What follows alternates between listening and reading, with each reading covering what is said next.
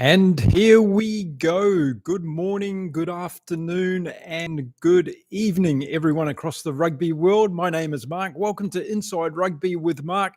I'm going to be here for the next 24 hours. That's right. I'm doing a 24-hour marathon podcast across the world today, and it's all in aid of our United Rugby Fans fundraising project. We need to raise $10,000 as quickly as we can to fund our new website that we're going to build for rugby fans all across the world. So I'm standing up, taking the lead today and saying, right, let's talk about rugby for the next 24 hours. So we're starting here. It's just gone after midnight here in Cancun in Mexico. So we're into Saturday now. It's Saturday around most of the world, and there's going to be tons of things that we can talk about on today's show. That's for sure. So we're going to talk about, obviously, the fundraising and what we're doing here. For me talking for 24 hours. We're going to watch a few rugby games together. Yes, there's lots of rugby action coming up across the world. There's already been a URC game today that I watched, so I'm going to talk about that as well. That was between the Glasgow Warriors and the Vodafone Bulls, played in Scotland. That was a pretty intense game, so plenty to talk about there. And if you're just joining in the chat, thank you for joining me. Let me know where you're joining from, what time of the day or night it is where you are. I'm going 24 hours here on Inside Rugby with Mark. Now, coming up this hour, I've got the Japan versus Wallabies game. I'm going to be watching that live. I've got a little computer set up over here that I'm going to watch the game. I'm going to give you my commentary and thoughts and analysis as the game goes on. That's being played in Japan, and kickoff is just 50 minutes away. So we'll do a bit of a preview for that show. We'll talk about the Bulls versus the Warriors. I watched that one yesterday before I got a little bit of sleep heading into this marathon. We're going to talk about hurricanes. Yes, not the kind, though, of the rugby team. We're going to talk about the tropical depression that's just sitting a few hundred miles away from me, turning into a massive hurricane in the Caribbean at the moment. So all of the rugby fans that are in places like Jamaica, Haiti, Dominican Republic, and Cuba, my love and thoughts go out to you. Hurricanes are terrible and destructive. Make sure you keep everyone safe and well if you're watching in the show from the Caribbean islands today. We're going to talk about what's happening with United Rugby fans in South Africa. We've got our chapter lead, Johan West, that's doing some fantastic work over there. Got some exciting things to share with you over the next 24 hours about that. We're also going to watch a whole lot of URC games, and I want to know from you in the chat today, what URC games are you going to watch today? And I'll make a note of them, and whoever comes out the most popular as far as those games, I will tune in and I'll give you my commentary on those games later on today. So plenty of URC games coming up. I'm also going to do a delayed review of the game between Canterbury and Otago, the NPC Final. It's finished in New Zealand. Don't go busting the score and putting any details in the chat right now, because I'm going to do a full review of that show, watching it live here, or delayed, I should say, and giving my commentary and input to that game that was played in New Zealand. So there we go. We've got lots to talk about, and I'm sure in the chat you'll come up with a lot more ideas as well. I can see a few people have already joined us, so don't be shy. Drop your name in the chat. Let me know who you are, where you're from, where you're watching in from, and are you a regular to Inside Rugby with Mark? And I want to thank all my viewers across the world. We just hit 22,000 subscribers yesterday, which is another milestone for my little channel, and I'm very happy about that. And it keeps me inspired to keep working for the rugby fans of the world. And I'm very, very excited about the United Rugby Fans project. I think this is going to be a game changer in the world of rugby. I'm going to work my socks off. We've got a great team of people coming together to help us out. And it's going to be a really, really brilliant thing for the game of rugby. So much to talk about. So before we get in talking about the Australia game, which is coming up against Japan in about 46 minutes from now, I'm going to talk about the Vodafone Bulls and their game against Glasgow. I haven't watched a lot of URC so far this year, so this was one of the earlier games that I watched. Now, both teams went into this game having won 3 games and lost 1, so I was interested to see what would happen. And, of course, I was looking to see whether or not the Bulls would have that forward dominance that we would expect from the Vodafone Bulls team. And on the Glasgow Warriors side, well, a lot of Scottish players, of course, test caps, internationals. And I was looking to see whether those combinations and the game style that the Glasgow Warriors were playing so far in the URC competition was going to get them through in this game. So it was an interesting game to watch. It was pretty intense. I don't know how many people who are dialing in today have watched the game. Let me know if you watched the Bulls versus the Glasgow Warriors. Let me know what you thought of the game. It was pretty interesting indeed. So it was really, if we look at the game, it was really a great start by the Glasgow Warriors team. I felt they had the really early running in that game. Scott Cummings did a fantastic break in the first minute of that game, got down and nearly scored a try for the Warriors. But it was good defense too for a while from the Bulls, I thought, but they weren't going to keep Glasgow out. So it wasn't surprising in the 4th minute that we saw Tuipulotu go over for the first try of the game. It was a good try. It was on the back of some good multiple phases of play from the Warriors. As I said, they held a lot of possession and territory in the first part of that game, and they pretty much deserved that try, I thought, to go ahead 5-0 after about 5 minutes, and the kick was successful for the conversion from Hastings. So it was 7-0 after as many minutes for the Glasgow Warriors, and I thought, well, the way they're playing and they were getting a lot of possession, I thought they might run away with this. But I was wrong, of course, because the Bulls stuck in the game. And what was really interesting in the first half of this game for me was we saw the Bulls come back in the 10th minute, and they got a really good try to Jacob on the wing, who went over. But it just showed that try because you saw Sebastian de Klerk, who was absolutely brilliant in that move. Once again, I've watched him in a couple of games, de Klerk, and he's a flyer, this guy, absolute speedster. He set up the try for Jacob. Jacob went over. And of course, the score was close. Then it was back to 7 points to 5. So that was really interesting. For me, the kick was unfortunately not successful.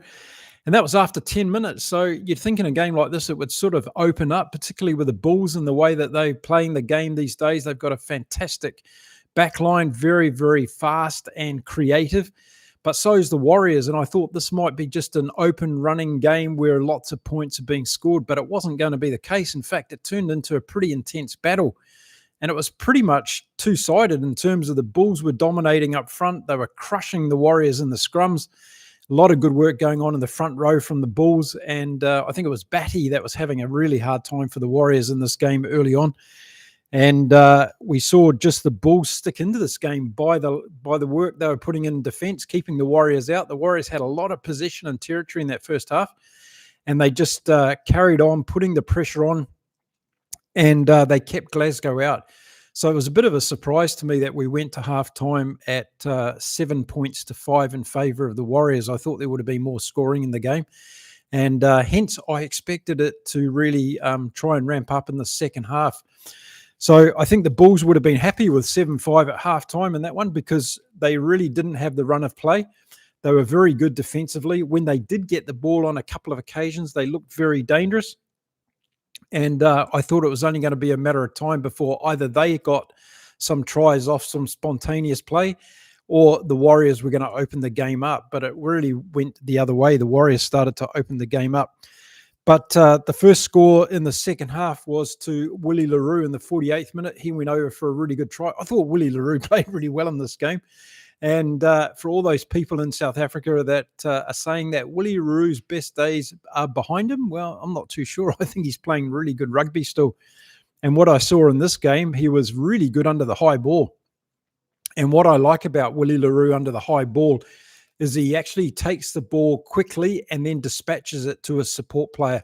And I think a lot of teams around the world could learn from that. You often see the person that's going up to contest the high ball takes the ball into a tackle, gets caught, and the team don't really make a lot of headway from there. But what Willie LaRue does really well, I think, is he's able to take the ball in and pass it really quickly. And he did that on a couple of occasions of this game. I was pretty impressed with it. I think one of the moves actually led to a good break for the Bulls on one particular occasion on the back of Sebastian de Klerk, who was, again, pretty awesome in this game.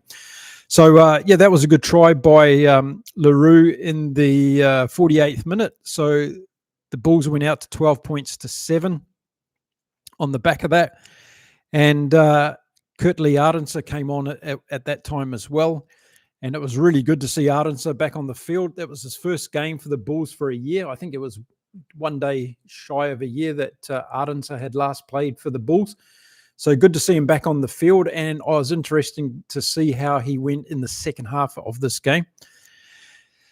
G'day, Eric. Welcome to the chat, mate. Glasgow are forced to be reckoned with. Yeah, they are. They played pretty well. I'm just giving a summary of the game here, Eric, and up to the second half. And I was talking about Kurtley Ardenser coming on for the Bulls in the second half.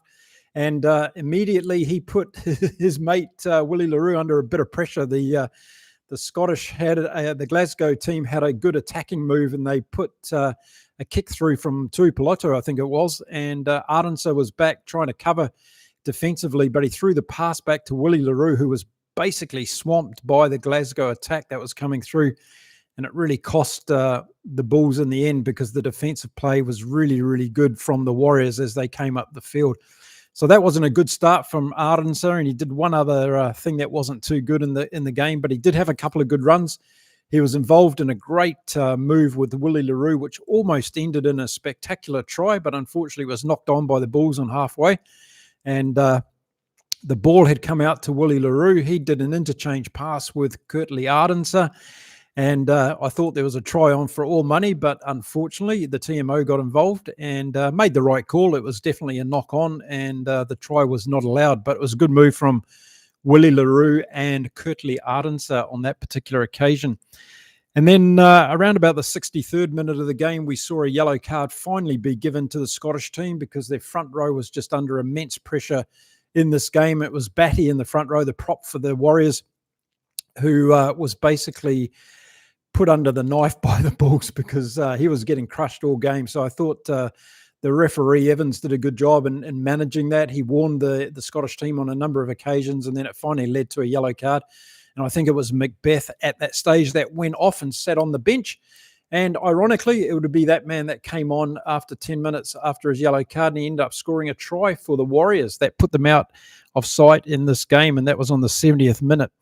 So 21-12 it was after 70 minutes, and the Bulls, although looking very dangerous when they did get the ball, they just weren't able to close this one out and get back into the game. So in the end, it was a good win by the Glasgow Warriors. It wasn't a spectacular game. It was an intense game of rugby, I'd call it that. But a good win from the Warriors, and the man of the match was Dempsey, who I thought played a fantastic game at number 8 for the Warriors in this occasion. And Gregor Townsend, that was sitting up in the stands watching this game, would have been very happy to see Dempsey's performance in this game. I think that'll give him a lot of heart as the Scottish team prepares now for their autumn series as well. So there you go. It was 21-12 to the Glasgow Warriors in the end over the Bulls. We saw some good plays from the Bulls, though. I thought Willie LaRue did have a really good game. Sebastian Clerc played well again. I think he did one or two errors that ended up probably putting them under a little bit of pressure. But I just thought the Glasgow back three and the forwards were really good in this game. They were able to put in some intense tackling at times, Dempsey leading the way with that. And also I thought Cummings had a good game for the Warriors as well. He was really in the mix in a lot of the game. And I was just really impressed with the way the Warriors play in terms of the speed of the game. I think I was watching Horn at halfback, and he was having trouble at times catching up with the game and keeping the pace of it. It was just so intensely fast.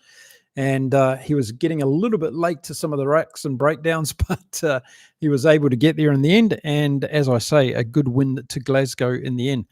So that throws it up a little bit in the URC competition now, with the Warriors going up top. They were looking for the bonus point win in the end of the game. They didn't quite get it. They were putting the Bulls under a lot of pressure towards the last few minutes, but they weren't able to get that bonus point.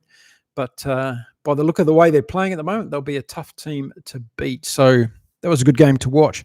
So plenty of URC coming up today, and I'm going to be watching some of those games. Hope you'll watch along with me. And I'd like to know what games you're going to watch. So we've got the Lions against Ulster kicking off today, and then we've got the Sharks against the Scarlets. Leinster up against Zebri Palmer. Benetton against the Stormers. I'm sure plenty are going to be watching that one. Dragons against the Ospreys. Cardiff against Edinburgh, and Munster against Connacht. That's what we're going to see in the URC today. So let me know in the chat what game or games you're going to watch in the URC. I'm going to dial in with my trusty little laptop next door here and watch those games live. And we'll talk about it as it goes on or afterwards, whatever you fancy. and I'll give you my reviews as the games are being played today. So let me know in the chat what URC games you're likely to watch. And as I said, after I've watched the Australian-Japan game in about 40 minutes' time, I'm going to review the NPC Final from New Zealand between Canterbury and Otago. I'll have a look at that as well online and go through all the action from that one. So plenty of rugby coming up today, live rugby, and a lot of review stuff as well. So good morning if you're joining us, good afternoon if you're joining me, and good evening if you're joining me in this part of the world. It's pretty late, just after midnight here in Cancun. We're underway with Inside Rugby with Mark, 24-hour podcast I'm going to be doing. I'm raising money to build our new website for United Rugby fans, a project that I founded that we're starting across the world to give rugby fans a single voice and an increased voice in the world of rugby. It's my belief that we should have more of a decision-making part to play in the game of rugby across the world, and I'd love you to come and join us. Membership is free. Get onto our website at urfans.org and join today. And we'll make sure you're kept up to date with all the things that are going on. And as I said, later on in the show today, I'll be talking about what's happening in South Africa. We've got some fantastic, exciting things happening there with Johan West, our chapter lead, taking control. And next week, we've got some exciting news coming out of South Africa. And then next year, we've got our first conference happening in South Africa for United Rugby fans. So if that's something that you want to know more about, make sure you stick around with me here on Inside Rugby with Mark. I'm going to be here for 24 hours, so there's plenty of things to talk about.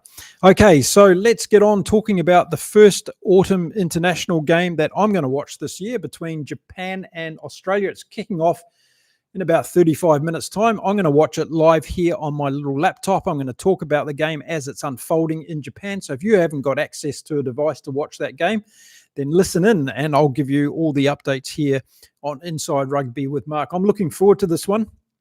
It's Eddie Jones for the Brave Blossoms against Joe Schmidt. And of course, we've seen a resurgence of the Australian Wallabies under Joe Schmidt in the last 12 months. And I think it's been a very good resurgence. It's not complete yet because Joe's got some injuries to deal with. A lot of his mainstay of his team have been injured for quite some time. He's struggling to find a good number 10, so it's going to be good to see how Tane Edmed does in the number 10 jersey for the Wallabies today, along with a lot of the positional changes that he's put in the team, and some of them are very interesting indeed. We've got Angus Bell back in the front row today. I'm excited about that. If David's watching in from Australia, you'll be pleased to see Angus Bell back in, David, I'm sure, today for the game. And let me know if you're going to be watching the game in just over half an hour's time. That's Japan versus Australia. So the rest of the Wallabies, well, in the locks, they've got Jeremy Williams and Solokai Lotto today. That's going to be an interesting combination. I think this is a good depth builder for Joe Schmidt. Of course, we've had Nick Frost and Skelton in there so far this season. They've been really stepping up and playing well for the Wallabies. But I think in terms of having Jeremy Williams, who usually comes off the bench for the Wallabies, is going to be really good. And also, it's going to be really good to see how Solokai Lotto goes. I was impressed with the 3 provincial games he played in Australia against the British and Irish Lions earlier this year, and I thought he deserved a call up to the Wallabies, and he's finally getting a chance to start again today. So that's a good one for Solokai Lotto. And plenty of interesting other elements in this game that we should be looking out for. And one of them is in the number 6 jersey for Australia. It's Nick de Cresney, who's getting his first go at being captain for the Wallabies today. Yes, he's going to be the 92nd captain of the Wallabies. And a lot of people are saying, well, this is a bit of a surprise putting this young guy in as captain today. Well, if you remember your rugby history, you'll probably be aware that Sean Fitzpatrick was the 92nd Test captain of the New Zealand All Blacks. He went on to have a fairly successful career as the captain of the All Blacks. In fact, Sean Fitzpatrick holds the record of 51 captaincies of the New Zealand All Blacks. And he started on his 92nd. He was the 92nd captain of the All Blacks. So that's what Nick de Cresmeny is, just sharing a little bit of history with Sean Fitzpatrick today in this particular game. And then on the other flank, we're going to see Carlos Tizano back in the starting lineup. Of course, we've got no Fraser McWright or Tom Hooper in this team for the Wallabies. Joe Schmidt having to juggle some of his positions before they get to that big game against England next weekend. And we're going to see Tizzano on the other side. And then Rob Valentini is going to be at number 8 today for the Wallabies. So a bit of a shift around there, hoping Valentini gets through this game uninjured. He's getting a lot of injuries when he plays for the Wallabies. So hoping at number 8 today, he'll get through all right. And then moving out to the back line, we're going to see Jake Gordon returning to start at number 9. I'm not a huge fan of Jake Gordon. He's a good player, though. I'm not going to take that away from him before you start bashing me in the comments. But Jake Gordon will be starting at number 9. And then at number 10, we're going to see Tane Edmed. And I think this is one of the weak links for the Wallabies at the moment, as it is with a few teams around the world who are struggling to find their best number 10 combination. Not South Africa, of course. They've got Sasha and they've got Manny Lebok and they've got Andre Pollard and they've got all the rest of them. But yeah, Australia is one of those teams that's struggling a little bit to find their number 10 solution. So let's watch Tane Edmed today and see how he goes in that role. And then outside him, we're going to see Hunter Paisami in the 12 jersey, along with his Queensland Red counterpart, Josh Fluke. And Fluke and Paisami, I've been told by a lot of Reds fans, are a very good combination together. So I'm interested to see how that goes. There's no Len Ikitau or Joseph Suaalii today in the Wallabies team. So it'll be interesting to see how this midfield combination goes, not just in attack, but also in defence. And then moving out to the wings today for the Wallabies, we're going to see Dylan Peach back. You'll remember he got a broken jaw in the game earlier this year. So great to see him back. I really rate this guy. I think he's a great winger. He's a big, solid guy. He's got a lot of pace. He knows where the try line is. Watch him to really grow into this Wallabies team. I think he's going to be a good asset as they start to develop for the Rugby World Cup in 2027. And then on the other wing, we're going to see Corey Toole. There's no Max Jorgensen today for the Wallabies. They're resting him. And at fullback, we're going to see Andrew Callaway. So that's a changed up Wallaby side. Is it going to be good enough to beat the Japanese Brave Blossoms today? We'll just have to wait and see. Now let's have a look at the comments. Blazeway Branding. Malcolm, welcome to the chat. Hi, Mark. I felt the Bulls did well to compete for so long. While they put in an impressive scrum performance, there's more to competitive match than that. The Warriors were too well organised. Yeah, I agree. Malcolm, I thought it was a great scrum performance by the Bulls, but the Warriors' intent to run the ball, play open, creative rugby, and keep pounding away with multiple phases of play. I think that was one of the things that really impressed me today from the Warriors in that game, or yesterday, sorry, I should say now. We've had a little bit of sleep between now and then. But yeah, that was a really good point there made by you, Malcolm. So thanks for tuning in. Appreciate your support today. So there we go, getting back to the Wallabies in Japan. Really looking forward to it. Kick off in about 20 minutes. I'm going to be watching it here, giving you my thoughts, commentary, opinions on it. And you can chime in on the chat as well if you're watching the game. If you're not, well, sit back and relax, and I'll give you the best I can in terms of comments. Got to be a little bit careful. YouTube are quite strict on this sort of thing. We're not allowed to give actual commentary to the game. It's got to be more like an analysis and education process. Otherwise, we'll get a copyright strike, and that won't be too good for the channel. So got to be a little bit careful. But I will be able to keep you up to date with what's going on as I watch the game here between Japan and the Wallabies coming from Japan this afternoon. And we're about 22 minutes away from kickoff. So I'll keep you up to date. Now, let me know in the chat, who's in the chat today? Where are you from? Where are you tuning in from? Have you just woken up in South Africa? Or are you enjoying your Saturday evening in New Zealand and Australia? Let me know. Anyone from Argentina that's woken up at this stupid hour along with me? And what about our friends in the United States and Canada? Anybody awake and with us at the moment from that part of the world? What about the UK? You're getting ready for the Premiership games today. Plenty of URC, as I said before, and I will be chasing some of those games. So let me know what games you're going to watch today with the URC. As I said, we've got the Lions against Ulster, the Sharks against the Scarlets, Leinster against Zebre, Benetton against the Stormers, the Dragons and the Ospreys, Cardiff and Edinburgh, Munster and Connaught. I would also like to know during the podcast today what your thoughts are on Welsh rugby at the moment. Talk coming out yesterday. They're going to split the Welsh regions into 3 from 4. What are your thoughts on that? Is this going to be the solution? The Welsh are going to finally get themselves back on track? Or do you think they're just spinning their wheels again? And how much input have the rugby fans across Wales had into this? Or is it Welsh Rugby making all the decisions again on behalf of the fans? I think you all know how I feel about that stuff. I think the fans should be getting more of a say in the direction of World Rugby. Talking of World Rugby, we've got a lot of things coming up on the show today talking about them. I want to know things from you as well. And I'm going to pose the question to you now throughout the chat today. I'd like to know from you, the rugby fans of the world, what is the biggest thing you'd like to see changed in your country when it comes to rugby? Let me know in the chat today. I'd really like to know your thoughts and opinions.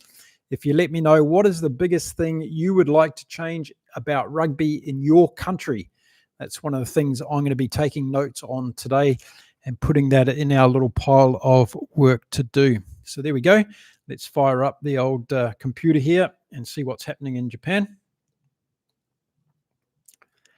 Now, I'm going to be ably supported throughout the day by my beautiful wife, who's going to be bringing me food and drinks as we go. The other thing that I will be doing is, of course, I'm going to need to have a bathroom break every now and again. So I've made this little sign for you all, and I'll be putting this up when I head off to do a quick bathroom break throughout my 24-hour podcast today. And give a shout out to your favorite podcaster in the rugby world on the chat today as well. I'd like to help promote other channels here on my channel. I want to make sure that we are truly a rugby universe and a rugby family. So let me know in the chat today who your favorite rugby podcasters are, who's your favorite rugby content creators. I'll give them a shout out. And another thing we're going to be doing today throughout the chat is we're going to be checking in on Twitter. That's right. We're going to, or X as they call it today. I'm going to be pulling up some chats that are going on around the world about rugby. We'll talk about those topics as well. I want to hear your views and opinions as we go through the day. So again, let me know in the chat where you're from. We've heard from Eric so far, who's up there in beautiful Scotland, and we've heard from Malcolm, who's over in South Africa. So let me know. Let's check in now to see how far away we are from the Wallabies versus Japan being played in beautiful Tokyo. If you've watched a game of rugby in Japan before, let me know in the chat. It's a brilliant place to watch rugby. The fans are fantastic. I love the Japanese rugby fans. The Rugby World Cup there was fantastic. I did not go, but I knew a lot of people that went, and they were telling me how special that particular tournament was. So what do we got? We've got 20 minutes, just under 20 minutes before the game kicks off today between Japan and the Wallabies. I'll be watching it live here, reporting to you kick by kick, blow by blow, right here on my channel.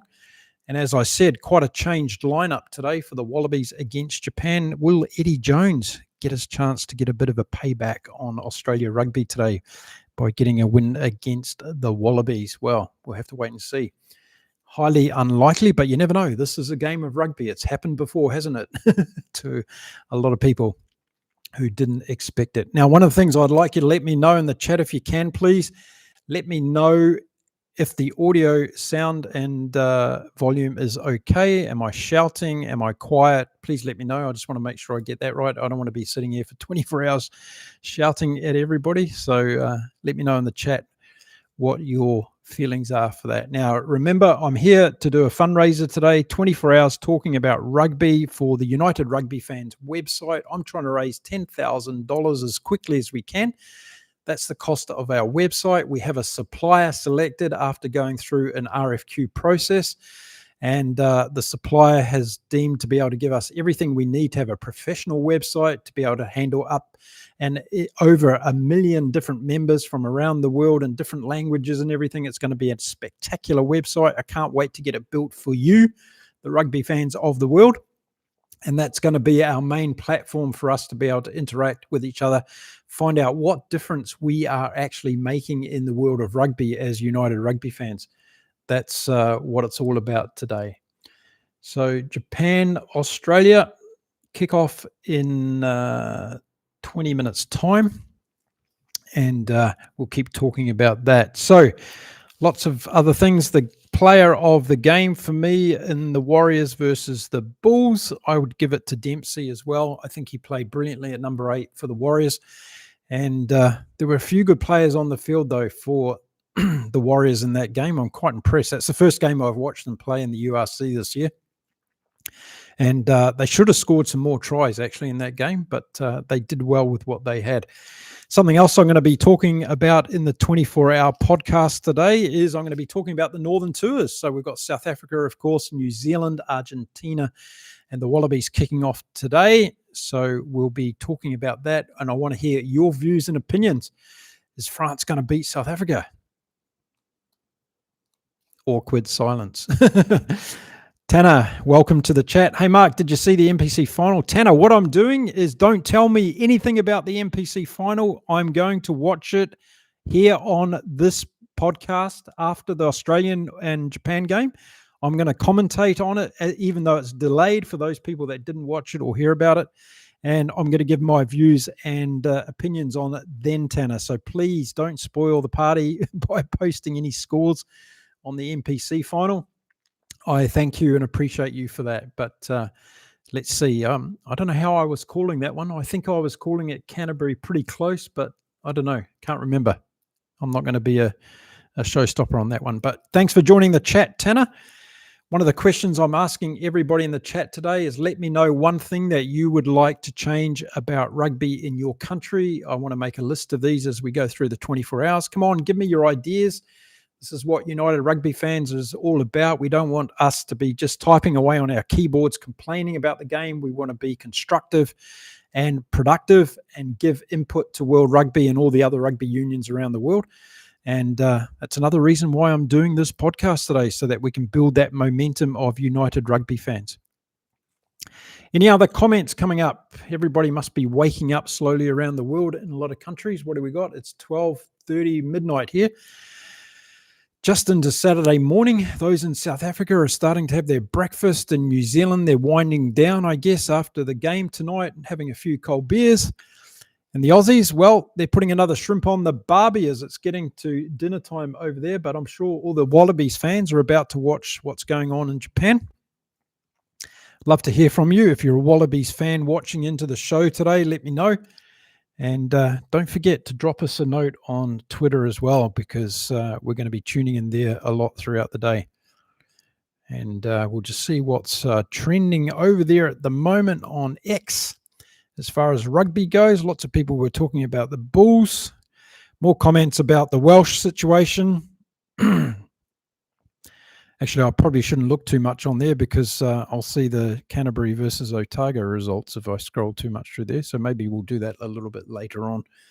That might be a good idea. So let me know where you're tuning in from today. We've got, excuse me, New Zealand, South Africa, and Scotland so far in the chat, which is great to see. Japan, Australia kicking off in about 18 minutes' time. And looking forward to this one. I think Japan, if they stay in the game in the first 20 minutes and they get that crowd behind them and they get a bit of momentum, they're difficult to keep out, aren't they? They might score a few easy tries, but Australia might come back in the second half and steamroll them if this team is able to put in the combinations that we're expecting. No Max Jorgensen today. A few other lead players out. Harry Wilson's coming off the bench for the Wallabies today, and we've got Rob Valentini starting at number 8. So that's going to be interesting to see how the rejiggle of the Wallabies team goes today. Got my notes here. We're going to talk about the South African squad that has been assembled to go on the autumn tour. We're going to be talking about the All Blacks situation. Jason Holland is going to be finishing his tenure as the assistant coach of the All Blacks at the end of this year. Lots to talk about on that, a bit on the show today. And anything else that you want to talk about, this show is for you. I'm going to sit here and talk rugby for 24 hours, so you need to come up with some topics for me as well. Eric and I, Scotland, making a fire as the north wind has arrived and there is snow on the hills. What a beautiful time of the year it is in Scotland, Eric. Absolutely jealous there, mate. We're still in the high 30s here during the day in the autumn. High humidity. I've had the aircon on for the last 24 hours. So a bit of snow on the hills. Boy, I'd love that. Let me know where you're tuning in from. Let me know what the weather's like in your backyard today as we head into 24 hours of rugby podcast here on Inside Rugby with Mark. I want to thank a lot of people that are supporting me around the world. Eric, you are one of them. Thank you for a fantastic support on the United Rugby fans. We've got, of course, Malcolm over there in South Africa that's been supporting us. And we've also got Johan West, who is our chapter lead in South Africa. And we'll see how it goes. Okay, Tanner says, I think a big part of why Australia was so strong this year is because of the hardcore conditioning that went through the New Zealand teams in Super Rugby, Blues, Crusaders, and Chiefs. Yeah, hardcore conditioning. A lot of injuries, though, Tanner. Yeah, a lot of injuries. What is it? Last count I had, there were 17 injuries to major players in the Australian squad this year. 17 of their key players. And I know that a lot of other teams have had serious injuries as well, but having 17 of your top guys out, people like Tom Wright that we're not going to see till next year, this is a huge impact on the Wallabies. There's no doubt about it. And that's been a challenge for Joe Schmidt. But yeah, good comment there, Tanner too. Thank you for that. Malcolm, please keep this comment silent and private because you're a Safa. But I'm supporting the Aussies in their revival. They recovered really well. Yeah, I am too, Malcolm. And I'm a Kiwi, mate, so no shame about that. But I've really enjoyed what Joe Schmidt's done with this team, and he's been a little bit unfortunate with some of those injuries because I think some of these results that were pretty close that they lost, particularly that game to Argentina, I think they could have won that one as well. So they could have had a few more wins on the board. But the most important thing is Joe's built a lot of good depth in this squad, and we're going to see it today. In fact, we're going to see it in about 10, 14 minutes' time. Watching for the start here on my computer. And we're going to see the Aussies taking on Japan. But yeah, a lot of good depth being built by Joe Schmidt. Over 50 players have been given an opportunity since Joe Schmidt's come in. And he's building good depth. If you look at their locks, for instance, they've got Nick Frost, Rob Skelton, Jeremy Williams, Solokai Lotto, that just to name a few that I can think of. They're probably lacking in their number 10. They've got Tom Wright coming back in next year after his ACL injury at fullback, who was playing outstanding. Their back three is brilliant with Max Jorgensen, Tom Wright, and Dylan Peach. I think that's a brilliant back three, and have someone like Corey Toole perhaps to come off the bench. I think the Wallabies are looking really, really good, and the home ground's advantage come September, October for the Rugby World Cup, or what is it, October, November in 27. And don't underestimate that. It's going to be hot in Australia. And how many teams are going to be able to deal with the heat? That's going to be something else that's going to need to be factored into this. So expect Fiji to do well in the Rugby World Cup in 2027. That's one of my early picks for doing very well. Let me know in the comments. We'll talk about the Rugby World Cup in 2027 if you want to today during the podcast. Who are your early picks and why are you choosing those teams? Lots to talk about today as we go through the 24-hour podcast right here on Inside Rugby with Mark. Let me know what topics you want to discuss. I'm here for it all. If I can't make them up, you can make them up. So we can talk about it as we go forward. Just looking now to see whether or not we've got some vision out of Japan.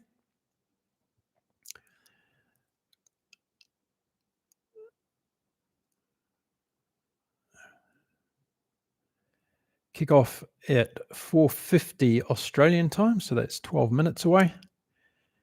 And I'll just put this on so I don't miss anything. We'll talk about this game. So let me know in the comments what you're thinking about this Australian and Japan game coming up in a few minutes' time. I'm going to be calling it here. What do you think is going to happen? Do you think Japan, Eddie Jones, is going to get a little bit of payback against Rugby Australia, or do you think it's going to be plain sailing for Joe Schmidt's team? Interested to know your thoughts and opinions.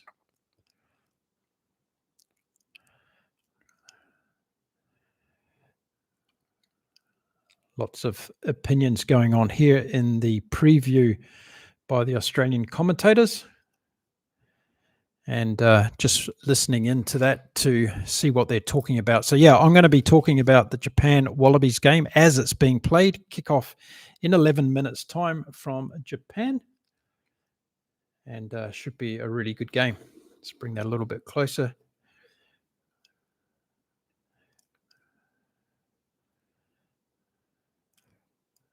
Let's see what the weather's like in Japan for this game.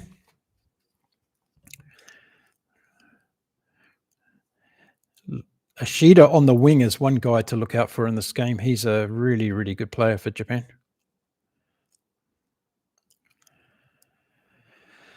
Okay, so they're still in the changing rooms, and I've just dialed in live to watch the Japan versus Wallabies game, the first game of the Northern Tour that I'm watching this year. There are some other games underway this weekend.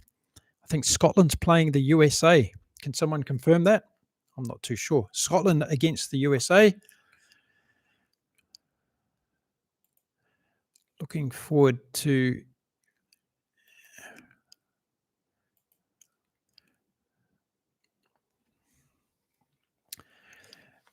So it doesn't look like there's any late changes for the Wallabies.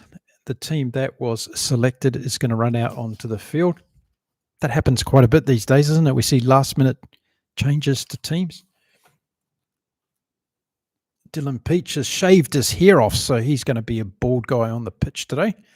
Haven't quite got there yet, but we'll see how it goes. So here we are, Inside Rugby with Mark, 24-hour podcast, raising money today to build our new website for United Rugby fans, our new initiative that's underway globally to give you, the fans of rugby, a greater voice. And that's why I'm sitting here for 24 hours working for you today, the rugby fans of the world. NL Books 6614, welcome to the chat. Nice to have you here. Japan play a great style of footy. If they can execute with speed, they have a chance. Hope they improve as their style is unique in tier one team. Yeah, I agree. Their style is unique, isn't it, the Japanese? So here we go. They're coming out onto the field now to start this game. A couple of tall white boys in there for Japan as well. See how they go today. Australians look a little bit nervous as they come out onto the field. Hunter Paisami, followed by Jeremy Williams. And in front of him, Jake Gordon as well. Plenty of COVID masks being worn in Japan by some of the people in the crowd still. And Nick de Crespigny, as I said, is captaining the Wallabies today. He's there standing next to his counterpart from Japan. And Nick de Crespigny will be the 92nd captain for the Wallabies today. And as I said earlier in the chat, you may not have been here, the 92nd captain for the All Blacks, that was Sean Fitzpatrick. And he went on to captain the All Blacks on 51 occasions. That was the most by any All Black captain to date. So Nick de Crespigny is joining Sean Fitzpatrick as the 92nd captain of his country. So the two teams waiting to come out onto the field now. Just trying to get a glimpse of the weather, see what it's like. Looks like it's okay. Couple of Japanese kids holding on to some flags, which is great to see. The Japanese love their rugby, of course. They're great spectators as well, the Japanese. If you've ever been to a game where there's been lots of Japanese fans.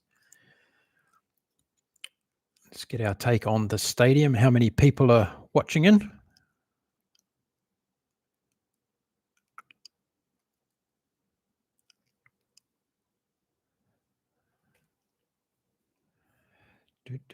Just hear what these boys are saying.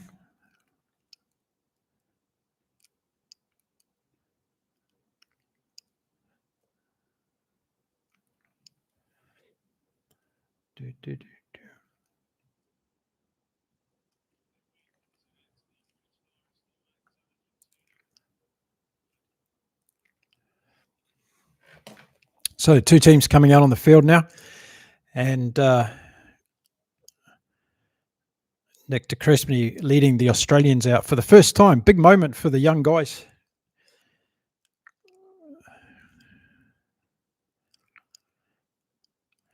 Yeah, seems to be a pretty good crowd in the stadium. Actually, it might be a bit of rain. It looks like there's a few spots on the camera. And they're wearing jackets as well. Okay, so the two teams are lining up for the game, Japan versus the Wallabies. Give you my thoughts and opinions as we go. Let me know in the comments who you're expecting to win this. I checked on the community page of my YouTube channel before I started the chat today, and I think there was about 80% were backing the Wallabies. The captain leading the Wallabies has some nice eyes. Looks like a vampire. He does a bit, doesn't he? Good one, Tanner. That's a good one. That's Nick DeCrispney. Let's hope that his eyes do the damage today for the Wallabies.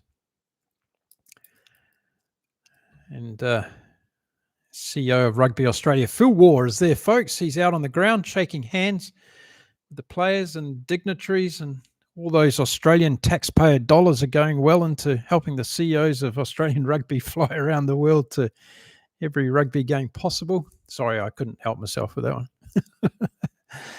These guys have a right to be there, of course. Let's hope he's putting in some hard work when he's in Japan with the Japanese Rugby Union and talking about sponsorship for the game and future games together and all the rest of it. So going through the Aussie lineup now, and the dignitaries are meeting the team. Hunter Paisami, Jake Gordon, and Tane Edmed. There he is, Mr. Ginger. He's going to be playing at number 10 today. So going to be really interesting to see how Tane Edmed goes.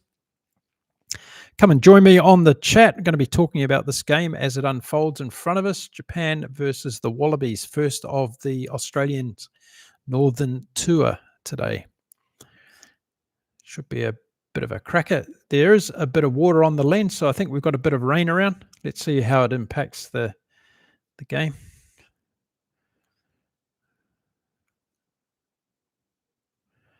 Let's hope it doesn't impact the game too much.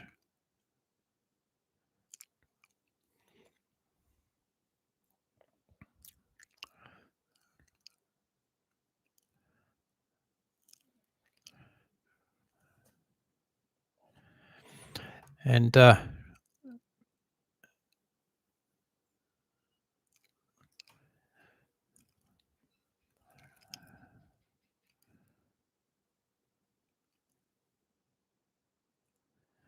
to see how some of these Japanese players go today. I haven't seen them play for a while. I didn't watch the Pacific Nations Cup final between them and Fiji. It looked like a good game. So just getting the anthems done now. Then we'll be underway in Japan. Kickoff is supposed to be in 3 minutes' time. Looks like a pretty decent crowd. Tanner, can you just give me an audio check? Can you hear me okay? It's not too loud or too soft or whatever. Just give me some feedback on that if you can, please. Thank you. Don't want to be sitting here for 24 hours and no one hear me or I'm screaming in people's ears. That's not too good. Plenty of rugby to talk about here on the show today. Watch the Bulls v Glasgow in the URC, and plenty of URC games coming up today as well, so we can talk about those. Plenty of Aussie expats living in Japan, of course. Now we're going to hear the national anthem of Australia first. Ben O'Keefe standing behind, one of the officials in the game today from New Zealand.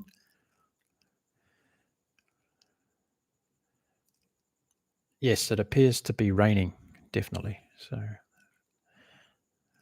don't know. The Australians know how to play wet weather rugby. I think they'll be full gas either way. So we'll have to wait and see.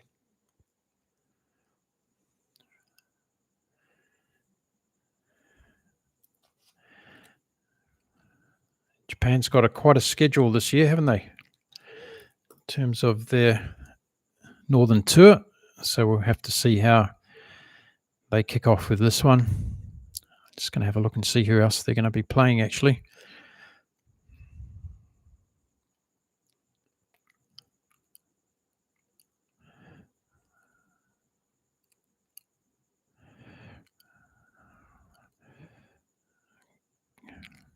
South Africa on the 1st of November, next weekend. So they've got Australia today, Japan, then they play South Africa next weekend, then they play Ireland, then they play Wales, and then they play Georgia. So a pretty good autumn series for Japan this year, absolutely. And of course, they ended up losing that Pacific Nations Cup final by 33 points to 27 to Fiji. So now we're going to hear the Japanese national anthem.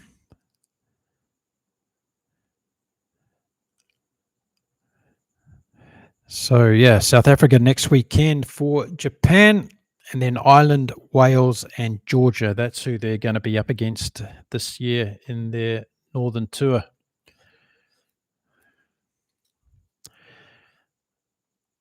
I think these conditions are going to actually favour the Wallabies a little bit more. I think in terms of set piece, they should be dominant against the Japanese. Let me know in the comments what you think about this game. Who's going to win? Do you think the Wallabies going to run away? Is it going to be a cricket score? Or do you think Japan might hang in there and give them a bit of a hard time? Just hoping it's an entertaining game. I'm going to sit here and bring it to you with my thoughts and opinions. We're just waiting for the national anthems to get completed. There we go, all done. And the players are now going to head towards the kickoff for this first Northern Tour game of the Wallabies and Joe Schmidt's reign. Don't forget, Joe Schmidt, he will hand over to Les Kiss in July of next year. So the Australian Rugby Union at this stage have not been able to secure an extension to Joe Schmidt's contract through to the Rugby World Cup. I believe they're still trying to do so. So we'll wait to hear more news on that. They might be able to do it, but I think Les Kiss is going to be in the hot seat as of July next year. So here we go.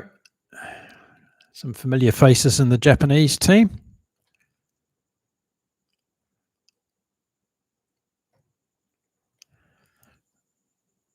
It's going to be about set piece. This is where Joe Schmidt's going to want this team to dominate up front first of all and see whether or not the Wallabies can exploit the opportunities out wide. Angus Bell is back for the Wallabies today, so that's going to be good to see him playing in this game. So we're just about ready for kickoff between Japan and the Wallabies. I'm going to bring you my thoughts and opinions as we head through the game. Let me know in the comments if you're watching. Let me know if you're listening in and whereabouts in the world are you joining me. It's just gone 10 to 1 in the morning here on Saturday morning in Cancun in Mexico. I'm not sitting in the park today, folks. I'm sitting inside talking to you in the pleasant air conditioning for the next 23 hours. Gosh, 1 hour already gone, just about. So it's Ben O'Keefe is the referee today. Agnes Mabey and Morgan White are the other officials. And we've got some rain in Japan for this game. So it doesn't look too heavy, but it might make things a little bit...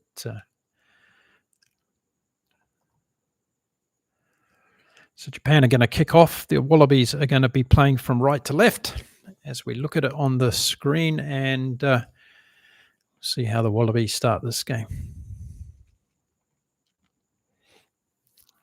Rob Valentini playing number 8 today for the Wallabies. Here we go.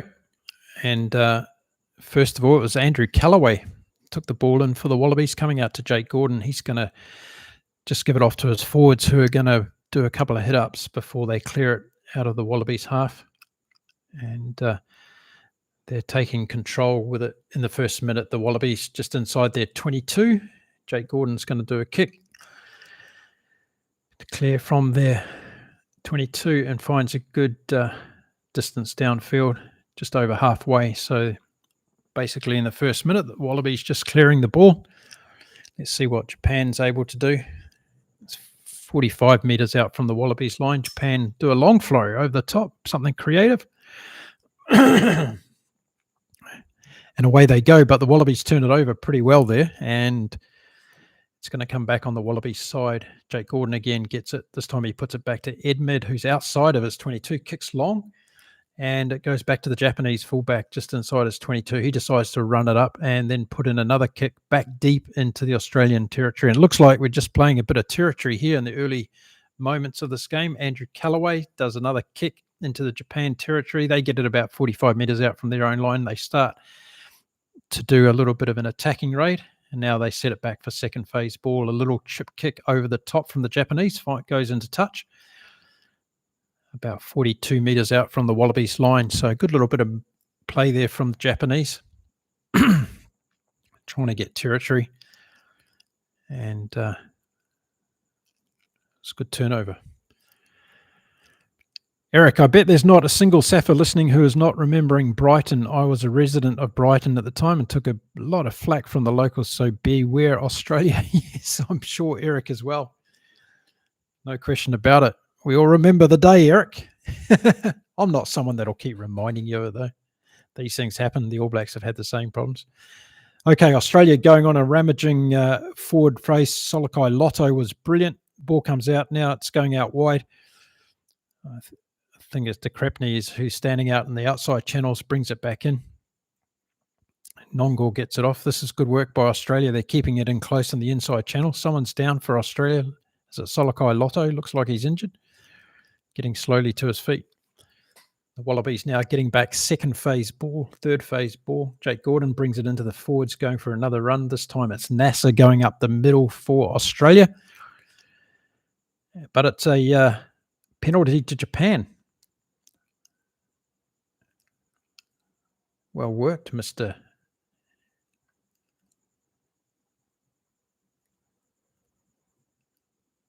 Not releasing the ball. NASA. Okay, Japanese get a defensive penalty and there's going to be an opportunity for them to clear it from inside their own half, and they put it down 45 meters out from the Wallabies line. So good work by Japan. Not so good work by the Australians on that particular situation. So Japan hanging in there. Let's see what they do at this line out. They'd be creative in the first one, throwing long over the back. This one goes longer as well, but it's well taken by the Japanese. They bring it down and put it out through their inside channels. Turn over to Australia. A drop ball by Australia.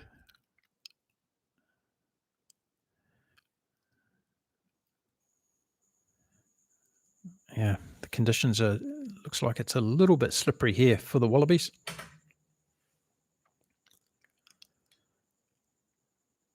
Michael Leach in there for Japan. I don't know how many games Leach has played for Japan. It feels like 100, but I don't think it is, but he's a great player.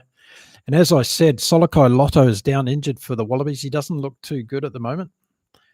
So are we going to see an early change? That won't be good for Joe Schmidt's team. We might see Josh Canham come on.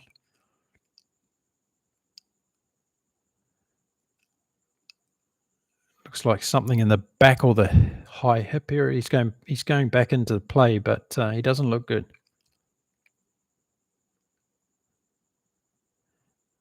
Yeah, I don't think Solokai Lotto is going to last too much longer in this game for the Wallabies. Let's see how it goes. First scrum of the game. This will tell us a lot. The Wallabies will be expecting to win some set-piece dominance today in this game, I would expect. They've got a 50-kilo weight advantage in the packs. And Japan are going to be feeding this one, so we'll see how they go.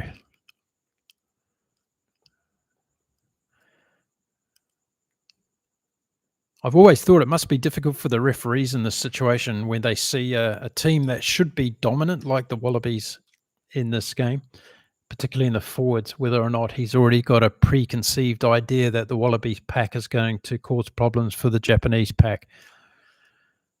But, I'm sure they're way more professional than that. It's just a stupid thought I had.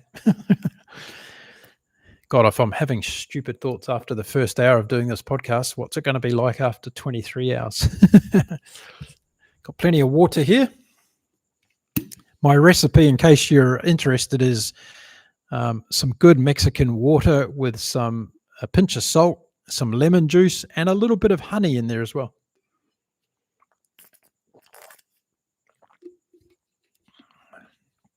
Okay, Japan are away again.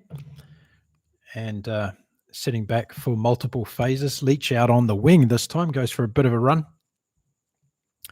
And getting the ball back now to Japan, who are going through the forwards basically on their inside channels, doing multiple phases. Looks like Rob Valentini could be offside there, but he's got away with it. Now the Japanese backs, nope, they've spilled the ball up, knocked on. Australia going to get feed to the scrum. Nope, they get a penalty, in fact. So coming up to 6 minutes gone, still no score in the game. Japan versus Australia. It's been pretty even. Both teams feeling each other out at this stage. Australia definitely haven't been dominant in the set piece at this stage. So Edmund's taking the penalty kick for touch and puts Australia into the Japanese half. And it is Solokai Lotto is going to come off, and we're going to see Josh Canham come on. Joshua Canham is on. It's a bit of a shame for Australia. Solokai Lotto doesn't look good at all. He's come from the field. Commiserations by Taniela Tupou, who's on the sideline today for the Wallabies. So let's see how Canham goes. That's going to throw the cat amongst the pigeons a little bit for the Wallabies. So the Wallabies now have the ball in possession. Jake Gordon gets the ball coming down the left-hand side of the field. And again, Gordon goes out through the backs this time with Edmed standing deep. And now Dylan Peach comes in on a good move. But the Japanese defence is really up to Peach on that occasion. So good stop by Japan. Good defensive work by Japan, putting Australia under pressure. They're going backwards a little bit here. Still trying to move the ball through hand. The Wallabies doing a good job. Jake Gordon again back out to Angus Bell. And now we're waiting to see. 7th phase for the Wallabies. Rob Valentini gets involved again. They're trying to go up through the middle, the Australians, through the forwards. Not making too much headway at the moment. Gordon again.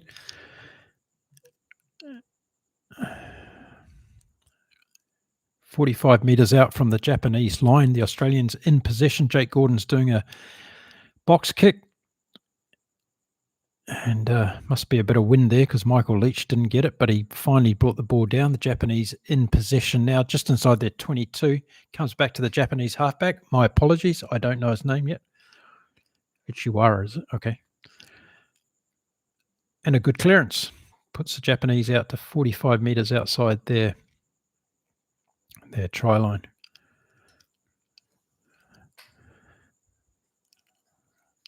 So good work from Australia there. They put the kick in. They didn't get the reward from it, though.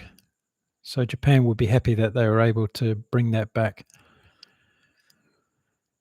So 6 minutes in, still no score. Japan versus Australia on a wet day in Tokyo by the look of it. And now it looks like Japan are having to make a substitution early on as well. Their number 12's going off. So both teams having early substitutions in this game. And Charlie Lawrence comes on for Japan in jersey number 22. Australia win the line out. Goes out to Dylan Peach. Then it goes on to Hunter Paisami. The Australians go into the breakdown and immediately get awarded a penalty. Japan coming in from the wrong side, and Australia will get an opportunity here. So that's about 44 metres out. Will they take a shot at goal, put some points on the board for the Wallabies, or will they try and kick for the corner? I think they're going to kick for the corner. Tane Edmund. Tane Edmund comes up and does, in fact, take a kick for the corner, but it's going to be about 15 or 18 metres out from the Japanese line. It looks like it's quite wet conditions, actually. In fact, I think it's raining quite a bit now. So that's going to impact the game, no doubt about it. 9 minutes in, no score. Japan versus the Wallabies, but the Wallabies on attack now. And they'll feed this line out. It's going to be NASA throwing in, and we'll have to see whether or not they get a clean reply. No, they don't. Japan steal it and get a penalty. Clumsy work from Australia. Poor line out. Japan have another opportunity to clear the ball. So coming up to 10 minutes, still no score. Japan 0, Australia 0. Coming to us from Tokyo in Japan today at the National Stadium, the Olympic Stadium. Lots of fast running times have been had on that track. Yeah, no, that wasn't good from Australia, that line-out throw. So Japan have an opportunity. So not going the Wallabies' way at the moment. And the longest Japan stay in this game, the better it'll be for them. Japan's throw to the line-out this time. Again, not good. Australia steal it this time. NASA does a great break. That was a very good break from NASA, who was very aware at the front of the line-out for the Australians. But Japan will have the feed to this line out. We're about 23, 24 meters out from the Japanese goal line. Good tackle from the Japanese, taking Jake Gordon to touch. So let's see if the lineouts can be settled here. Bit of a shambles at the moment between both teams. Japan throwing in. And this time, Dearns gets it for Japan. Very good lock this guy, Dearns. Australia get the ball back, though, after a bit of a scramble. Now it comes out to the Australian backline.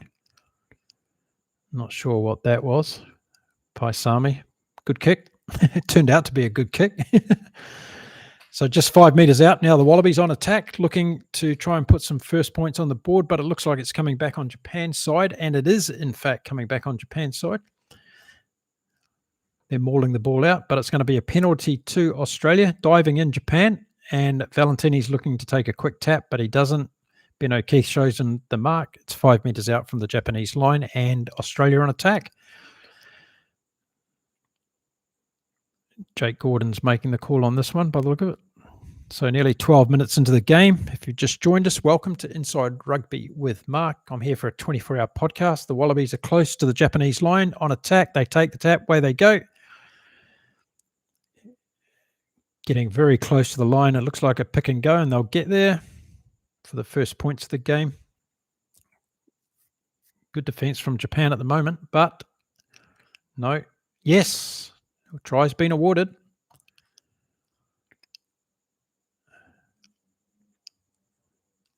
And it's the captain, Nick de Cresney, scores the first try for Australia in today's game. So there you go, Tanner 2. The Vampire Eyes has scored the first try in today's game. Australia 5-0 against Japan after 12 minutes. Nick de Cresney, good try. So good pressure from Australia in the end. Couple of pick and goes, and de Cresney going over for the try. So the new captain of Australia has scored his first try of the team for the team today, and Tane Edmed will try and get the conversion over. So 5-0 to Australia at this stage. Thanks for joining us here on the chat. Let me know where you're watching in from. Good morning, good afternoon, good evening across the world. And Edmed nails the conversion. Good kick, my boy. Very wet conditions. 7-0 Australia lead Japan after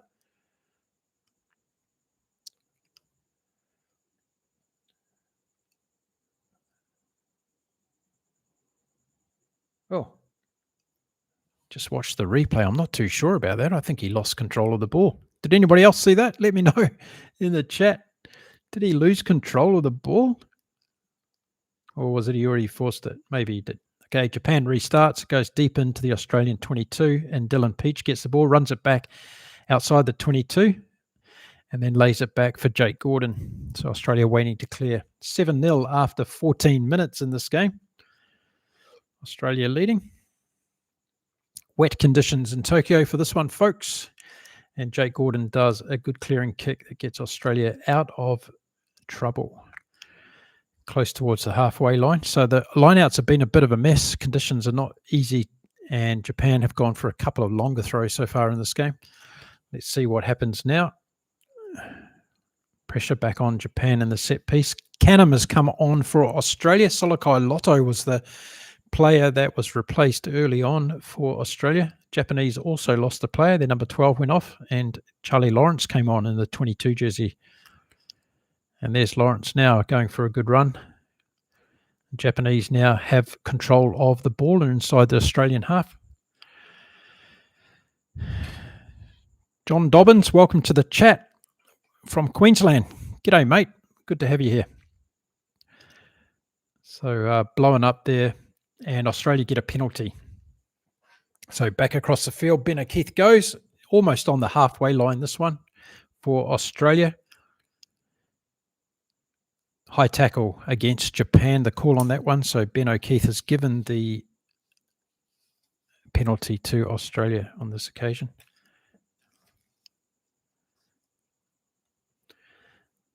So 7-0 after 15 minutes. Wet, slippery, difficult conditions in Tokyo. And good kick down from Edmed again. This time we're about 20 metres out from the Japanese line. And penalty count already 4-1 against the Japanese. They'll have to be careful. Of course, yellow cards could be a big problem for them if they get into the penalty deficit too much. So Australia on attack again. Let's see what they do from this line out. It's going to be NASA throwing into the line out. Full contingent of players in the line out. It's good grab. Canham's the guy that gets it. He came on for Solokai Lotto. Now they're mauling towards the line. Good maul from Australia. In control. This could go all the way. This could go all the way. NASA gets it back now. Working down the right-hand side, close to the touch line. Pick and go from Australia. Close to the line, 5 metres out. Keeping it close again. Paisami's in there trying to get the ball out. Will he go for a run by himself? Yes, he does. Inside channel. Pick and go again. Angus Bell this time with a bit of a headband on today. Will Nick de Cresney get over for a second try in this game? Let's see what happens. Everybody's lining up. Nongor goes close. He's about a metre out for the Australians. De Crepney again. No, it's Jeremy Williams this time. Close to the line. Again, Valentini's there getting pushed. Paisami, 1 metre out. 1 metre out, the Wallabies. Will they go over? Angus Bell. He's always hungry for a try, Angus Bell. Love the guy. Valentini's over. No, ball's back. Carnham this time. Just came on. Will he score a try? No, they're all lining up. Everybody wants to go here from the Wallabies. Angus Bell again. Tizano, he'll get there. Yes, surely. He's strong, that guy, Tizano. Very good player. No, still coming back for the Wallabies. They're right on the line. I think it's got to be over the... Yeah, he's sitting on the line. No, he's not. Ben O'Keefe's not awarding the try. The ball looked like it was on the line. Anyway, they're coming again, Australia. Now they're getting a penalty advantage. How can they not score here, Australia? Come on, over the try line, boys. Japan, great defence. Got to give credit where credit's due here. Fantastic defence. Comes out to Valentini, and it's penalty and a yellow card. We're going to see someone go off. Yep, too many penalties from Japan. 4 or 5 offsides as Australia were attacking in that multiple phases. I don't know how many phases, probably 9 or 10 phases Australia had then.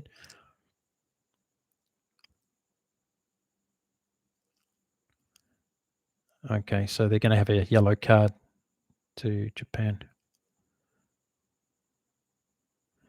It really looked like Australia was over the line and scored on that occasion. It was very, very close. But Ben O'Keefe, he was on the spot.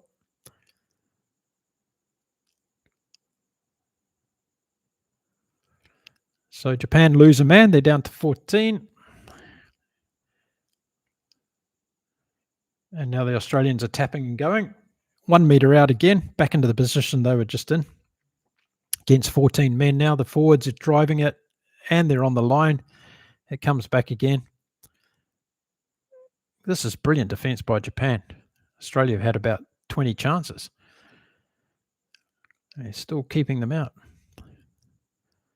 Tizano goes again, right next to the uprights now.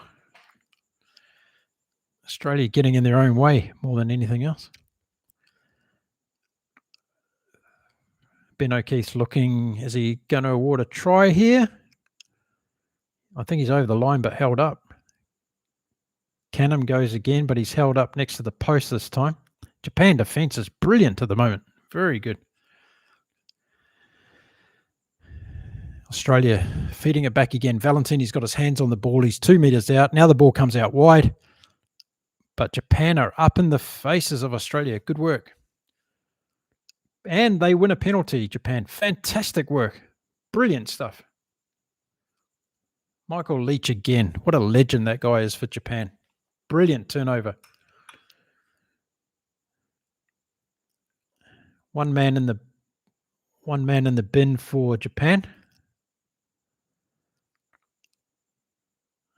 Yeah, Michael Leach is down on his haunches. He put in a lot of defensive work then. Brilliant work from Japan. Keep Australia out there. Very good work. Sometimes it's the defence that makes all the difference, and that's what happened then. Good clearance from Japan. Back towards halfway. Australia have to start again. I don't know how Australia did not score a try then. They must have had 32 rucks. They had 32 rucks Australia had and couldn't score a try. Fantastic defence, Japan. Well done, Brave Blossoms. Eddie Jones is happy. He's clapping in the coaching box. So he should. Okay, what have they got left now? A lot of tackles. They'll be tired. Line out. They win it. No. Nasser again goes through. Good work.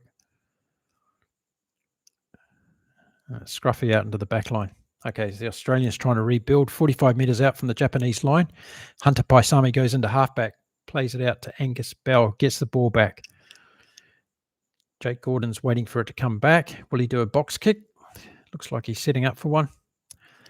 Put some more pressure on the Japanese. Up goes the kick. Again, Michael Leach is under it. And he drops it. But Japan get the ball and run away again. Coming back to Japan. Oh, I think they've lost it. No, Japan go forward. They haven't had much possession, Japan, and when they do, they've been dropping the ball. Oh, Canham's out on the field. It doesn't look good for the Australian. This could be a problem. He's right out. Joshua Canham. Just come on for Solokai Lotto. He's laid out flat on the ground. He is moving, so that's good. Yeah, he ducked his head into the tackle. He got cleaned up by the knee, I think. Ooh, was it a head clash? Yeah, I think it was a head clash.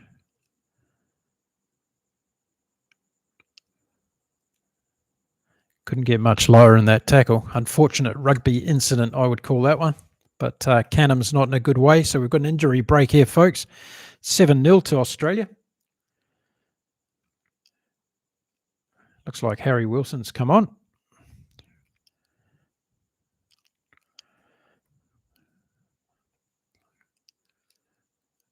So Australia, a bit of a problem now because Harry Wilson's come on. Josh Canham was a replacement that came on for Solokai Lotto. So Australia are really going to be hurting on the bench. Still got a big portion of this game to go. So going to test their inventory out today. Gosh, Australia just continue to be unlucky with injuries, don't they? It's just insane.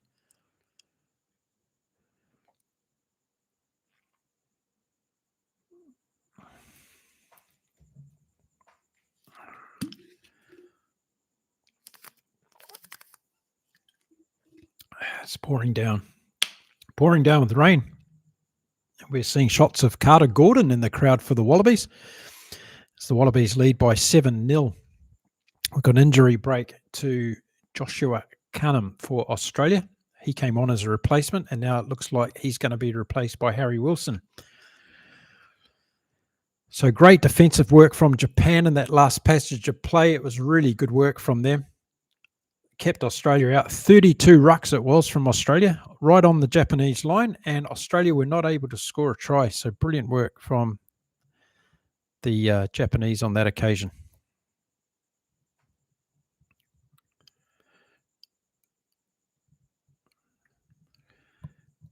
Next weekend, Australia play England at Twickenham. That's going to be a big one. We'll see most of Australia's A-team back, I would expect, for that one.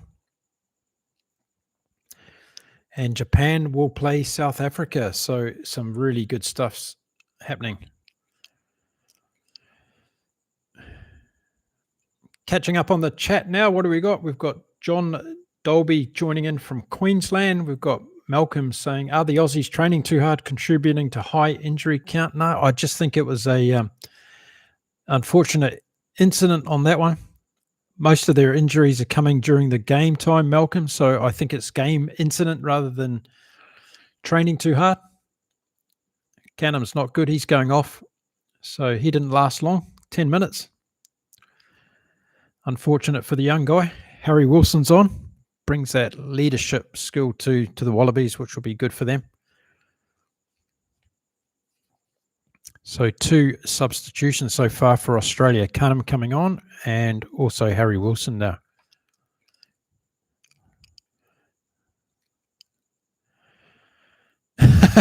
I've muted Stan. It's syncing well. I'll do my best. I'm sorry I don't know a lot of these Japanese players, but I'll learn those guys by the end of the autumn series. So let's see what Japan does now. They're 42 metres out from their own goal line, and Japanese halfback's going to feed this scrum. Scrums have been pretty even so far. Australia hasn't had the dominance that some people thought they would have, and it's straight out for the Japanese. They come right this time. They've got an overlap here on the right-hand side, and the winger kicks down. There's a good kick and chase here inside the Australian 22. Andrew Callaway watches it go over into touch, so the Japanese will get a good attacking opportunity, but it'll be Australia's feed to the line out. 7-0 after 22 minutes in this game. The Wallabies, they should be more ahead. They had a great chance to score again after 32 rucks close to the Japanese line, but the Japanese defence was excellent. And Australia's line out. They've won 4, lost 1. They get this one, though. Jeremy Williams goes high. Jake Gordon gets it back to Rob Valentini this time, takes it into the breakdown, and the Australians will be looking to clear themselves away from here. Jake Gordon just looking to set up a kick. He's got 1 foot inside his 22. It goes pretty much up in the air. Not such a good kick from Gordon. It bounces. No one takes it. This time Gordon gets it back after the bounce and feeds it back on the Australian side. Comes out to Nassau and then out to Hunter Paisami, who does a raking kick across the field, but he does find a Japanese player who's standing back, and it's the fullback for Japan. He takes off, and he gets a good run inside the Australian half. Now can Japan recycle the ball? They can. It comes out. No. Australia, a knock on for Japan, so Australia will get this thumb-screwed scrum feed here. So a little bit lucky there, Australia. Japan were looking a little bit dangerous there. First real opportunity they've had to do multiple phases through the back line, the Japanese. And Josh Fluke got hold of the Japanese player as he rang through the gap. So good defensive piece of work there. Just enough to get the Japanese player down, Josh Fluke. Queensland Reds player, of course, Fluke, along with Hunter Paisami playing in this game together today. Obviously, we used to see Len Ikitau and Joseph Su'ali, who have been rested. Probably see them next week against the English at Twickenham. Scrum to go down now. 25 minutes in, 7-0 to Australia. They've had their chances, Australia. They haven't converted them as yet. Jake Gordon will feed the scrum. It's pouring down with rain. And it's a penalty to Australia, or free kick to Australia, after Japan pushed before the scrum started. So it'll be brought back. Australia tried to take it quickly, but Ben O'Keefe has recalled them.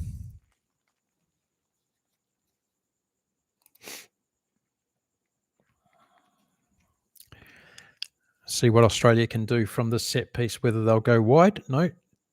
Tane Edmonds putting up and under.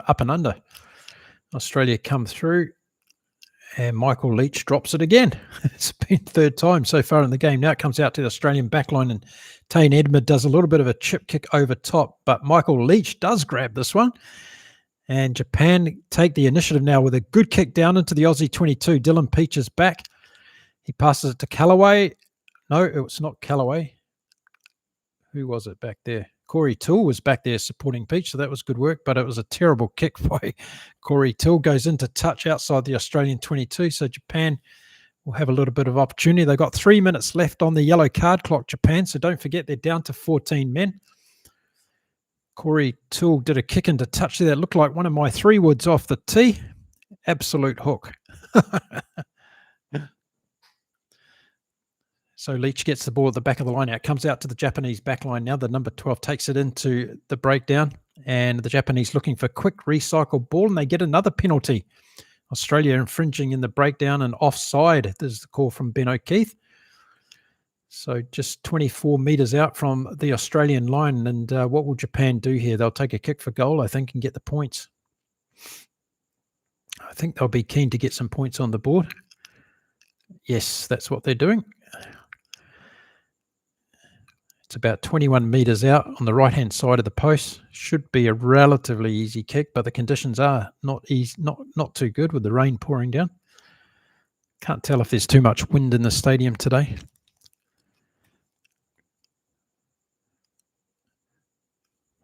But Japan are hanging in there, aren't they? They're doing pretty well defensively. Australia only put 7 on the board so far. So Japan lining up the penalty. 27 minutes gone in the game. Suseng Lee is the number 10 for Japan, and let's see if he gets this over.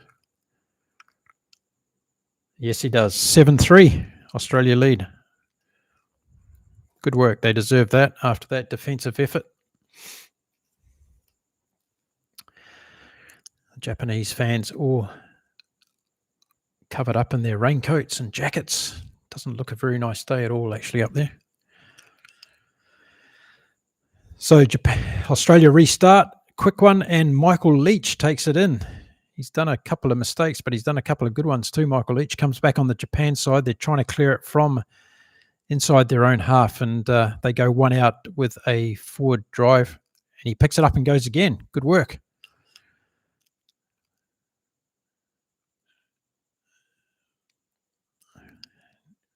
Now Japan waiting to this time put up a box kick. It goes just about towards halfway with the Australians coming forward to get it, but it's missed by Edmed. It's being fumbled around on the ground. Ben O'Keefe's deciding to blow his whistle, and this time knock on by Japan. Australia will take the feet to the scrum. So a bit of a messy game at the moment. It's got to be said, conditions are not easy here for the Wallabies or Japan to play their normal type of game. I think it's fair to say that both teams are very open, entertaining teams, but conditions are not really allowing them to do so today. So Jake Gordon will feed the scrum for the Wallabies. Suseng Lee got the penalty for Japan, brought us back to 7-3. After Australia did have a great opportunity to score more points after their first try, but Japan's defence was just too good. So we're almost on halfway on the left-hand side of the field with Australia attacking to their left. And the Australian backline is going out to the right-hand side. So let's see what play they come up with here. They might bring Dylan Peach to the left. They don't. Paisami brings in Callaway. Brilliant move from the Australians. And now they're going for a try. Good move from Australia. Very good move from their backline. Josh Fluke goes in and scores the try. So it was a very well-worked move from Australia from their backline. Hunter Paisami putting Josh Fluke through the gap, and he went under the post for the Wallabies. So a great try there. Well worked from Australia. So it came out from Jake Gordon, Paisami, a couple of flick passes, Tame Edmed. It was, I think, that put Andrew Callaway through the gap, and then he passed it on to Josh Fluke. Yeah, it was Edmed that set up Callaway, and then to Josh Fluke. Great try. Very good try. Well deserved. Australia right under the stick, so that'll be converted.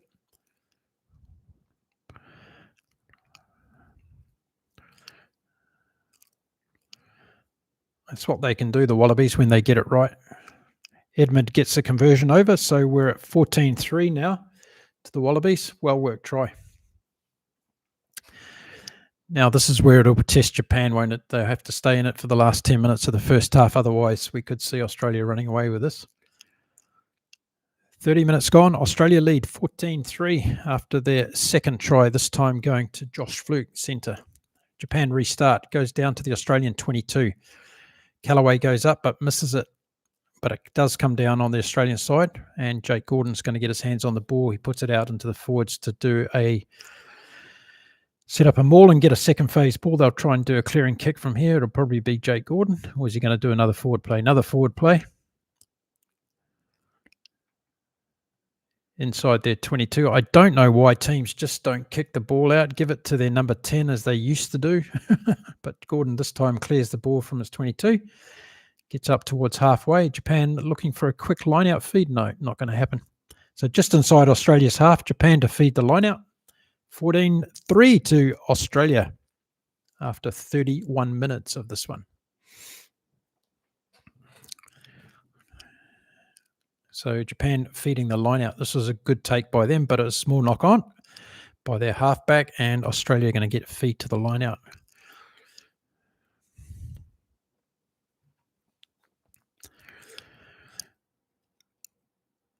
It's been messy from the Japanese and the line-out side. They haven't been able to get their hands on the ball. They've been going for tap downs, haven't been working.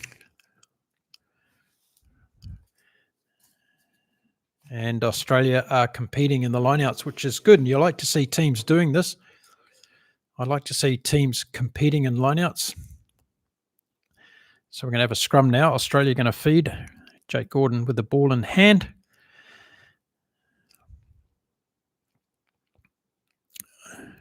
I would imagine the Australian forwards will start to break the Japanese down in the second half of this game, but we'll have to wait and see if that's the case. Gordon feeds the scrum. It's right on halfway. He comes left. This time it comes out to Paisami, who gets through the first line of defence and sets the ball back well. It comes back to Valentini, out to Edmund. Whoop, and then Gordon's tackled.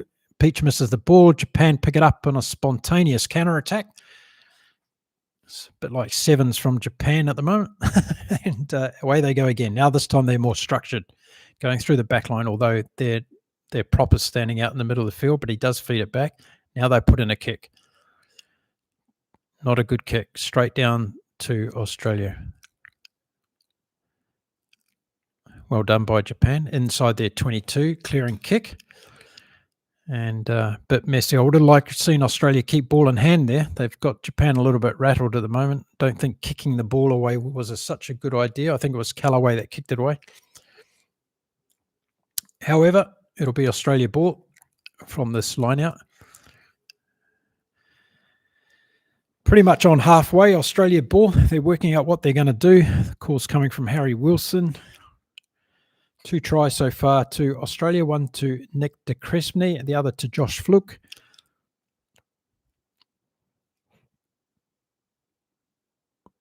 Nasser throws in, and again, straight over the back to a Japanese player. So the lineout's a mess for Australia as well. This time the Japanese midfield take the ball up and try and get it back for next phase play. The halfbacks digging in, trying to find the ball. Oh, Australia come through and disrupt it well. It's Hunter Paisami in there actually doing a bit of jackling work.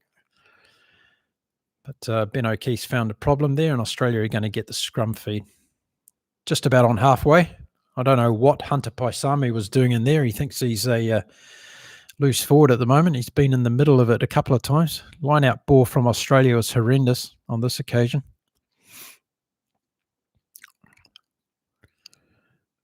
Yeah, Dylan Peach passed that one to Ben O'Keefe, who's not wearing a Wallaby jersey today, Ben O'Keefe, so he wasn't able to continue the play. So Australia will get the feed just about on halfway, right in the middle of the field. So Australia got options both ways here, and their backs are lined out accordingly.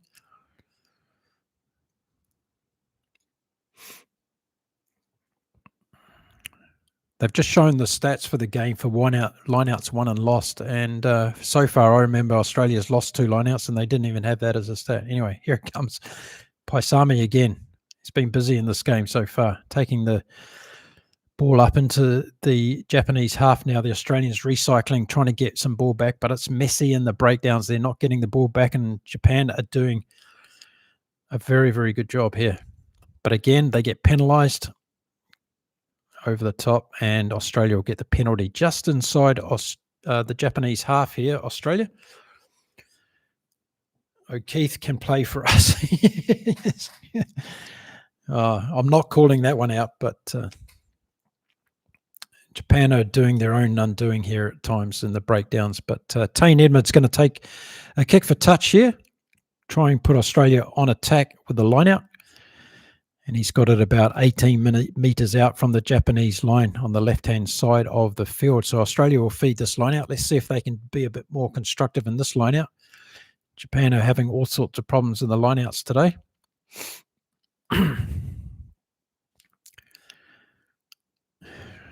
So Australia to throw. It'll be Nasser throwing it in for the Australians. Looks like a full complement to the line outs. Now they've updated the stats, and yes, as I said, Australia's lost 2 lineouts. So it goes to Valentini in the front and immediately into the lineout maul, and this is a good maul from Australia. They've got a lot of control here. Nasser's holding it at the back. They're going down to 5 meters from the line now, and here we go. It's got to be a try. Tizana go over or held up? Another yellow card for the Japanese.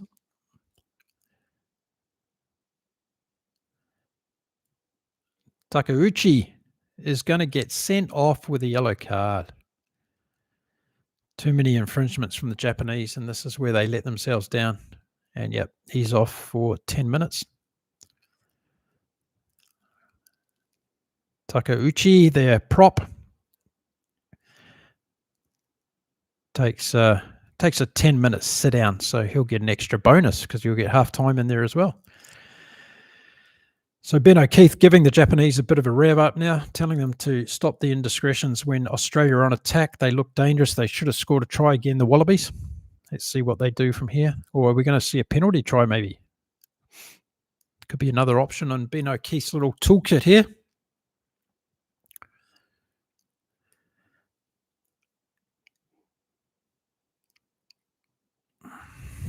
Two tries so far from the Australians while we're waiting for this decision from the TMO. Japan are having a bit of a huddle behind the sticks. I think they expected a try was scored here. Two tries so far to the Australians. Nick de Crepney is one, and the other one was Josh Fluke. And was he over the line? He was over the line, but was he held up?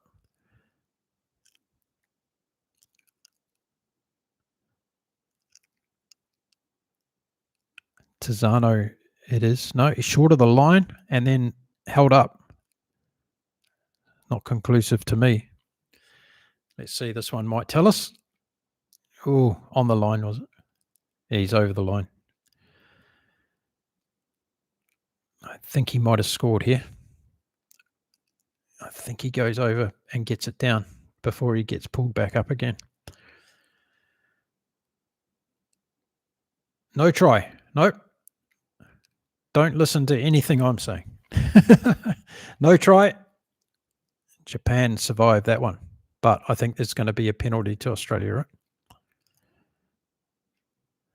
Yep. So Tane Edmonds got the ball in hand. He's going to kick for the corner, and Australia are going to go for the line out, and obviously the line out maul again. So close, but no banana for Carlos Tizano there.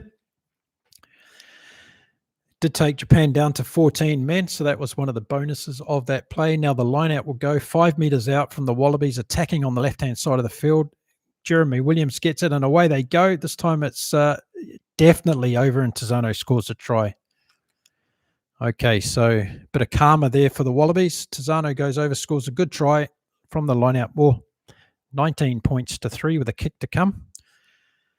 And exactly what the Wallabies wanted before halftime. So as I said before, Japan can't afford to let points come in that last 10 minutes of the first half.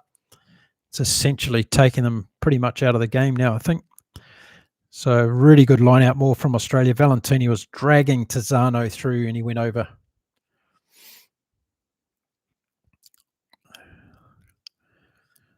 Yep. So Tizano scores another one.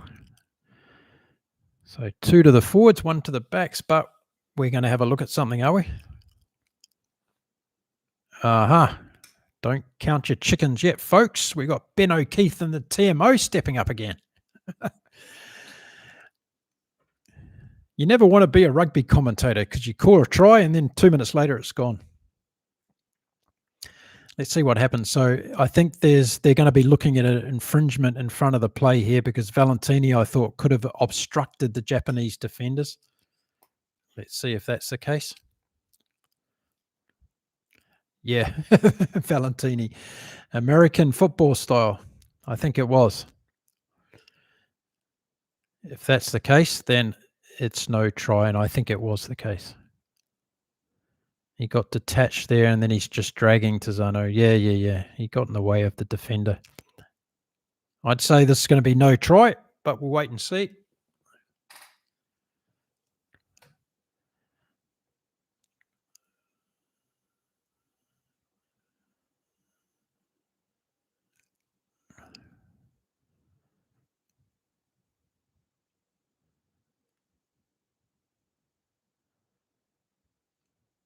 Obstruction, yeah. But it's not Valentini. I think it's an Ongor. It's being pulled up for this one. In the meantime, folks, I'll play a little bit of music for you while we're waiting for the TMO. I won't because I don't have any music on hand, but no try. So disregard everything I said in the last 3 minutes. There was no try to Tizano. And Australia have been pinged for obstruction to the defence. So we're going to go back and Japan will have an opportunity here to clear.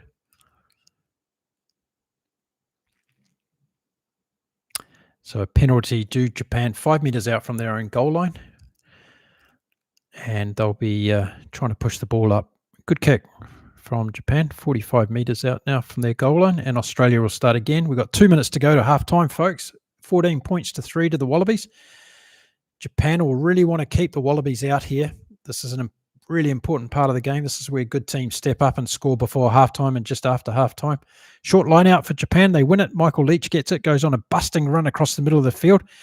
Now, can he recycle and Japan get good quality ball? The Australians have been good at jackling so far in this game. Halfback for Japan gets the ball, puts up a box kick, goes to Neville Nobody in the middle of the field. Does it? No, Andrew Callaway gets it. No, Tane Edmund gets it.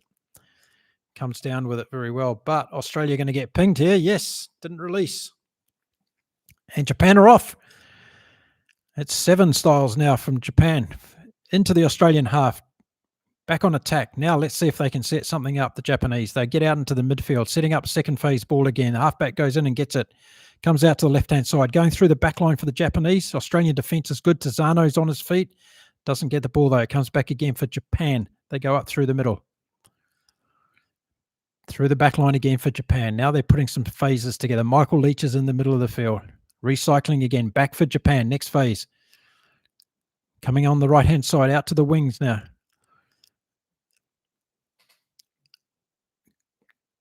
Turnover for Australia here, or just disrupting the ball? No, it's back for Japan. Working the ball back into the middle of the field again, Japan. Number of phases now, 7th phase of this play. Halfback got the ball, drops it, knocks it on. No, Ben O'Keefe doesn't get him. Michael Leach out onto the wing for Japan. Tries to beat Dylan Peach. Peach has got him, though. Pulls him to ground. But Japan are able to recycle the ball. Now they take it back again towards the middle of the field. Michael Leach picks it up, does another drive. That guy's in the game everywhere today, Michael Peach. Japanese halfback does a little darting run, but doesn't make too much ground. The Australians are in there looking to pilfer it. Japanese back out to the left-hand side. 12 phases for Japan so far. They're getting close to the Aussie 22 right now. Australia looking to try and steal the ball back, but it comes back on Japan's side yet again. They seem to be running out of energy, Japan. They've done all those tackles in this half. Halfback gets it back again. Now they're down the right-hand side, close to the wing. Their forwards getting involved again. Now getting it back again. 14th phase of play for Japan. Good work. Leach is back in it again. Fujiwara passes, very good pass. Now it comes out to the right-hand side. Dylan Peach takes this winger down and drags him back. Now Australia might be able to get their hands on the ball. No, they don't. Japan get it again.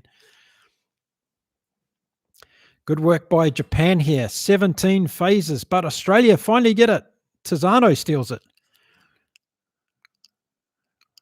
They weren't expecting that. So Australia now in position just outside their 22.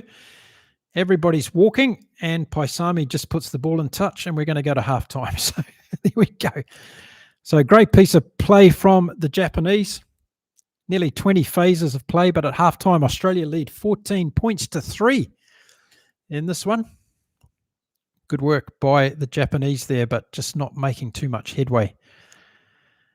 I think conditions are telling a little bit on both teams here. They looked both out on their feet. So there we are, half time in this particular one. Might get rid of these for a few minutes. So not a brilliant game in Tokyo, but the Australians are doing what they need to do.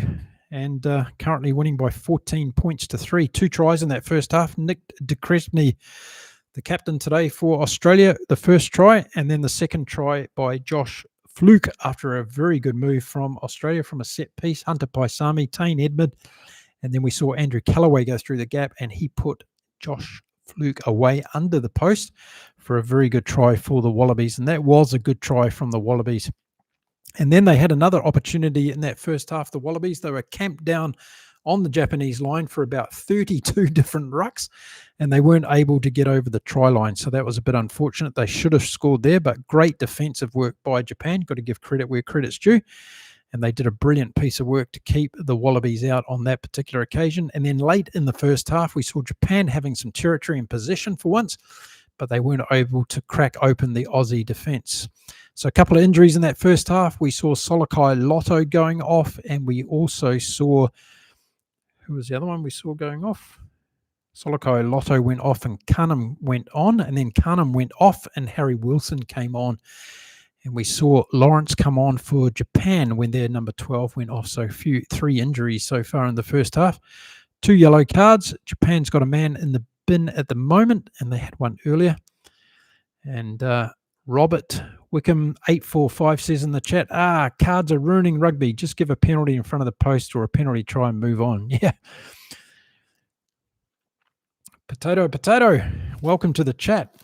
Haven't seen you for a while. 5 minutes of picking and going for nothing. Yes, it was. Absolutely. But good defense from Japan. Let's call it that way, right? We like to give plaudits to the team that's doing well. So Australia, we're not good enough to get over on that occasion. Who've been the standout players so far in this game? Well, I've liked the work of Hunter Paisami. And he's been looking good. I think he's been looking busy, getting in there and looking for some ball. He's popped up in the number 7 role a couple of times in that first half. A couple of the kicks from the Wallabies, not too good, I thought. Uncontestables and bit into Neville Nobody land. 14-3, a good score for Japan. Aussies not executing, not completing opportunities, not what you want for the tour. Need to complete in the red zone. Good D, Japan. Yeah, that's good summed up, I think. And that was one of the things I talked about in my preview video of this game as well, as I was talking about whether or not this newly organised Australian team was going to be able to hit the ground running. You know, these guys haven't played before in this particular format as a team, right? So they have to take some time getting used to it. Conditions are not easy as well. I'm not making excuses for the Aussies, but that was always going to be one of the contingency factors for this game, is that the Australians were not going to be as dominant as perhaps their A team would have been. But Japan, got to give them credit. There was some massive defensive work. Michael Leach leading again from the front for Japan. He's an absolute stormtrooper, that guy. Love watching him play. And I think he's had a good performance. He dropped a couple of high balls in that first half, but maybe some of his teammates should have been under there trying to catch those and support him a little bit more. But let's see what Australia can do in the second half when it starts. 14-3. Will they run away with it, or will Japan get a sneaky little try and get back into this game? Let me know what you think if you're watching. If you're not watching the game, but you're listening to my random thoughts, let us know what you think is going to happen in the second half as we listen to Michael Hooper give some expert commentary on TV at the moment. Okay, so here we are, Inside Rugby with Mark. Opportunity for you to know what I'm doing today. I'm trying to raise $10,000 for United Rugby fans. That's our initiative to give fans the power back in the game of rugby. Fans first, rugby forever. That's our tagline. We believe that all fans across the rugby world deserve a say in world rugby, and I'm trying to build a platform along with a bunch of other great rugby fans across the world who want us to have a voice in the game. So that's what we're doing, and that's why I'm here for 24 hours today talking about rugby. I've got this game, then I'm going to watch the NPC Final, talk about that one. Then we're going to watch some URC rugby. So if you're up for that, let me know what URC game you're going to watch today. I'm going to be here through them all. And there's some really good rugby coming up today. We've got the Lions versus Ulster. We've got the Sharks against the Scarlets. We've got Leinster up against Zebre. We've got Benetton taking on the Stormers. The Dragons against the Ospreys. Cardiff versus Edinburgh, and Munster against Connacht. That's all happening today on NRC. Let me know what game you're going to watch, and I will be there to join you. Robert Wickham, Aussies looking solid, building nice depth. If Schmidt stays, they will be potent. Rugby World Cup time. Japan fullback looms world class. Yes, good comment, Robert. Joe Schmidt's not staying. I don't think. There's no way now. I think that will happen. So we're going to see Les Kiss take over in July of next year. Joe Schmidt might be the New Zealand coach before too long. It's a bit early. I've only been going for nearly 2 hours, so I can't bring up the New Zealand coaching discussion just yet. We'll save that for a little bit later today. But lots of thoughts and opinions on what's going on in the All Blacks game, of course, at the moment. Cameron Fish, welcome to the chat. Lovely to have you here. Hi, Mark. Did you watch the Glasgow game this morning? I did. It was in the afternoon for me, Cameron, and I did a review before I started, but let me quickly go over it. I thought it was a good, intense game of rugby. I thought Glasgow looked dangerous. I thought the Bulls looked dangerous. as well. Their scrum was fantastic. Really put them under pressure. We saw Batty go off with a yellow card, but we saw good performances from the backline in the Warriors, and I just thought they were the better team on the day, took their opportunities. But the Bulls, they were never out of it. I think it could have gone either way as we're midway through that second half, but that good late try by, what was it, Macbeth, who went off for the yellow card as well. Macbeth got a good try for the Warriors, and that basically sealed the deal. But the Bulls looked dangerous with Ardenser coming back into the team after a year out of the Bulls. Willie LaRue, I thought, had a good game under the high ball. I like what he does under the high ball. And some other standouts for the Bulls were particularly in their forwards. I thought Norkia had a bit of an off game today. He gave away a few silly penalties, Ruan Norkia. But overall, I think the Glasgow Warriors deserve the win, although the Bulls could have had it if they got some of those backline moves working. Sebastian de Klerk looked dangerous yet again for the Bulls in this particular game. How did you see it, Cameron? Let me know in the comments, mate. 4 wins now for the Warriors, 3 wins for the Bulls with 2 defeats. And the Bulls have the worst defensive record in the URC at the moment. Did you know that? There's a fact for you. NL Books 6614, I heard Joe Schmidt was going to stay on to the World Cup, also applied for citizenship. That'll be a joke, my friend. There's no way Joe Schmidt would be having citizenship of Australia. So good try, good try. It's early in the morning here. It's coming up 2 a.m. here in Cancun, but I'm not falling for that one, Mr. NL Books 6614. Welcome to the chat, everyone. Let me know where you're from, where you're listening in today.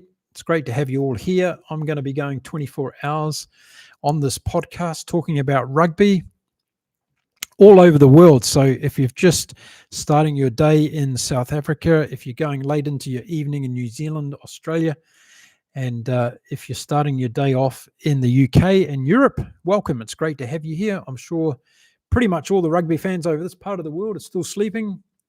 It's coming up 4 a.m. in beautiful Argentina at the moment. So we'll see those folks join us a little bit later on across America as well, and Canada. Do you know what I found out the other day? There's 3 million rugby fans in Canada. That's almost 75% of the population in New Zealand.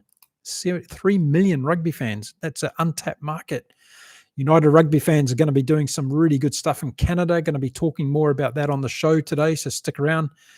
Listen to that later on. We're in half-time between the Wallabies and Japan. 14 points to 3 in favour of the Wallabies. Going to be giving my thoughts and all the rest of it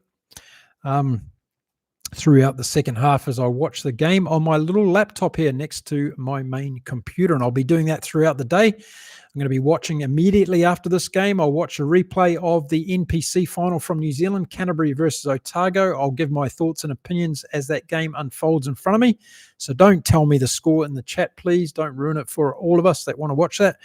And then we'll get on to the URC later on and we'll watch some of those games. So I think the first one is going to be Ulster. Is that right? Lions and Ulster. Yeah, that's the first game that's kicking off today. Let me know if you're going to watch the Lions versus Ulster URC today. What other games? And the other question I want to ask you all today is, what is the one thing that you would like to change in the game of rugby in your country at the moment? Let me know in the comments. This is one of the things that I want to keep a record of throughout the day. What are the things that are really bugging us off in the game?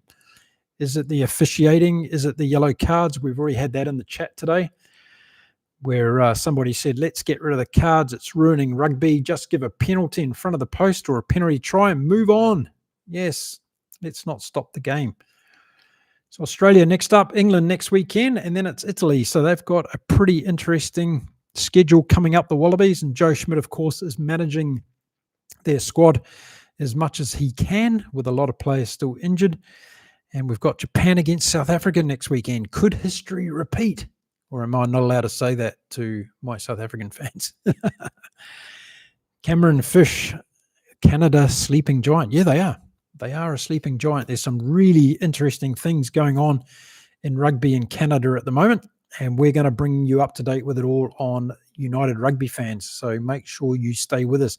If you haven't become a member of United Rugby fans, all you have to do is go over the website and join over there. It's free. It doesn't cost you anything. There's no obligations. We're going to keep you up to date with what's going on for rugby fans across the world. What are the issues we're going to take on? How are we going to bring them to the table of World Rugby and other rugby unions? And how are we going to give you the game that you want? That's what United Rugby Fans is all about. So when something like R360 comes out, we're going to make sure that fans are given a survey, a poll, involved in the conversation. And we're just not told what kind of rugby competition we want to watch. We want to be part of that decision-making process. So that's what United Rugby Fans is all about, giving you a voice in World Rugby like never before.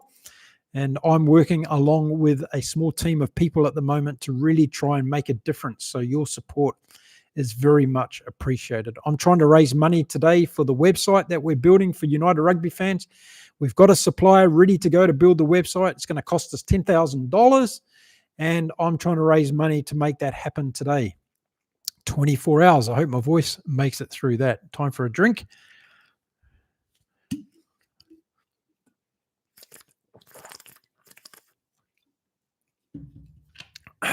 That's better. I don't think 360 will ever happen, says Cameron Fish in the chat.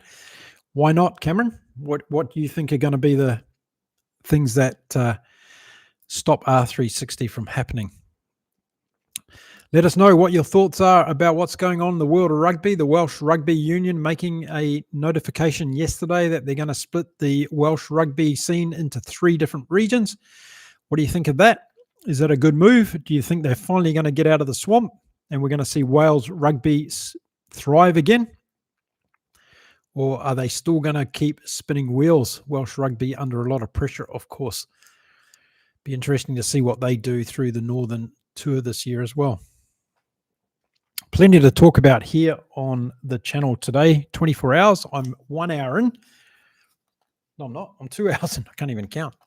I'm 2 hours in. 22 hours to go. I'm going to talk about the sponsors that have come on board to help the United Rugby Fans across South Africa. Very exciting stuff happening over there with our great chapter lead, Johan West. So I'm going to be talking about that today on the chat. So if you're interested to hear a bit more about that, stick around. If you want to know more what's going on in the rugby world with games, stick around. I'm going to be covering a lot of games today, talking about them, commentating as much as I can. We've got the second half of the Wallabies versus Japan coming up shortly from Tokyo.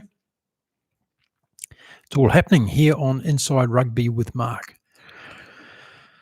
Anybody else on the chat that watched the Glasgow game? Let me know. So Cameron Fish on R360 says players won't want to sign up to it given they'll be banned from being selected for Test rugby and it will struggle to gain fans because of lack of big names. I doubt investors have confidence. Yeah, you might be right on it there, Cameron Fish. I think I agree with just about all of that. Like, who's going to go and watch these teams play in Boston and in the Middle East? That's one of the other things, the locations of these proposed games. We can't fill a stadium in Tokyo to watch 2 national teams play. What's R360 going to bring? And maybe the investors have got rose-colored glasses a little bit as well. I'd rather Mike Tyndall put his money or his millions towards United Rugby Fans and helping us get off the ground to make a real difference in rugby across the world. That would be a good idea. Yeah, pouring down in Japan right now. Second half about to get underway, so let's get back to the game.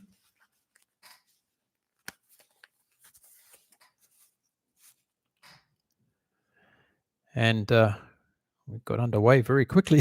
So let me catch up for you. Australia have got the ball.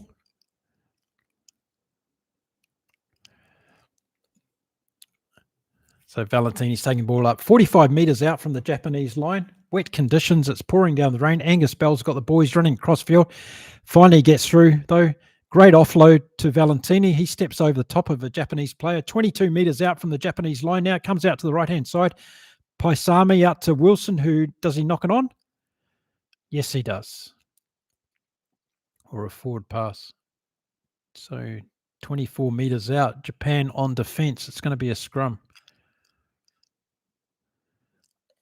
So got back into it pretty quickly. Japanese player down and back play.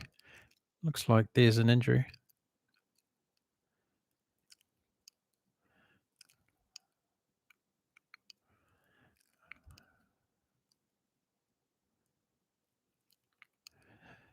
So Japanese player down as we restart the second half. Thanks for watching along. Welcome to the chat. Let me know where you're from. Japan got an injured player at the moment as we start the second half. Don't forget, they're down to 14 men. It's 14 points to 3, 1 minute into the second half. Australia in the lead of this game. They've done some good things, and the weather's also impacted the game a little bit as well. Lineouts have been a little bit messy at times. Japanese player's back on his feet, and he's going to start again. So at this stage, he's going to carry on. Doesn't look too happy, though, the little chap. He's not so little, though. He's got thighs the size of my my torso. It looks like the replacement is going to come on. Yep. He's coming on. Tamafusa.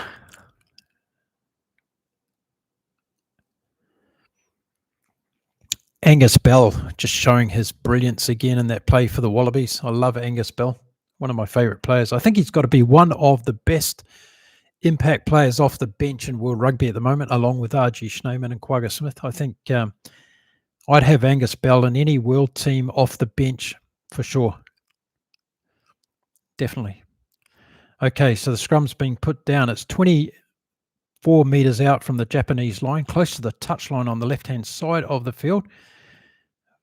And the Japanese halfback is about to feed the scrum. A lot of pressure coming in from Australia, and it's a free kick to Japan. Australia too quick. And this time Michael Leach takes a quick tap and runs up into the middle of the field. Can Japan get the ball back cleanly here? It's been one of their troubles so far in the game, is getting clean ball from multi-phase play. This time they get it back. Halfback's going to kick it, puts up a box kick. Chase is coming through for Japan, but Australia got people around it. But Japan do get the ball. No, Australia's got it. No, Japan. Knock on from Australia. So Japan are going to get a feed to the scrum. And good piece of work there from Japan, putting pressure on Australia.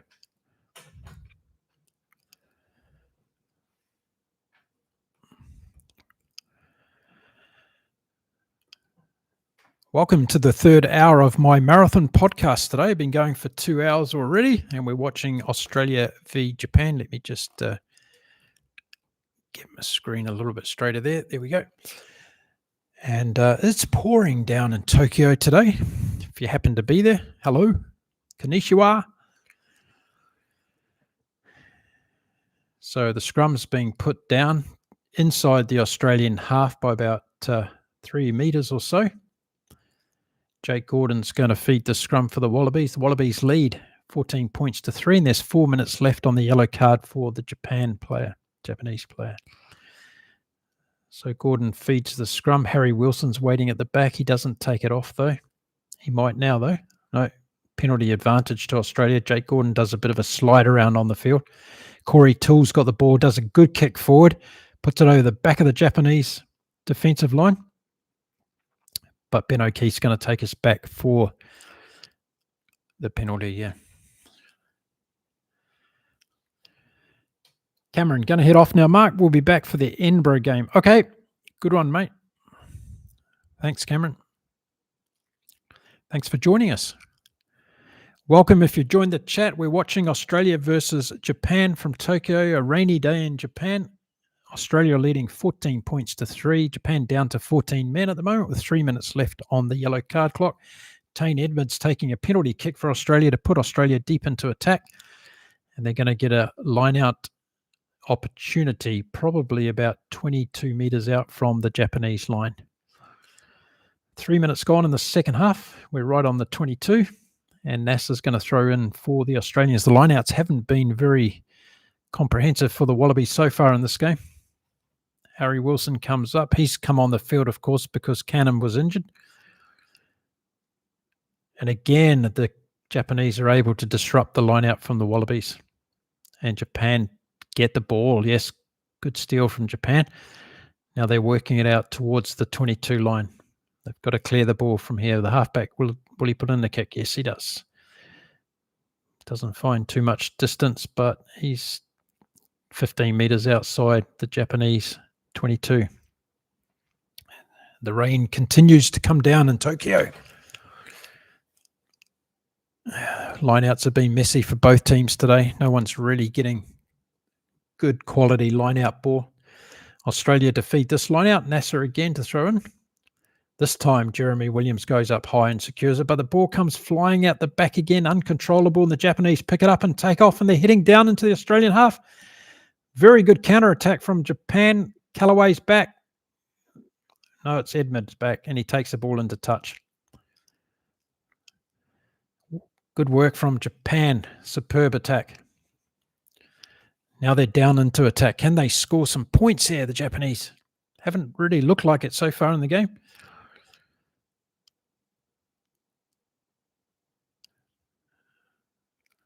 Good work from the halfback. He really put a lot of pressure there. Edmund was back covering, took the ball into touch. And Japan have an opportunity now. Can they turn it into points?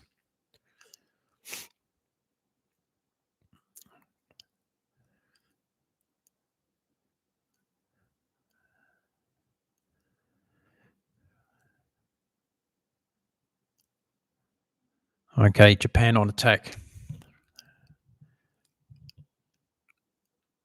10 metres out from the Wallabies line. Full complement in the line out. And again, Japan mess it up. So it comes back on the Wallabies side. It goes out to the Australian back line. Just trying to push too many passes, the Wallabies. Dylan Peach in control of the ball at the moment, trying to find a way up through the middle. And now it's being fed back for Jake Gordon to try and control it. He goes to Jeremy Williams. He takes a low tackle. Going backwards here, the Wallabies at the moment. Jake Gordon again waiting for the ball to come out. Going to put it back through the forwards again. De Crepney goes to ground again. And another more now. Angus Bell goes in, covers the ball for Jake Gordon. The ball's coming out to Jake Gordon. He'll kick from here. Puts in a clearance kick well outside the Australian 22. And Japan will take the ball. So I just don't know why they do that. Multiple phases of play to clear the ball. They've got an opportunity to get it back to Edmed to clear the ball 40 metres down the field. But they rather the halfback to clear it. Doesn't make sense to me. Don't know why teams do this. Anyway, Japan to feed the line out. Here they go. 30 metres out from the Australian line on attack, the Japanese. Crunching tackle there from Paisami. But Japan come back with the ball. They go out to the right-hand side now. They've got numbers out wide. Can they make an opportunity further out wide? They go wider again. It's the prop out there running for the Japanese, but the halfback's in there getting the ball back now. Now it comes back through the forwards for Japan. Michael Leach gets involved, takes the ball up, feeds it back. Japan, another phase of play, comes out wide again. This time they throw it through the back line. Now there's a crossfield kick. Great take by the winger. Corey Toole's in there trying to get back from Australia. 6 phases of play for the Japanese. Now they're about 7 metres out from the Wallabies line. Putting in a lot of pressure. Japan again. Jeremy Williams was quickly up off the line. Ben O'Keefe didn't pull him for that one. Japanese halfback back out to their number 12. He's tackled 5 metres out from the Australian line. Another good phase of play from the Japanese. Now it comes out wide. Their winger gets it. He's caught. Corey Toole's got him down. Australia going after the ball, but the Japanese still control it. Oh, massive tackle. Australia come up with the ball. Nongol gets it. Now they push out to their 22. Australia in possession now. Jake Gordon's going to get it and try and clear it, I think. Great tackle there from Australia. Really pushed the ball out of the Japanese player's hand. Gordon clears and goes down to the halfway. Japan had a good opportunity there. Unfortunate not to make something of it. Good crossfield kick. Went to the Japanese winger. Corey Toole got him as he came to ground and then tried to hold him up. It was Nick Champion de Crepney that made the booming tackle on the Japanese player. Good work from the captain today. He's had a good game so far, de Crepney. One of the best on field for the Wallabies, no doubt about it. Okay, Japan to feed the line out. This time they win it inside their own half by about 5 metres. Over the kick from the Japanese, and it's ran on by Edmed in defence. He holds it up for Australia, goes to ground now, getting the ball back. Where's Jake Gordon? Here he comes into the ruck. There's a player down in the middle of the field that the play's not too far away. Will the referee stop it? No. Gordon's going to go the other way, left-hand side of the field, comes back to Edmed. He puts up a kick. Again, not sure who's that intended for, too far, but the Japanese player misses it and ends up making the kick look good. Dylan Peach tries to wrestle down the Japanese player. The ball comes back on the Japanese side, and it's 5 meters inside the Japanese half as Japan go to work again, trying to bring the ball out onto an attacking setup. Japanese halfback brings the ball back and will do a box kick. Here it goes. Ball goes up, and the Japanese winger comes through. I'm not sure what this is going to result in other than Australian taking possession, which it does, and Australia easily under control again. Now they try and spin it wide. Knock on again by Australia. The conditions are difficult whenever you try to run the ball in these conditions, especially when you're trying to do tip-on passes and things like that. So Nagano's gone off and Charlie Lawrence has come back on for Japan. Nagano looks like he's done a knee, has he?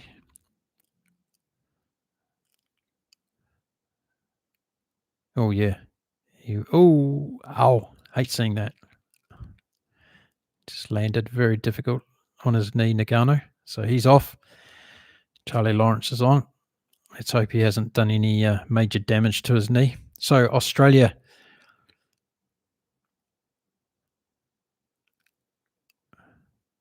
So Japan have got possession. The scrum's being set in the middle of the field. It's pouring down with rain. We're 50 minutes into this game. 10 minutes in the second half. No extra score at this stage after half-time. 14 points to 3. The Wallabies lead. Japanese halfback to feed the scrum, but it's going to be a penalty to Japan. Again, Australia putting in the weight before the scrum. It's happened a couple of times. They've given away free kicks from that. Nasser, Bell and Nongor got to sort that front row out for Australia. Good kick from Japan. 5 meters out now on attack. Attacking line out. Can they make the most of it and try and score a try here? This will really bring Japan back into this game. And as I said in my preview video, how good is this Australian team under pressure?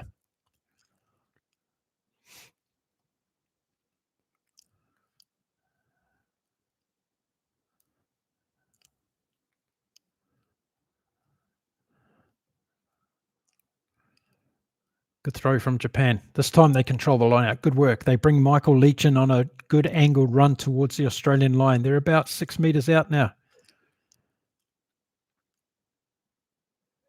Werner Dern goes close for the Japanese. Now they're holding him up. Comes back to Japan. Very close to the line. Here he is. He's in for a try.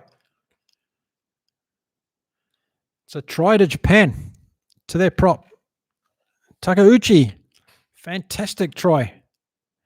Got through the Australian defensive line. Well done, Japan. That's exactly what they needed.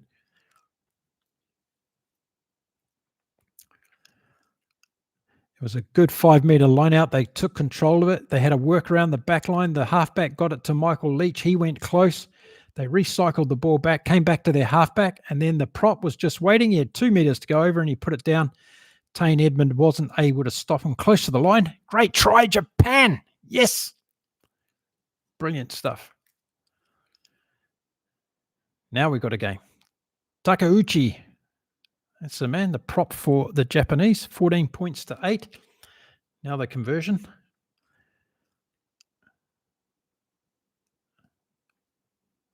Missed.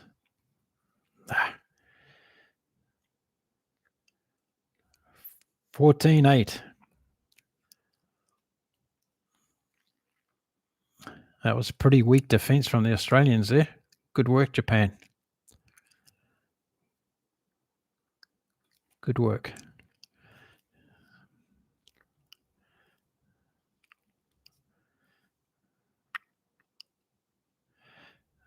Okay, restart for Australia. Japan have the ball. 24 meters out from their own line. Their halfback's going to put in a kick here. Not a very good kick at all. Dylan Peach brings it down about 2 meters from where he kicked it from. Now Australia go on attack again. Tom Robertson's come on for Australia. Zane Nongor is off, so there's been a change there for the Wallabies. Now Gordon goes left, brings it into Hunter Paisami. The Australians going down the left-hand side, looking dangerous. Harry Wilson on attack, grabbing his way up the line. Jake Gordon goes in, picks it up. Forwards doing the work for Australia now. Valentini picks it up. Out to Harry Wilson. Great pass on from Harry Wilson. Again, Valentini, just Jake Gordon feeding into the forwards, heading towards the Japanese line. This is good work from Australia now. Jake Gordon again. Tizano. Jake Gordon back out to the left-hand side. Pollard's on. Good work from Pollard. Paisami goes in there looking for it again. Grabs another 2 meters on the ground. Australia just trying to pick and go now towards the goal line of Japan. Robertson's on, as I said, and he's making another good run. Dylan Peach, just one out from the Australians. It's very effective. They're about 9 meters out from the Australian line. Then it comes wide. Wilson. Callaway's caught midfield. No work from, no expansive play there from the Australian backline. Jake Gordon goes on a sniping run, goes through the middle. Paisami gets the ball again, but the Australians are too bunched here. They need to go up the middle. That's the work they need to do. Now they're only 5 meters out from the goal line. Dylan Peach is going to pick up the ball from the base of the ruck. He passes it out to one of the forwards who goes on another run. I think it was Angus Bell. Peach again going in for more work. Good work from Peach.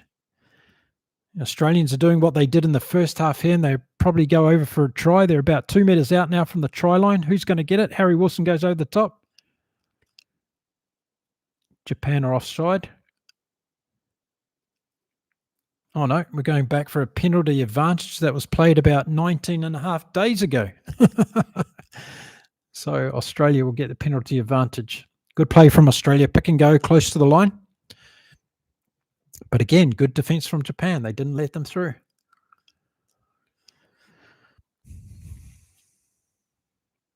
This one goes out. Tane Edmonds just puts it into touch 5 meters out from the Japanese line. And the Australians will have an offensive line-out opportunity here. Probably go over if they get a good clean out here for the Australians. Oh, they juggle it, but they do hold the ball. Now they're doing a line-out more towards the line. 1 meter out. It's over. Try to Australia. Who comes up with the ball? Who gets this one? Tizano again. Yes.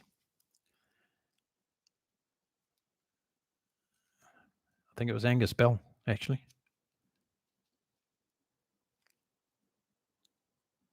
No, Tizano's been awarded the try. Good work from Australia. Good line out maul. Japan weren't going to stop them from that close. Yep. Good work.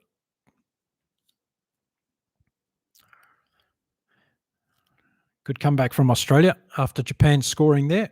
That's exactly what they needed to do.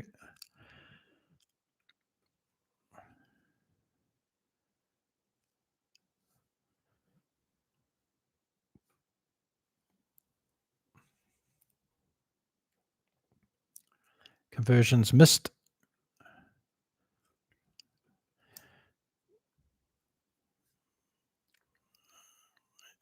That was a good comeback from Australia after Japan getting that try. So Tizano.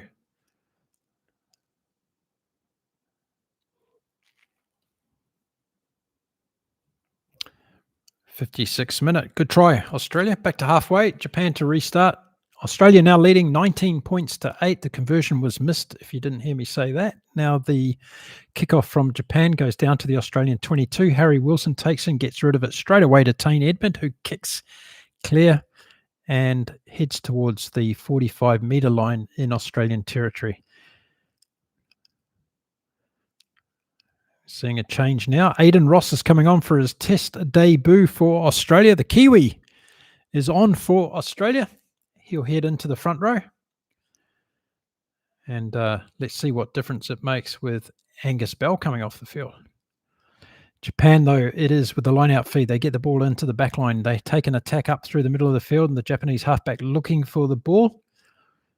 And he's got it. Aidan Ross will replace Angus Bell, of course. Japan with the ball, 45 metres out from the Australian line, going wide on the right-hand side of the ball. They get through the first defensive line. Back in again. Here they go. Michael Leach again, coming back into the middle of the field again. Japanese halfback looking to clear. He comes out left. Now the Japanese backline is in attack. Chip kick through. It's knocked on by Andrew Callaway. And Japan, will they get any advantage? No, it'll be blown up, and they will get the scrum feed for a knock-on from Andrew Callaway. So good work again from Japan. Now this game's starting to open up a bit. We saw Japan scoring that try in the 52nd minute, and then Tizano back for one with Australia 56, and now Japan back on attack again. Good work from Japan. In our books, Ross is an Aussie who played for the All Blacks. Okay, my apologies. Wrong way. We'll take him anyway. You're claiming Joe Schmidt. We'll claim Aiden Ross. Come on. All's fair. Trans-Tasman rivalry. I hear you.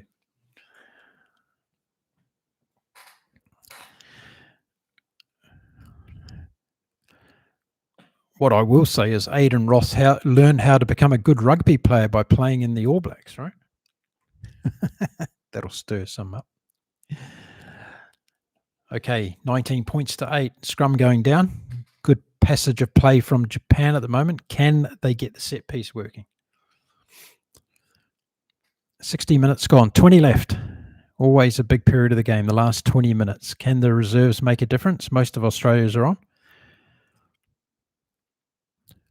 What has Japan got? They're going to feed the scrum. And they hold well. Good scrum from Japan. Halfback takes it out. 20 metres out. Running through the back. Set piece play. Good work. But, Japan. Almost. Don't know where he came from. Japan 1 metre out. Can they get over again? Try, Japan. Yes. Fantastic work from Japan. They broke clear again. This is exactly what Japan does. They keep coming at you.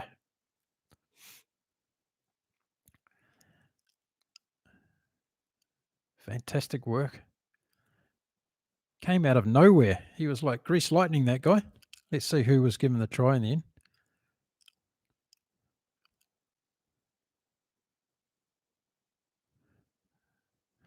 Great play from Japan. Their halfback went out, brought a guy back inside, and then was it the halfback? The ball came out. He picked it up, nearly got to the line, and then it came back to their number 6, and he ended up going over.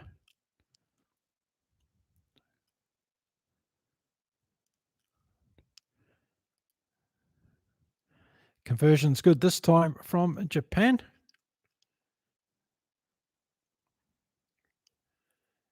$19.15 to Australia. Whoa, now we're talking. Ben Gunter was the try scorer, number 6 for Japan.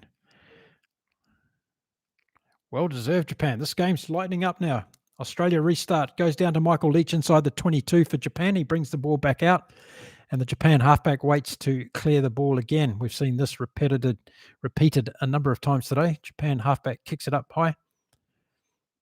Fujiwara, and it's missed by the Australians. Comes back on the Japan side. Now they run it. More control in this game from Japan for a few minutes here. Now they're bringing it out wide.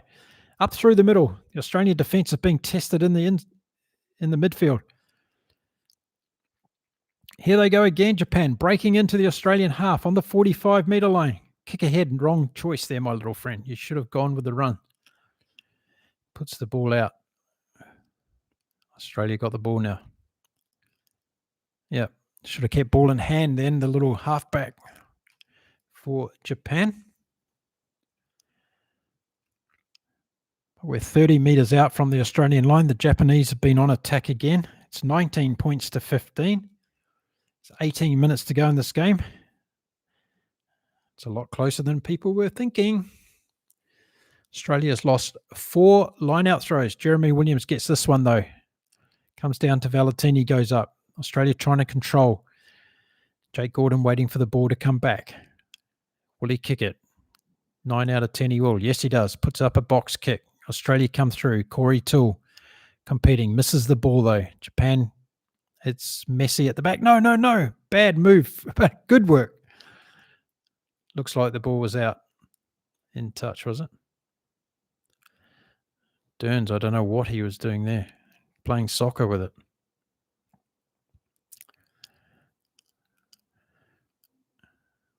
Was it out? Yeah, it was on the line. Yep.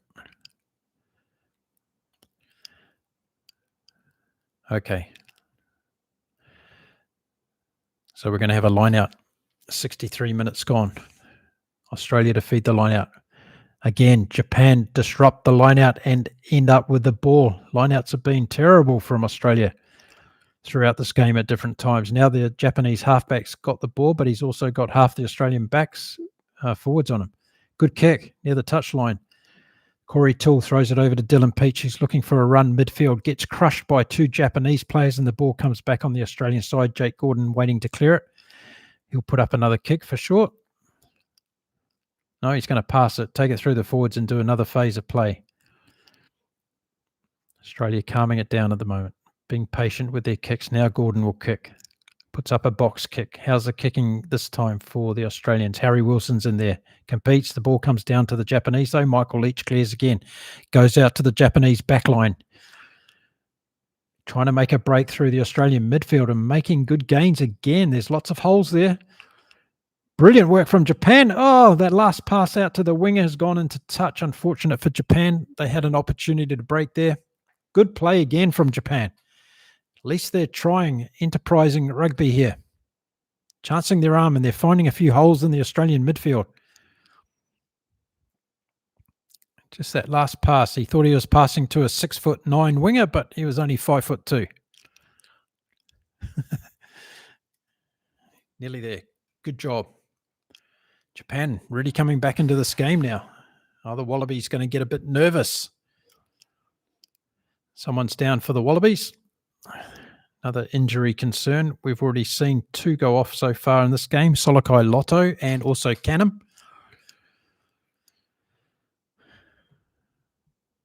Not sure who this one is.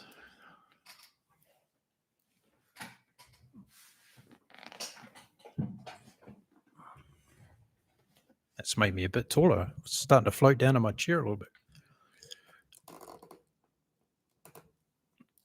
Tell us if you're enjoying the game, Japan versus Australia, in the chat. Let me know where you're watching in from. It's 2:26 a.m. here in the morning.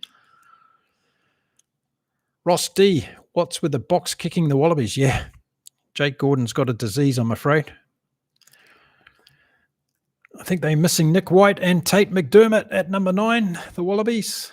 They would have been my first choices. Unfortunately, Nick White's retired, of course. Japan are getting up for this. They can be very dangerous when they're just 4 points behind with 15 minutes to go on the clock.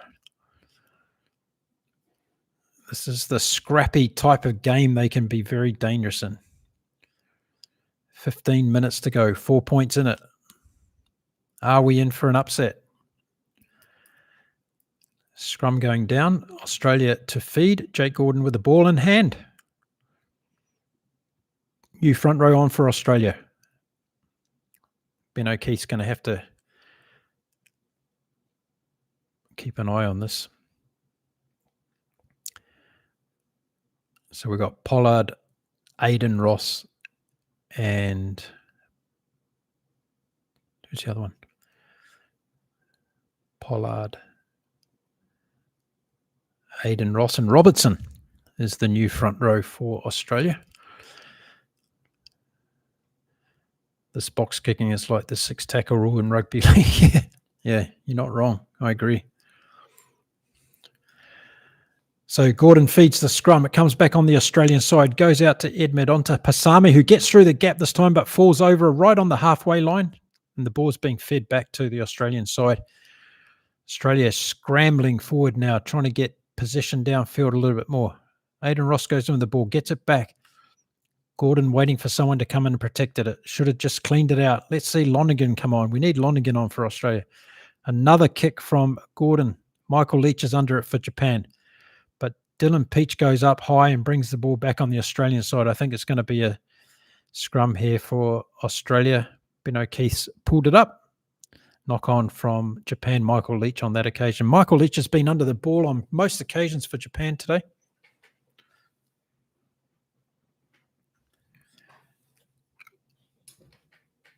He's a very good player, Michael Leach. So this game is still in the balance. Still in the balance. Pouring down with rain. And as I say, Leach comes off. 21 tackles made, 12 carries, and 37 metres. Great game from Michael Leach. Absolutely brilliant. Outstanding player.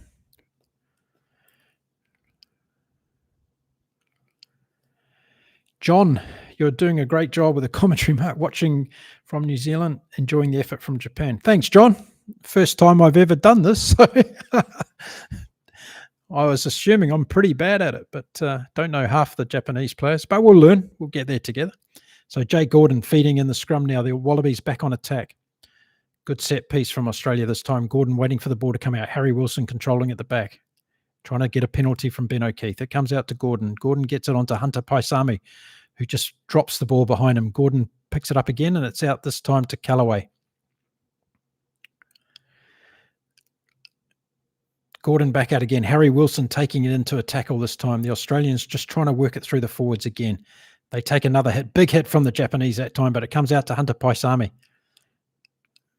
Knock on from Australia. Fantastic shot from Japan. Brilliant tackle by that young man. Oh, Aiden Ross is getting up very... See, Mr. Books, 6614. If that was a Kiwi Aiden Ross, he would have got up without even feeling that tackle. But because he's an Australian-born Aiden Ross, he's really feeling that tackle there, my friend. Oh, no, it's Robertson. Sorry, wrong player. Tom Robertson. He got hit by a truck. He got hit by a truck, Tom Robertson, that time. He's going off with an HIA. Yeah. Nongor's back on. Zane Nongor. Great tackle from the Japanese. Their heart and souls in this game, as you always expect from an Eddie Jones coach team. Brave Blossoms living up to their name today. Great defensive work, especially before halftime. The way they kept Australia out before halftime. That's why they're in the game still. Very well played. Let's hope they can finish it off. Had a few South African friends in the comments today say that they hope Australia lose this game to Japan. Where's the Southern Hemisphere brotherhood gone? Are we losing it or what? Welcome to the chat. I'm 2.5 hours into my 24-hour podcast challenge today.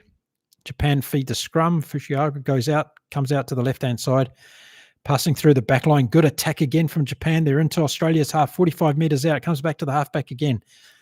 Japan take it up through the inside channel. Now the halfback clears again. Back out to the back line for Japan. Some skip passing.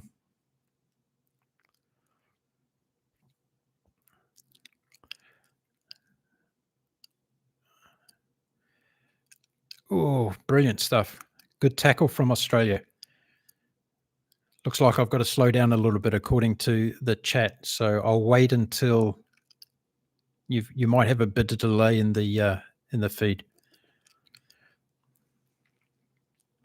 Apologies for that, but thank you for letting me know. Mark, how do we contribute to your cause? You can leave a super thanks or a super chat on the chat today. That's a contribution to the cause. Don't forget, 100% of the funds raised today is going towards our United Rugby Fans website. This is for you. We're building it for the fans of rugby to support rugby fans around the world having a bigger voice in the game of rugby. So thank you for any contributions today. 69 minutes and 54 seconds gone in this game, so just over 10 minutes left, and we have a game on our hands. It's 19 points to 15 in favour of Australia. There's a scrum being put down right now. I'm going to slow down a little bit so the feed can catch up for you guys. Jake Gordon is feeding the scrum. comes down the left-hand side. He puts in a kick, goes right down into the Japanese 22. Japan are going to come out, though, and do a fantastic job. The winger has run 40 metres upfield and connected with his fellow players, but Dylan Peach stops it. It's getting very open now, this game. Could go anywhere. Australia on their 45-metre line. Jake Gordon waiting to clear the ball out. Japanese player down in the background. Australia going down the left-hand side of the field. Harry Wilson takes the ball up another 5 metres and then turns it back. Jake Gordon waiting for the ball to come out. It's freed from the back of the breakdown. Gordon goes forward again. Couple of pick and goes from the Australian forwards. Jake Gordon waiting on the ball now, and he takes it and does a box kick. Peach underneath it. Good contestable kick, but again, Japan come down with the ball. It's pouring down with rain at the moment. And now it's a good take from Japan. They get the ball back. Halfback waits for it. He's going to put up a kick. He puts up a good kick. Ed Med knocks it on. Comes back on the Japanese side. Ben O'Keefe plays advantage. But now it's dropped by the Japanese player. Scrum time. Japan should get the feed to this one. Some of these players are looking extremely tired. Some of them are looking very tired. Oh, Japan knocked it on. Japan halfback. He's played pretty well today, the little Japanese halfback. Donganu comes on. Dylan Peach goes off. Peach has played well today. Been hungry. Been looking for it. Hamish Stewart's coming on. I haven't seen Hamish Stewart play for the Wallabies before, so this will be interesting. Let me know what you think of Hamish Stewart in the comments. I haven't seen the guy play before. Is he a good one?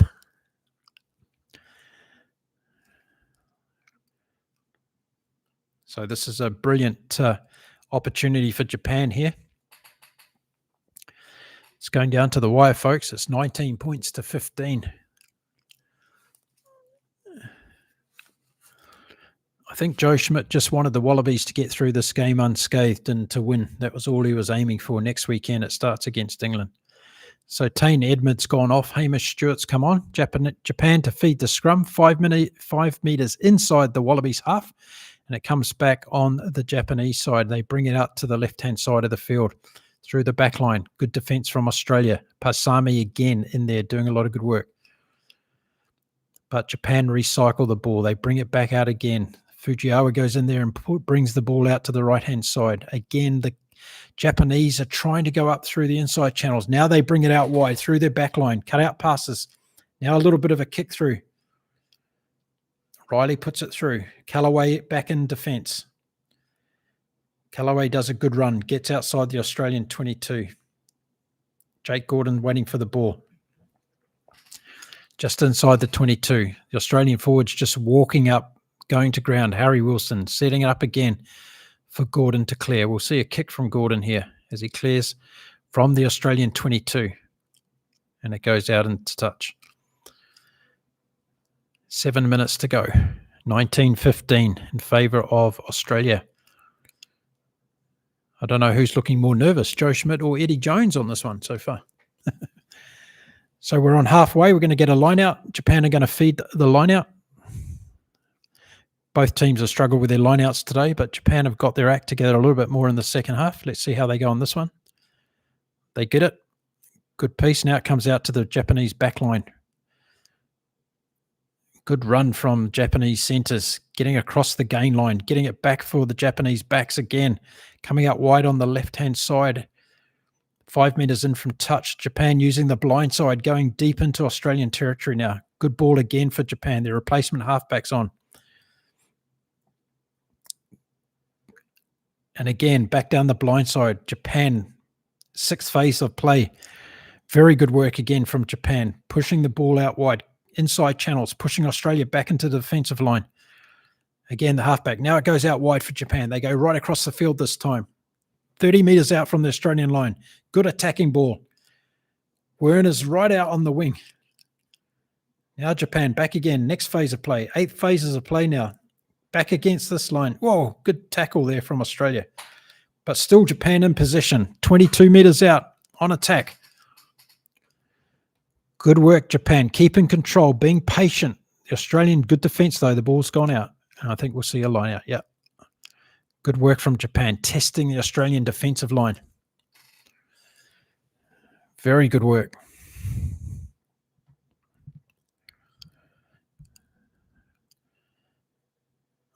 The Japanese are up for this. Inside the Australian 22, defensive line out coming from the Wallabies. Harry Wilson making the call here.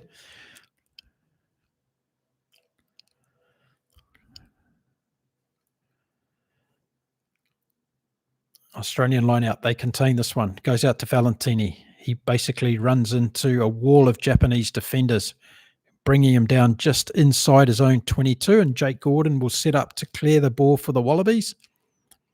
And he does. And he takes the Wallabies upfield close to the halfway line. Japan will feed the line out. 4.5 minutes to go in the game.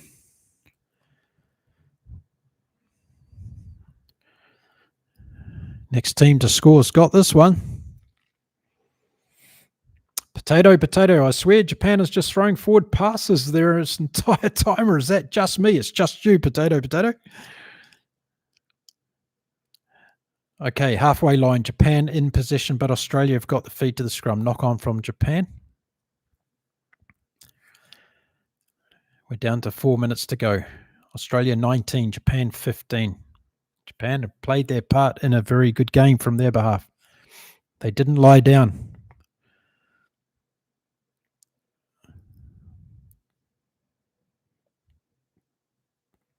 What I love about rugby at the moment is that the Wallabies can go and upset South Africa at Johannesburg, and then they go to Japan and they can hardly beat the Japanese team. That's what I love about our game. It's so competitive. Teams change, injuries come, squads change.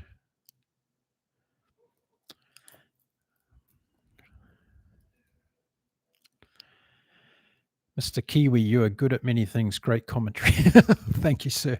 This is the first time I've ever done this, so please bear with me as I learn.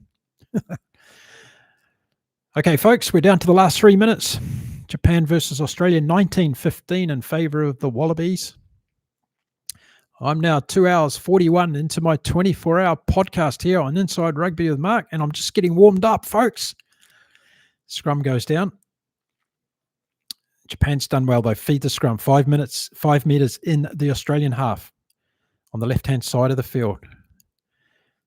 Sato takes it out, goes out to the back line. Japan putting it through the backs. Good cut-out pass. Good tackle, though, from the Australians. Jake Gordon was out there doing some good defensive work. Australia might have turned this over. Yes, they have, and a penalty to Australia right on the halfway line. Will we see a kick for goal here? Would they be so courageous to take 3 points, the Wallabies? Are they that worried? Callaway's got the ball. He's going to go for touch. I think the Wallabies are going to try and finish this off with a try. Callaway kicks for touch.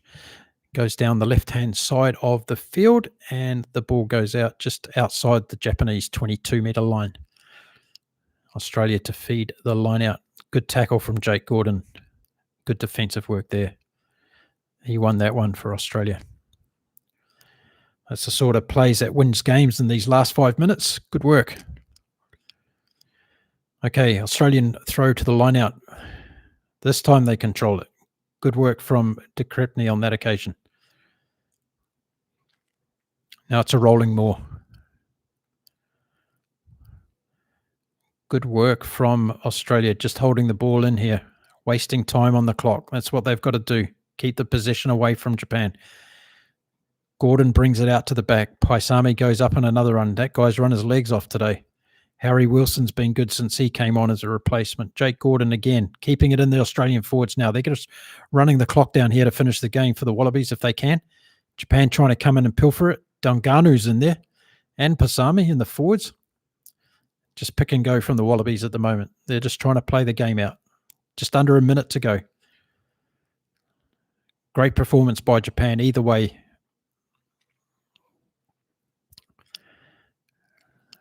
This will give Japan some hope. They play South Africa next week.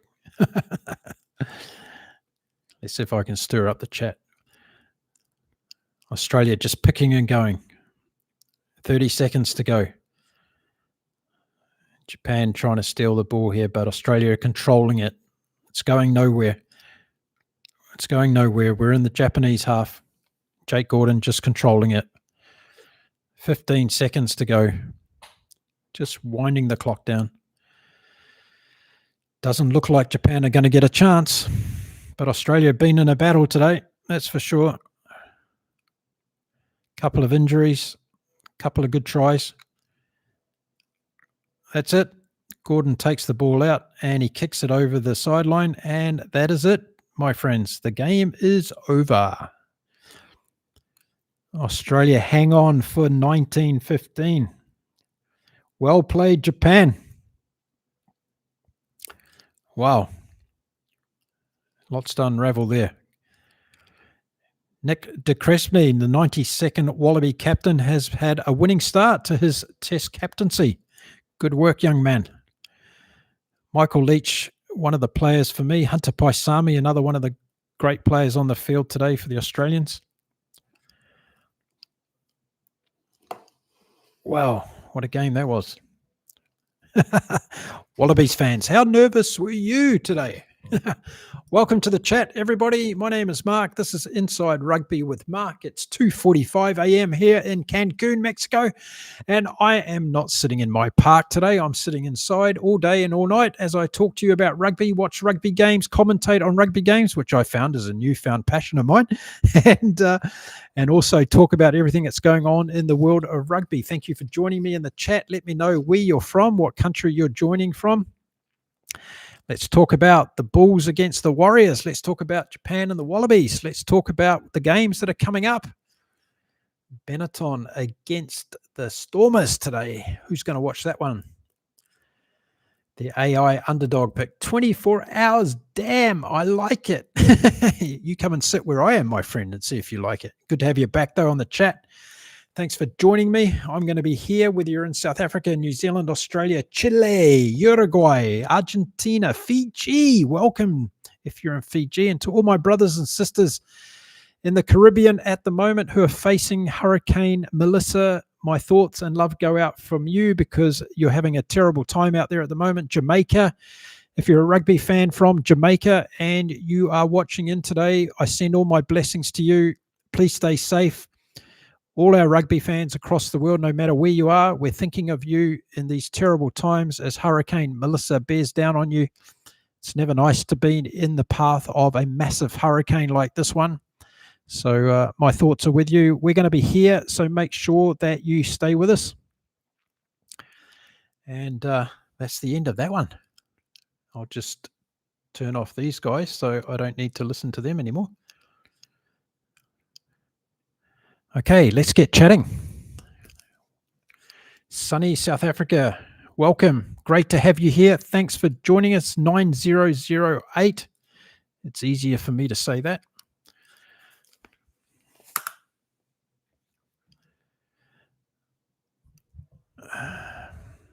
Fiji could beat this team, but when we have everyone back. Yeah, Fiji. I'll tell you what.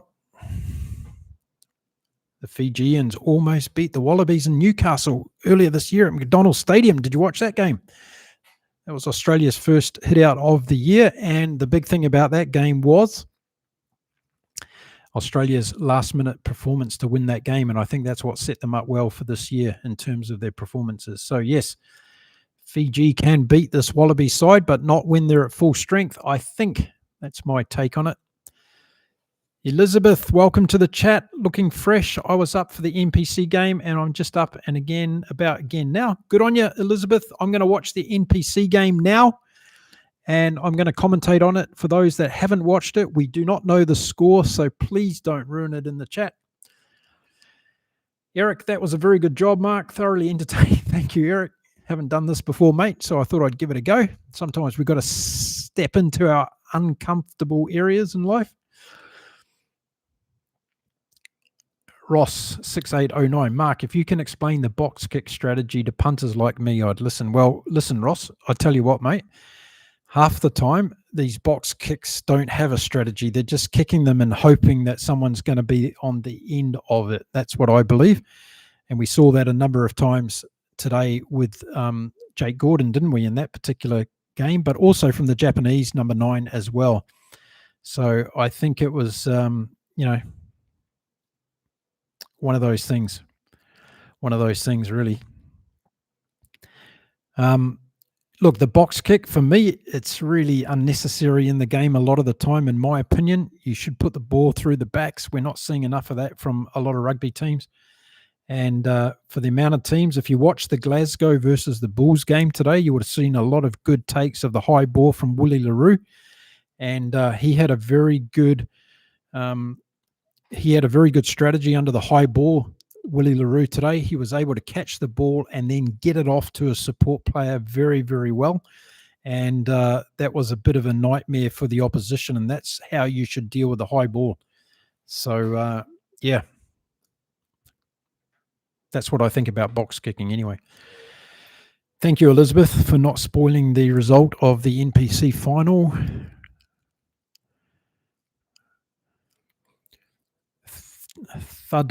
Thudsray. G'day, Mark. Listening in for the first time. Seen NPC final, so won't comment. Just saying hi for now. G'day, mate. Thanks for joining. Lovely to have you here. I'm going to watch the NPC final shortly with you all here. So if you haven't seen it, I'm going to do my commentary on that game, give you my thoughts and opinions. That was the NPC final between Canterbury and Otago, played in Christchurch earlier on. It absolutely coincided with this game and before my live chat started. So I didn't cover it then, but I thought I'd do it now because we've got a few hours before the URC games start. 2 hours 50 into my 24-hour marathon here on Inside Rugby. Thank you for joining us.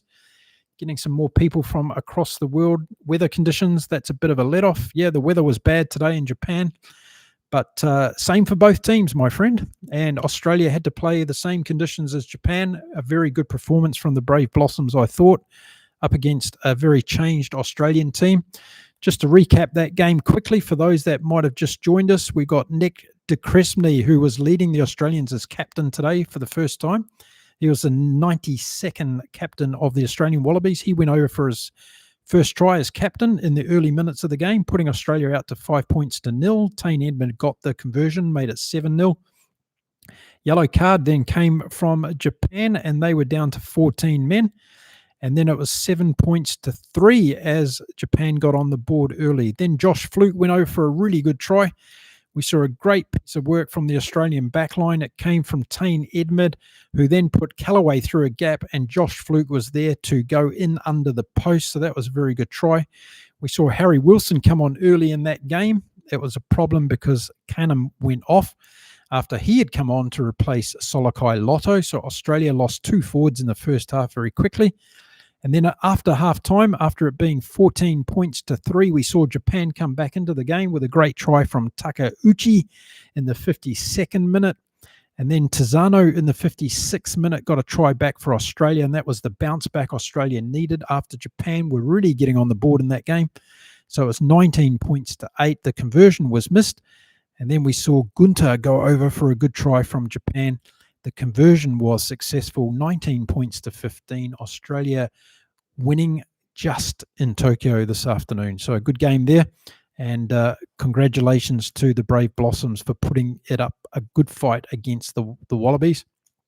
And now Japan will go on to play South Africa next weekend. And we will see Australia play England at Twickenham in their first game in the UK on this Northern Tour. So that will be a belter as well. And we'll probably see most of the Australian A team back for that particular game. So let me know in the comments what you thought about the Japan versus Aussie game.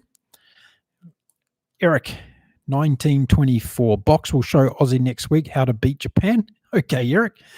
Good on you, mate. Let's see if that's the case. Japan would have learned a lot from this, and let's hope the conditions are going to be a lot better for next weekend's game for both teams.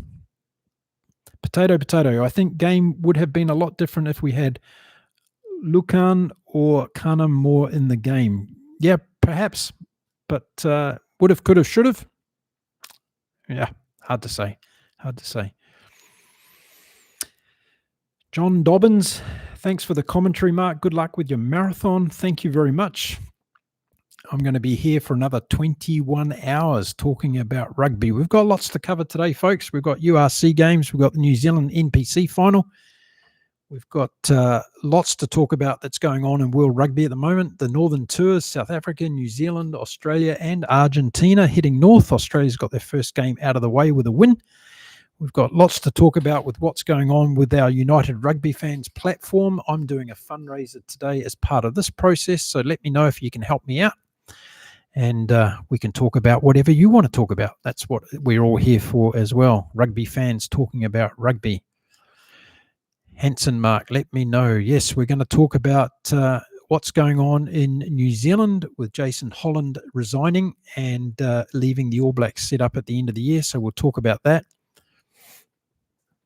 We'll talk about what's going to happen with Joe Schmidt, whether he's going to stay on until the Rugby World Cup for Australia. And we'll also talk about the state of the nation when it comes to rugby in a couple of different places around the world. So let me know what you want to chat about and we will make sure we cover it. New Zealand 15s would have did damage. Yes, perhaps they would have. Jamie Joseph, of course. We'll talk about Jamie Joseph today. I'm sure his name will come up in the chat a number of times. And what's going on. If you haven't read my piece about Jason Holland, it's on the United Rugby Fans website under the news section. Go there and check it out because I wrote a piece during the week about Jason Holland's resignation from the All Blacks coaching setup and shared my views and opinions. What do you think about the 3 tries that Carlo was... Hey, Potato, let's get through a game without talking about the referee, okay? So I thought Ben O'Keefe did pretty well today. There you go. I'll stop the conversation there.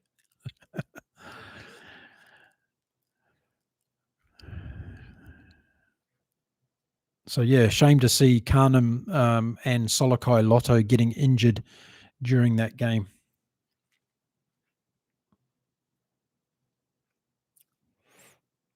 Murphy's balls crushed so hard he can play today. Yes. Yes. A lot of controversy around Jan-Henrik Wessels, of course, and all of that. Everyone's got an opinion on that. The AI underdog pick in the chat says, do we need another coach? And who is it?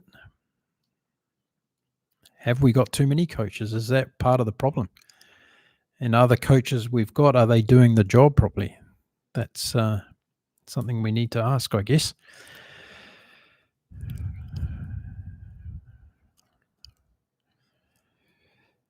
Yeah, go and check out my piece on Jason Holland. I'd like your feedback on that. Tell me what you think. Do you agree with me, disagree with me? Share me your opinion. Elizabeth, it's on the website under urfans.org under the news section, if that's where you want to check it out. Jason Holland's piece.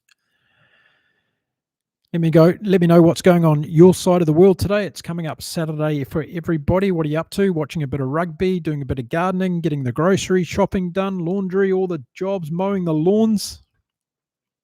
None of the above here in Cancun. It's going to be talking rugby all day. I've got a pass today, folks, to talk rugby for 24 hours, so I'm a happy man. And we're nearly 3 hours into that journey.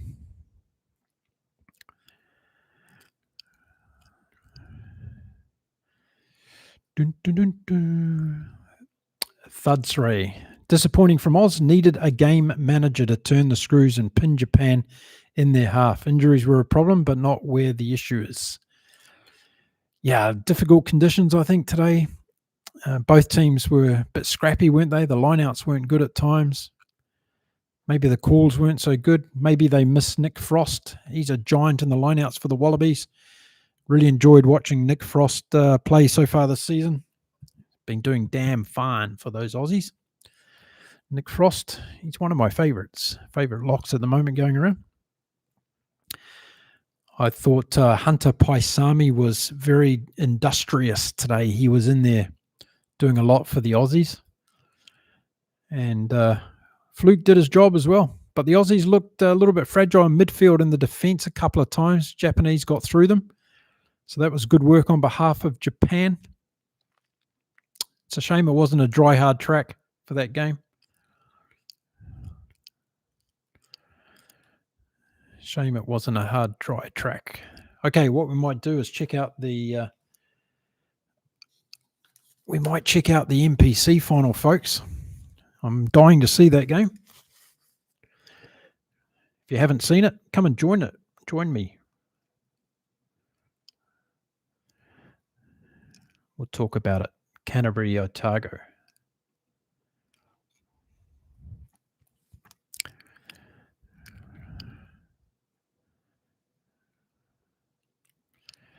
Potato. I think the Wallabies tried to play.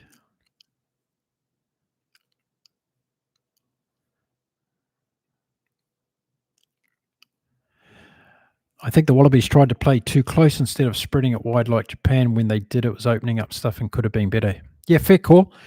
But I thought they did well up through the middle as well on a couple of occasions. If we remember back to the 32 phases of play in the first half when they should have scored a try, but the Japanese defence was too good, potato.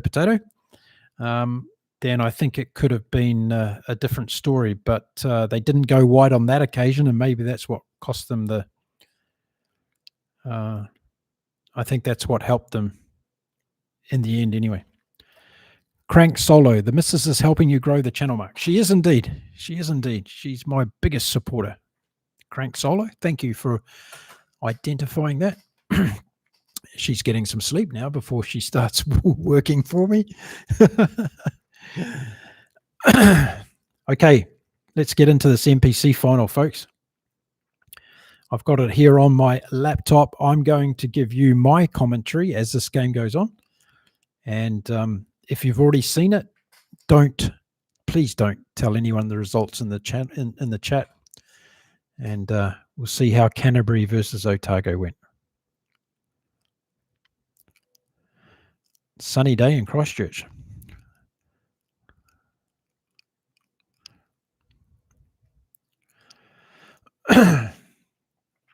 Okay, so from the kickoff, the Canterbury team put the ball out inside the Otago 22. The ball bounces into touch, so straight away, Canterbury on attack, but Otago will feed the line out.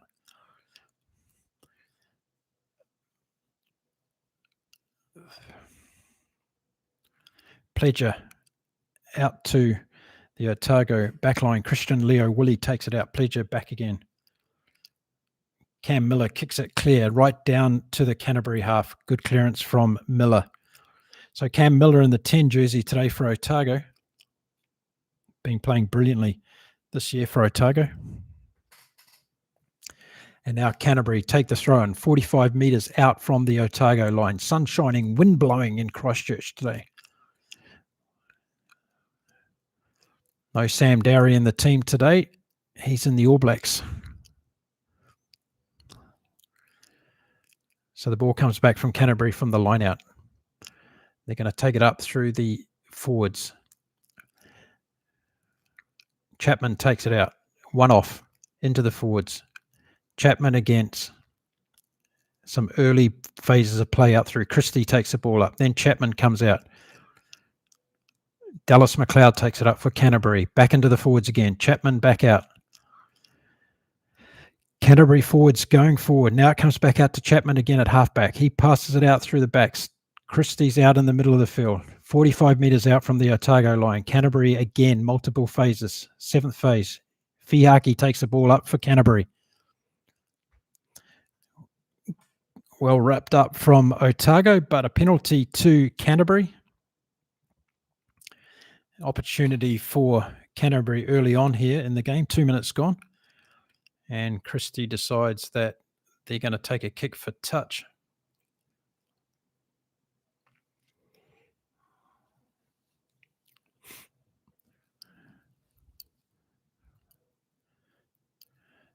It's a very strong breeze, so Canterbury are taking a kick for touch, which was a shocker.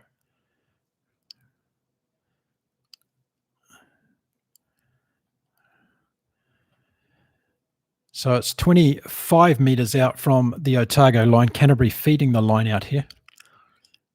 And first opportunity to really go on attack for Canterbury.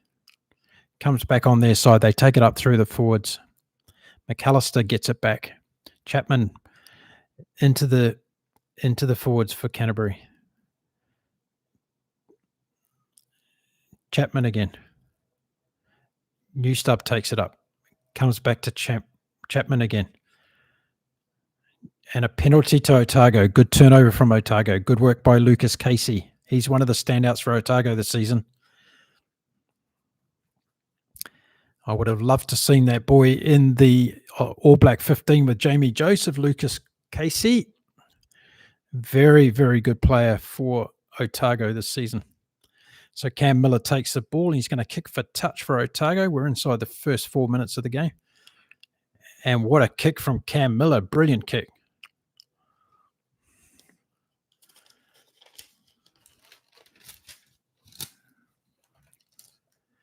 It's a very strong win behind Otago in the first half, so they need to take advantage of this. And Otago have the best stats in the NPC this year in the lineouts, so it'll be good to see how they handle the lineouts today in this game.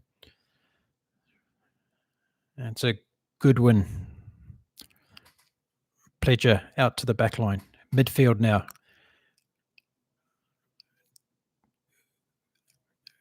Christian Leo Willie. Dylan Pledger with the ball. Brilliant run towards the line.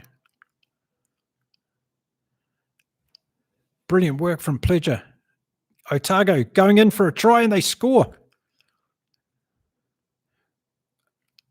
Fantastic try from Otago. And it's Thomas Umanga Jensen that gets it for Otago in the first 4 minutes of the game. Brilliant run from Dylan Pledger.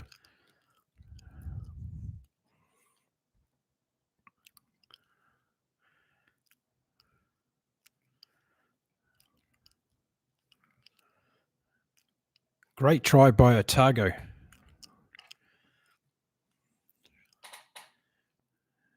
Brilliant work, Otago. Good try.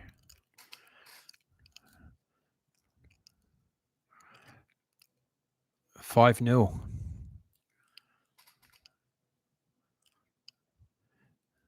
Umanga Jensen. Keep an eye on him. So Cam Miller going for the conversion of that try by Umanga Jensen. And he slots it. 7-0 to Otago. Brilliant start.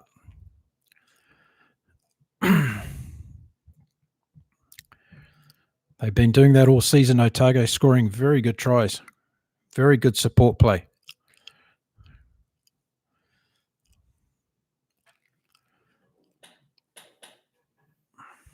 Okay, restart from Canterbury.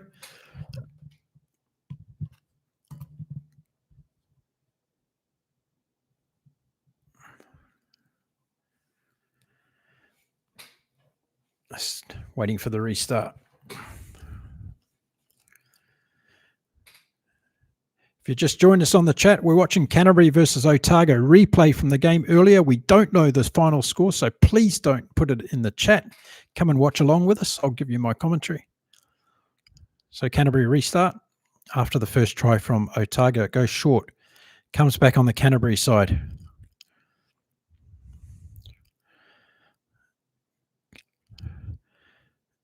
Turuai on the wing gets a great run down the left-hand side for Canterbury.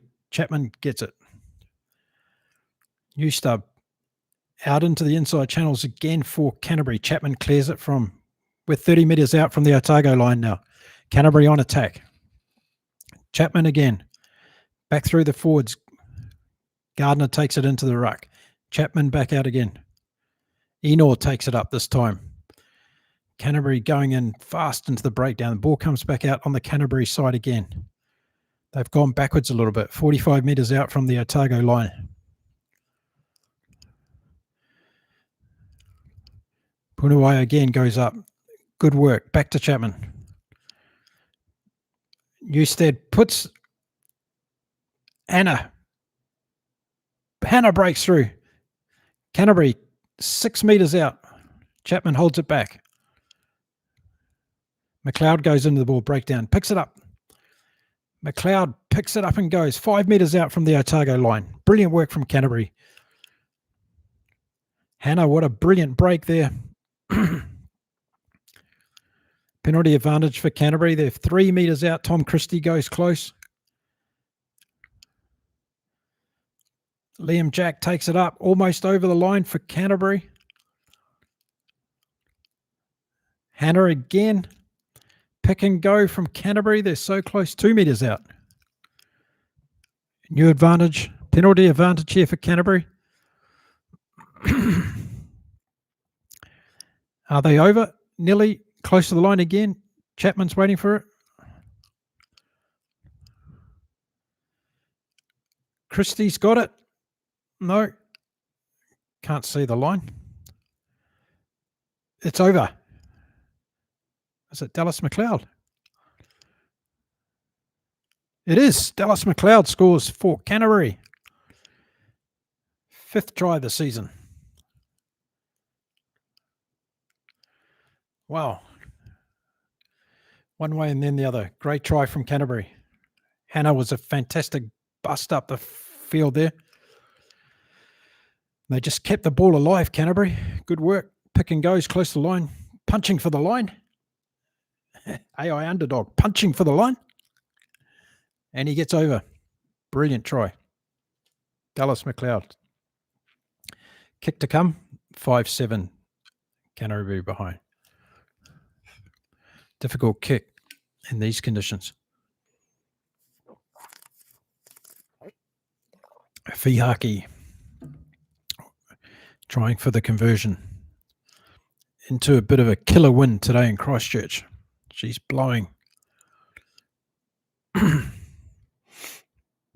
Oh, goes right across the face of the goals. He misses it. So Canterbury are back, 5-7 trailing. We went right over the top, Dallas McLeod. Very well put down in the end.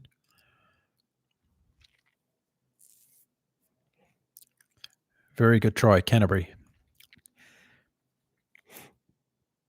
Otago to restart. 10 minutes in, folks. 7-5 to Otago.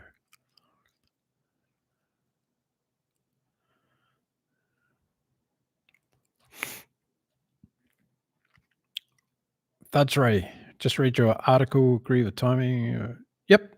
Great. Thanks for reading it. Canterbury back in possession of the ball, just outside their 22. Chapman will kick. Goes very high in the wind. Good take.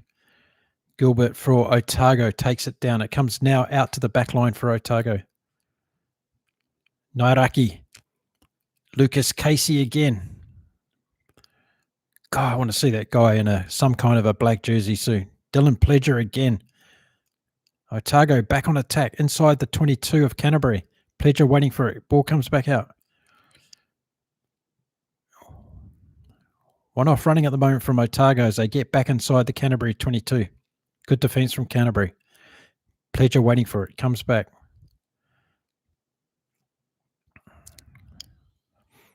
Calder for Canterbury. Good tackle. Umaga Jensen goes into halfback.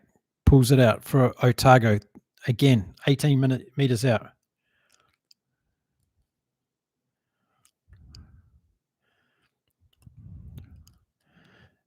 Elizabeth, if you type in urf.org, sorry, urfans.org, you'll find it. urfans.org.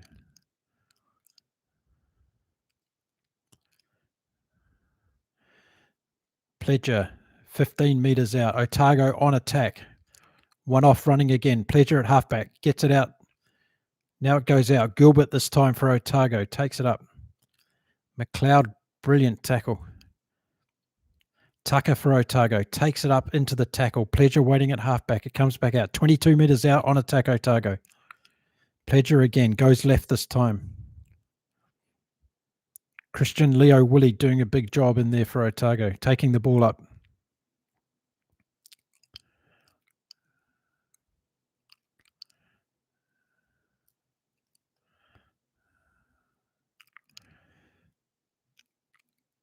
Umaga Jensen tackled this time outside the 22 by Canterbury. They're holding him up. Now he goes to ground. Pledger waiting for the ball to come back. This time you'll go left. Good defence from Canterbury. John Onaraki takes it up. Good ball back again from Pledger. Christie's in there again, tackling for Canterbury. Good tackle. One of the standouts this season, Tom Christie. Casey with the ball again.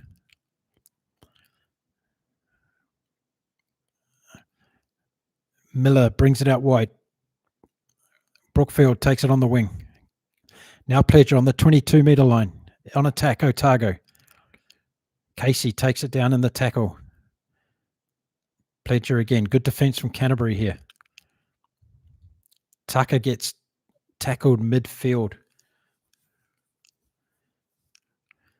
Oh, Miller gets busted in the middle of the field. Pledger to Umaga Jensen.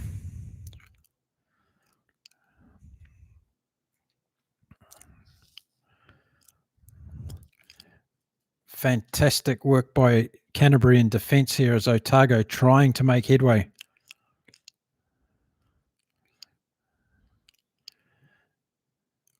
I think Miller lost the ball there, but it's still coming back on Otago's side. Pledger again. A little bit of a kick through behind the Canterbury defensive line. Oh!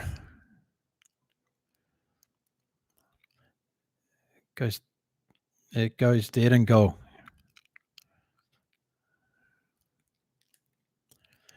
Canterbury's defence, fantastic there.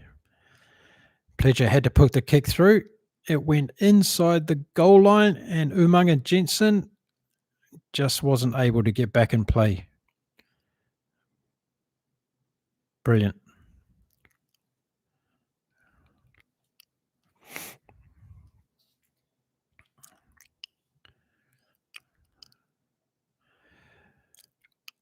Dallas McLeod is down injured. 15 minutes gone in this game. Otago 7, Canterbury 5. Final of the NPC from New Zealand.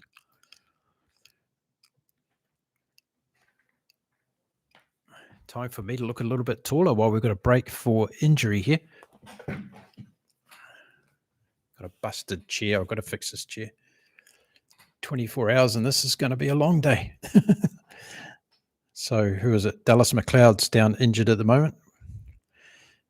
Getting a brace put on his leg or some bandages.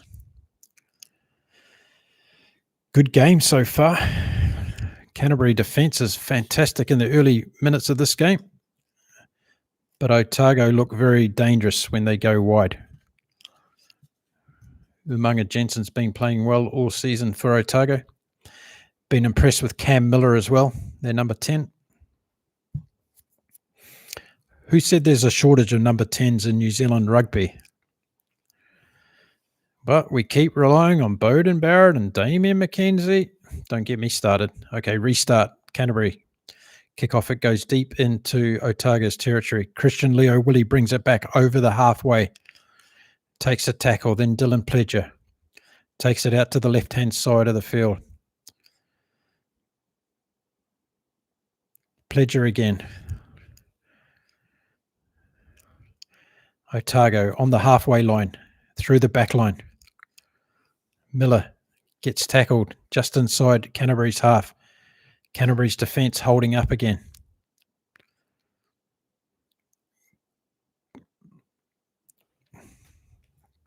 Rowan Wiggo, great offload there.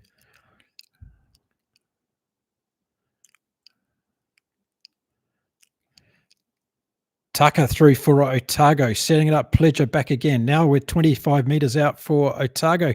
Umaga Jensen kicks through, but Canterbury. Newstub gets tackled. And it's a penalty to Otago.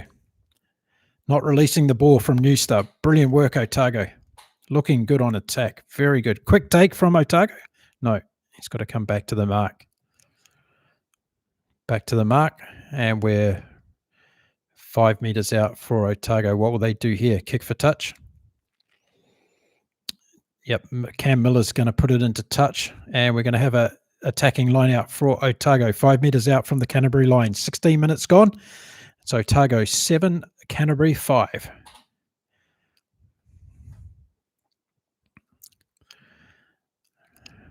Beautiful sunny day in Christchurch. Cashmere Hills in the background. And here we go. Otago throw to the line out. And they get it. And they drive towards the line, Otago. Great line out more. It gets collapsed. Advantage to Otago. Umaga Jensen again. 2 meters out from the line. Pledger waiting for the board to come out. Ollie Hay goes close. Still penalty advantage for Otago. Pledger, the ball comes out.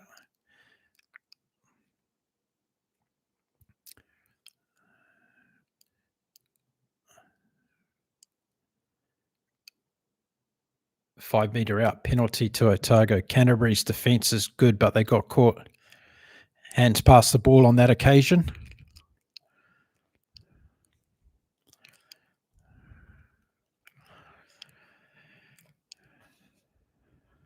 Scrum option for Otago here.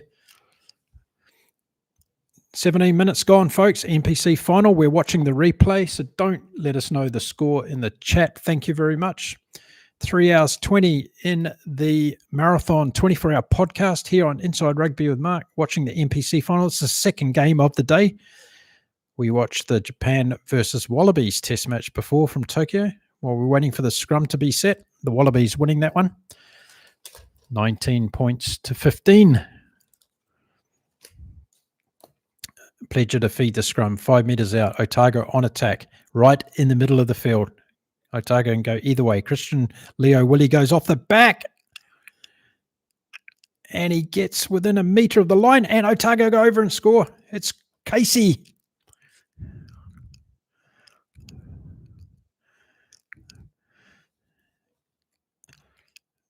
This guy needs to be in the All Blacks 15 with Jamie Joseph. Why is he not there? Fantastic try.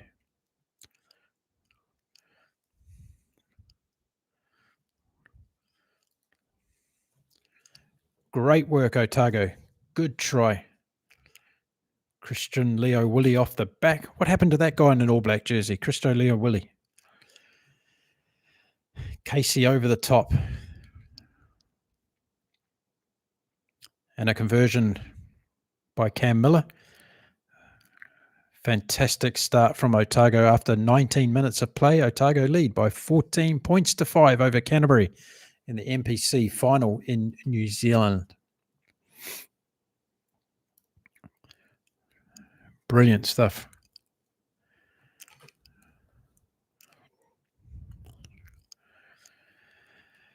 So here we go. Restart. Canterbury back to halfway. Playing into a very blustery wind, it may be said. So how many points in it at halftime? This will be interesting. Canterbury restart goes down towards the Otago 22. Haig takes it in for Otago. Dylan Pledger's waiting for the ball to come out. They're right on the Otago 22-meter line. Pledger will put it up. Lets the wind do the job and takes it down. Good kick. Very contestable. But Canterbury come up with the ball. And they counter-attack now. Halfway line. Chapman takes it out. They go right. Chapman again. Canterbury going backwards. Good work from Otago on a defensive line. Comes wide now for Canterbury. Tom Christie takes it in. Chapman. Enor gets tackled by two good tacklers from Otago, and they steal the ball. Miller puts a great kick in behind the Canterbury players, but it's going to go all the way dead, is it? Yes. Bad luck. Good idea. Too much wind on that occasion for Cam Miller. 21 minutes gone. Otago lead 14 points to 5. NPC Final from Christchurch, New Zealand.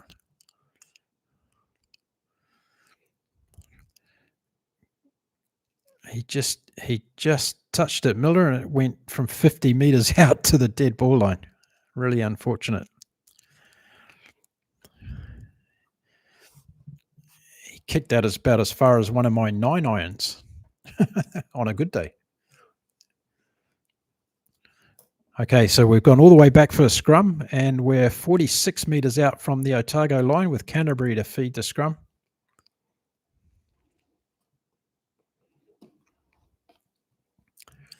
Thanks for joining me. We're watching the NPC Final from New Zealand replay.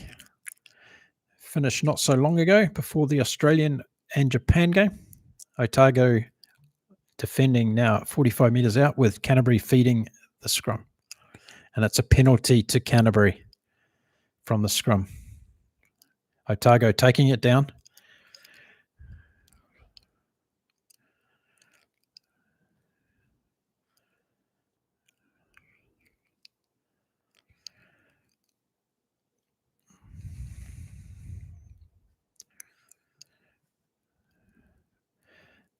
So New Stub kicks for touch and once again difficult into the wind, but he takes it up towards the Otago 22.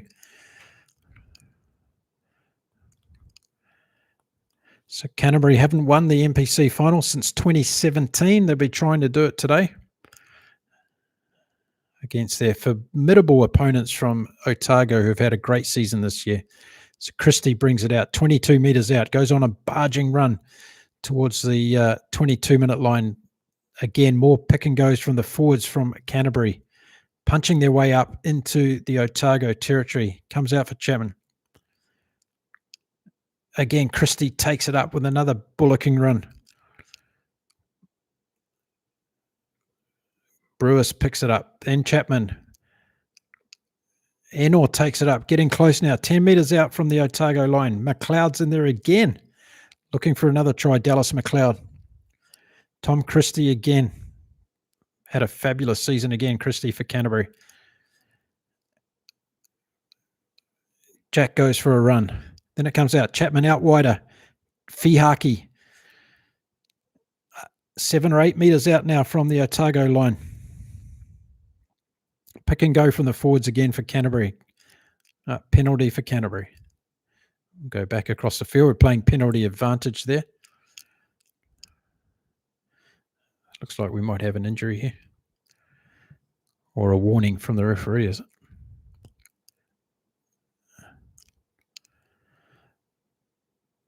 Yeah, it's an official warning. Too many offsides.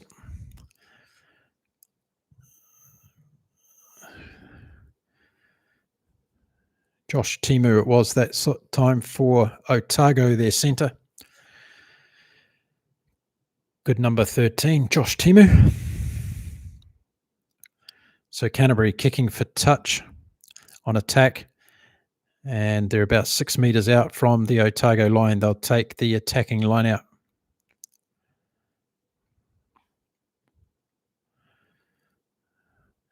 Can they convert? This time Canterbury line out throw.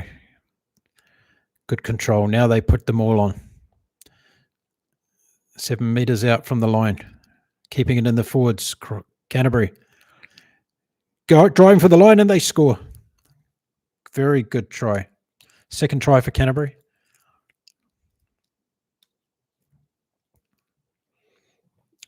And that's Brodie McAllister, the All Black, who gets over and scores his second try of the season for Canterbury.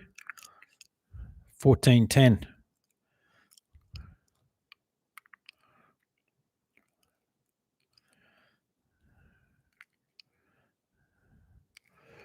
Good try from the line out. Canterbury controlling the more and then just pushing towards the line. And finally, it's McAllister that goes over. Well-deserved try. This is a good game. Each team both in it. Difficult kick again for Shea Fihaki.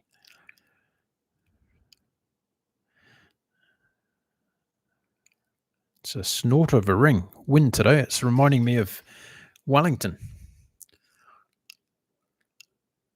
Nope. Again, across the face of the goals and misses. So 14-10. Otago lead after 25 minutes of the NPC final. Otago to restart.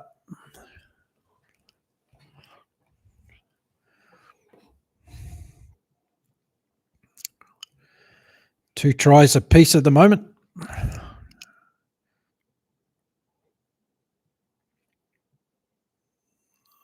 Oliver Haig looks like he's injured. He's limping around for Otago.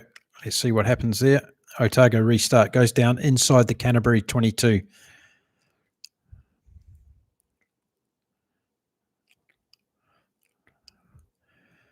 Taken back in from Canterbury. Chapman puts up a high kick. It just bounces in the middle of nowhere. Otago try and gather the ball, but the referee blows the whistle.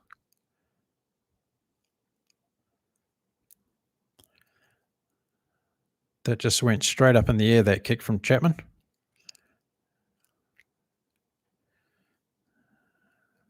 Souchon took a bit of a head knock, the number 2 for Otago. Oh, yeah. Straight into Chapman, was it?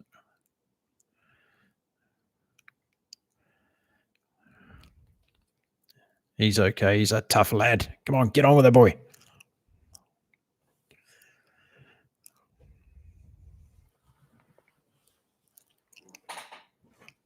Good game so far, both teams. Good crowd in at Christchurch today. Going to be great when they get their new stadium down there. If you're not familiar with what's happening in Christchurch, the city was obviously devastated years ago with earthquakes, and they're building a brand new stadium that's going to be downtown. It's going to have a roof over the top of it. It's going to be brilliant. I think it's open next year. Correct me if I'm wrong, if the Christchurch Stadium's not opening next year. I think it is.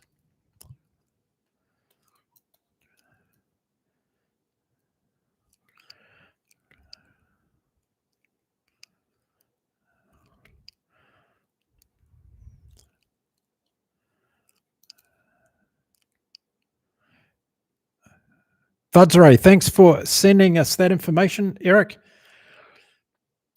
There's a rundown on New Zealand Rugby for you. 3 divisions: promotion, relegation, Division 1, 10 teams, Division 2, 10 teams, Division 3, the remainder.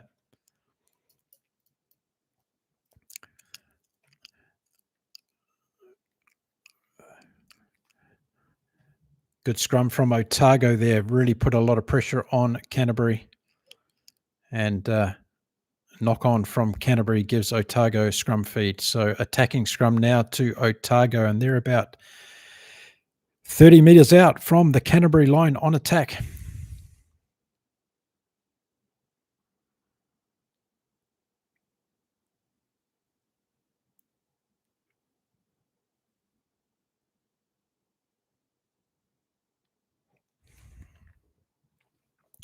So pleasure to feed the scrum 30 metres out from the Canterbury line. Otago on attack. Right-hand side of the field. Otago have their back line spread out to the left.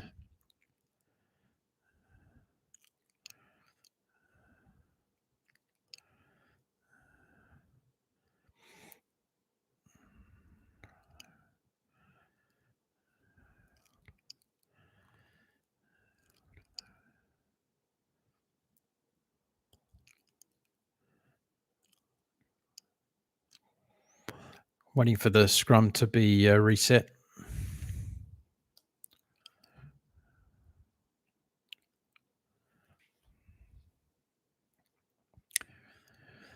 Spread out backs wide. Gilbert looking to come in from fullback on this one for Otago. Let's see if they do that play.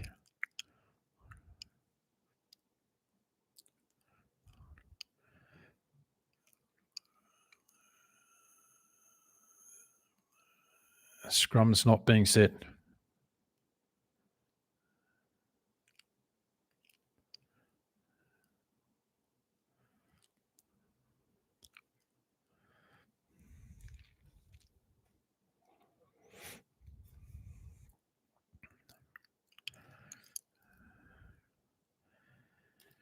Still waiting for the scrum to be reset here.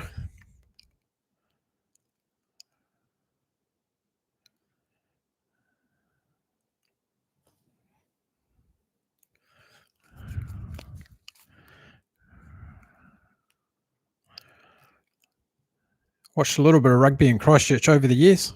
Got family down that way. It's a good place to watch sport.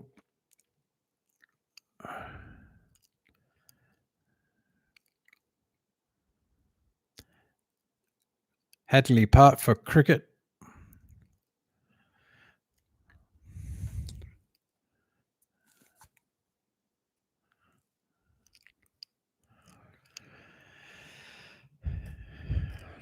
James Dolman, referee. Yes. I'll hold my reservation on that one. Okay, finally, the scrums put down. Pleasure feeds the scrums, goes left.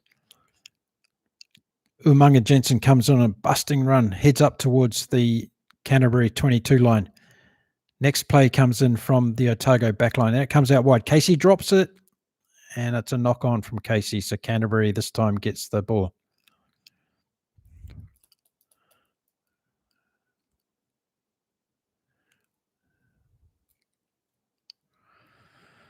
Thanks, Elizabeth. I'm glad you found it, first of all, and enjoyed it.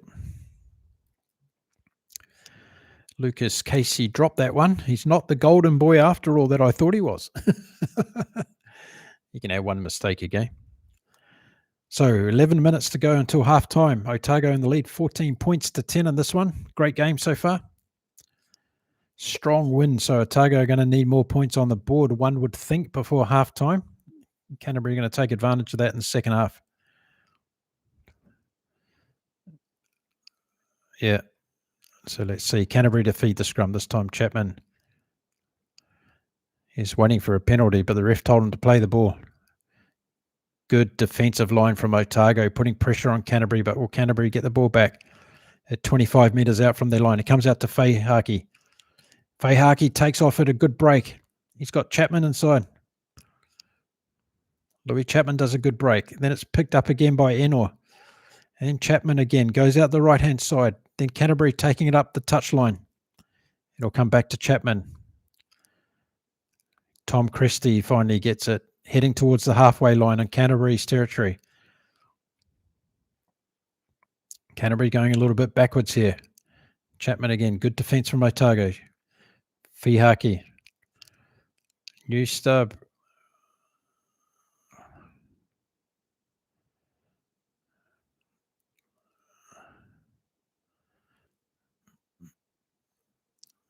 Canterbury just messed that one up. Otago trying to get the intercept.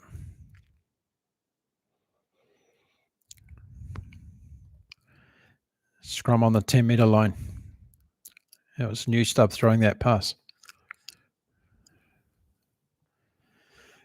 He's an ex-Sevens player. New Stub playing for Canterbury in the 10 jersey today. Played Sevens for New Zealand.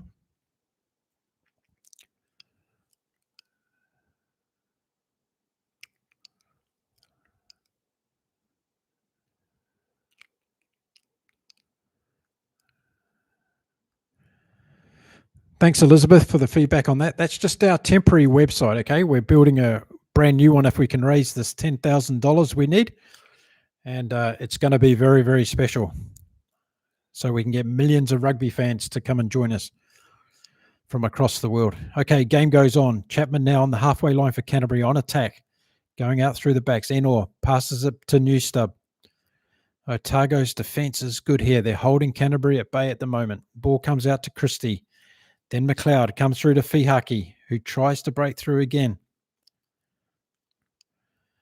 Chapman again. Mata Ali gets through. Very good. Barging run. Chapman gets tackled.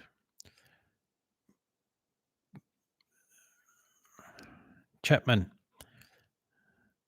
Mata Ali on the attack again. Just trying to drive upfield Canterbury here. 45 metres out from the Otago line. Otago trying to get over the ball, but told to leave from the referee. Matavali again. Matavali gets it back this time. Chapman gets it at 9. He puts it out to Newstub. Canterbury just edging forward. Now they're inside Otago's half. Trying to find a break in the Otago defensive line. Chapman keeping it close, going up the middle. Chapman comes out to the left this time. Fehaki's in the line again. Mata Ali gets a good pass off the ground. McLeod just misses it. Inside the 22 of Otago, and it was a knock-on from Canterbury. Otago will get the feed to the scrum. Good work from Canterbury.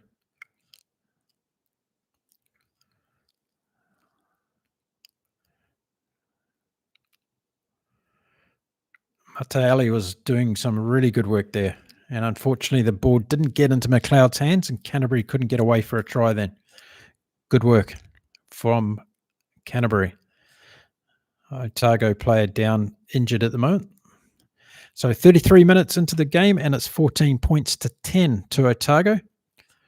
NPC Final from Christchurch in New Zealand. If you've watched the game, don't spoil the score in the chat. There's quite a few people watching.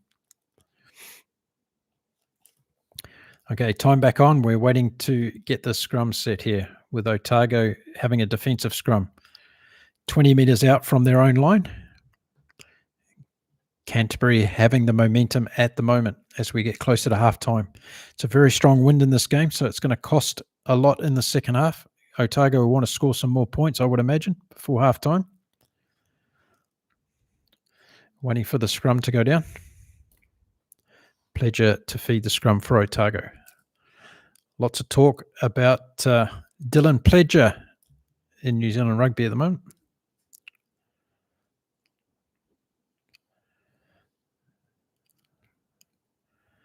Okay, Pledger to feed the scrum. Penalty to Otago.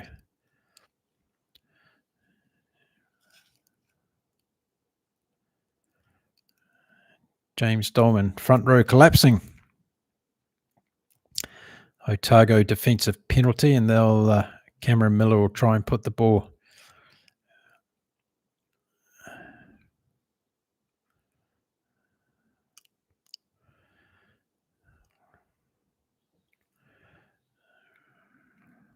Okay. So Otago clear the ball. They're now about 12 metres inside their own half, feeding the ball to the lineout.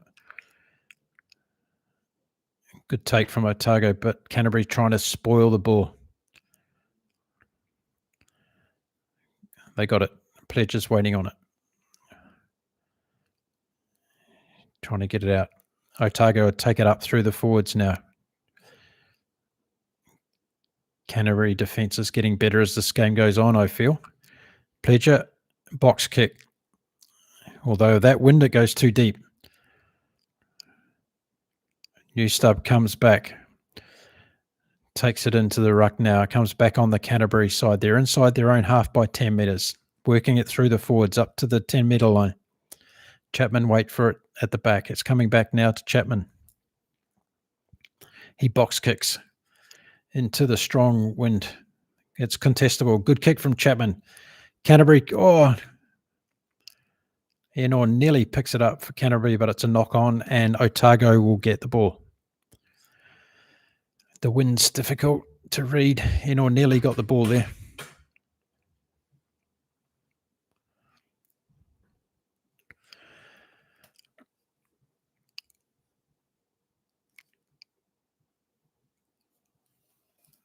Welcome to the chat. If you joined us, we're watching the NPC, or I'm watching the NPC game.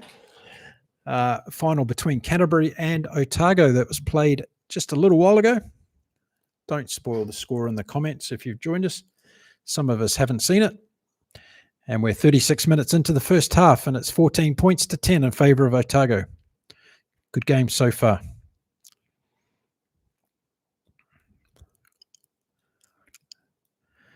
Pledger now to feed the scrum 45 metres out from his own line, and Otago win the penalty from the scrum again. Front row collapsing again from Canterbury. That's 2 in a row. I'm going to see a yellow card or what?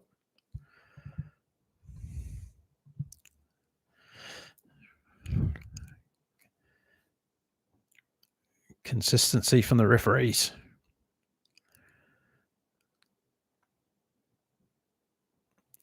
Okay, so here we go. Cam Miller kicks for touch from the penalty, and we're now about 30 metres out from the Canterbury line.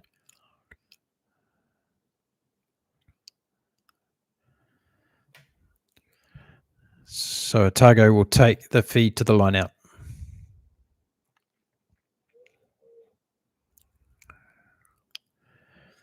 They secure the ball quickly. Pledger out to Miller. Mungan Jensen again goes to ball with ground. Stoddard brings it across. Good work from Pledger.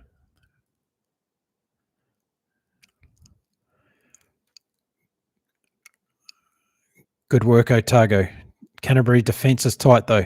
Pledger trying to find a way through, waiting for the ball to come back. 45 metres out from the Canterbury line. Goes through the back line now for Otago. Christian Leo Willie's out in the back line, making a good run. Pledger goes up, takes it on the blind side. Tucker makes a great run down the outside. Souchon picks it up and goes for it. Pledger again, back out to Casey. He goes to ground. Pledger gets it, back on the blind side again. Christian Leo Willie trying to go through on the 22 now. Pledger again with the ball. Multiple phases from Otago. Up to the 10th phase now. Oh, Pledger gets hit in the head. Gets smacked in the head by his own player with the ball.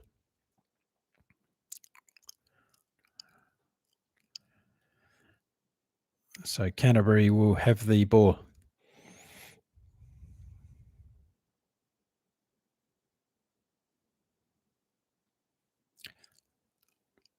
So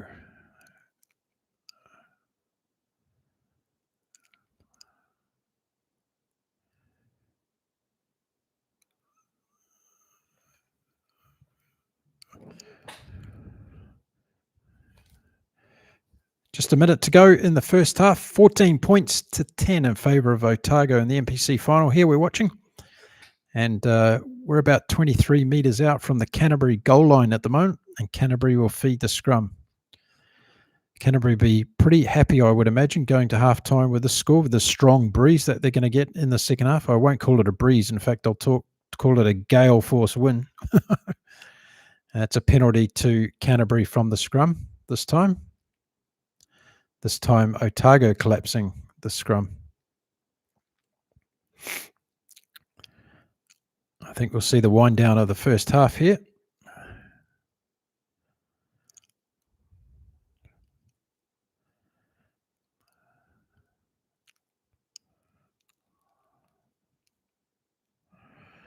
Kick goes into touch. Is that going to be halftime?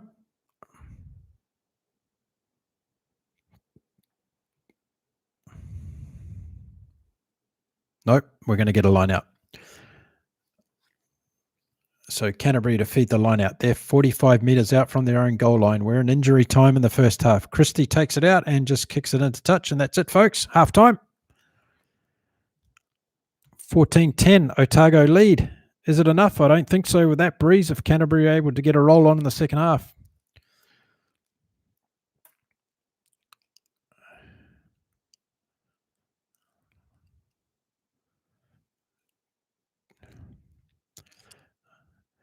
Okay, straight into second half here, folks. It's one thing great about watching these games again, isn't it? You can just skip the halftime. Okay, so Otago kicking off in the second half, leading 14-10. They're into the fierce wind in the second half, and Cameron Miller starts us off in the second half. It's taken down by Canterbury.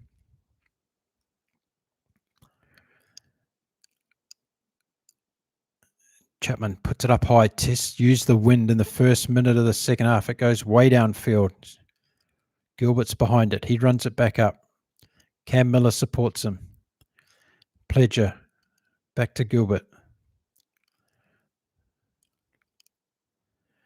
Pledger's waiting for it. Puts it in the forwards. They just take it one up. Pledger waiting for it at the back of the ruck. Kicks it up into the wind. Good kick.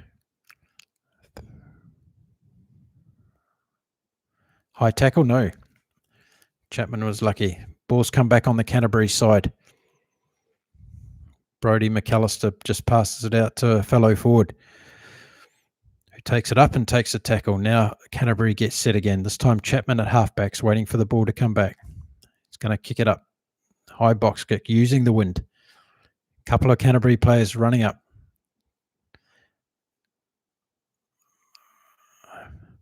Canterbury win the ball back. Fantastic. Now they're heading into the 22 of Otago. Chapman gets it back. New stub. Enor. Fihaki outside. Otago defence being spread here. Chapman. Christie goes back to the left. Brewers Chapman. Calder goes to ground. Chapman again. Christie. 30 metres out from the Otago line. Canterbury on attack. They've knocked it on though. Otago knock on.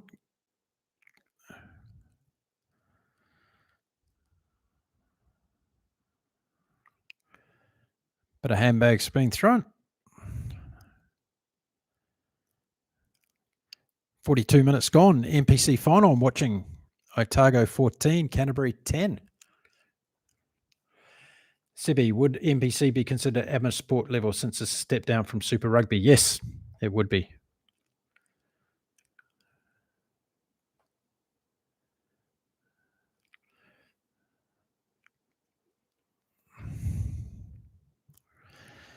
Step down from Super Rugby.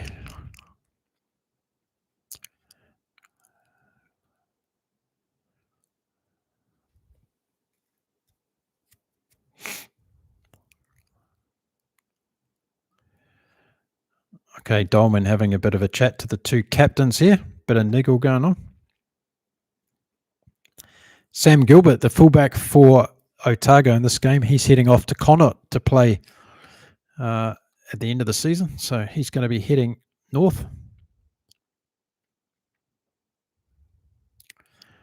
Otago last played in the NPC Final in 2005.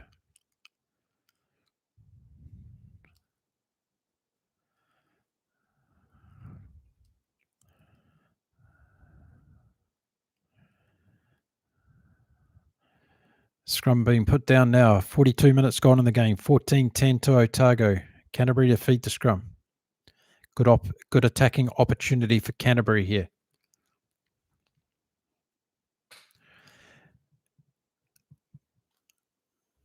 Mateali again, a busting run up. This time it comes back to the Canterbury forwards who try and take it up a little bit further. They maintain possession. It comes back on the Canterbury side.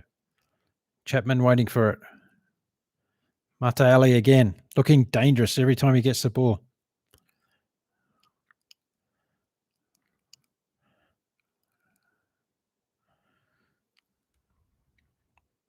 Again, Mateali, another run. Now it comes back to Canterbury again.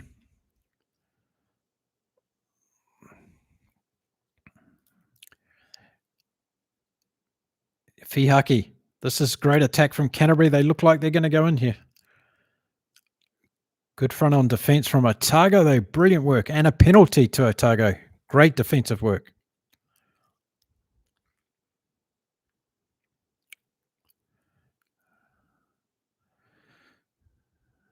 John Anariki, fantastic work over the ball. He's been doing that a lot this season. Well worked penalty for Otago. They're just 10 metres out from their own goal line into a stiff breeze. Cam Miller's going to kick for touch on the main grandstand side of the field.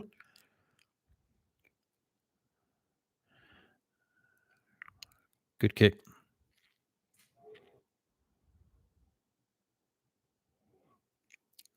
Fihaki, good ball.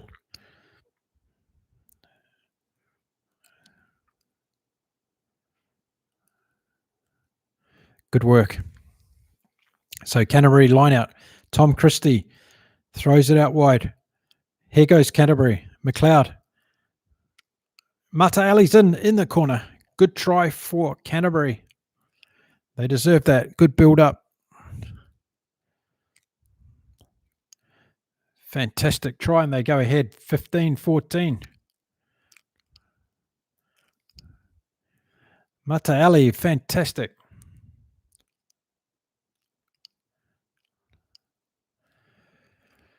Christie, great pass over top. And then McLeod out wide to Mateali, right in the corner. Good try.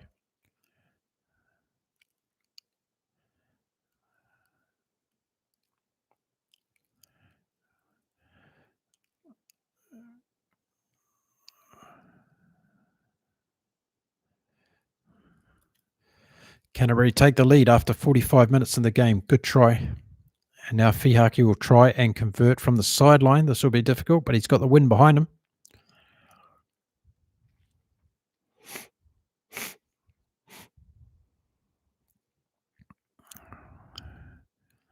Good kick. Yep, he gets it from the sideline. Brilliant kick. 17-14. Canterbury lead.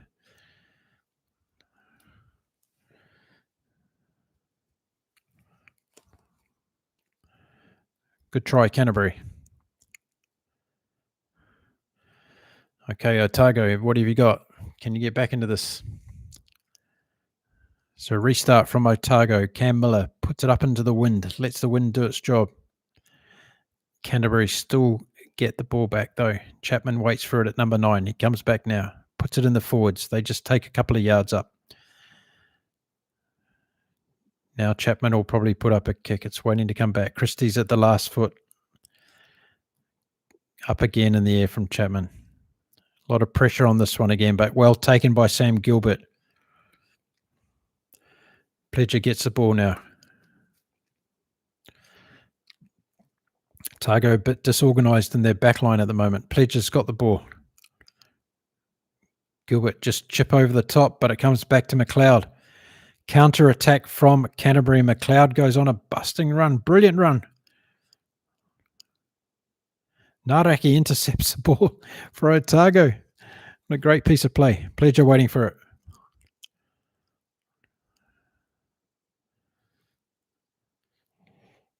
Canterbury got the momentum in this game at the moment. Pledger waiting to clear the ball. Again, up into the stiff breeze.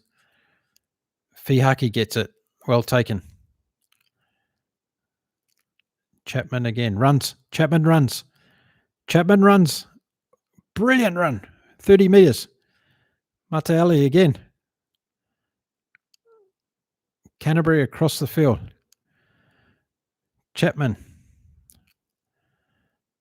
Canterbury running everywhere at the moment. Inside the 22. On attack.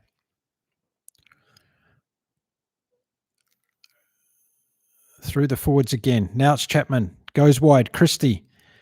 15 metres out from the Otago line again. Canterbury.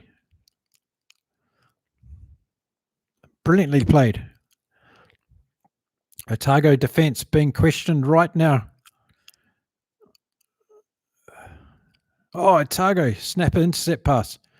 One of their forwards goes down with it. Now Otago under extreme pressure. Pledger waiting to clear it.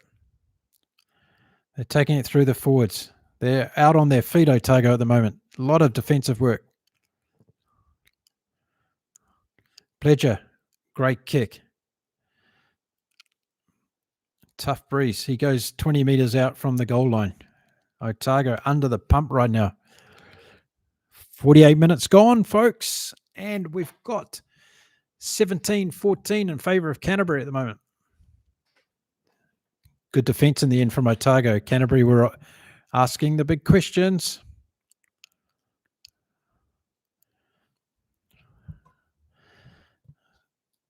Liam Jack, what a pass. The hooker, not the hooker, the lock, doing a round the back pass. Okay, so we've got a line out, 20 metres out. Canterbury feeding the line out on attack. 49 minutes gone. Good control at the front of the line out. Here comes Canterbury again. 20 metres to the goal line. Gallagher goes forward. Chapman again. Jack has it again. Going to ground. Chapman's looking for an opportunity. He's running from 9. They put it through the forwards again. Closer to the line. Tom Christie goes again. Otago is starting to look thin in defence here.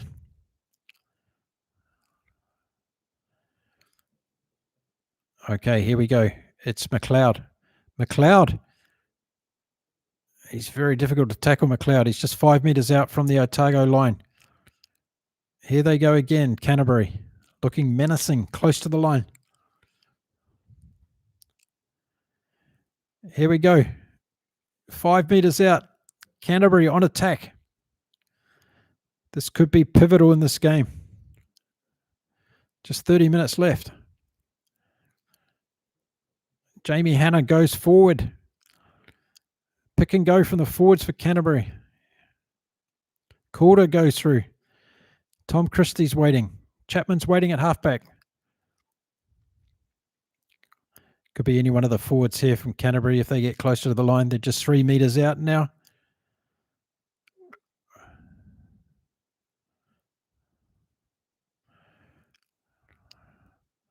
Dallas McLeod again. 2 metres out. Chapman at the base of the ruck. Canterbury right on attack. Surely they should score here. Tom Christie's waiting. The ball comes out. Christie picks it up. Drives for the line. No, doesn't get there. He's short. Chapman waits again. It's going to be in the forwards. Gallagher goes again. Christian Leo Willie puts on a good tackle, but it comes out again to Chapman. This time it goes wider. Enor. No, Chapman. Matali. Fihaki. 2 metres out. Chapman. Enor goes in for a try. Just too good, Canterbury. Fantastic.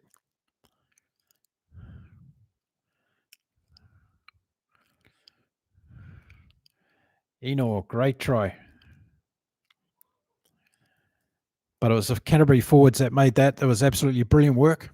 Building up from the back. Multiple phases of play and a great try to Braden Enor. Fiaki held it up well. Then the ball came back to Chapman and it came out to Enor. He beat 2 Otago defenders, Sam Gilbert, one of them in the tackle over the line. And it was a great try to Enor.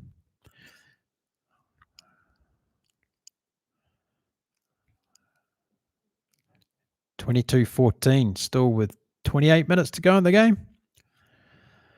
Fihaki conversion attempt, and it's good.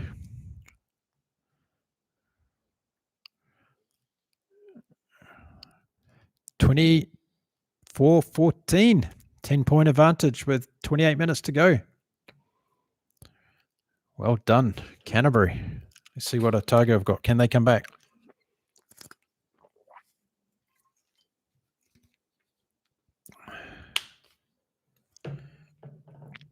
A lot of good controlling of possession from Canterbury so far in this game. Very good indeed. Okay, let's see. The restart from Otago. It's Cam Miller.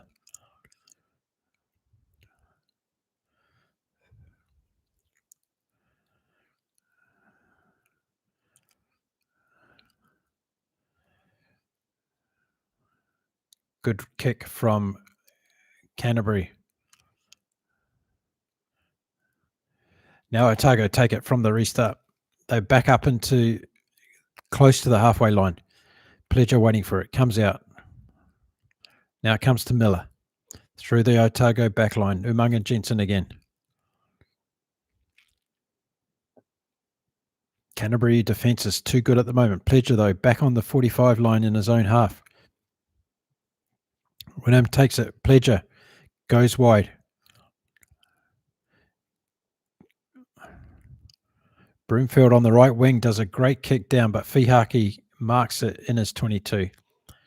And it'll be an opportunity for Fihaki to really put this ball deep into Otago's territory with a strong breeze behind him. Canterbury 24, Otago 14, 54 minutes gone in the NPC Final. Fantastic game here from Christchurch in New Zealand, played earlier today. So Fihaki rakes a huge kick downfield into the Otago half, or just on halfway actually. And it'll be Otago to throw into the lineout.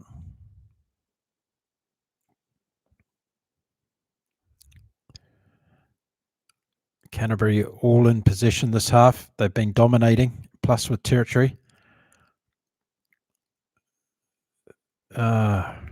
Illegal throw in from Otago. That's not helping them.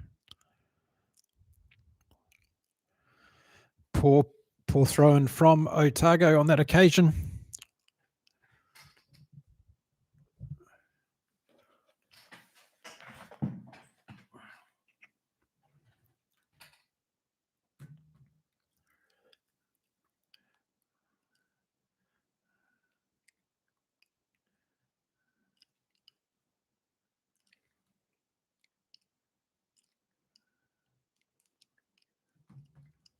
Josh Timu is coming off. So it's a replacement for Otago.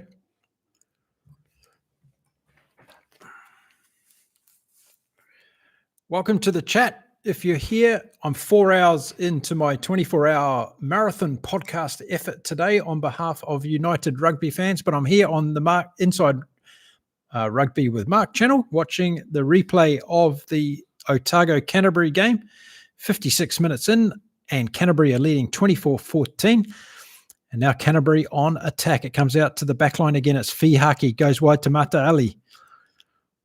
And he just pushes Otago players off. Fantastic work from Mata Ali.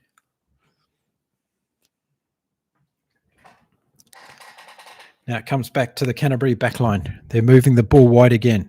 Chapman's waiting. He puts a kick over, using the wind again.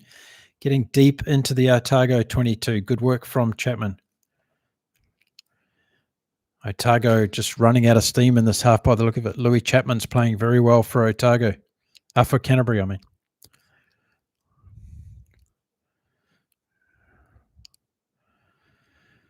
Just 24 minutes to go in this game. And can Otago get back into it?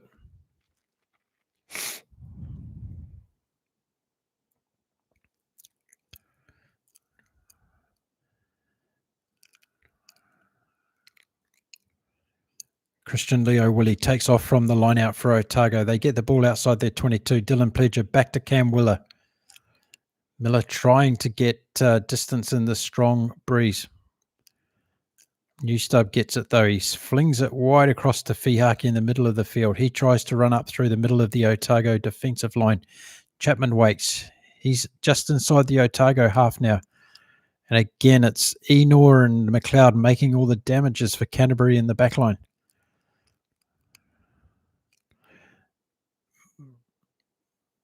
Mata Ali's there again. Newstub into Chapman, and it's going to be a try to Canterbury. Fantastic try again from Canterbury. Brilliant try. Fifth try. Chapman.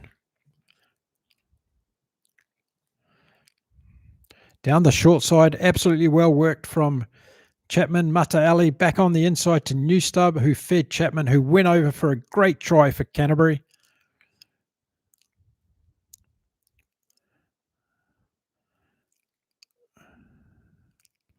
Yeah, well played, Canterbury. Newstub into Chapman, and Chapman was able to score.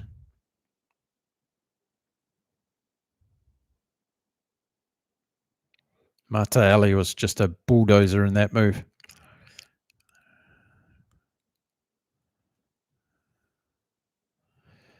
$29 points to 14, and Fihaki lines up the conversion.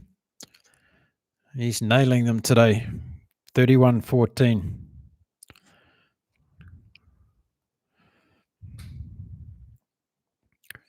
Too good, Canterbury so far. 59 minutes gone. 31 points to 14.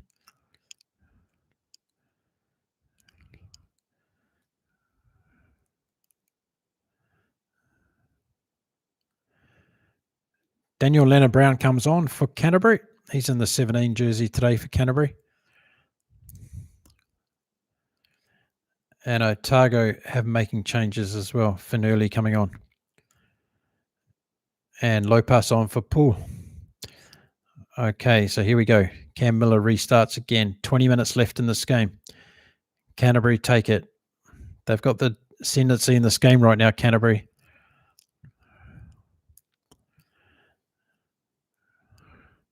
Now Otago are trying. They've got the ball first time for a while. Sam Gilbert takes the ball up. He's got 3 Canterbury players on his back. Pledger gets it out.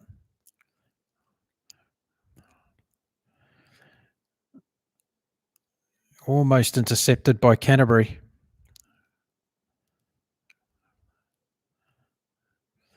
Under the pump, Otago, they were trying to make something happen there. Very close to being intercepted by Canterbury and taken off for another try. Christian Leo Willie threw a long, high ball, and Lucas Casey nearly gave it to Mata Ali, who was going to be off again. But good work in the end from Canterbury to stop that play. 20 minutes left. Can Otago get back into this? It's not looking like it. Canterbury are dominant at the moment.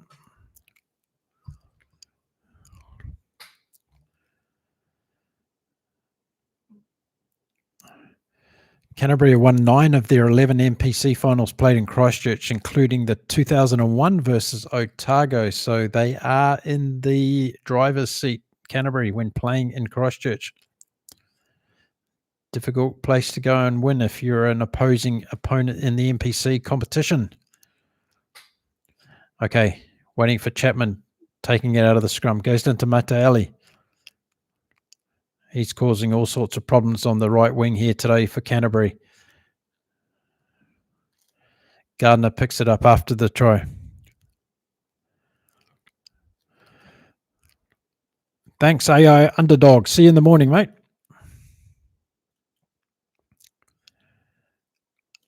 And here we go. Chapman, box kick. Excellent kick. Counter attack from Otago, though. Good work from Otago. Pleasure gets it back out. Gilbert. Thomas Umungan Jensen out on the wing this time. Then it comes back to Pleasure. Otago now 30 metres out from the Canterbury line on attack. Pleasure spins it wide again, coming through the forwards. Now it comes to Miller. And Otago going close. 4 metres short. Pleasure. And it's a try to Otago. Brilliant try. Brilliant try, Otago. Fantastic.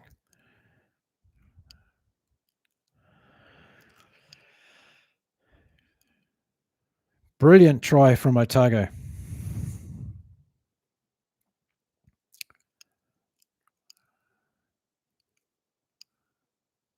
Fihaki had a good tackle on him there, but Pleasure.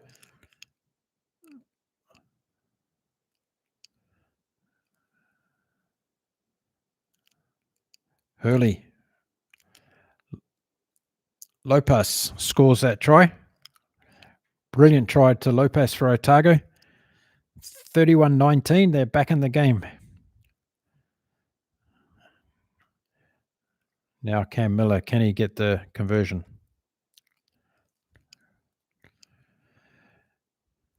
Difficult kick with this wind. Pushed wide.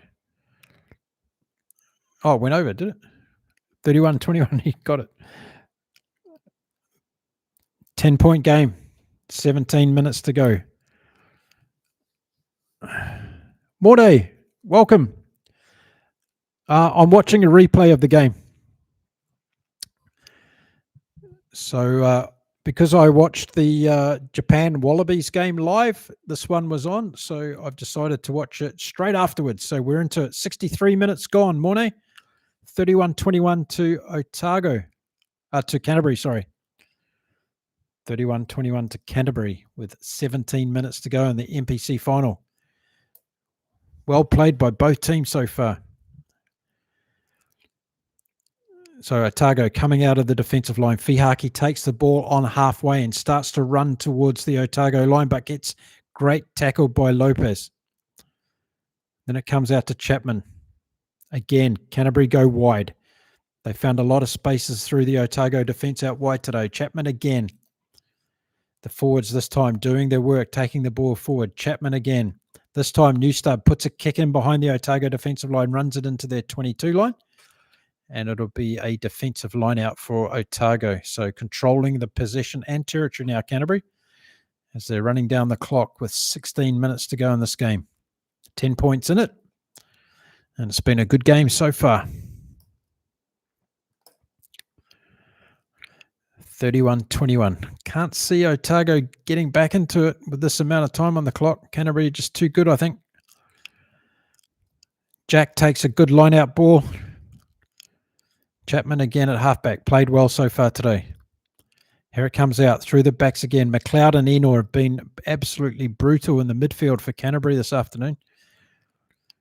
Here goes Chapman again.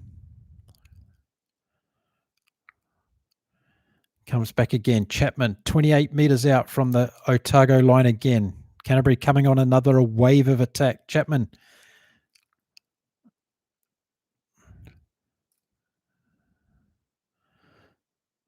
They're very good at doing this, Canterbury.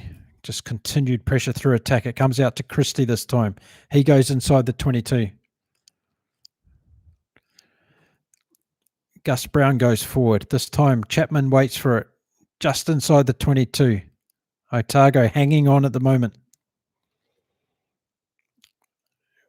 One would think if Chapman brings it out wide again, they'll have another good chance. This time, Christie takes it on another busting run.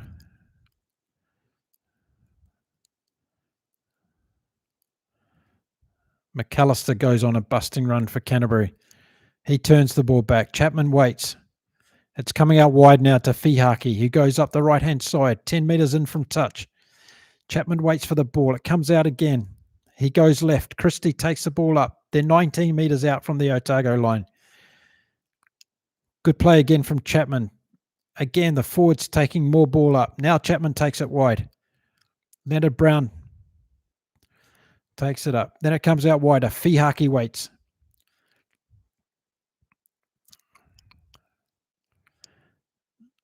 Chapman's directing traffic. He wants to go down the left-hand side. The forwards come down. Otago are running out of energy here. 18 phases of play so far. 20 phases of play for Canterbury in this particular period. Brutal tackling from Otago, having to use all this energy. Now pick and goes from the Canterbury forwards, getting closer and closer to the line. 10 metres out now. Here they go. Christie does another run. Gardner.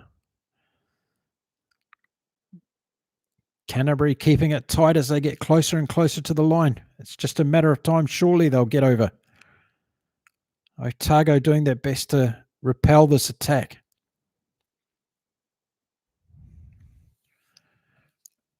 Canterbury closer again. Forward after forward.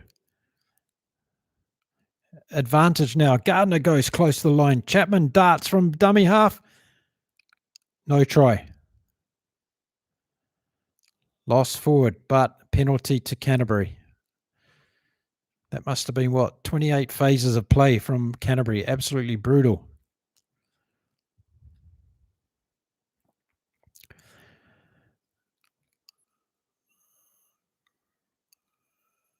Five metres out for Canterbury here. Two players down. One Canterbury, one Otago. I don't know how Otago are standing at this stage. It was brutal defence. Yeah, he lost the ball when you know the line, Chapman.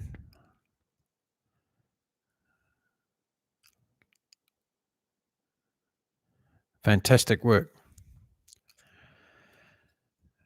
13 minutes to go, folks, in this one. NPC replay I'm watching between Canterbury and Otago from Christchurch in New Zealand. The Gallagher Cup. 31 points to Canterbury, 21 to Otago with just 13 minutes left on the clock. Canterbury have a very strong wind behind them in the second half. Otago didn't quite score enough in the first half, 14 points. Dallas McLeod's coming off for Canterbury. Brilliant game from Dallas McLeod today. And Rover comes on. Leonard Brown nearly goes over from the restart. Close to the line. Canterbury must score here. 1 metre out. Comes back again. Christie goes for the line. No. Advantage, penalty advantage again, offside from Otago. Will they have a yellow card here as well? Christie goes for the line. No. McAllister, just short. Brown goes in. Does he score? Yes. Try to Canterbury. That'll be it.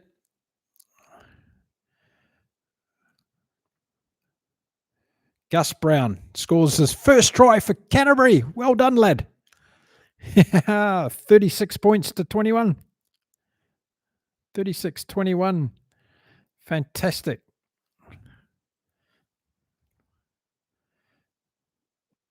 Gus Brown, 36-21. That'll be it for Canterbury, I'd say. I can't see Otago coming back the way Canterbury's playing in this game. But it's rugby. Anything can happen. Anything can happen. If you haven't caught up with the results so far today, we saw Australia beat Japan by 19 points to 15 in a very wet Tokyo at the Olympic Stadium. Fihaki misses the conversion. So he gets all the difficult ones from the touchline, but he missed the one in front. 36-21. With 10 minutes left in the game. Gus Brown, first try of his career. First try for Canterbury in today's final of the NPC. Great play from Gus Brown. Johnny on the spot. Okay, Otago to restart. 10 minutes to go. Can they get back into this game? They're going to throw their hand at it now. Cam Miller comes out wide after Otago get the ball back from their own restart. Pledger again. Puts it in the forwards now. Trying to get up into the Canterbury's half. They're in Canterbury's half now. Going right out wide. They've got to score 3 times to get back into this game. Pledger keeps the ball close. The forwards do work. Now Pledger gets the ball. Comes out to the backs. Casey gets it on quickly. Sam Gilbert gets out the line. Outside wide. Casey on the wing. Brilliant play from Casey. Sidesteps the winger and gets inside. Sets the ball up for Pledger.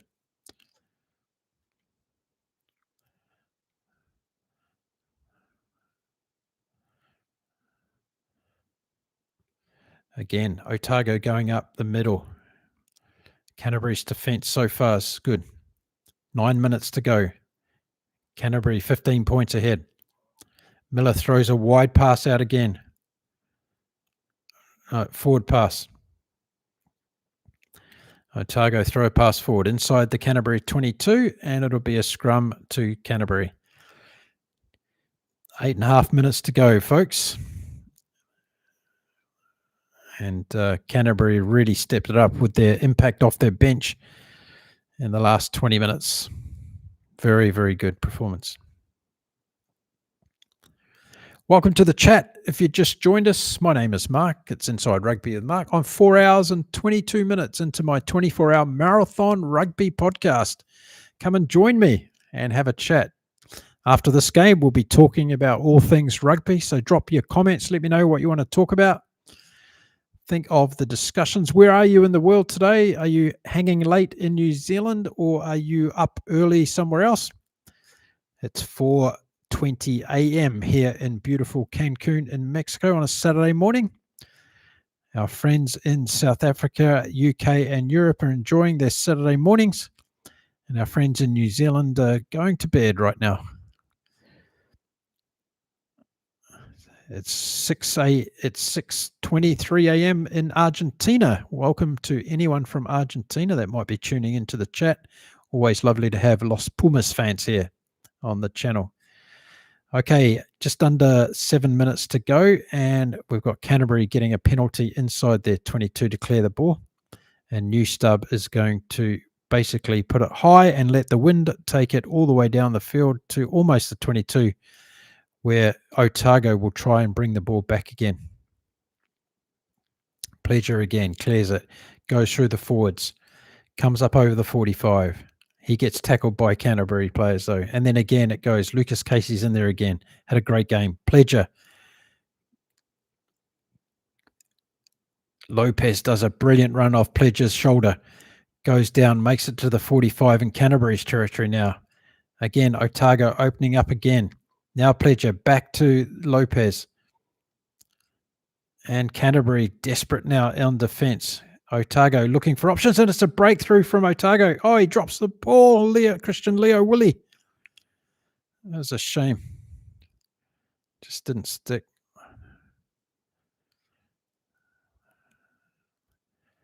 That was a shame from Christian Leo Willie. That was a big opportunity for Otago. 6 minutes to go. It's been a good game.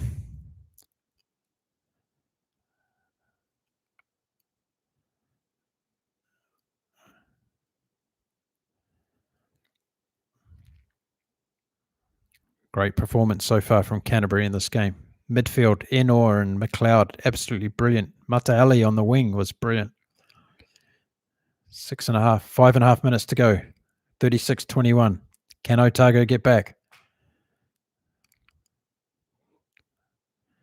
Jamie Hanna comes off for Canterbury. He played well today. Brilliant performance. One to look forward to in the future. Jamie Hanna from Canterbury, the big lock. Otago get a free kick from the scrum, 23 metres out from the Canterbury line. What will they do here? Quick tap and away they go. Pledger waiting for it. Comes out. Again, Lopez takes it into the first tackle. Trying to clear it out now, Otago. Pledger waiting over the ball again. Takes it out. Fantastic work from the Canterbury defensive line here. Otago just can't make it through at the moment. Now Otago going close. Pledger waiting for the ball. They're working it up again. Lopez. Brilliant. 3 or 4 good takes from Lopez. Pledger. Gilbert round behind the back. Miller. Pledger. Big tackle. Pledger again. Out to the wing. Nareki. Trying to go close. Now Pledger. Back again. He's doing a lot of work. Canterbury. Tough in defence here. Very tough in defence, Canterbury. Now we're going close to the line. Brilliant work from Otago, but I think the turnover's gone to Canterbury here. Yep, Chapman's got it. He just pummels the ball into touch. Just hacked it. 4 minutes to go. Fantastic work. Fantastic work. Tom Christie. 6 tackles made, 13 carries today. Great work from the captain. Otago, take the attacking line out.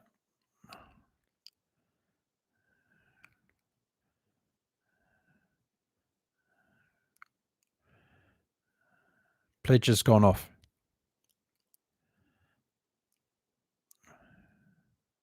Christian Leo Willie.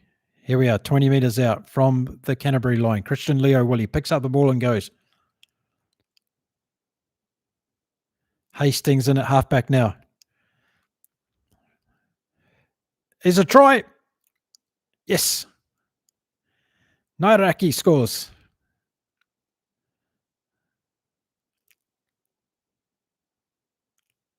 Otago in.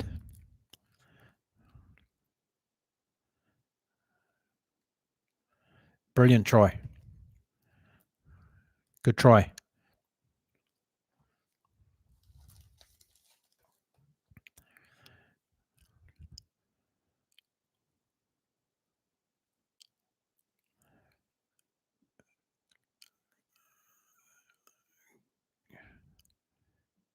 Good kick.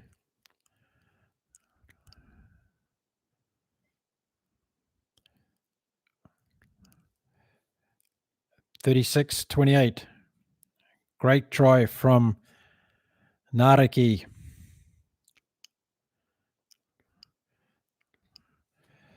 Just over 2 minutes to go. 36-28 in favour of Canterbury. Great conversion. And it's been a great game. Canterbury just too accurate and too good in the midfield. Canterbury taking their time to get back to the halfway here. Clock's been stopped and the referee's having a word to Canterbury. Come on, boys, let's get on with it. We want to play some rugby, please. Okay, so 36-28. Good kickoff. Otago inside their 22 with about 90 seconds to go in this game. They've got to score right now if they're going to have any chance at all. It goes out wide. Finn Hurley gets a kick away, putting it behind the Canterbury players. Now Canterbury come back on attack. It's in the middle of the field. Canterbury holding on to the ball. Just over a minute to go. They're holding on to it. working their way up the field, 45 metres out from the Otago line, and it's a penalty to Otago. Otago take the quick tap and run. They've got to try everything now. Finn Hurley trying. Naraki. Ball's going from one side to the other. Otago looking to open up a gap here. Last 30 seconds of the game. Canterbury have turned over the ball though. Cam Miller gets the ball. It's going back to the 22 of Otago. They're trying to run it out now. Nothing else they can do.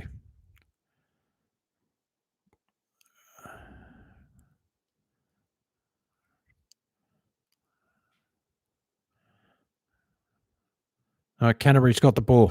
Last seconds of the game. Canterbury going to kick it out, I think. Forwards take it up. Pick and go. Canterbury waiting. Yep, forwards just walking the ball forward. 80 minutes up on the clock. Halfbacks waiting for it.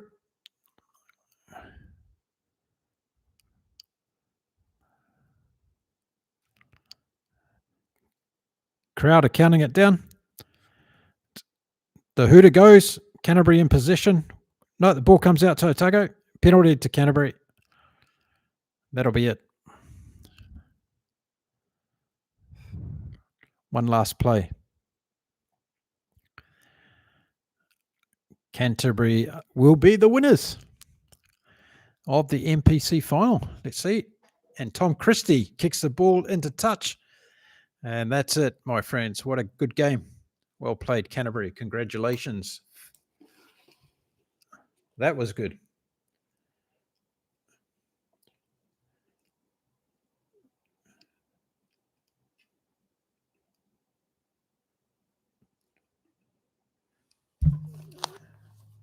So there we go. 2 games down, folks. I've just been watching the NPC Final from Christchurch in New Zealand, and the winners, Canterbury 36 to Otago 28. Canterbury too good in that game. Saw some good tries. Good tries from, who did we see? We saw Chapman score a try. Enor got one. Matali, McAllister.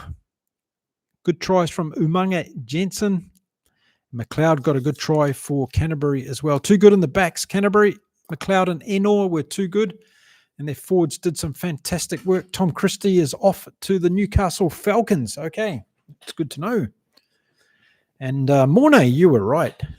You were right, Mornay. Canterbury won the final. So there we go. Tom Christie's off to the Falcons. Sebi, 78. I enjoy the New Zealand cover, the NPC, and how it has a big significance. Seems to be great fun. Yes, it was. Great competition this year. Lots of good teams playing. As a Taranaki boy, I wasn't too happy, of course, but that's the way it rolls. They did their best. So welcome, everybody, to Inside Rugby with Mark. I'm now 4 hours and 32 minutes into my 24-hour podcast here on the channel. It's great for you to be joining me. Thank you for giving me some of your time on Saturday, October the 25th, as we talk about rugby all across the world. So please come into the chat, drop me a note on where you're from, what you're thinking about the game. What do you want to talk about? Just watched 2 games already today. We've watched the Japan Wallabies game where Japan were unfortunately beaten by the Wallabies, 19 points to 15. It was close in the end.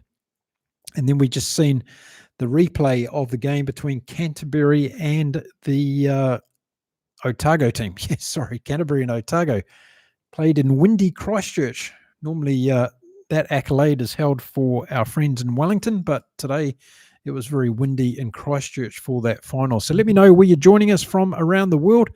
What are the things you want to talk about in terms of rugby? What's going on? Any controversy?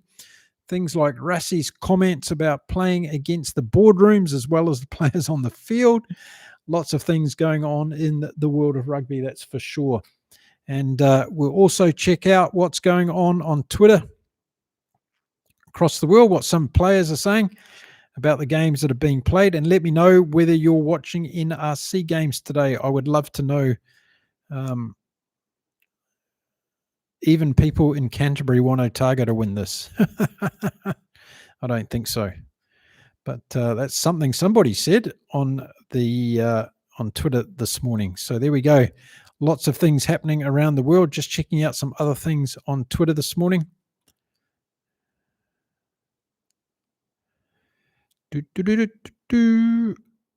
Canterbury and Wellington here, waiting for the Lions game. Yes, waiting for the Lions game. So what are we going to watch on URC today? You let me know. What are the favorite games for us to watch? We've got the Lions against Ulster. We've got the Sharks against Scarlets. We've got Leinster and Zebre. We've got Benetton against the Stormers, Dragons and Ospreys, Cardiff and Edinburgh, Munster and Connaught. That's what's happening in the URC. Absolutely good stuff for us to check on. I'm just going to throw something out on Twitter right now to tell people I'm alive. I'm still chatting after 4 hours and 30 minutes. 4 hours, 30 minutes. 4 hours, 30. I can still type. I wonder whether I'll be able to type at the end of this.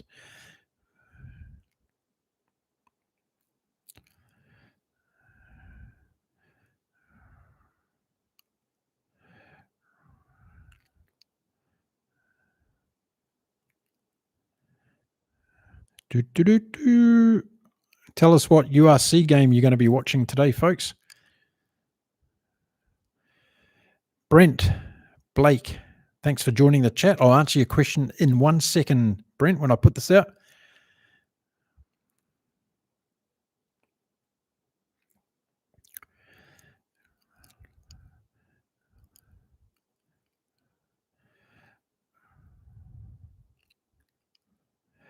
Now, what's happening elsewhere? We'll find out some more news soon, but you tell me what's on your mind and I will answer you. Yes, Elizabeth, it was a good game. Proper final and lots of good tries scored, Elizabeth, I thought, in that one. Lots of good tries were scored. Okay, let's get to some of these comments from South Africa. How do you see the November test going? Any surprises or the biggest winners? Well, I think it's going to be a really interesting autumn series because there's lots of different things to look at, isn't there? For me, first of all, can South Africa or New Zealand go through unbeaten? That's one of the questions I will ask. And maybe we're going to see an upset or two. Can Australia go through unbeaten? That's going to be another one. And how good are England going to be? How good is France going to be, even though it's going to be a B team for France this year? How good's Ireland going to be? So there's so many unanswered questions for me in the Northern Tour this year and the Autumn Internationals, as we call it. I don't know. What do you call it? Autumn Internationals? Autumn Internationals, Quillas, what was it? Quintas series or whatever. Yeah, I can't wait. I think it's going to be really, really good. Next weekend, we kick off with South Africa against Japan, of course. And we've got Australia against England. And then the All Blacks are taking on Ireland and Chicago. That's going to be a rematch. The All Blacks lost last time they played Ireland in Chicago. So plenty to look forward to in the month of November. And the good news is I'm going to be sitting through all of it, previews and reviews here on my channel, Inside Rugby with Mark. Do not miss a thing. And if you like my take on the game and you've been around for a while, hit the subscribe button. Come and join the 22,000 others who are part of this wonderful global rugby family that you have created here on my channel. So thank you for that. Elizabeth, I hope Otago might get the win. Yeah, I was going for the underdog too, Elizabeth. I wanted Otago to win, but you got to give it to Canterbury. Too good on the day. Too strong. Yep. Second half performance. Those that came off the bench, but Enor and McLeod in the centres were fantastic. Matalihi on the wing. And I thought Chapman and Newster had a good game as well, controlling the game from 9 and 10. That's my take on it. So, yeah, tell me what you think about the November test matches coming up. I'd love to hear your views and opinions right here on Inside Rugby with Mark. We've got plenty of good stuff. If you haven't gone and checked out the channel yet or the website, urfans.org. That's our new website for our new movement. And I think I can actually participate here as well and let you all know. So you've got it.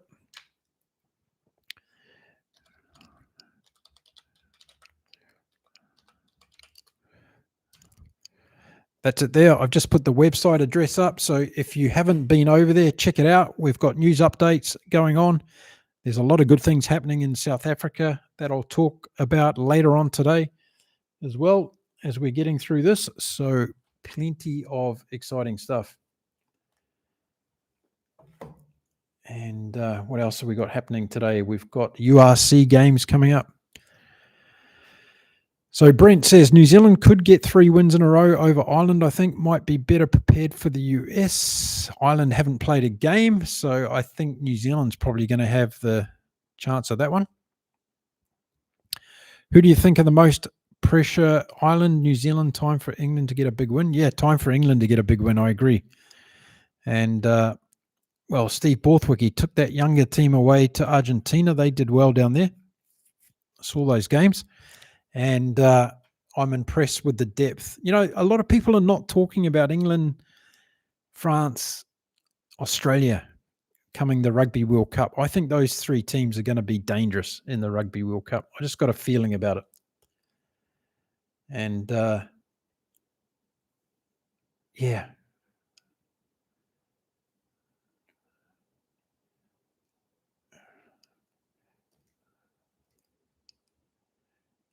URC TV.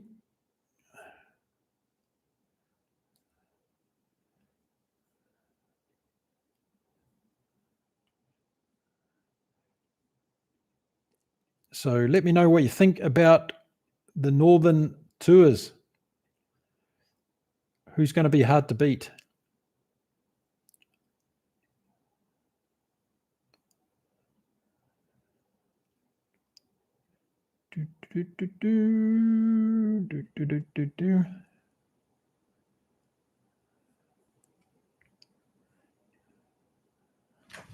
Just got to sign into this.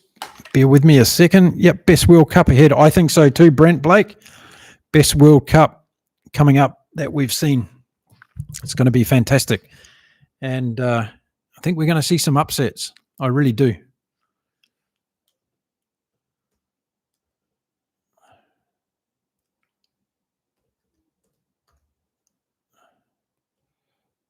I'm just trying to sign into my other channel.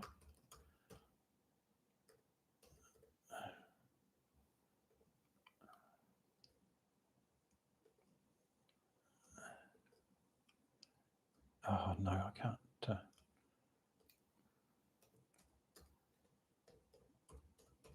Don't you hate it when you forget passwords? Is it only me or is it...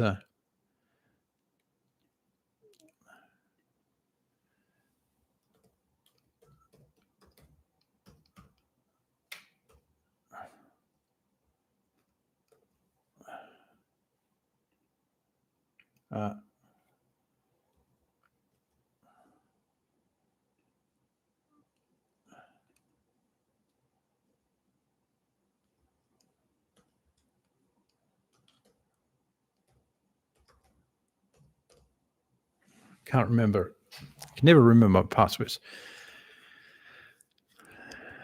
New Zealand theoretically should be too good, but I just don't think they're a happy camp and are disjointed. Yeah, look, I think Kiwis have a lot of problems at the moment, and there's still 2 years to go, right? And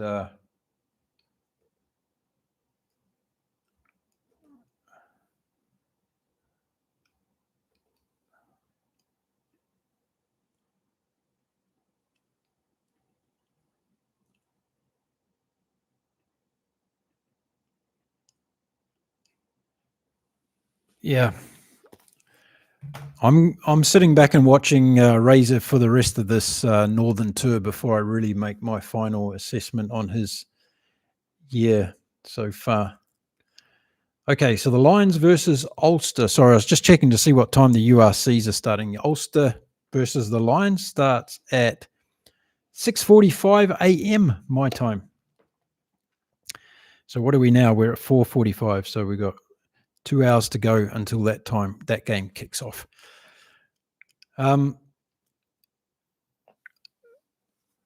What do you think the biggest problems are for New Zealand? Well, as I say regularly on my channel, I've been talking about the Rugby World Cup as the vision and where concentration should be put on, and everything. All the players that are being selected for the All Blacks, I think, should be picked now with a view to the Rugby World Cup, and we should be starting to see depth and talent built in certain positions, and that's where I think the biggest problems are for the All Blacks at the moment. So if we look at some of the key positions, particularly the number 10 jersey, we've got Beauden Barrett and Damien McKenzie. What if one of those guys gets seriously injured? We've got Richie Mo'unga coming back next year. I'm not a fan. I don't think he's the answer to New Zealand's 10 problems. I think we should be developing new young talent in the number 10 jersey. And being 2 years out from the Rugby World Cup, I wanted to see Razor doing that this year, and he hasn't done that. So I think that's one of the problems, in my opinion.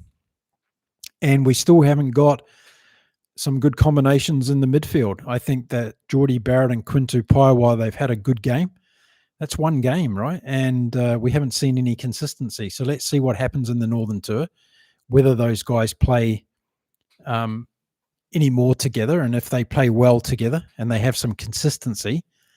Because until you have players like Damien Deolandi and Jesse Creel and Damien Willems are playing consistently well in the midfield, you can't really say that you've got those positions nailed, and I don't think the All Blacks have. So I think that's really a weakness area for the All Blacks is 12 and 13 at the moment. Now, whether or not Geordie Barrett and Quinn Tupai end up being superstars in that combination, I'm yet to be proven, right? So I don't know what's going to happen there. But I think number 10 is a big problem, and I still don't think we've sorted out what we're doing in our back three and the forwards. With Wallace Satiti hasn't had the best year, has he? Hasn't been as prominent as he has been in the past. So where does he fit into it? Maybe he comes off the bench. Why aren't we trying Simon Parker at number 8? I think that might be one of the solutions. But I think we've seen the admission now from the group from the All Black coaches that there's a problem. And Jason Holland's departure is an admission that there's an issue. So we're not going to find out until next year the real true impact of that, are we? So do you think things are going to miraculously change during the Northern Tour? I don't think so. I think we're going to see pretty much the same old. And we'll just see how New Zealand comes out of it. This could be an extremely bad Northern Tour for the All Blacks, right? They could lose to Ireland, they could lose to England, and that will cause more problems inside the camp, right? And then on the other foot, they could win all their games. So that's the problem with the All Blacks at the moment. We're not seeing consistency, and we are seeing some very bad form during games at different times. So that's my views on that one, Thuds Ray, RS. I'll just call you RS. It's a lot easier. That's my thoughts, RS. So you let me know what you think on that one. Brent Blake, feel bad for France this November. No Dupont, Winnie Antonio, Creel, Bell, Malvaca, Mofana. Yep, they've been decimated. And you've probably missed another 5 or 6 that are not in the team either. I think Villery is missing as well for France. Who else is out? I've got a list of them somewhere. Yeah, it's not good news for France. Not good news at all. Actually, let me see. I think I've got a list of the French injuries. Let's call it that way.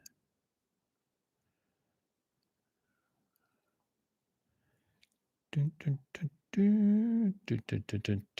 I save it or not? Maybe I did.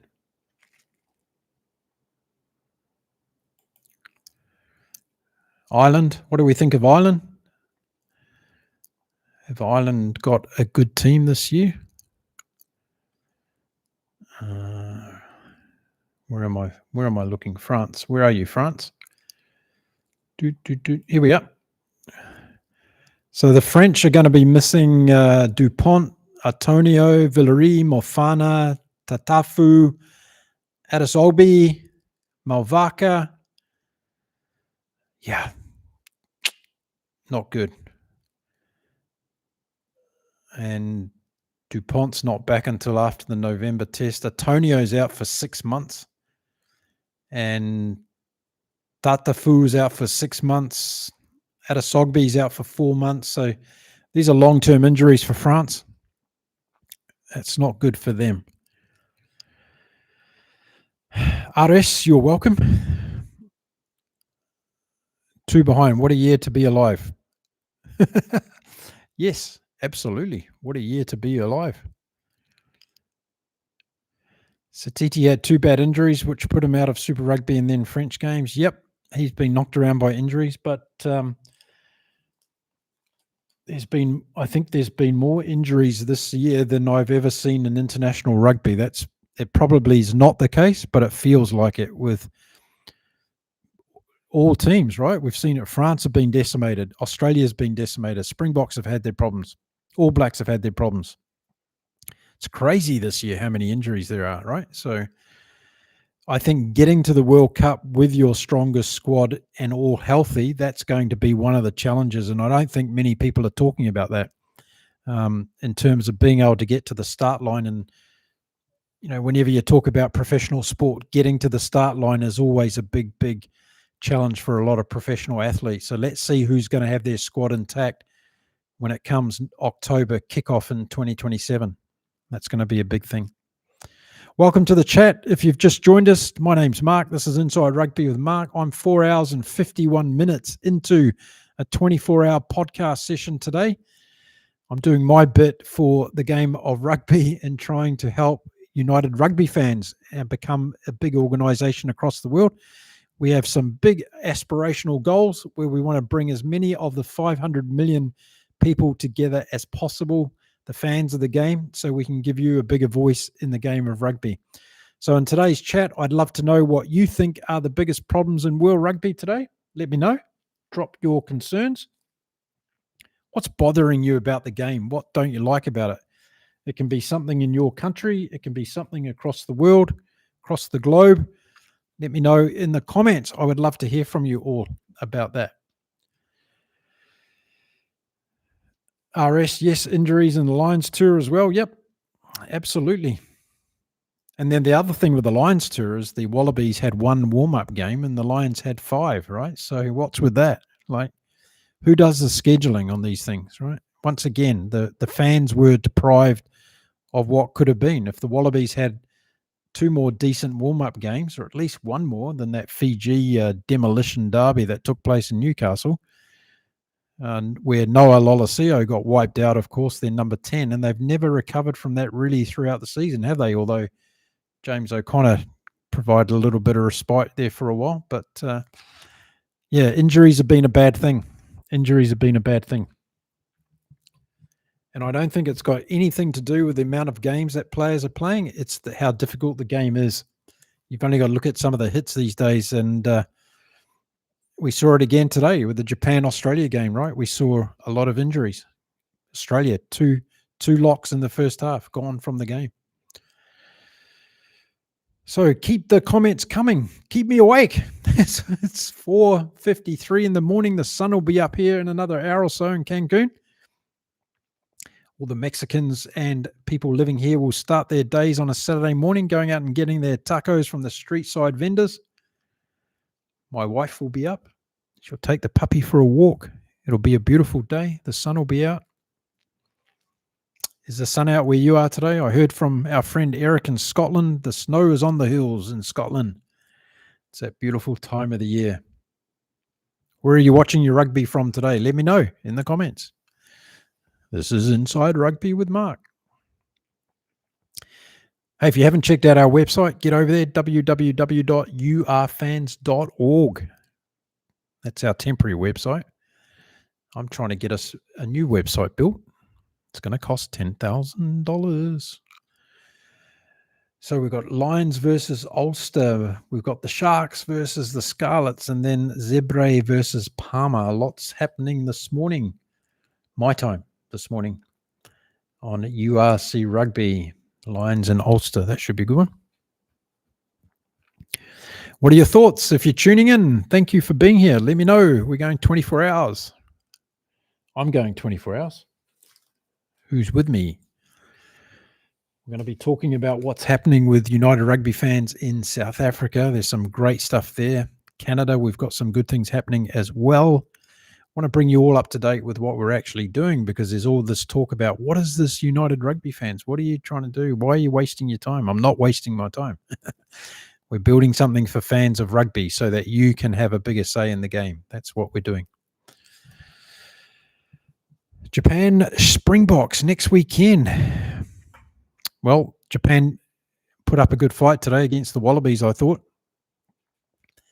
And looking forward to next weekend's games already, with England against Australia and the All Blacks stepping out. I'm going to be putting out a lot of preview videos this week. So if you're looking for some good in-depth preview videos on the next round of the November games, or the first round in November, the second round of the autumn series, check out my channel this week. I'm going to be talking about the All Blacks and their selections to play against Ireland. I'm going to be talking about what Russie is doing with South Africa ahead of the Japan game. And also we've got England and Australia, which is going to be intriguing from Twickenham. What's Steve Borthwick going to do? Heard a comment during the week. It was interesting. Someone said to me, don't you think that Steve Borthwick and Scott Robertson are very much the same type of character? I thought that was an interesting comment. What do you think? Steve Borthwick and Scott Robertson, do you think they give off the same vibe? That's what someone said to me during the week. I thought it was an interesting comment. How's rugby in your neck of the woods? Anybody going along to watch some games live today? Let me know in the chat. I'd love to hear from you. Any other topics you want to discuss? I'm here for it all day, all night. Inside Rugby with Mark. What's happening on Twitter? Let's check it out. What are people talking about? Wales going down to 3 unions.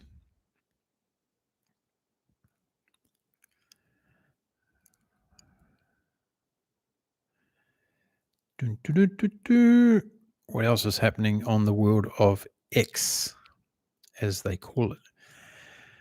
The Australian Wallaby side are giving their players a good amount of hurrah for winning. Really happy with the Australian win potential with all the changes, weather conditions and temptation. Look towards Europe, built depth, found a way to win. Matt Tuuma. Okay, Matt, good one. This guy says, I have to say, Japan versus Australia has to be one of the most painful rugby matches to watch in recent memory, maybe ever. Both teams were unbelievably frustrating, and if this is the standard Australia are bringing, I honestly don't see them winning a single game on the spring tour. Yuck. There you go. That was a comment on X about Australia's performance. Don't think that guy knows too much about rugby. I've seen a few of his posts. This one says, well, that was close. Japan really took the game to us. I thought Jake, Tizano and Pasami were our best. I would agree. Tough conditions in Tokyo, and Joe's gamble with 13 changes and new skipper has paid off. Okay, this is how the Aussies are seeing it, by the way, folks, this morning down in Australia, or this evening. Saturday afternoon rugby is good for the game. I would agree with that.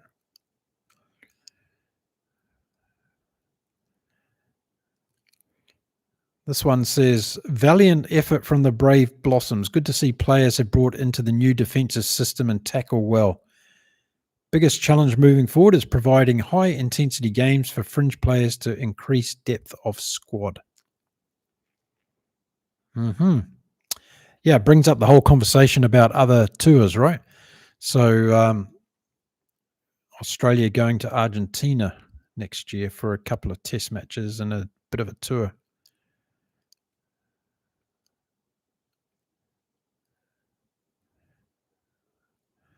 So, yeah.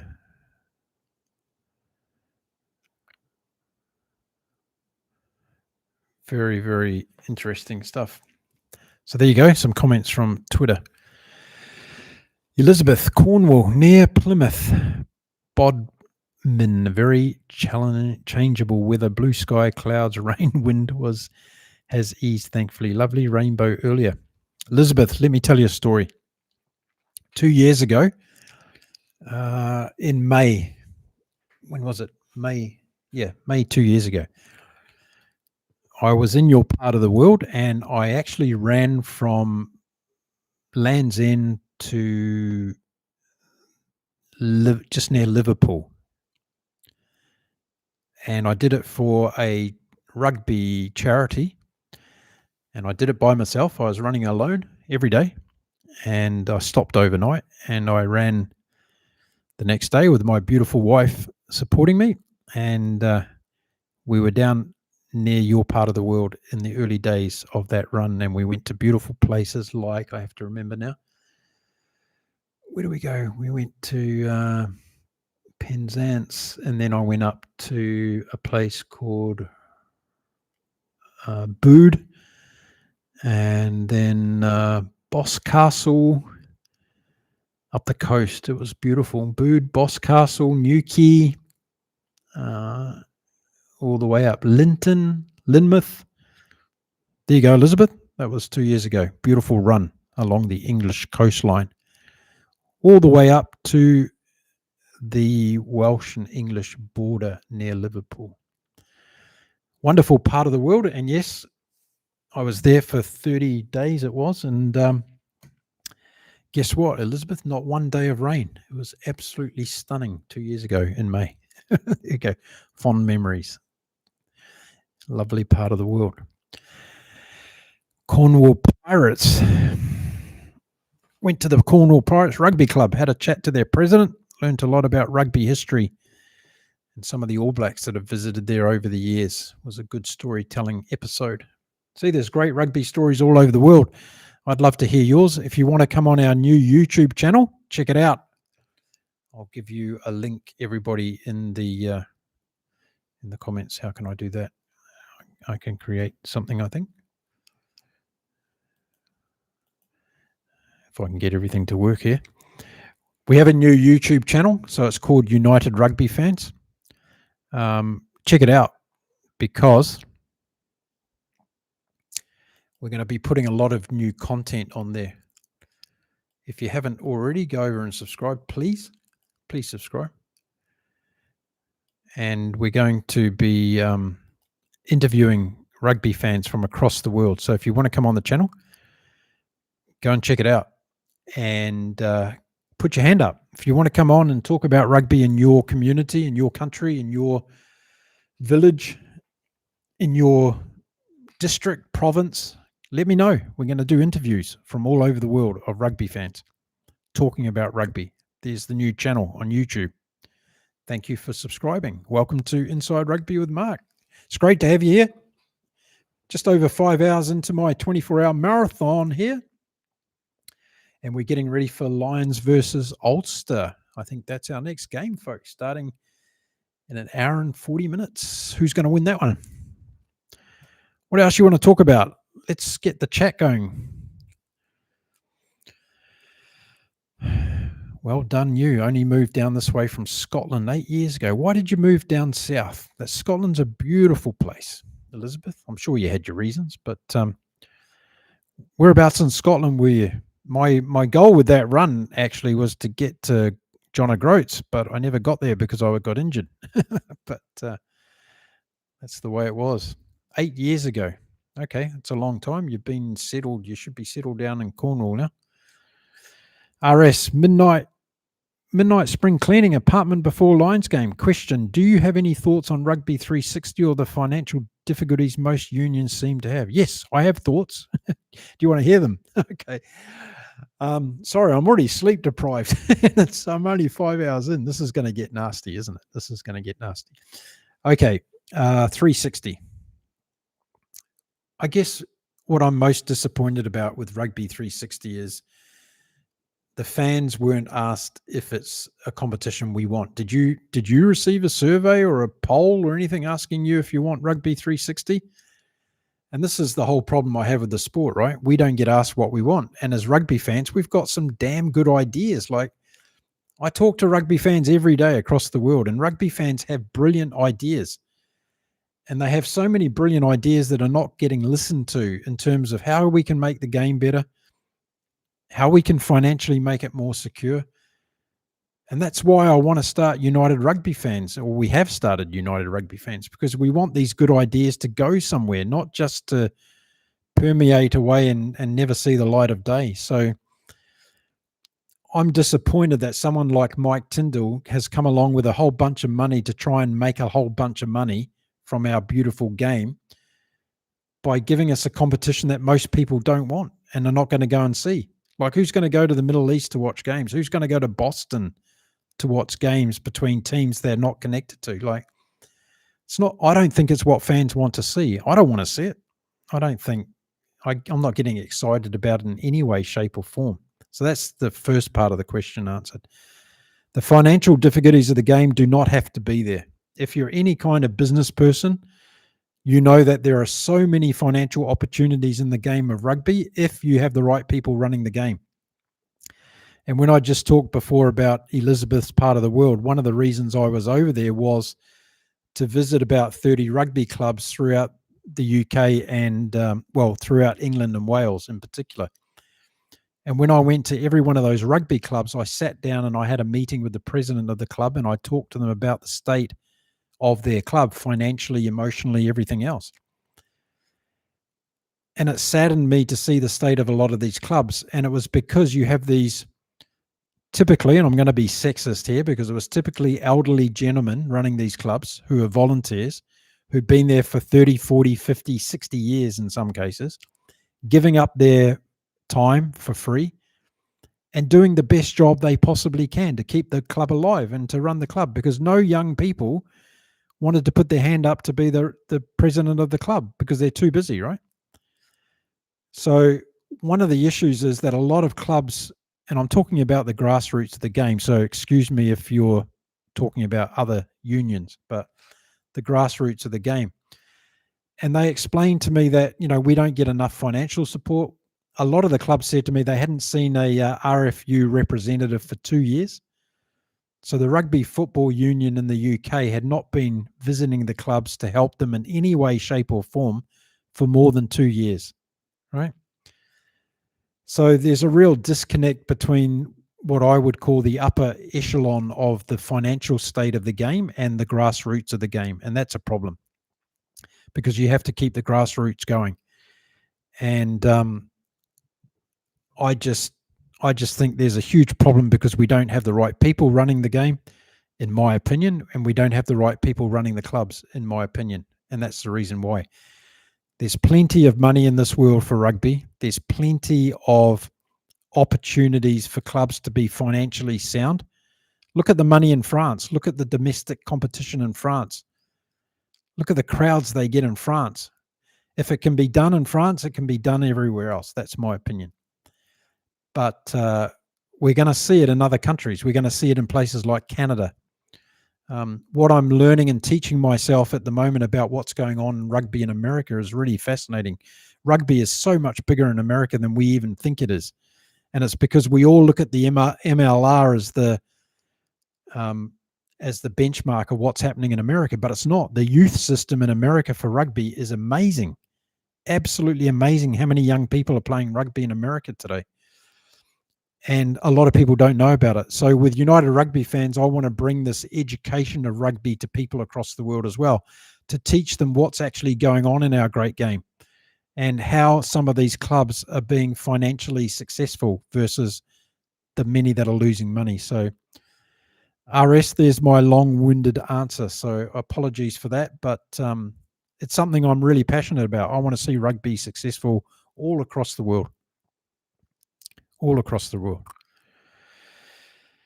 Elizabeth, completely agree regarding 360. Yeah, it's disappointing, like these people, particularly an ex-player, right, comes in with millions of dollars and wants to make more money out of the game without giving the fans what the fans want. Like, how disappointing is that? That's disappointing to me. Anyway, I'm one person with a YouTube channel. Going delirious. Okay, what do we got? 5:09 a.m. here in Cancun. I can't tell you what the weather's like outside because it's still black. It's not raining. Our friends in the Caribbean have got a humongous tornado, hurricane bearing down on them. So I'm sending a lot of love and prayers and positive thoughts out that way today, because it's a horrible, horrible experience going through a massive hurricane. And we've got plenty of rugby fans in Jamaica and Cuba and the beautiful islands of Dominican Republic and Haiti. There's a lot of rugby fans all over the world. We shouldn't just think we're South Africans and All Blacks and Australians and all over the place. Damn, she's gone. 42 for 2 off 10 overs. Someone's watching a bit of cricket. Are they? What cricket's on today? Haven't watched cricket for a long time. Watched too much rugby. Underdog pick. Tell me what cricket's on. That's right, Elizabeth. No grassroots, no green shoots of talent coming through. Yeah. And then you have Elizabeth, just on that story, actually, if you look at New Zealand, for instance, you've got a lot of great rugby talent in New Zealand, but the pathways are not being successful to bring them through to the All Black level. So you've seen it today. You've got NPC Final, you've got Super Rugby, you've got Jamie Joseph's group. But a lot of these young guys, they're not getting a chance because the likes of Rico Ioane, Finlay Christie, they're being held on to forever and ever. And in the All Black system. So these other guys are not pushing up. So that's a frustrating thing. World Cup. Okay. Oh, yes, the World Cup's on. Gosh, how naive of me. I apologize.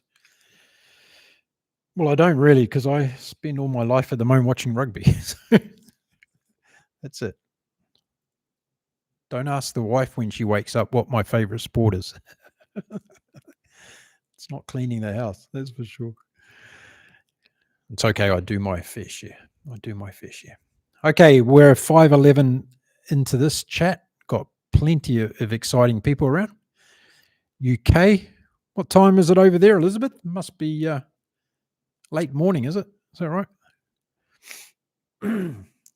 Second game up today, Sharks and Scarlets. That's going to be at 9 a.m. my time. Gosh, we're going to go back to back here. Got 2 games in a row, Lions and Ulster, and Hollywood bet Sharks against the Scarlets. And then I get a little bit of a break until the Leinster game.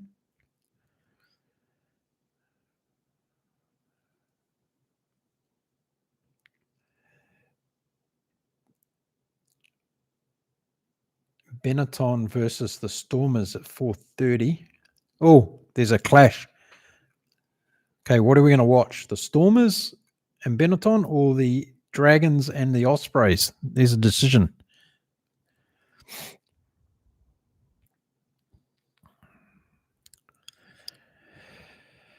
Yeah, sink the millions into the volunteer-run clubs in the UK instead of trying to create an IPL-type rugby comp. Yeah, exactly right. Invest in the grassroots and all shall be good, as they say. But what's the RFU doing, Elizabeth? Shouldn't they be doing that? Like, come on. Mr. Sweeney, he gets 1.4 million euros a year as a salary. Isn't it the irony of it?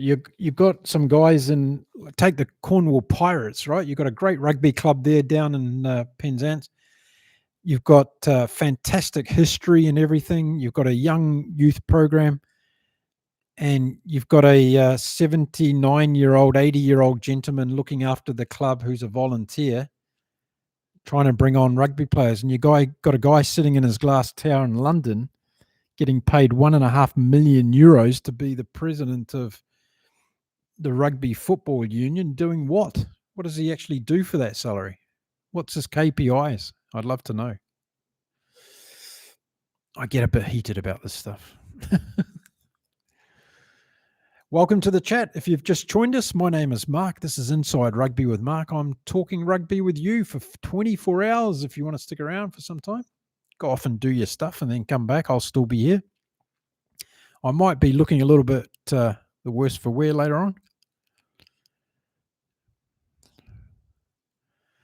11:15 in the UK. Oh, It's nearly time for some fish and chips, Elizabeth. I can have fish and... Oh, I tell you what, when we were in the UK, we had absolutely fantastic fish and chips at Woolacombe Beach. Oh, my goodness, to die for. Fish and chips in the UK. Yes, young guys aren't being selected by Razor. Yeah, let's state an example about Razor, right? So we had Kyle Preston, the halfback, come in, and we never saw him again. Right, as soon as Roygard and who was the other one? Ratama. As soon as they were fit again, they were back in the team. And okay, they're good players and they need to be in the team and get some experience. But how are you going to bring these young guys through? So I would have loved to seen Kyle Preston go on this tour, but he's not, right? We're going to have lots to talk about during this All Black Tour of the North. We're going to have lots to talk about. I can foresee that I'm going to upset a lot of Kiwis. Let's say that way. Anyway, tell us where you're from in the chat. It's just a couple of people talking to me at the moment. There's others here. Tell me where you're from, where you're tuning in from. What are you doing this Saturday morning or afternoon? If you're going off to bed in New Zealand or Australia, have a good sleep. See you on the other side. See you on the other side. I'll be here talking rugby. We've got 2 games coming up back to back. Lions versus Ulster. The Sharks versus the Scarlets. We've got a couple of sponsors on board now for the United Rugby fans in South Africa. This is great news. VHA Accounting, I was hoping he might be on the chat today. He might be later on. Has decided to help us out with a donation towards our legal entity in South Africa, which is hopefully going to be made this week. So United Rugby fans will become a legal not-for-profit, hopefully this coming week in South Africa. It'll be our first legal entity in the world. And all of our South African supporters and fans can get behind the organization. We're going to have a conference in South Africa next year. It's going to be in Cape Town. It's going to be around the time of the second test between the All Blacks and South Africa. And I want everybody to come. We're going to have a fantastic time. It's going to be the first huge conference for rugby fans in the world. Got some guest speakers lined up. It's going to be awesome. So if you've got nothing to do and you want to come on the Revel tour to South Africa next year, come along. Be part of the United Rugby Fans Conference in Cape Town. More details coming soon. Yes, that's going to be good. What else is going on today, folks? Let me know in the chat. Let's have a look at Twitter again. What are people talking about rugby? Lots of rugby talk on Twitter. X or whatever they call it. I find that some people really say things on X about rugby that they have no idea about the game. I'm just saying that. I know that I don't know a lot about it, but some people. Like this guy just said that the NPC final in New Zealand was rigged. Why would it be rigged?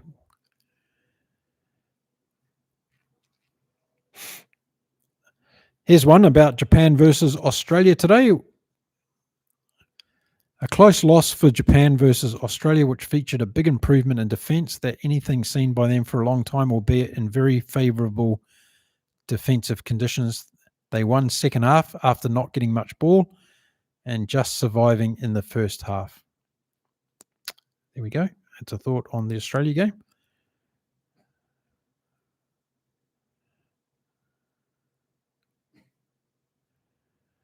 This guy says again that he doesn't blame Carlo Tizzano for retiring after tonight's game and getting 3 disallowed tries. Okay. What else have we got? RS. I do get why Razor went for Christie. Known quality, fairly reliable, and he had a reasonable season.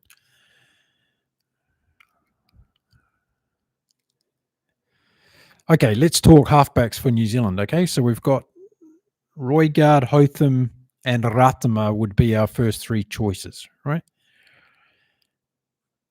Christie came into the team in injury cover, right? And that's the only reason he was there. Let's face it, he would not be in the team otherwise. Kyle Preston came in, got a few minutes towards the end of the game, did very well, I thought, with the defensive pressure that was on. And obviously an opportunity, because if you're looking at Christie for 2027, why would you be looking at Christie for 2027? You need another guy coming through. So that's where I would pick someone like Kyle Preston and then send Pledger away with Jamie Joseph's group and give him that experience. But where's the number 10s? Yeah. That part, I totally agree with you. We're failing in the number 10 development. We've got no number 10s coming through the New Zealand All Black system right now. And as I said, if Barrett or McKenzie gets injured, even without that thought, because I don't think they're the right guys for 2027 and the type of game they're playing at the moment, I'd like to see Barrett coming off the bench. And I've said it a million times on my channel, put Ruben Love in at number 10 for a while and see how he goes. But he's not in favour, obviously, because no one's picking him in number 10. Anyway, RS, that's my thought on that one.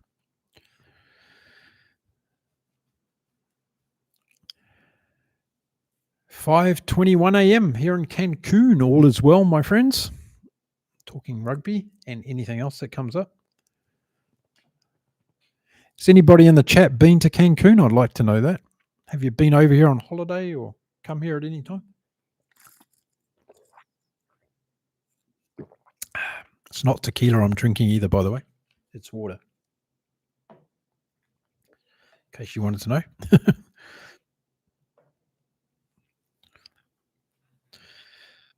Okay, what else have we got here?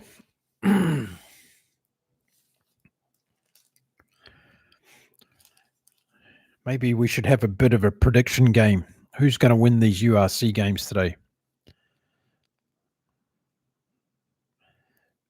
Dun, dun, dun. Munster are going well, aren't they? Let's see how they go. What's going on with Leinster this year? Stormers, they're going to be up against Benetton? Yep. Cardiff and Edinburgh. Somebody said they're going to come back and watch that one. Cardiff and Edinburgh. What time's that on? That's going to be 1:45 this afternoon. Okay.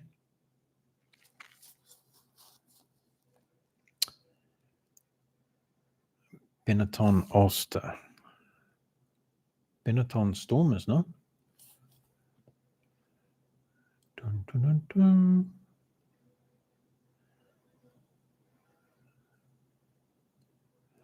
Benetton Stormers, yeah, that's at 11:30 a.m. my time. Okay, goodbye. So we're probably going to go with Benetton Stormers versus rather than Leinster and Zebri, I think, because they're on at the same time. So Lions and Ulster, Sharks and Scarlets, and then Benetton and the Stormers. Yeah, that'll be it. Okay.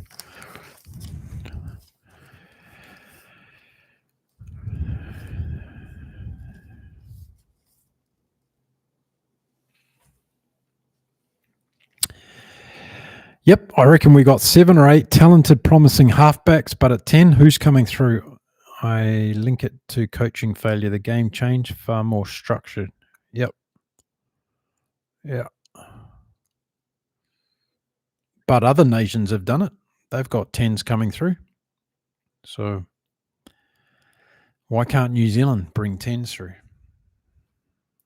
That's the question. Yeah, it's a good point about the coaches. I agree with that. I think in terms of, that's why we see a lot of New Zealand coaches going overseas to get that experience. And I think that's a good thing. I think it's a good thing that players go overseas too and get experience because it makes them into better players. Look at how Geordie Barrett was playing at Leinster when he went there. Shame he couldn't bring the form back to New Zealand. He's played pretty well though, Geordie, I have to say that. Welcome to the chat. Good to have you here. If you've just joined us, let us know where you are in this beautiful Saturday across the world. And by the time we get to the later part of the day, it's going to be Sunday in the land down under.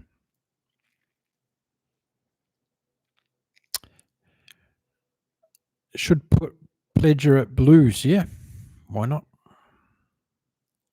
Isn't Pledger going to Super Rugby next year? Did I hear that? Or is that just a dream I was having in my head? I think he was.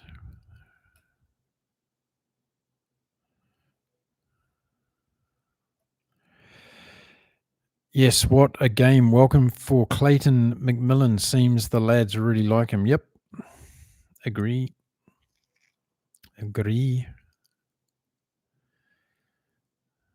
Pledger at the Blues. Is that happening? Pledger at the Blues? No. Where's Dylan Pledger going next year? Has that been decided or not? Dun, dun, dun, dun, dun.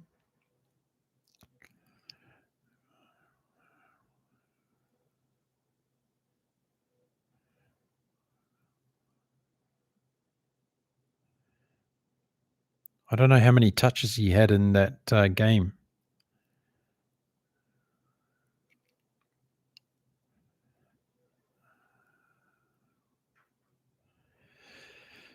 Must be very dejecting for a young player like Pledger when he gets told that his time will come.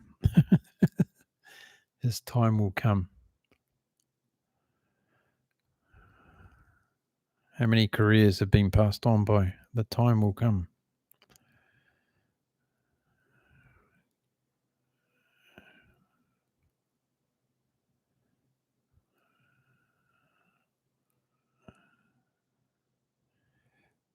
Yeah, I don't know where Pledger's going.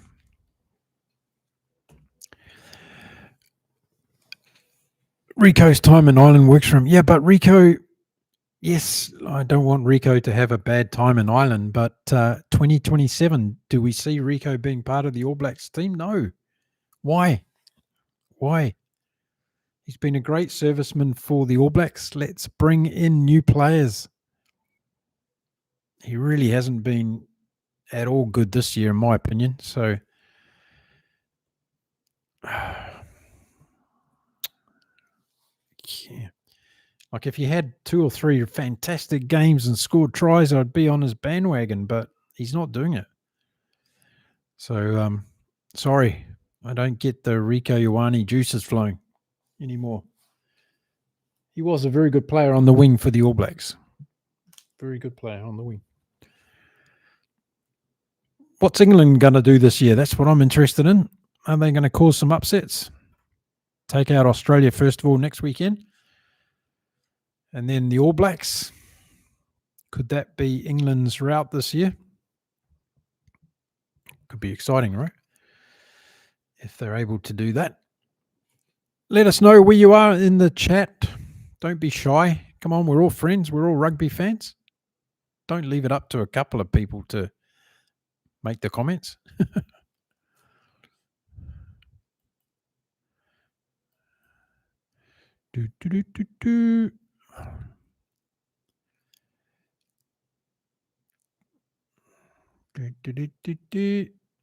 So what have we seen so far today? We saw Japan and the Wallabies. The Wallabies winning 1915.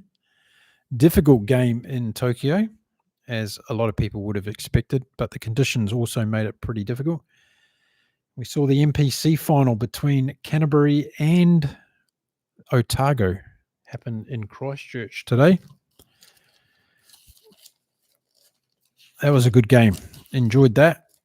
And a good win by Canterbury in the end.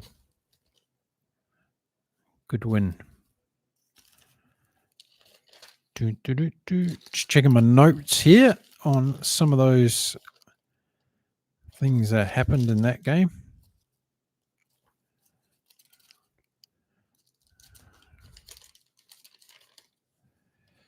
36-28 in the end for Canterbury over Otago in the final of the NPC. Standout players, Enor, Christian Leo Willie had a good game.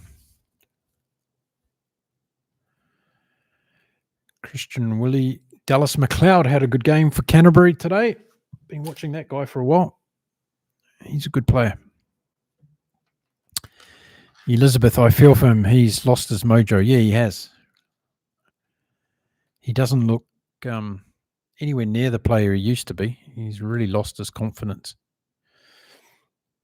And you see that with players at this stage of their career, don't you? I think Beauden Barrett's starting to go that way as well. He's had 3 serious concussions now, and that's a big thing. And you can just tell that he's a lot more tentative than he used to be. So all these things need to be factored in, I think, when we talk about what's happening in the Rugby World Cup in 2 years from now. Well, Beauden Barrett's going to be, 36 years old come kick off in October in 2027.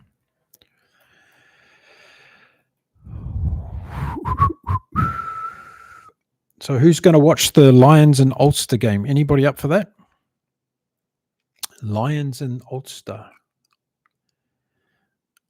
Starting in just over 1 hour from now. Should be a good game.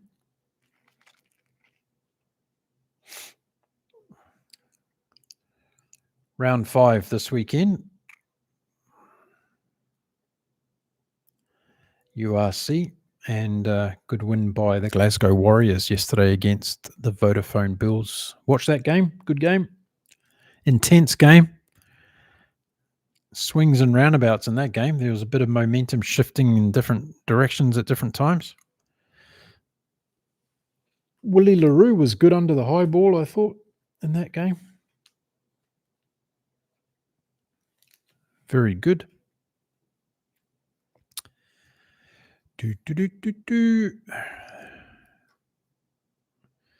What else on our minds, folks? Let me know in the comments.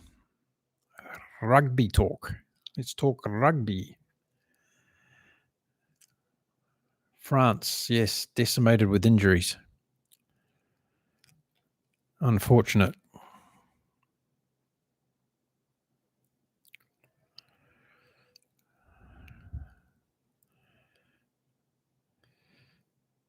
Yeah, RS, it was a good game. In terms of, it was a very intense game, I thought. And the scrums were, the Bulls were just very impressive, weren't they, from a scrum point of view?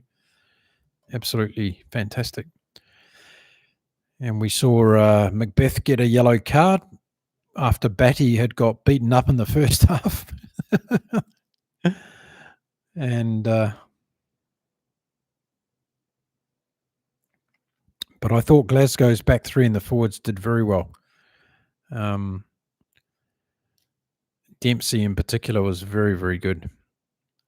I thought Cummings at lock played a good game too for Glasgow. He looked good. I think Gregor Townsend would have been pretty interested and excited with what he saw yesterday from the Warriors in terms of the Scottish test team. I think it was pretty exciting stuff. You agree with me on Beauden Barrett? Yeah. How much longer?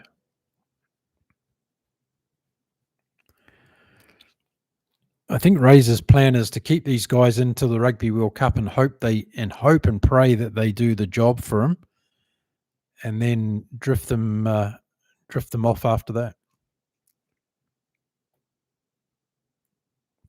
I can't see them doing the job though. That's the problem. They just haven't got the depth.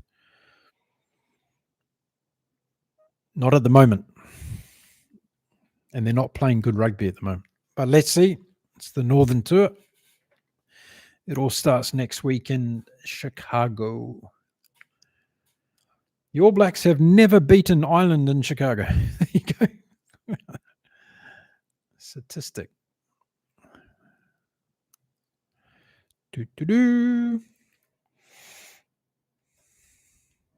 Who else is on the stream here today? Let us know where you're tuning in from.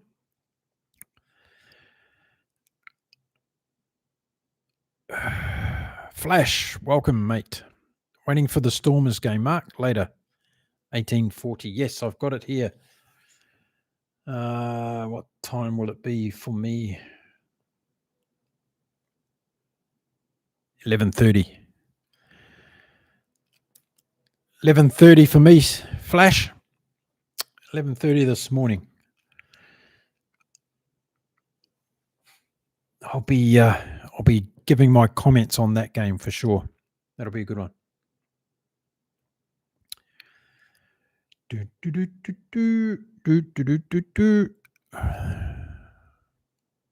What else are we going to see today, folks? Munster against Connacht.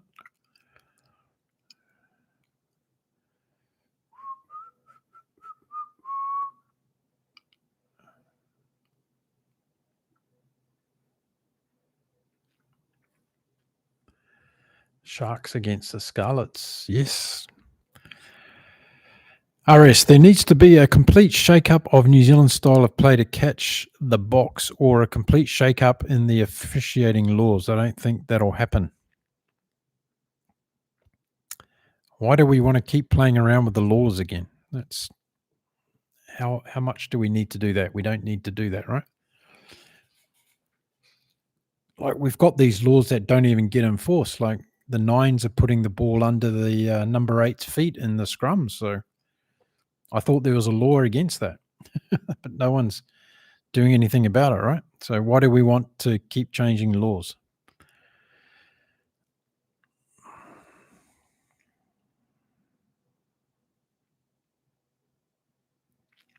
Here's my thing, RS. This is what I think to your comment. I don't think New Zealand style of play needs to change to catch up to the box. I think the quality of players in the All Black team needs to change to catch up to the box. So I think we've got enough brilliant players in New Zealand, but they're not getting a chance to develop into great All Blacks. And there lies the problem. So I think we can go toe-to-toe with any team in the world with that style of play, but we've got to have the right players in the team. That's my position on it.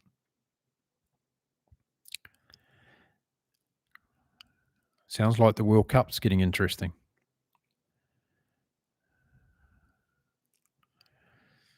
Dun, dun, dun, dun. Who's playing?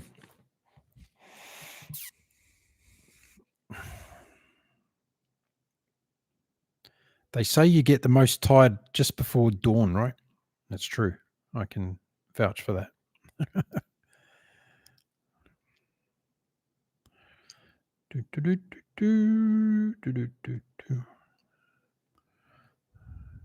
Australia, South Africa. Oh my goodness. Australia, South Africa, and I'm missing that.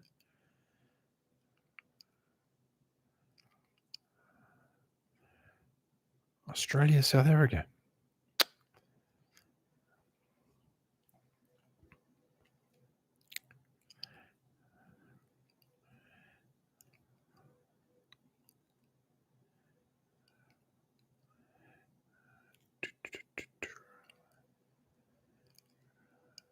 Four wickets for no runs. My goodness. Alana King. South Africa 60 for 6.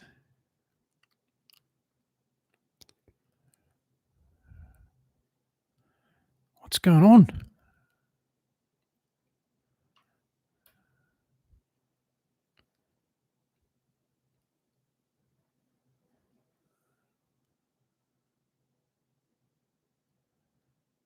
Oh my goodness.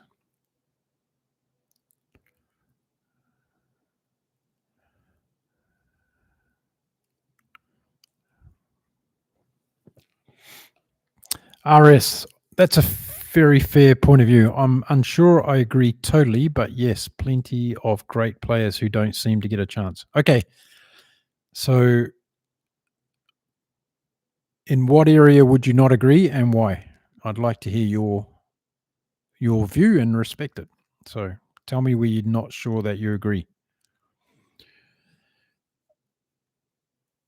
I hope A hope and a prayer, not ideal preparation for the next World Cup. No, it's not. No. Or having the wrong plan, Elizabeth. That's another one, right? Some people say, does he have a plan? And yes, he might have a plan, but it might be the wrong plan, right? So,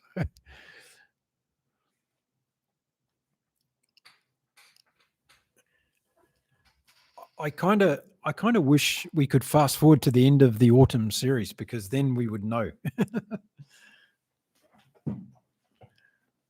But you know what? The problem's going to be this. I'll tell you now. As someone who understands Kiwi rugby fans very well, if the All Blacks go through unbeaten in the autumn series, then they're going to say, there you go, told you so, Razor's brilliant. He's the guy, and he's going to lead us to the promised land. That's exactly what's going to happen. And yet we're going to see the same players next year, with maybe Richie Mo'unga thrown in there for a bit of although I don't think he's allowed to play until October or something next year. So that's what's going to happen, Elizabeth. There's going to be two camps at the end of this Northern Tour process. There's going to be the Kiwi fans that go, yeah, Razor's brilliant. Look, he won all the games. You got to shut up complaining about him. And then you're going to have the other camp that says, oh my God, we lost 2 games. Get rid of Razor. So there's never a happy medium when you're an All Black fan. I'll tell you that much. That's for sure. Welcome to the chat. My name's Mark. It's 5:41 a.m. here in Cancun in Mexico. I've been going for 5 hours and 40 minutes in a 24-hour marathon podcast talking rugby with whoever wants to listen across the world this weekend. And we're waiting on the Lions versus Ulster game starting at 6:45 a.m. my time, which is 1 hour from now. Be tuning into that one, watching along with you all, whoever wants to watch that one. And then after that, we've got the Sharks versus the Scarlets. So plenty of rugby coming up here on Inside Rugby with Mark. And as I said on my channel, I'm going to be covering all of the November test matches, previews and reviews of all the games. So if you enjoy my content and you like listening to me talk about those particular games, then I will be bringing them all to you throughout this year's November test series. It's going to be interesting. Some big games coming up. Got lots of things to talk about, haven't we? We've got lots of injuries in different teams. We've got combinations. What's Russie going to do with the back line? Are we going to see Sasha again a lot of the games? Lots of things to talk about. The AI underdog past first quarter. Are you talking about my timeline, my friend? I think you might be, yes. Actually, I think this is the hardest part for me, midnight to the morning. I think once the sun comes up and things start happening, it'll be easier. But, yeah, let's see. Got plenty of good rugby coming up. That'll keep us company. Got my puppy next to me. He's snoring his head off at the moment. It's a wonder you can't hear him.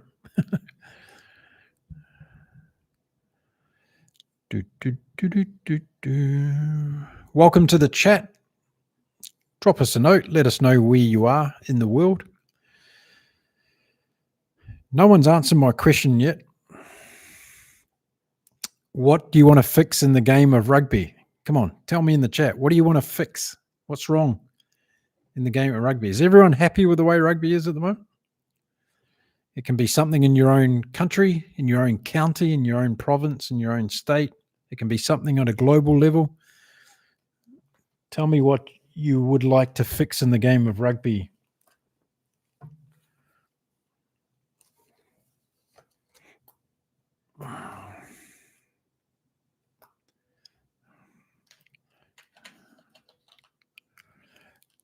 Plenty going on.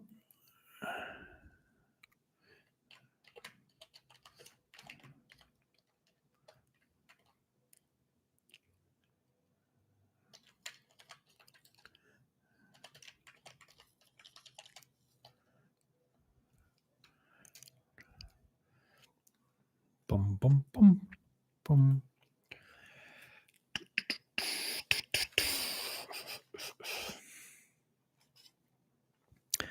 What about the price of rugby tickets? Is that something people are annoyed about? Is it too expensive to go and watch games? We were going to go to Chicago to watch the All Blacks play, and we were going to have to drop something like $4,000 or $5,000 for that trip. Not possible. It's just a couple of hours up the road. It's not actually. It's 4.5, 5 hours up the road. Next weekend, All Blacks Island. All Blacks Island. Dun, dun.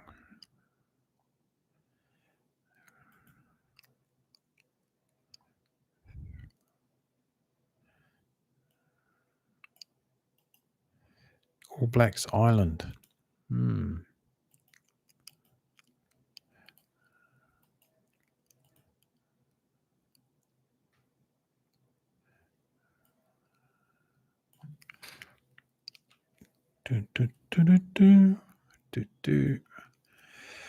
Welcome to the chat. If you've just joined, let us know where you're listening in from today. If it's your afternoon, morning, evening. Our friends in Argentina should be awake now. It's now 7:46 down in Argentina on Saturday morning.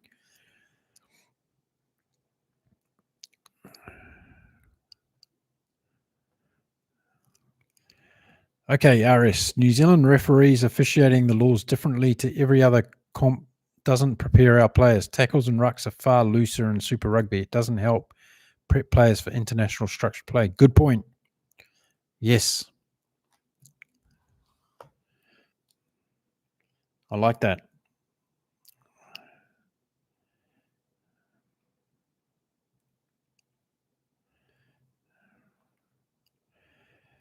Oh, I've got an interview coming up with Mark Robinson, the CEO of New Zealand Rugby. Any questions you want me to ask him, I can ask him that one.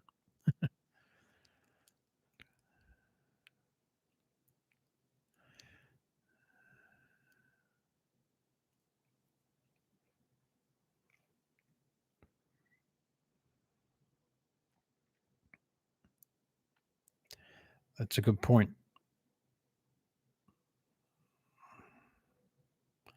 That's a good point indeed, RS. Thank you for that. Elizabeth, kicking possession away, running the ball a priority. Not sure how, but yeah. There's kind of a bit of a natural progression going on with that, though, Elizabeth, I think, because a lot of teams that kick the ball away, they end up paying for it, don't they, in a lot of respects? So we see games where idle box kicks or whatever are often returned with great attacking play. All Blacks against South Africa and Wellington in the second half.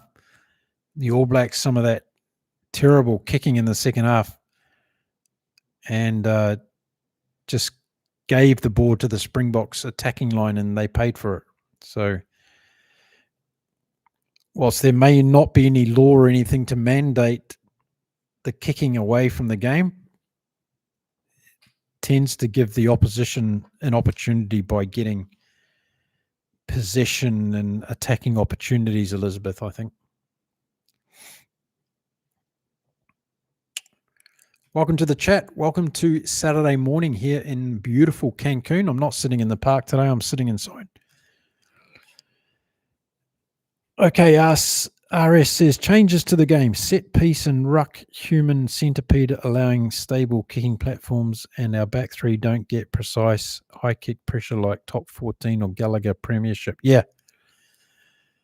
The centipede thing is just stupid, isn't it? How much time in the game is that taking out of the game as well? Like if you add up all the times that the 9 sits and waits for the centipede to be put together, it's like when they walk into the lineouts, right? You've got a group, you've got your forwards sitting out off the lineout for about 30 seconds. And then it's not until the referee says, hurry up, come into the lineout and how many players and all the rest of it. We've wasted 60 seconds on getting the line out created. It's another thing that annoys me. Hate the centipede. Yes, I hate the centipede too.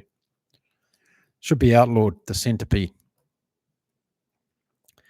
Let's put a petition up. Let's stop the centipede.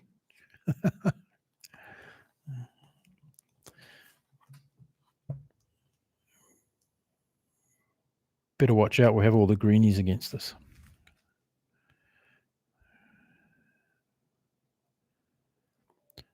Backline has been crap the past year, so good to get them out. I guess somebody's saying about the All Blacks there, was it? I missed that one. Sorry, whoever you were. Were we talking about Rico Ioane or?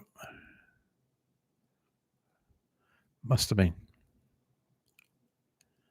Oh, no, it was on one of my videos. Okay. I think he was talking about Rico Ioane.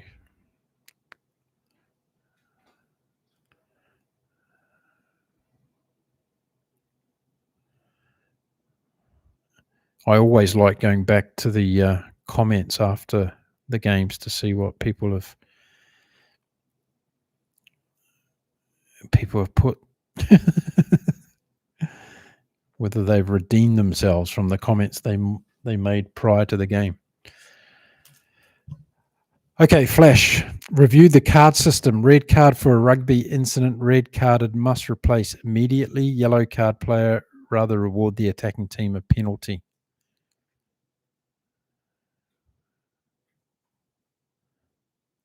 Yes. Okay. We need to review the card system. Agree. I'm writing all these down because we're going to take action, right? That's what we're about. Red card.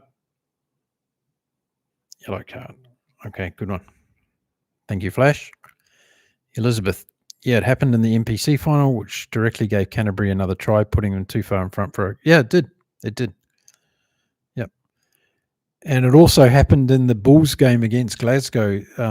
There was a deep kick put in by Glasgow, which was a bit of a nothing kick. And Willie LaRue took off and got Sebastian Leclerc involved. And from that, the try ended up being scored by the Bulls. So that was another example where a needless kick was turned into an advantage to the other team. So, yeah, I don't think we need to have a rule there. I just think it needs to be teams are taking advantage from the kicking. And that's why we get to talk after games about the rubbish kicking all the time, because it ends up costing teams the game. RS, also at lower levels, big rigs are valued for their set piece. The players who get up the system are often more ball skilled. That's how we've got 3 AB props who were schoolboy loose forwards. Yep.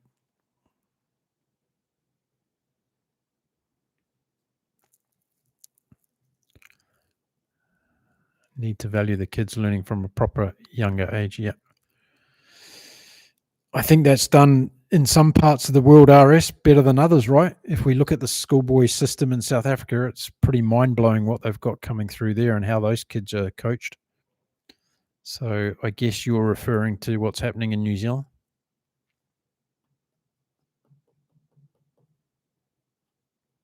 Are you or not? I'm assuming that, so let me know. But yeah, that's a good look at it. It's interesting, isn't it? The interpretation of development across the world is very different.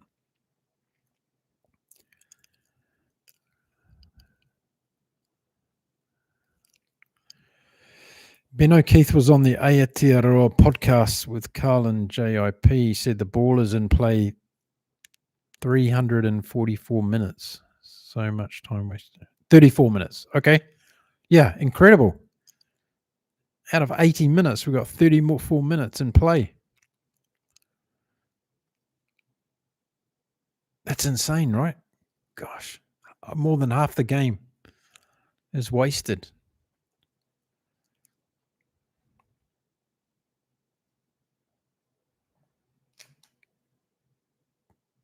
Nope, it's raining. Welcome. It's raining in Cancun today. Okay, so that's really interesting. 34 minutes in play. So, Elizabeth, I'm interested to know, did Ben O'Keefe saying, did he provide any possible solutions to improve that? Was he saying it from a positive or negative point of view? I'm assuming negative. Yes, New Zealand. I truly think our development and coaching has got it wrong for a decade. Yeah, I agree, RS, and I'm not even in the country, mate, and I've lost touch with what's going on in New Zealand, but you can just tell by what you see coming through the system. And I don't know whether that schoolboys series against Australia was a bit of a wake-up call as well, right?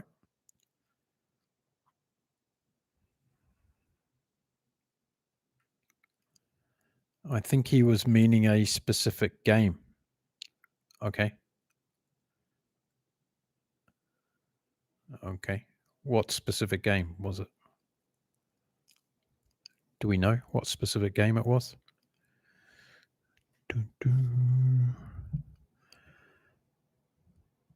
Yeah, that's the thing, right? Let's hope it's a wake-up call. How do we know if these things actually have an impact down the line? Or it's very easy to keep doing what you've always done and keep getting the same results, right? So let's be positive, optimistic. Things are going to change in New Zealand. Jason Holland's moving out. Things are going to change. Yes. I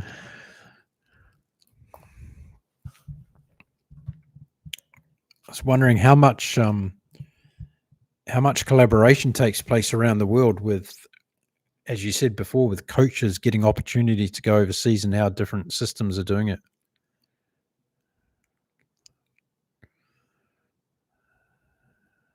Okay, Rugby World Cup game. Okay.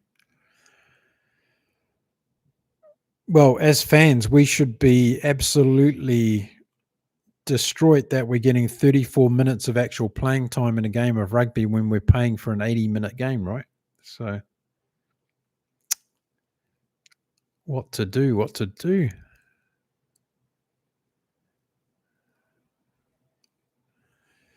Yeah, RS, I think, yeah, the game changed. That's right. And I think what we're seeing is the cyclical evolution of rugby in different countries now, right? And I think this is something we need to take into consideration when we're assessing the All Blacks, because many of us around my age have been used to seeing All Black not only dominance but good quality of play for many, many years, decades, in fact, right? But when the other teams start catching up, because of the fact we're seeing more coaches around the world now from different nations traveling and living and working in different countries, it's raising the bar across the whole world. So we're starting to see that emergence of a lot of good rugby playing nations. And I think that's a good thing, obviously, for the game. So you've got to keep pace with all that, right? And New Zealand seems to be less innovative, maybe. I don't know. Would we be talking a different story if Joe Schmidt had been the All Black coach this time around? That could have put a whole lot different light on it, right? So why was Razor given the job when you had someone like Joe Schmidt who had been proven? And why not bring Razor in as assistant coach under Joe Schmidt for a World Cup cycle?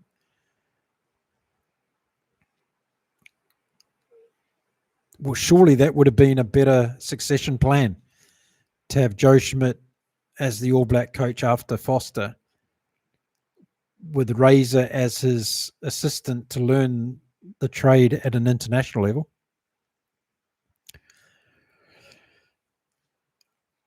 I heard Joe did want the job, yes. Yes, I heard Joe wanted the job.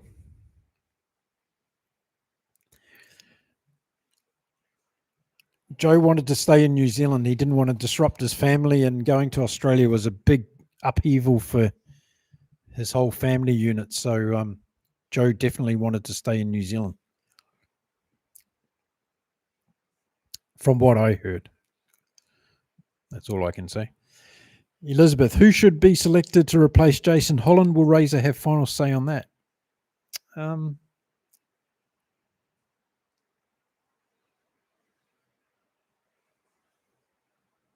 Well, we've seen Jason Holland and Leon McDonald go now, right? So is there a theme?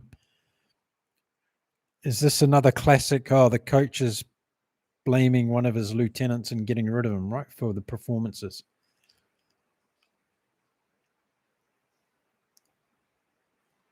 And has it been announced now to appease the public because there was so much upheaval about the poor performances of the All Blacks? So have they put out this announcement now to say, oh, look, rugby fans, we're doing something, we're taking action, Jason Holland's gone or going?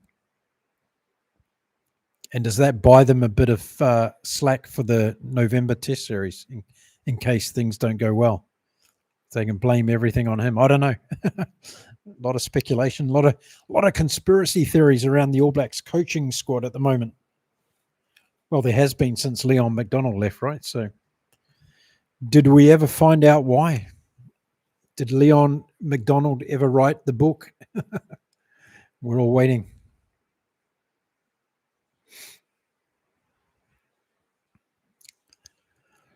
Yes, I'm pretty sure we'd be talking differently. Yes, have Joe with Razor assisting. Yeah, it just seems to be logical, right? You bring a guy in that was super rugby based with a guy that's been coaching in Ireland and in the All Blacks Rugby World Cup setup. It's a no-brainer for me. No-brainer. Brent Blake, welcome back, mate. What's the expected year result for an All Black coach now, though? The game is way more competitive, and I think the decade-long absolute dominance won't be achieved again, even for the Springboks. Yeah, I agree. And maybe the expectation has to change on the balance sheet as well, because I can't see how any team can be dominant again like we saw before. And the Springboks, and I love my Springbok supporters, but look at 2023, right? The game against France, the game against England, and the game against New Zealand. They could have easily gone a different way, each one of those games. So the precipice is very, very narrow, right, in terms of what can happen in these games between these top teams. And that was 2 years ago, and we've seen it again this year in the Rugby Championship, right?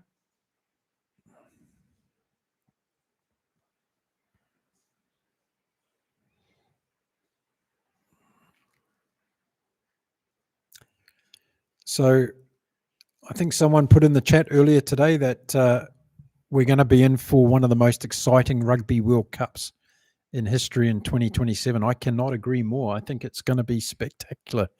And we are going to see upsets for sure. He wants to be near his family. Yep. I reckon it's a damn shame Leon McDonald went, and why exactly did he go? We don't know. That's the $64 million question, right? Why did anybody know Leon McDonald in the chat? Reach out to him and ask him. We're all wondering what went on. No one knows yet. No one's thrown Razor under the bus yet. Although some of my subscribers think I have, but just sharing my opinion, that's all. Welcome to the chat. If you've just joined us, we are at 6 hours and 3 minutes on a 24-hour podcast.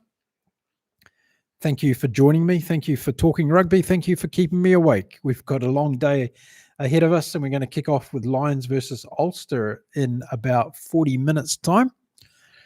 Going to watch that game and give you my views as we go through it. I haven't watched a lot of URC this year, so there's a lot of players I'm not aware of in these teams, so hang out with me on that one.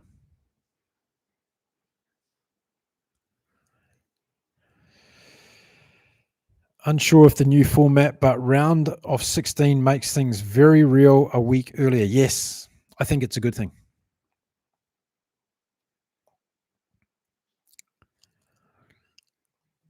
Elizabeth, I've already got those on my list. The Joe Razor question and the Leon McDonald question. Yes. Yeah. I wonder how the politician will answer.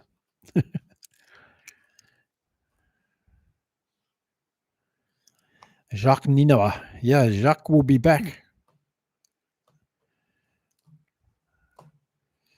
Imagine head coach Joe Schmidt, Jamie Joseph, Tony Brown, Clayton McMillan. Oh, yes. Flash. That's the dream team.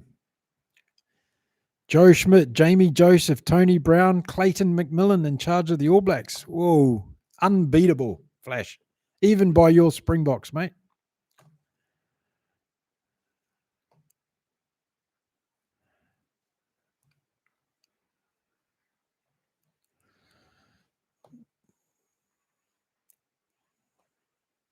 It's interesting how New Zealand rugby's let some of these guys get away, though, isn't it?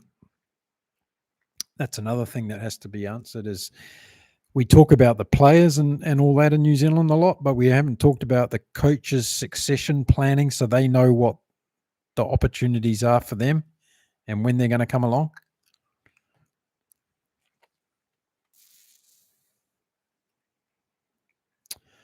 I think Flash has hit our dream team today for the All Blacks coaching squad.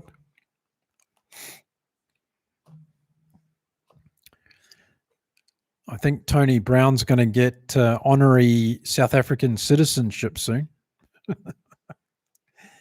They'll start building statues across the country with him and Russie with their arms around each other. That might happen, especially if they go back to back to back.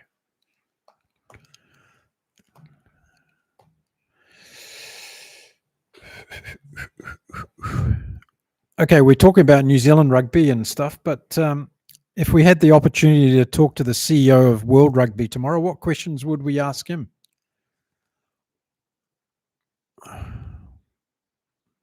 World Rugby, making the game better.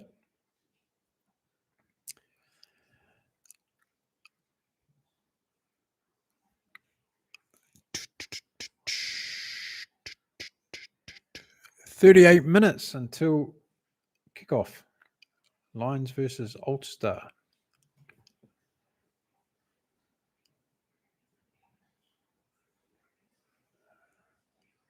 Should be a good game.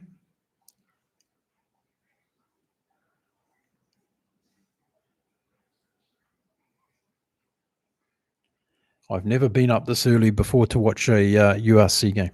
There you go. Declaration.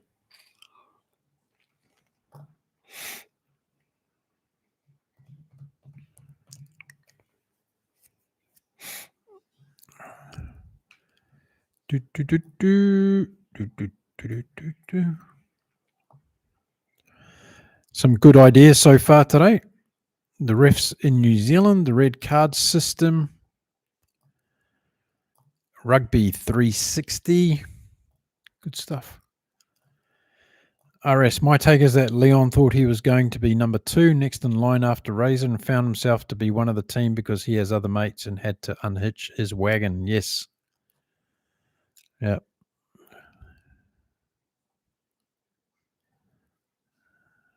Yep. Yeah. What could have been, huh? What could have been? Well, I'm a big believer in karma, RS, so I think it'll all come out in the wash. I think it'll all come out in the wash.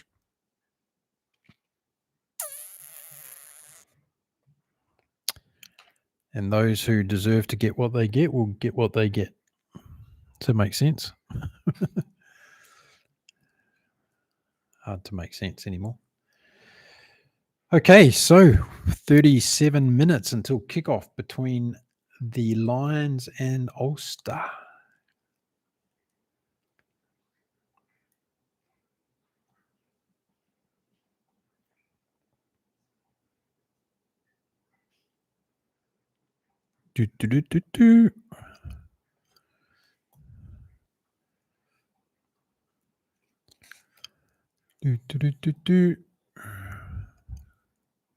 Welcome to the chat. If you just joined us, you are at Inside Rugby with Mark. We're talking rugby. Let us know where you are in the world, whether it's your morning, afternoon, evening. Welcome to anybody from Argentina that might be joining us today. It's now 8 a.m. down in Argentina. Just down the road a few thousand kilometers. To anyone in North America, we usually have a few coming in from North America, Canada. Welcome to the chat. Always good to hear your views and perspectives on rugby. Got a few Kiwis and South Africans living in the US that join our channel.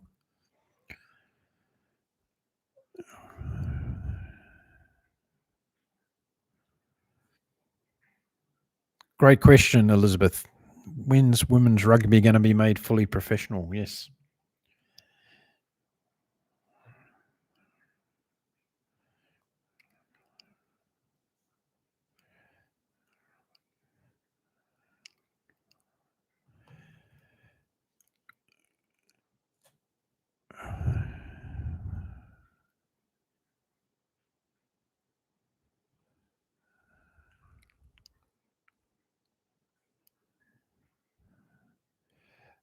Women's rugby professional and club rugby around the world. Yep. Good one, Elizabeth. Thank you for those. Club rugby.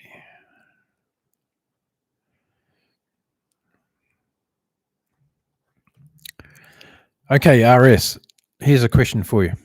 You're a fan of Razor. Okay, explain. Why are you a fan of Razor? What's he doing brilliantly as the All Black coach? I'd like to know. And respectfully ask your opinion. Thank you. If you want to share. Got some good notes here, folks. I'm writing all down your ideas here. So keep them coming. What can we improve on the game? Back in a bit. Okay.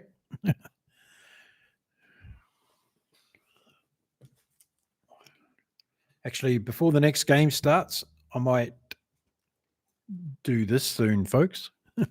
Haven't been yet. This will be my first bathroom break in the 6 hours and 11 minutes. That's not bad. Got rid of a few of these.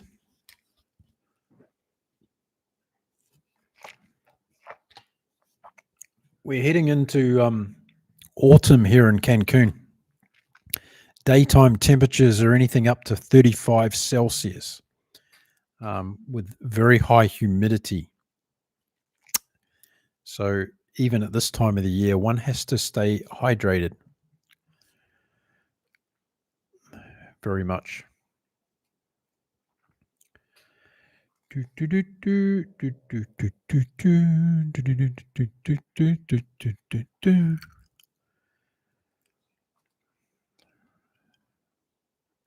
Who's going to win the game, Lions and Ulster? What's your pick on that? Flash, who's going to win? Lions or Ulster? I know what you're going to say, Flash, so just testing you out.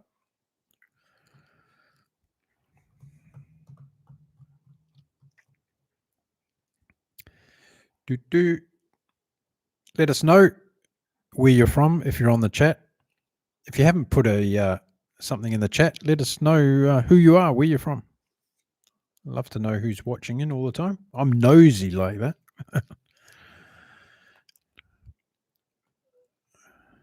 Plenty of good rugby coming up today. We've got Lions and Ulster, followed by the Sharks and Scarlets. And then we're going to do Benetton and the Stormers. Benetton and the Stormers. We might go back and watch that Leinster game afterwards, I think. Because there's a few on at the same time, right? So we'll watch the Leinster and Zebra afterwards, and we'll watch Benetton against the Stormers live. I think that'll be the way to go.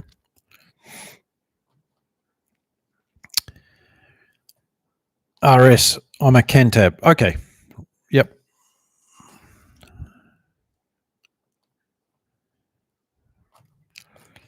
No, I understand, and I agree with you. I think Super Rugby, NPC, fantastic coach. Did the job, had a great team, was in the right place at the right time, all that stuff. But as many people would say, it doesn't translate over to being a great All Black coach, right? A completely different level of game, a completely different level of pressure. And you can tell after the 18 months that he's been in charge, right, that the amount of pressure that he's under is enormous compared to what he was used to. You can't even compare it, right? It's a different level. But I hear you, yeah. And I'm not distracting at all. And I think where my neutrality comes on from it as well, RS, is that, I haven't lived in New Zealand for a long time. So I wasn't around when Razor was doing all his stuff at NPC and SRP title level, right? So I was a Kiwi removed from all his brilliance from what I saw from afar. So I can understand how one can become a real true believer through that process that he went through to win all those competitions. But I guess it also gives me a bit more neutrality when it comes to him as an All Black coach, that many other people have the same perspective. And no one has to be right or wrong. It's just we see it from different perspectives, right? As a South African, I like how Razor didn't immediately change Fozzie's set players. He's changed it more now, but do you think he's chosen the right players? I think things like Artie to 7 is better.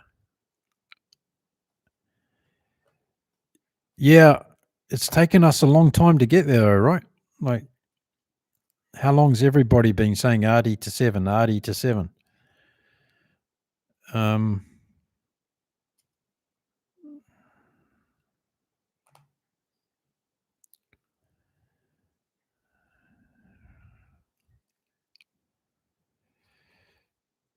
Yeah, do you think he's chosen the right players? No, I don't think he has, and that's where the problem is.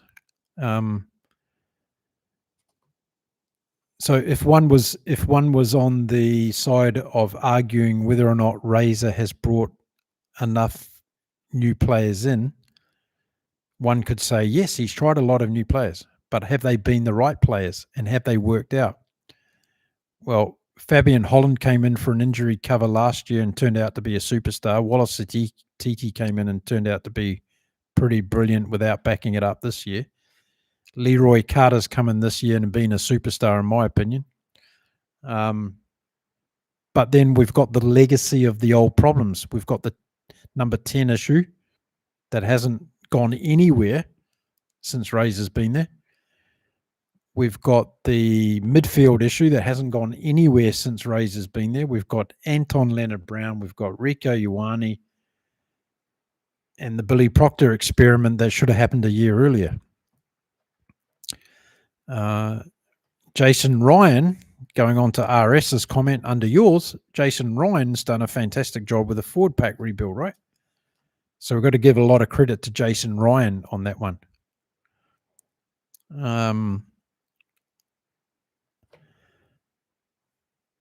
Yeah, and the key problems are in the back line and the development issues deeper in New Zealand rugby. I totally agree with that. So Brent, Blake, 1070 and RS, your comments kind of go together, right? That's how I'm trying to say that. So, yeah, the problems in the New Zealand team at the moment are the back line and the development issues deeper in New Zealand rugby. But when we talk about the development issues deeper in New Zealand rugby, are we talking about the pathways to the All Blacks? Because why isn't this Jamie Joseph team picking the best of the next generation and going on tours to Argentina for a number of weeks, playing test matches and playing Chile and Uruguay? Why aren't they doing that? Why isn't New Zealand rugby investing in the next crop of potential All Blacks and sending them on those types of tours to give them that level of experience? That's what I'd like to see, right? So that you have the likes of Dylan Pledger and Josh Jacob and all these guys getting that intensity of good rugby. Like, you've got an opportunity here for New Zealand rugby to help develop tier 2 nations, right? So send an All Black B side on a tour to play against South American teams, and then send them to Europe to play against Georgia and even Italy and Portugal, and allow those nations to get an opportunity to play the next generation of All Blacks. It's going to do an amazing thing for their development because they don't get enough time against the top nations, right? So I'd like to see all the nations do this.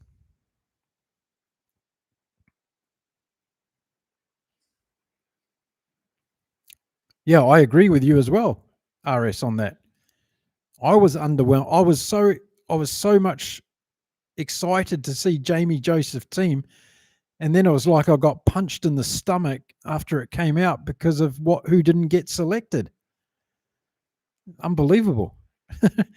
So that goes back to the issue and what you said before about development issues in New Zealand rugby. If you're going to have a team like that, then make sure you pick the right players. And it seems to be an inherent problem within New Zealand rugby is they're not giving the right players the opportunity. So whenever I hear South Africans talk to me about, oh, the state of rugby in New Zealand is shocking. No, it's not. We've got brilliant rugby players in New Zealand. They're just not giving the opportunity to play at the top level to go on to become the next Sasha Feinberg and Gomazulu and Manny Labok and all these guys, right? That's where it's falling over for New Zealand in my eyes at the moment. Anyway, I'll shut up. I'll let you guys talk. Flash. I see England the sleeping giant, France the superpower, and the Aussies in 26. Yep.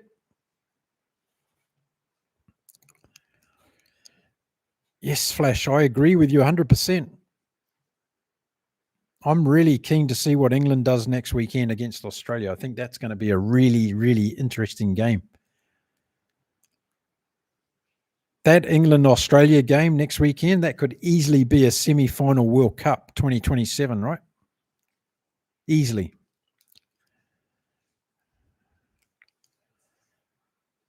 RS, I've got a funny story to lighten the mood. Oh no, you think we're getting too serious, RS? Come on. We're talking serious rugby here. We're trying to do the job. New Zealand rugby's not RS. It's got to be taken seriously, mate. But tell us your funny story. Come on. I'm up for it. Brent Blake, having some young All Blacks playing against the South African teams next year could be good experience. Yeah, why not? Why not? What happened to the New Zealand juniors concept? We used to have the All Black juniors, right? They used to play against the British and Irish Lions. I watched them at Athletic Park in the 1970s from the top of the Millard stand. Those were the days. Where's the junior All Blacks teams now going around the world playing against teams? Bring it back. Good idea, Brent Blake. I like it. Got to keep an eye on the clock here. We're getting close to kickoff in 22 minutes, fans.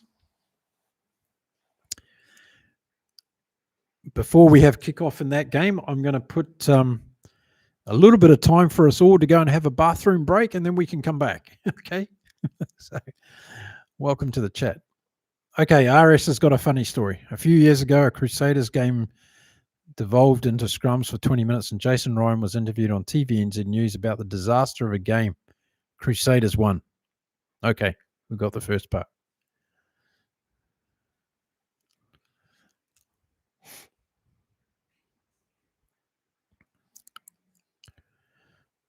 Who was the TVNZ News person? Was it Keith Quinn or Grant Nisbet, or who was it? Give us the details. Welcome to the chat. A few more people waking up around the world of rugby. I'm here talking for 24 hours about rugby today. We're 6 hours and 23 minutes into it. That's longer than any 6 hours and 23. That's longer than any Grand Slam final of a Grand Slam tennis tournament. There we go. That's an achievement. My mother-in-law's here. Hello, Peter. Buenos dias. ¿Cómo estás? Good morning. You're up early. You should go back to bed, Mama. The wifey's still asleep. She's not going to pick you up for a while yet. Thank you for your support. Okay, RS, carry on with the story. It was one of his first ever news interviews. Oh, and I built this up to be funny now. Yeah, you've got to deliver, RS. It's got to be funny. I'm waiting. I'm good. I'm pleased you're well, Mama. Hope you had a good night's sleep. I was dreaming of sleeping. Didn't happen. Hasn't happened. Tomorrow I'll get plenty. Mama, you have to pack your raincoat this morning. It's raining outside quite heavily at the moment.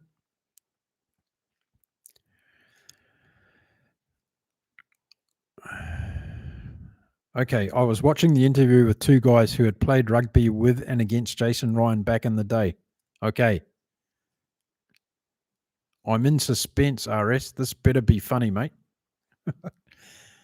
And are you going to finish before the game starts between Lions and Ulster? It's raining. It is raining cats and dogs, Mama.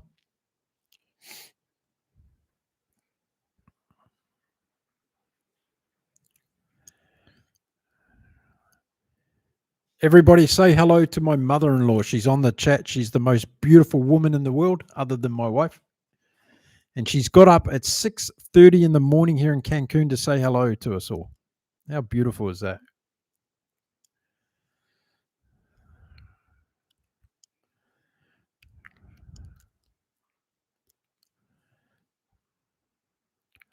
Like Jason said, I don't want 80 minutes of scrums, and these two both yelled, liar. I think I heard that story before. I think I'd heard that story before.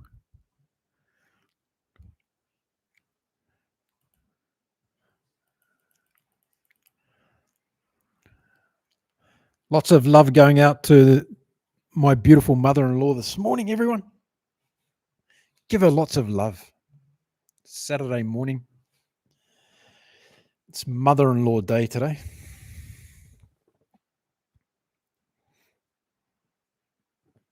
Bringing rugby to Mexico. There you go. That's an ambition, isn't it? Welcome if you've joined the chat. Maybe you're waking up in the United States or Argentina this morning and you've just come along to be part of the 24-hour podcast with Mark. RS continues the story. One of them texted him to call him a liar, and he texts back saying he'd changed. He hasn't.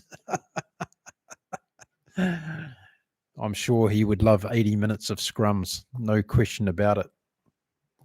Any forward coach would want that.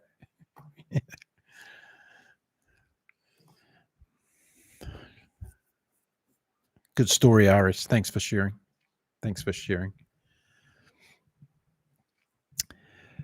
Okay, we're getting warmed up, folks. We're only 6.5 hours into this. I feel like I'm getting my second win now.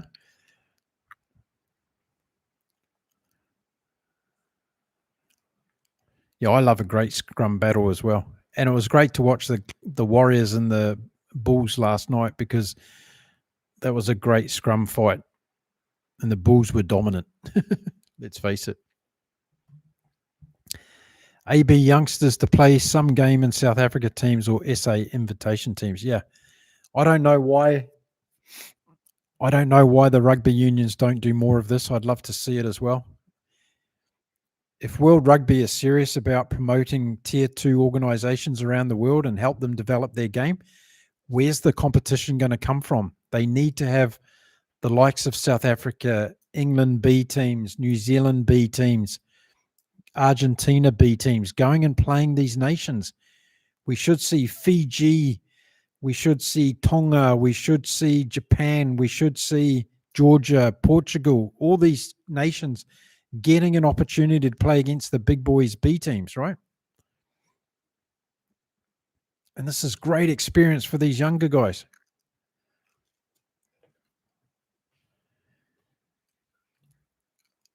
And then if you're an administrator of the game, you bring in a whole group of new investors and partners and sponsors just to manage that tier of rugby, and they get on board, and it would be absolutely fantastic, right? So you're bringing a whole new level of partnerships and sponsorship for like a B team series of games across the world every year. Would be brilliant. You can make a like a rugby championship style competition out of it, right? It'd be brilliant.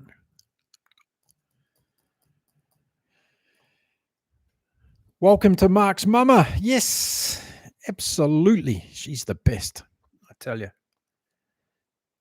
She's my number one supporter. Don't tell the wife. The wife's still asleep.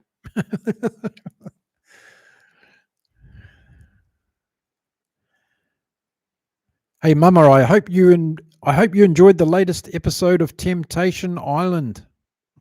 Did you watch it? Those people got serious problems. Anyway, I'll stick to rugby. RS, yes, Bulls dominant, and then Macbeth, the Warriors' replacement, Lucy kept one scrum up, and it led to a try.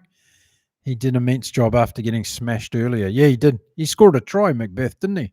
In the end, 70th minute, he went over and snuffed out the game for the Bulls. Okay, folks, we are 14 minutes away from the kickoff between Lions and Ulster. I'm going to be bringing you my thoughts and opinions on that game in 14 minutes.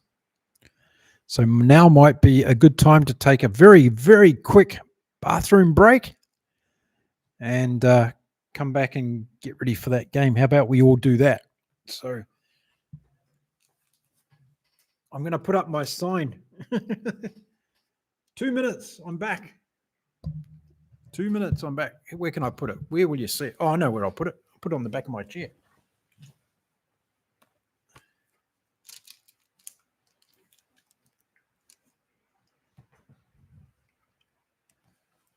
Back in 2 minutes, everyone.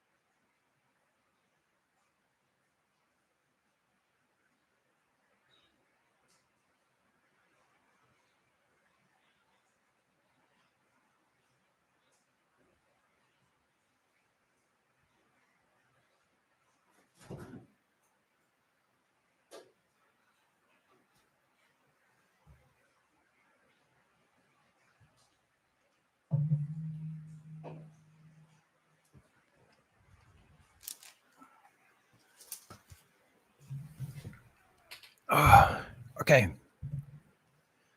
Feel like a new man. Fantastic. Got a new water bottle, everyone. where the rest of you all from? Well, we've got some from South Africa. We've got some from the UK. We've got some from New Zealand. Got some from Mexico. Where else is everybody from? Okay, 10 minutes to go.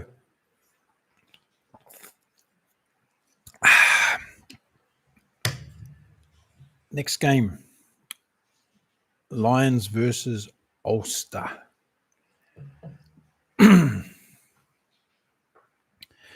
Now, we've already had Japan versus Australia. If you weren't with me then, shame on you.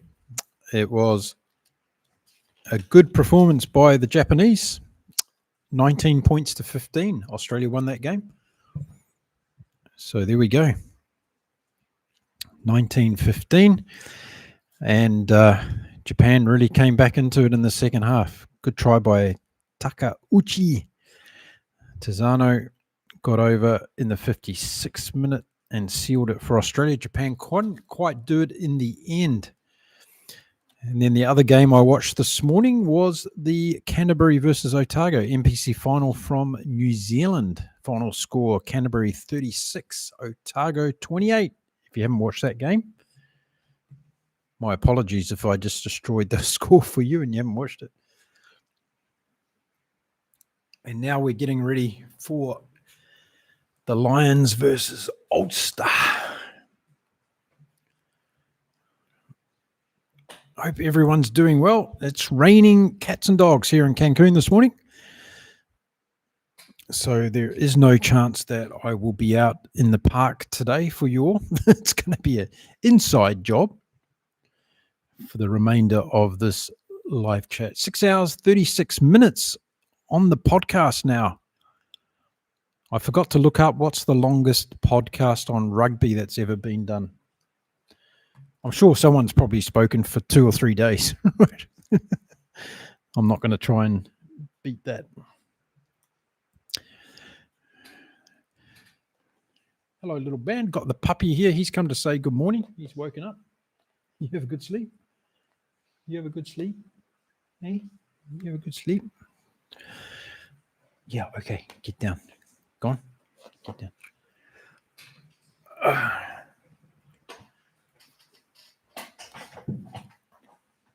Okay, so let's get all set up.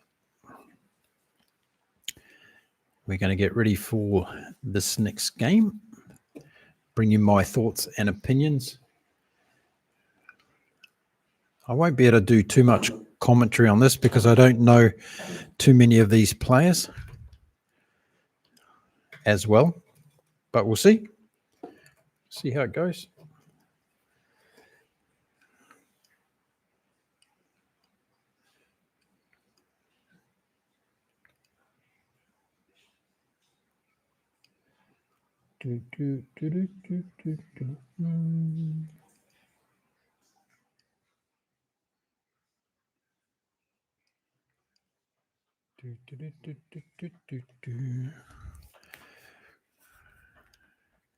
Someone hoping for early morning walkies. Yes, he is. He's going to get them in a minute when the good lady wakes up. Well, he may not actually because it's pouring down, so we have to see. I think I'm going to get the day off from walkies today, aren't I, little man? I'm getting the day off, aren't I? Thank you. He can sit by my feet. Okay, so round 5.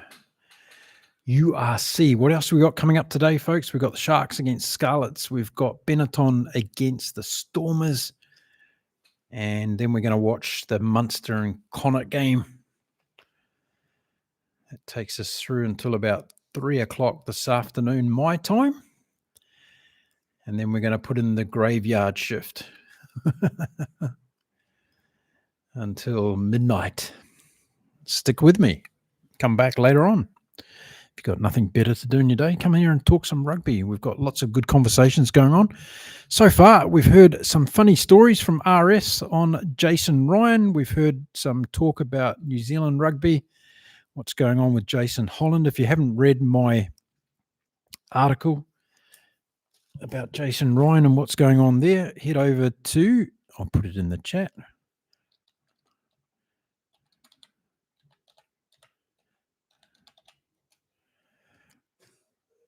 Head over there and check it out. It's all there under our news item on there. Okay, here we go. We've got some pictures on now. Wow, where's the crowd? There's no one there. This is not a good look for URC Rugby. Flash, where are the supporters, mate? There's no one there. It's completely empty.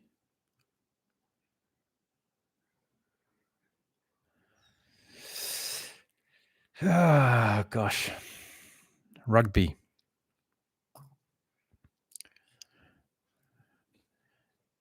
Okay, let's tune in and hear what's going on.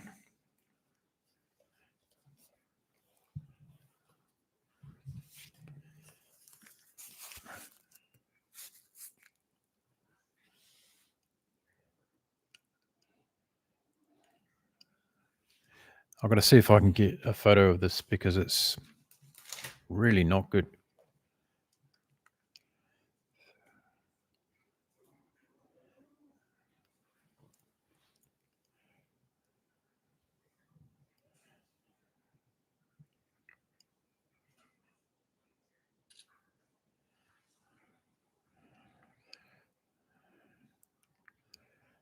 Unbelievable how few people are at this game.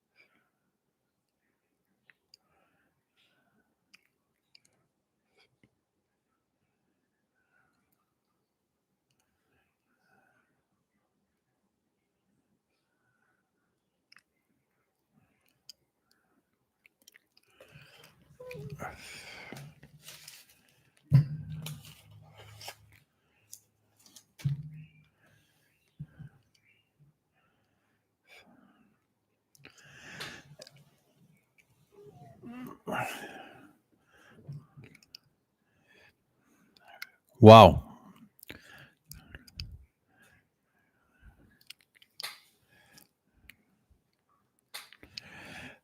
Thanks, RS.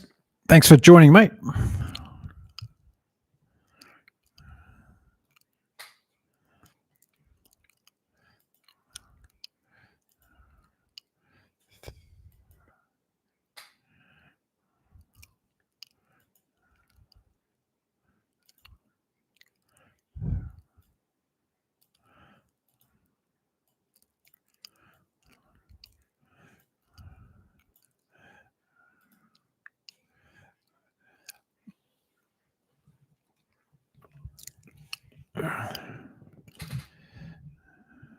Rob Herring.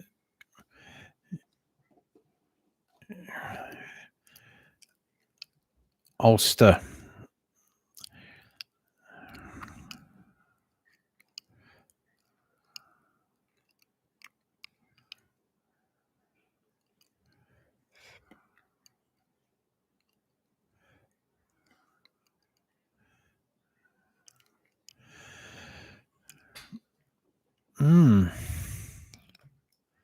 Going to be interesting. So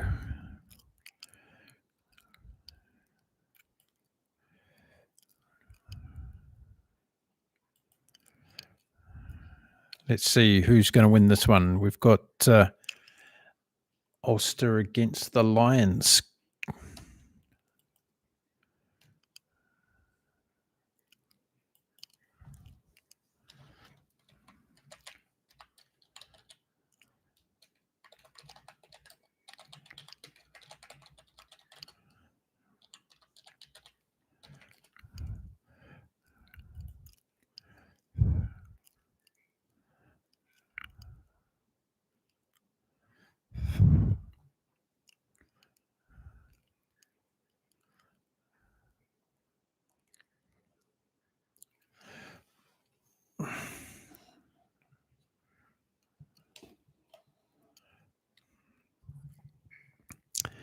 It's a shame there's not more people in Joburg for this game. There's an empty stadium.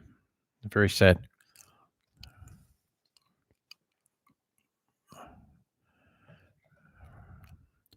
Rob Herring is born in Cape Town.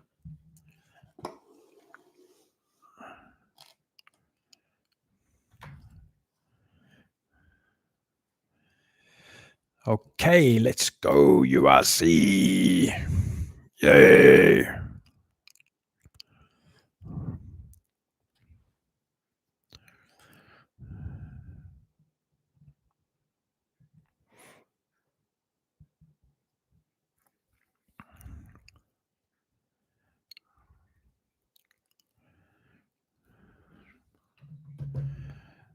If you're watching from South Africa, I'd like to know, where are all the Lions supporters?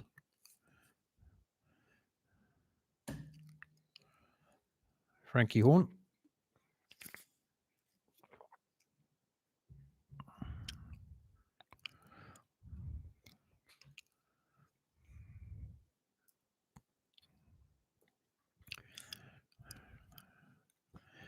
Ben Connors, the referee in this one. Looks like a young guy. There's a few people in that stand, about 50.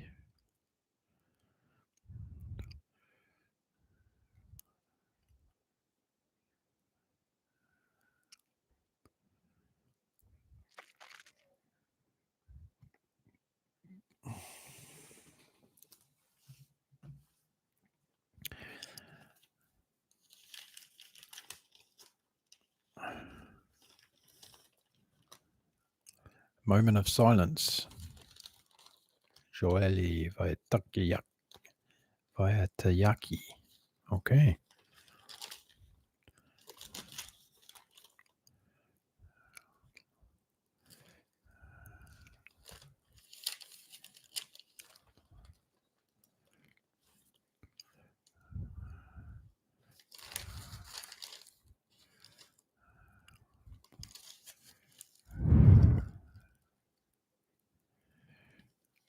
No problem, Elizabeth. You go for it. I don't know a lot of these guys, so I'll just pitch in every now and again. We'll see how we go.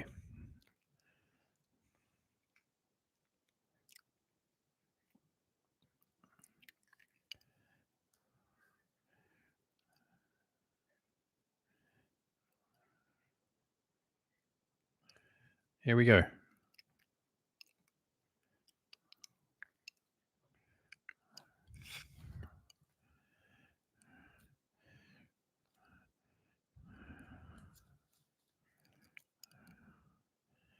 It's going to be a tough game for this Ulster team. It's hot, 28 Celsius, and altitude at Joburg.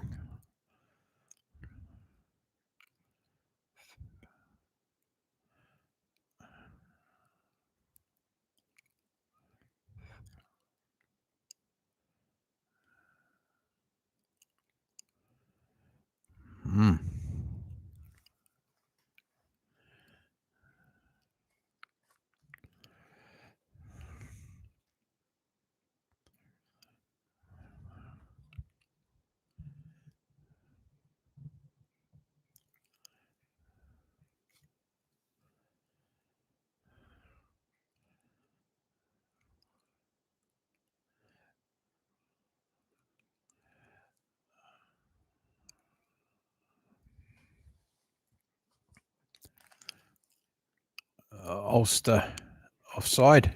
Lions down on the 22 now.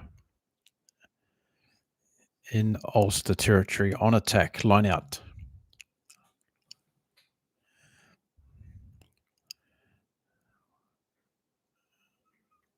Rowan Venter. Good ball from them.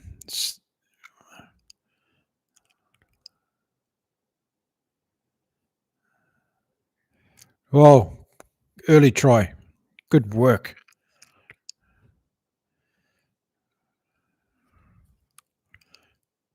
Straight in for the Lions.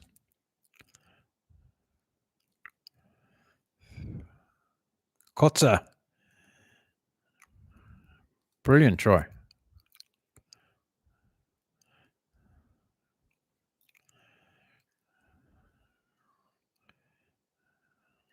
Very good. Yeah, good work. Ulster defence fell off.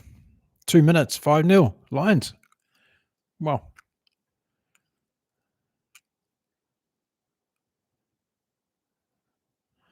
yeah, it's disappointing to see the crowd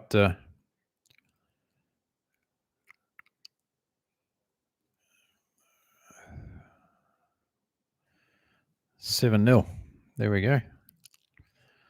Good start. Yeah, I think so, Elizabeth. I think it's going to be second half nightmares, especially with this start from the Lions.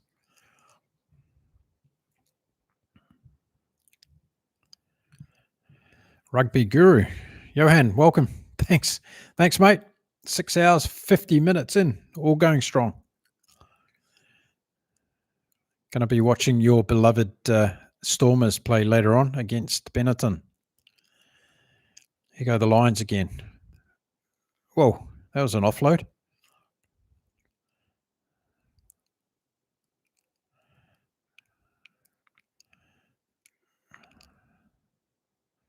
This could be a cricket score.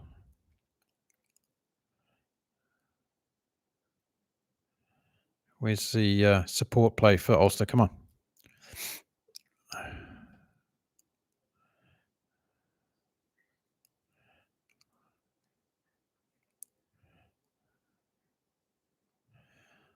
Nathan Doak wrapped up 45 metres out from his own line.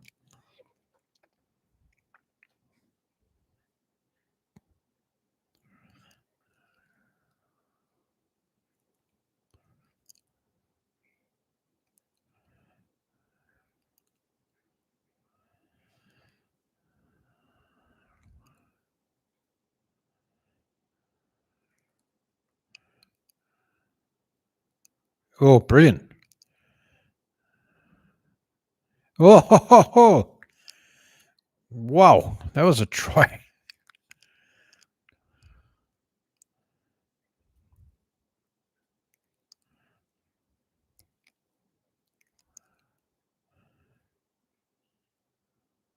Bolakun. Wow, he's a player.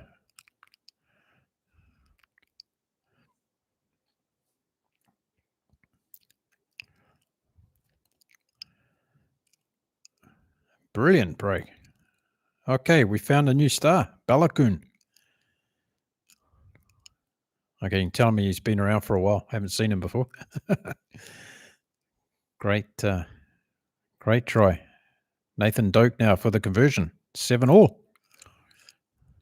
Right in front. Take your time, son. It's hot. You need all your energy this afternoon. 7-all after 5 minutes. Brilliant stuff. Good try.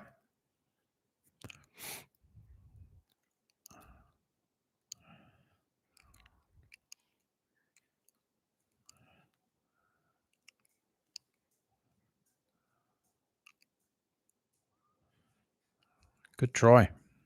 Excellent.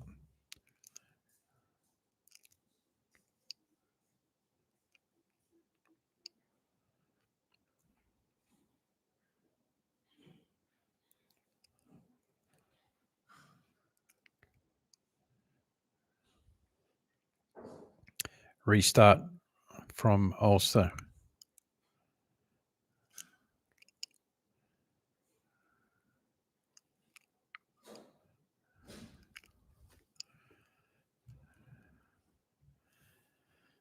Drop ball.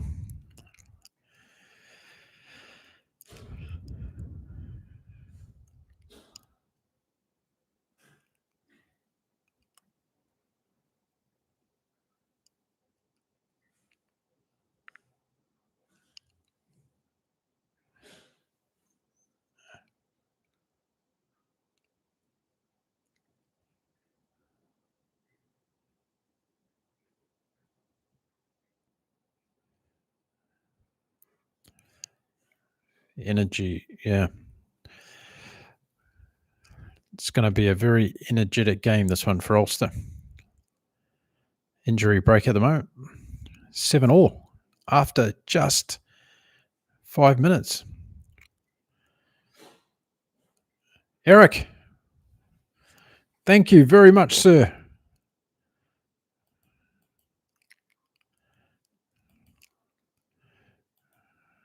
Very much appreciated, Eric. Thank you for your contribution.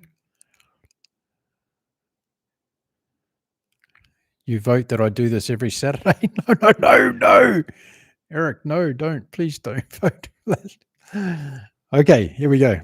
Back to play. Scrum inside the 22 of Ulster. Lions on attack. They have an 80-kilogram advantage in the pack weight, the Lions. This should be interesting.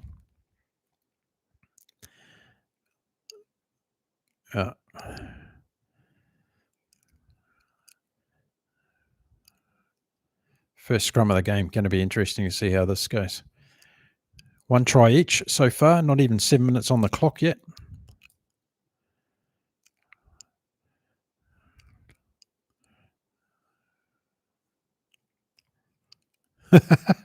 Eric, test went well, mate. Thank you very much.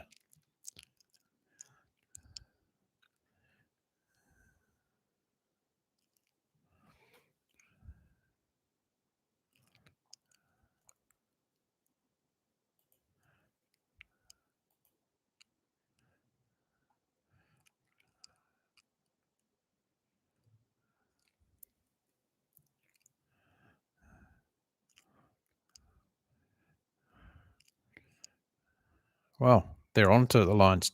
5 meters out. Coming right. Kieran on. Over. Another try.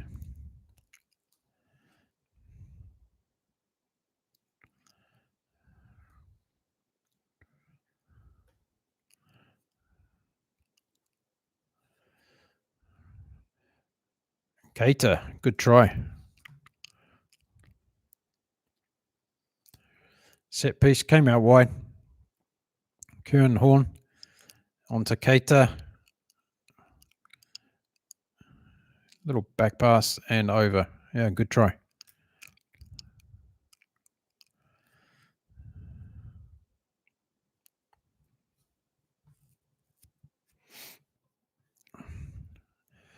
Here's the conversion. Chris Smith.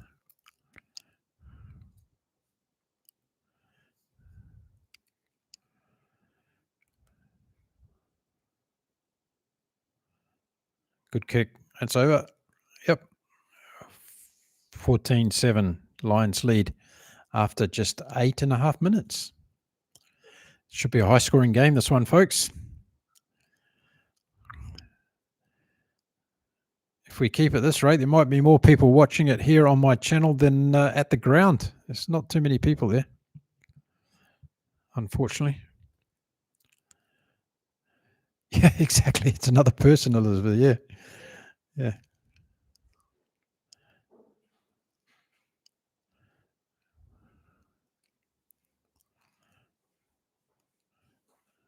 Restart again from Ulster down into the 22. Oh, it's dropped, knocked on by the Lions on the restart.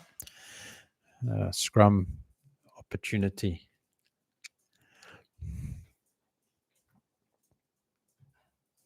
Not yet. No.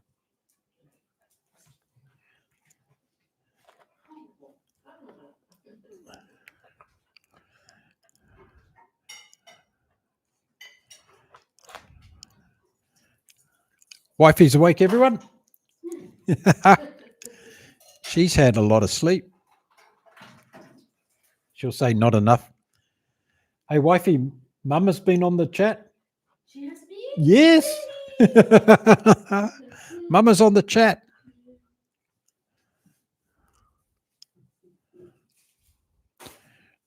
Okay, Ulster here, right on attack. Are they going to score another try back to back?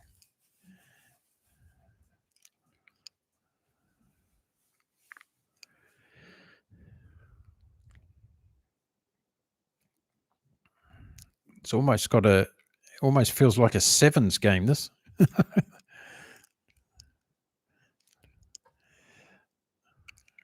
Okay, here we go. Ulster, 20 metres out. Going to the right-hand side. Good play through the back line.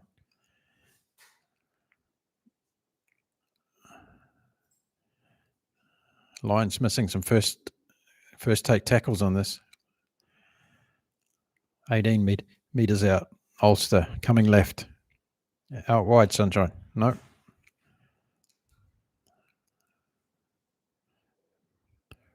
Murphy onto Ward. He goes close. 5 metres out. Ulster.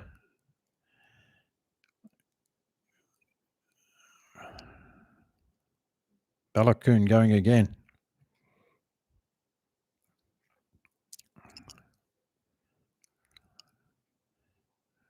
Five metres away.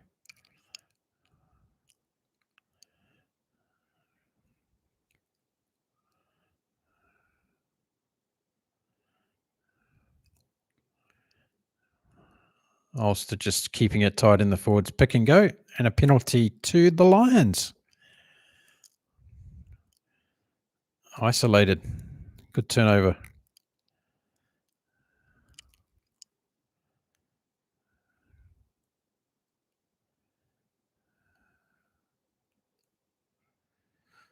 Good defence from the Lions.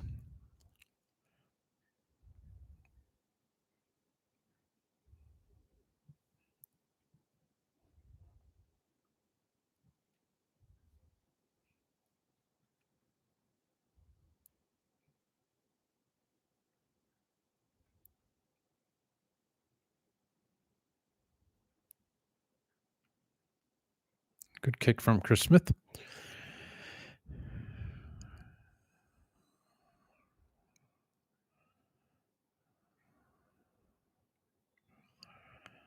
Good work by the Lions to defend that.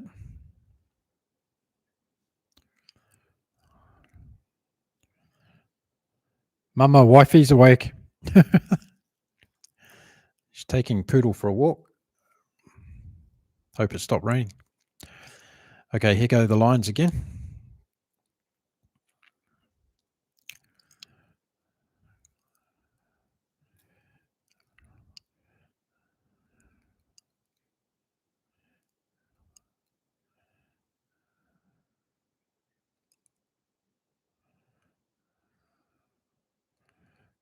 The Lions are spoiling this one.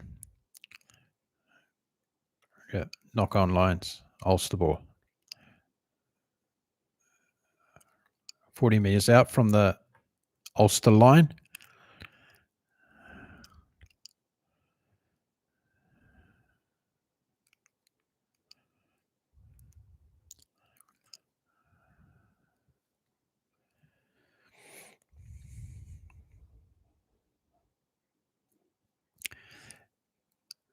Now, will the Lions take advantage of this? Let's see how the set piece goes. 14 minutes gone. 2 tries to 1 in favour of the Lions. 14 points to 7.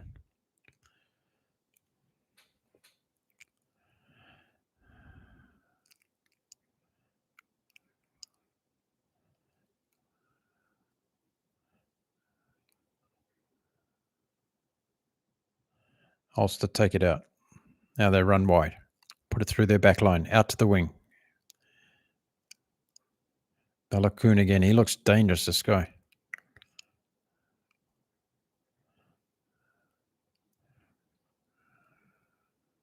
Oh, terrible. Through the backs. Ulster got the forwards involved now. Set piece. Doak. Murphy.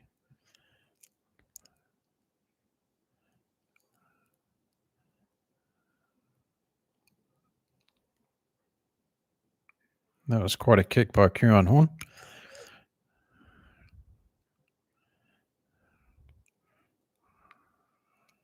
Ball flies a long way at altitude.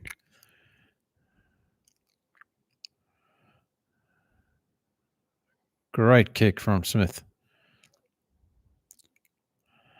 Ulster take quickly.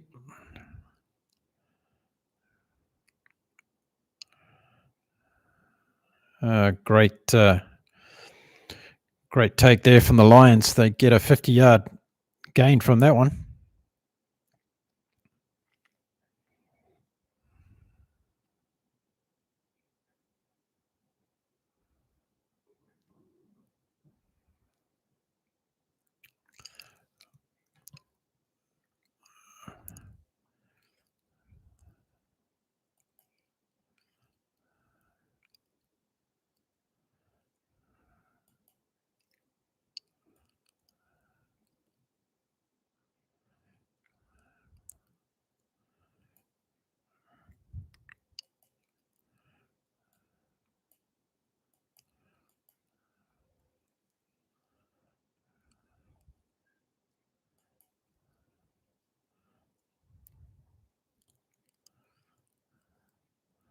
Okay, injury break or water break because it's so hot.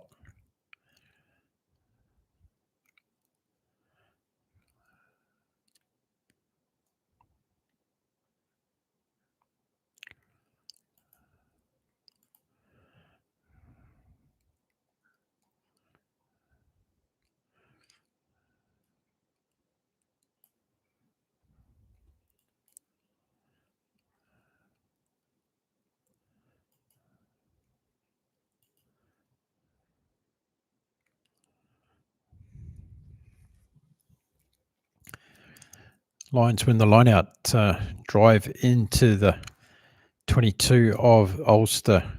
16 minutes gone, 14 points to 7. Lions through the back line. This is a good move. Charging towards the line.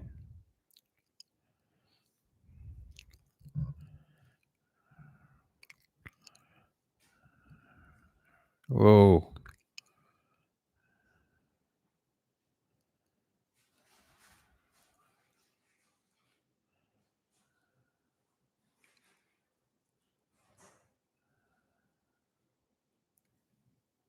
Ulster going to clear. Deep in their own half.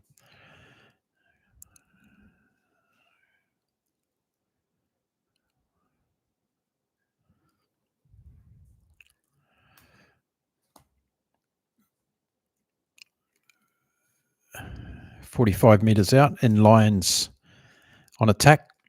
Line out.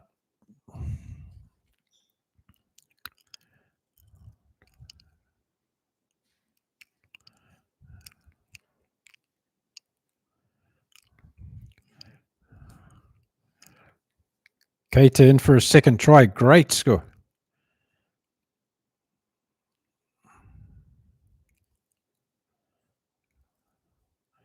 Check for a forward pass.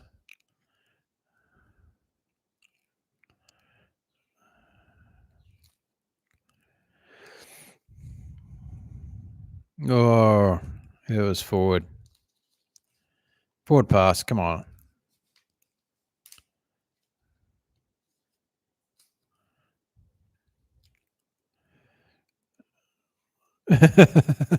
Not even checking it. It was that far forward.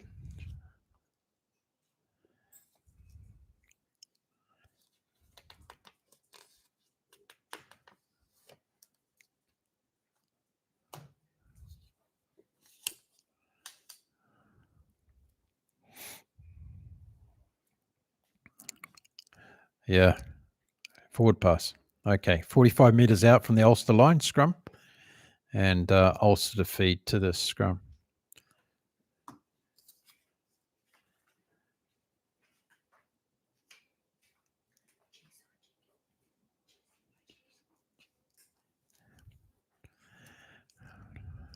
Okay.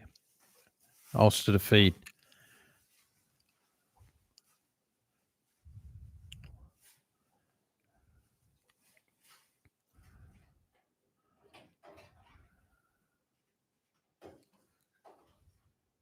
Doak to Murphy.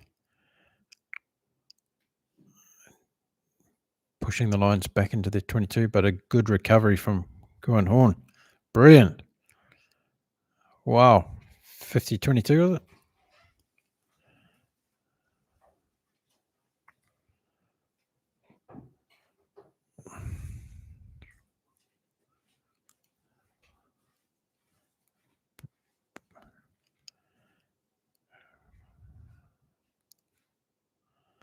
Brilliant kick.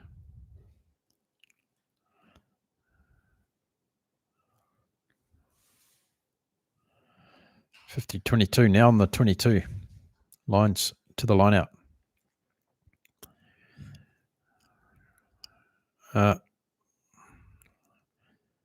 Infringement against the Lions, and Ulster will get the ball.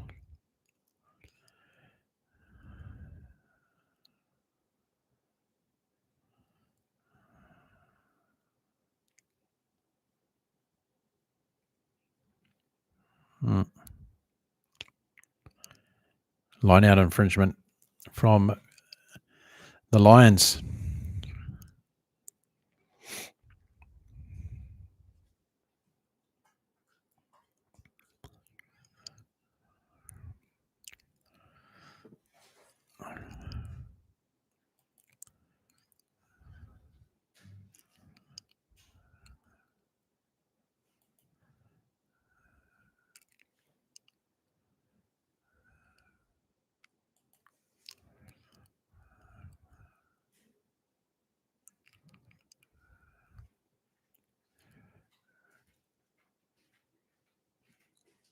Ulster win the scrum. Run the ball out of their 22.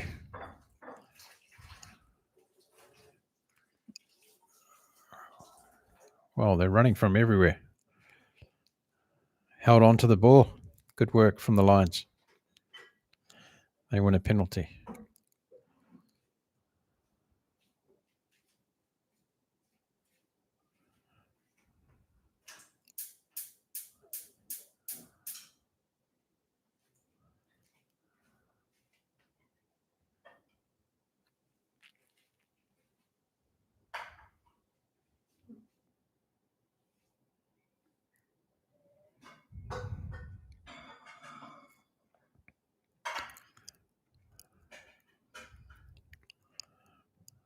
Yeah, good work. Lions win that penalty.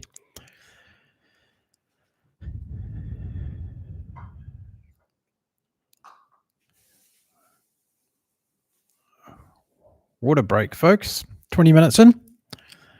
14-7 to the Lions. Pretty quick pace game, this one.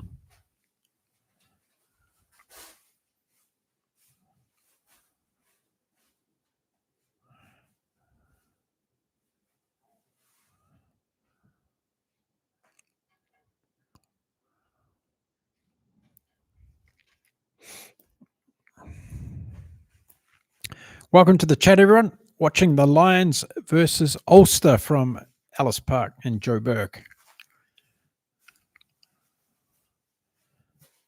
There are some people in the stadium today. The cameras have been showing the empty stands, but there are some people there. Good game so far. Balakone, a good try. Kutsi, a good try. And Keita, a good try. So 3 good tries so far in this game.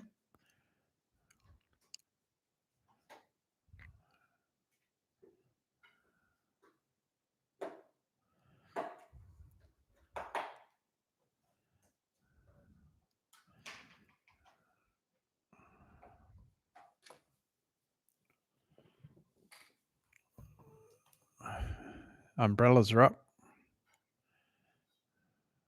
Fantastic stuff.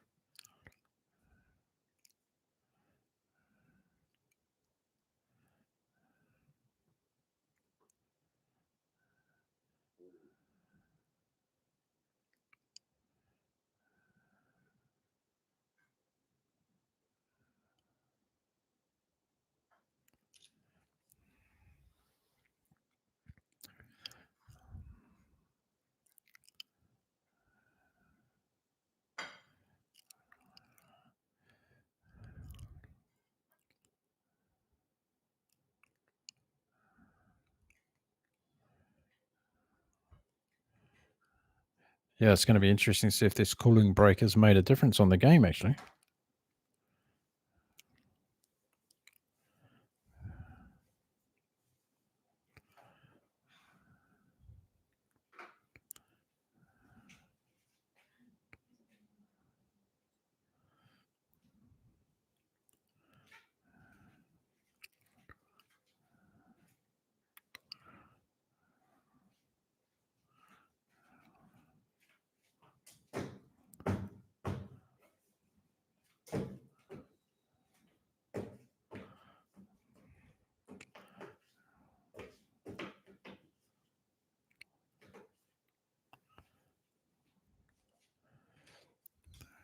Good work by Ulster there.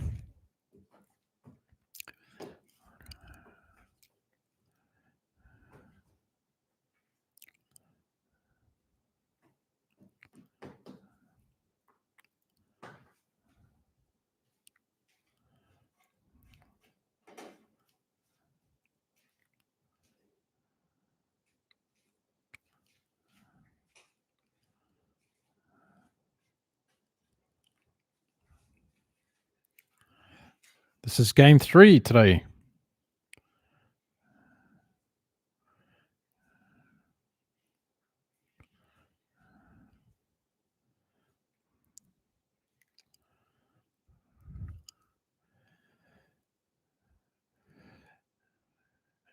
Here comes the Lions again, attacking from deep into the into the Ulster half now. Getting good replay ball. Now out through their back line. Going backwards into their own half.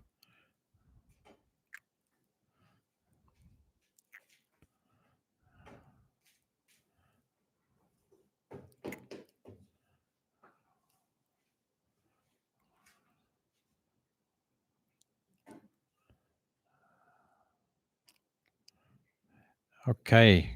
Ulster again. Breaks through. Brilliant. Doak.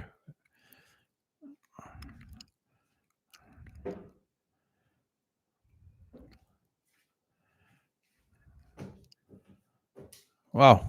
Great attack from Ulster. 10 metres out. Now it goes through the Ulster backline. Oh, well picked up. Ward.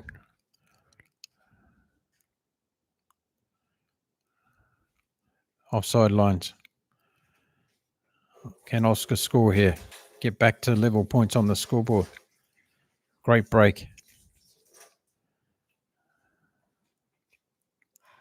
Oh, brilliant. James Hume. Gonna check TMO. Ulster could be in here. Not too sure. I don't think he got it.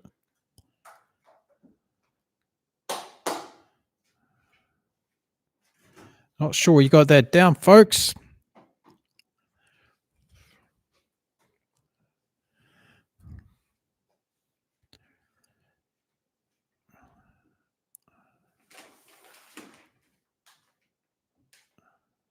Yeah, he's onside.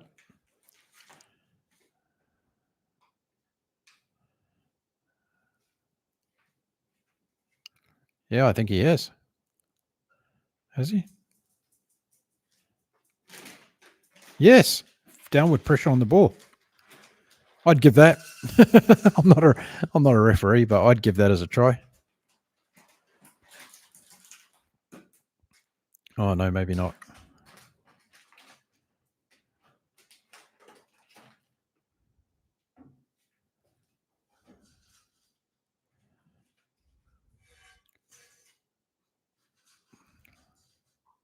Yeah, I think he got it down. Yeah, good try. Very difficult to control.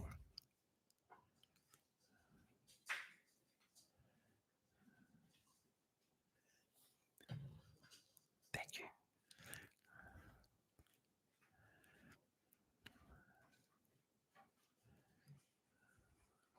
Yeah, I think he's got it.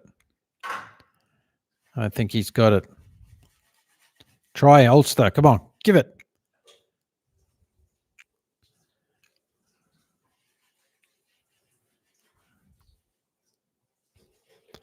Yep. Good try. Very good try.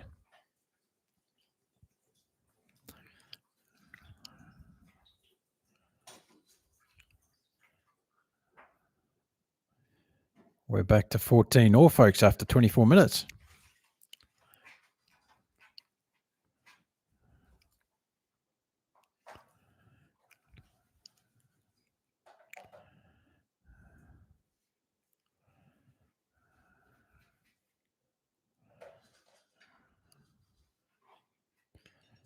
James Hume, good try. 14-all, 24 minutes. Restart from the Lions. Ulster bring it out of the 22. Doak, halfback, about to clear it with a clearing kick.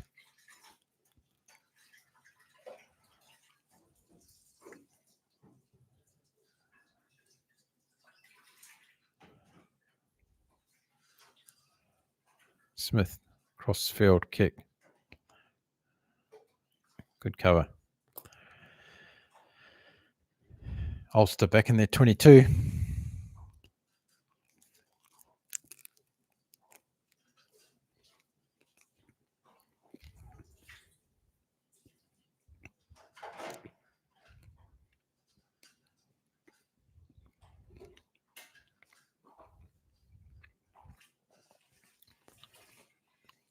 Boy, this ball travels a long way in the altitude at Jobu.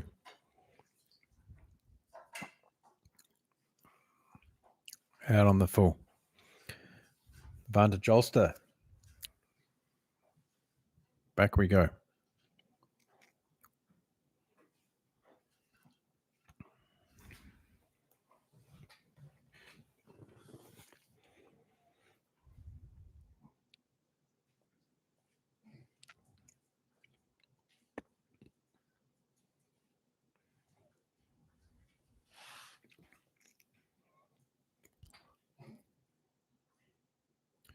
Ulster attacking again.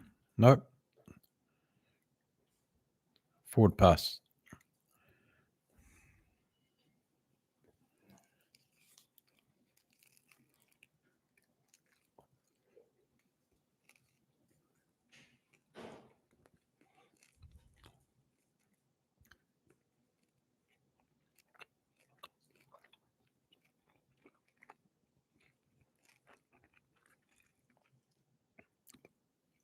Injury to Ulster.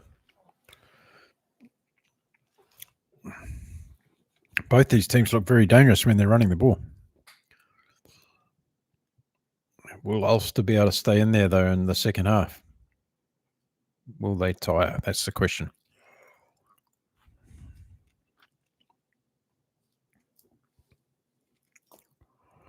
$14 all.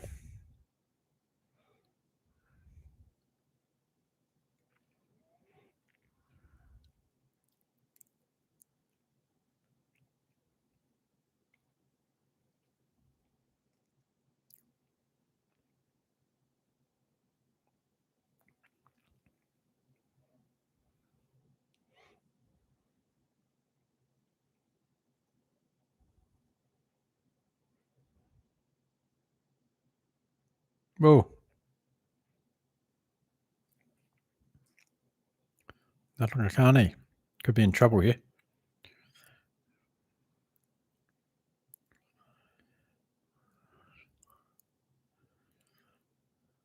Yeah. Yellow card, I think. Yep. Nanapakani is off. Yellow card.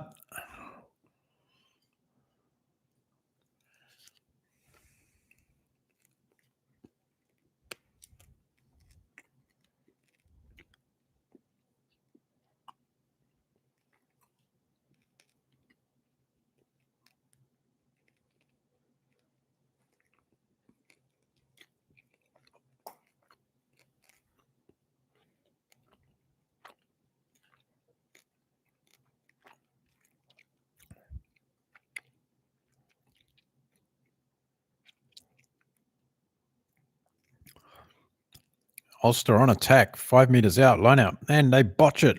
Lions working it out from their 22. Inside their 22. Kieran Horn. Another massive kick. Massive kick. Wow. Sorry, that was Chris Smith, not Kieran Horn. Brilliant clearance.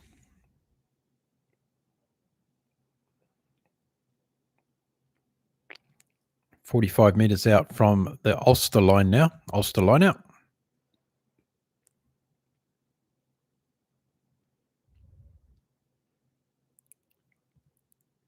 Good line out for Ulster.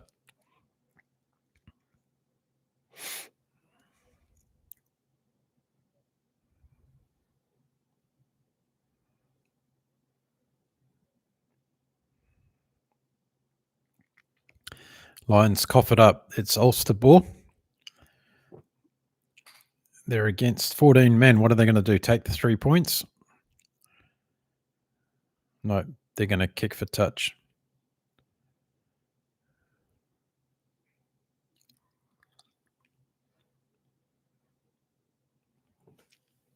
Knock on, no penalty.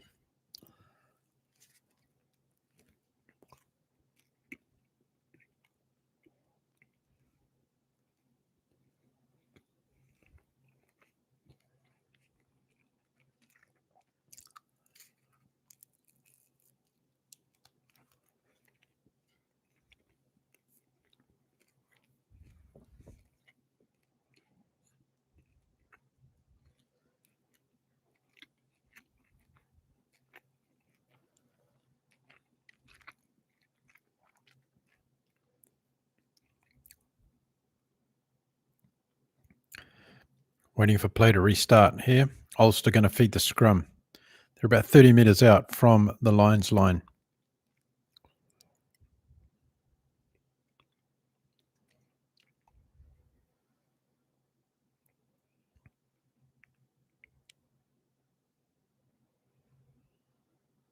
Lions win the penalty. Ulster left it in there too long.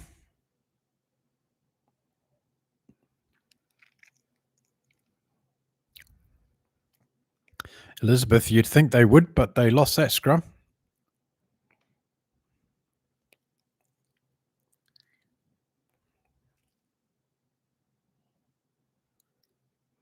I don't know why Ulster didn't clear the ball out of the scrum there. They had the win.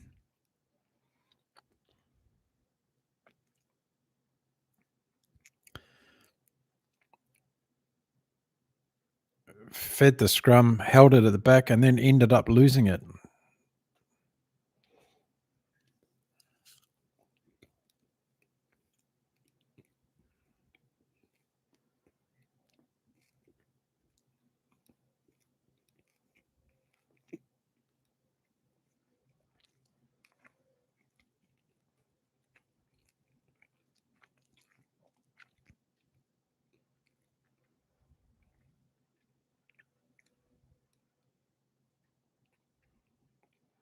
Lions line out. 40 metres out from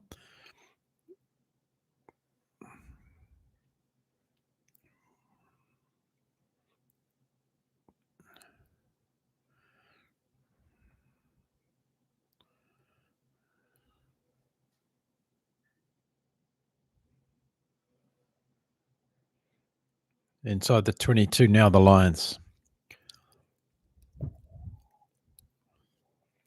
Looking dangerous again. Will they have a runner on an angle here?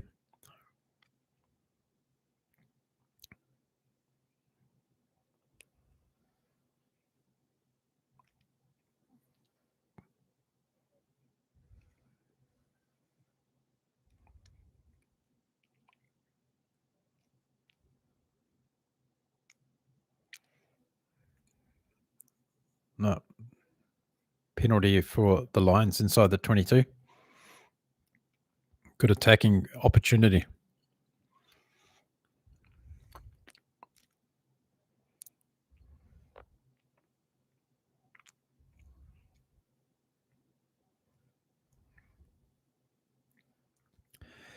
"31 minutes gone in this game. 14 points. Oh, it's a close one." They're going to take a shot at goal. Interesting decision.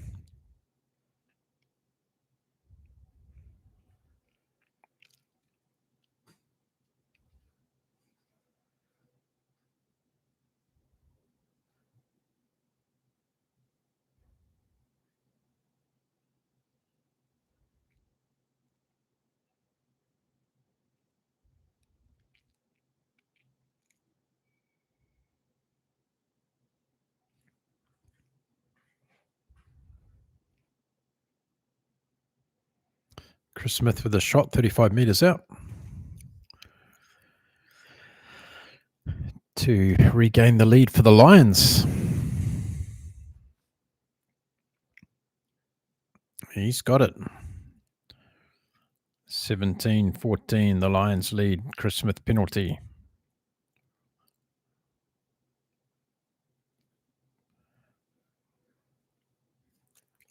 Now can Ulster come back and respond? They'll start from halfway. Murphy kicks off. Has it gone too far? Nope. Good kick.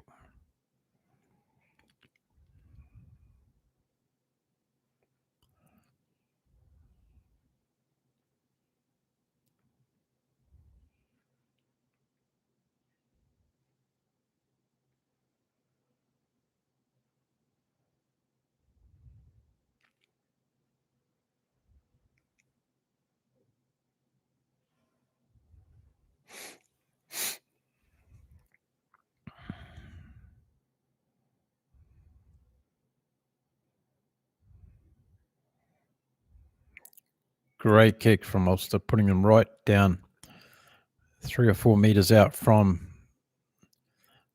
the Lions goal line. 5 meters out. Good kick. Ulster on attack. Can they strike back after the Lions just got a penalty? Defensive line out. Lions throw.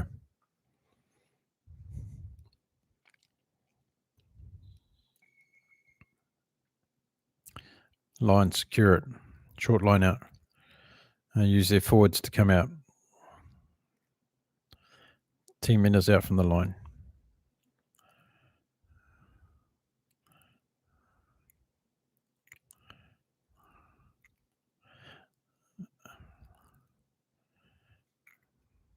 No. Ulster cut down on 45 minutes out. Bringing the ball back again.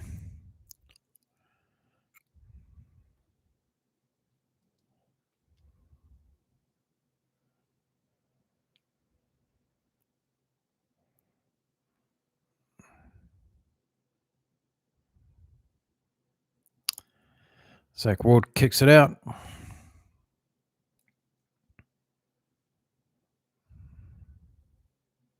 Should have kept ball in hand. Had players on the inside.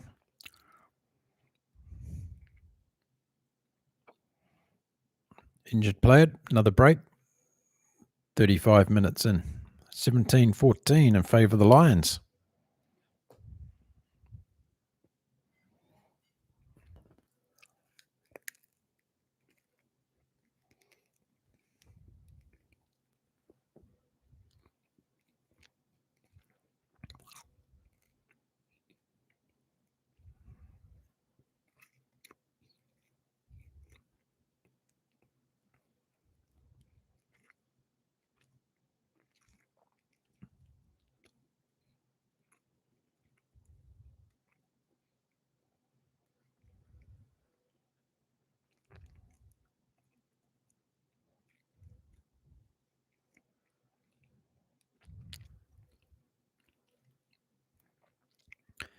Five minutes to go in the first half. Will the Lions go to half time with the advantage, or will Ulster come back? Let's see.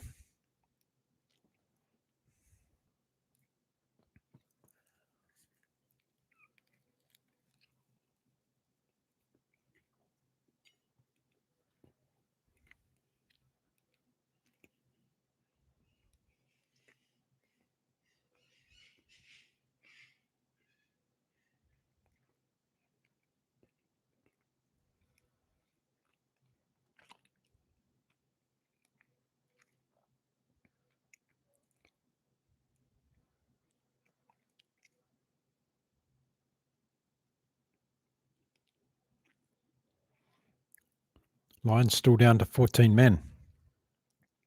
Line out on the 22. Lions defending. They got that back.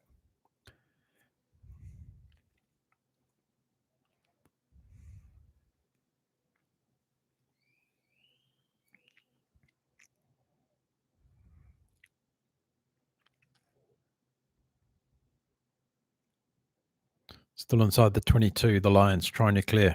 Whoop. Penalty to Ulster. Opportunity for a kick.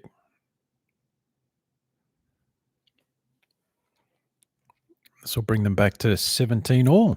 Nope, they take a kick for touch.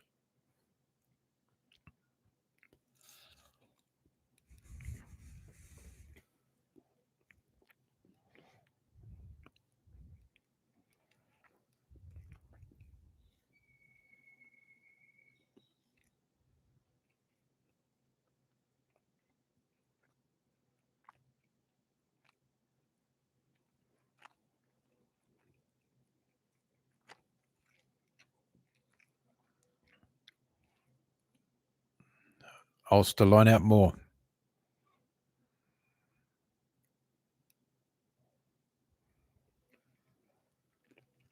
Good carry from Ulster. 5 meters out. On attack. Forwards pick and goes. With a penalty advantage. Nearly there, Ulster. Another penalty, 5 metres out. The yellow card coming for Lions yet? Not yet.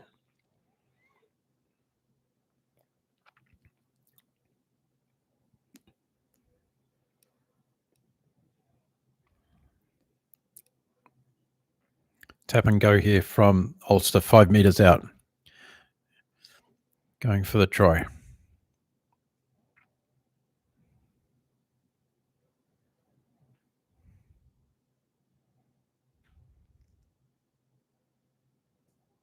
Short.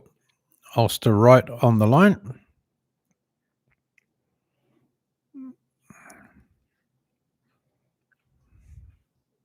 This will be their last play down to 14 men. They're going to make it count.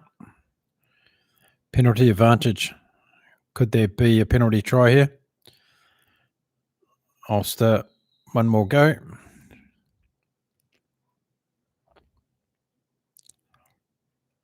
Good defence from the Lions, keeping them out.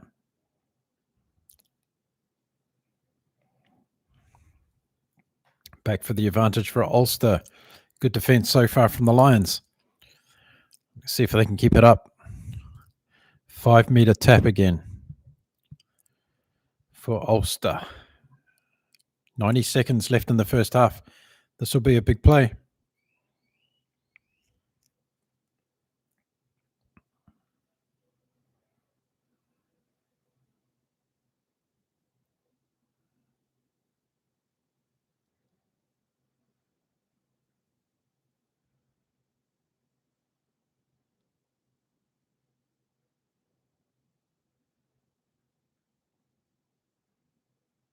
Ulster short again. There could be a penalty try coming up here.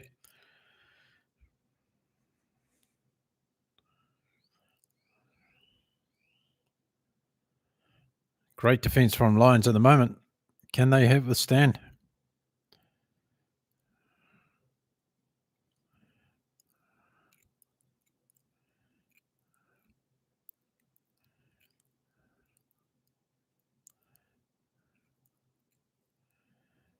Here they go. Yes! Balakoon? Does he get in? We have to see. What a pick-up and try from Balakoon again. Wow. Great try. Balakoon in the corner. Ulster go in the lead. Robert Balakoon. 2 tries today.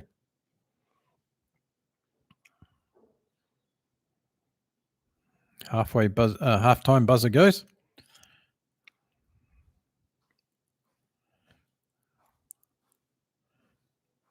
Oh, great try. Right on the line.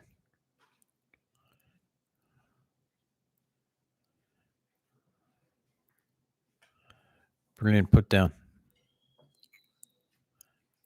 Yes. Fantastic try.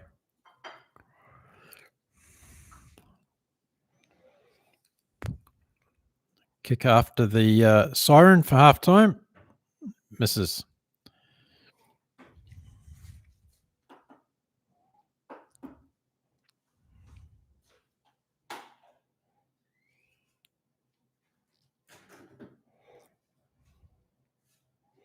So halftime at Alice Park, 19 points to 17 in favour of Ulster. What a good half.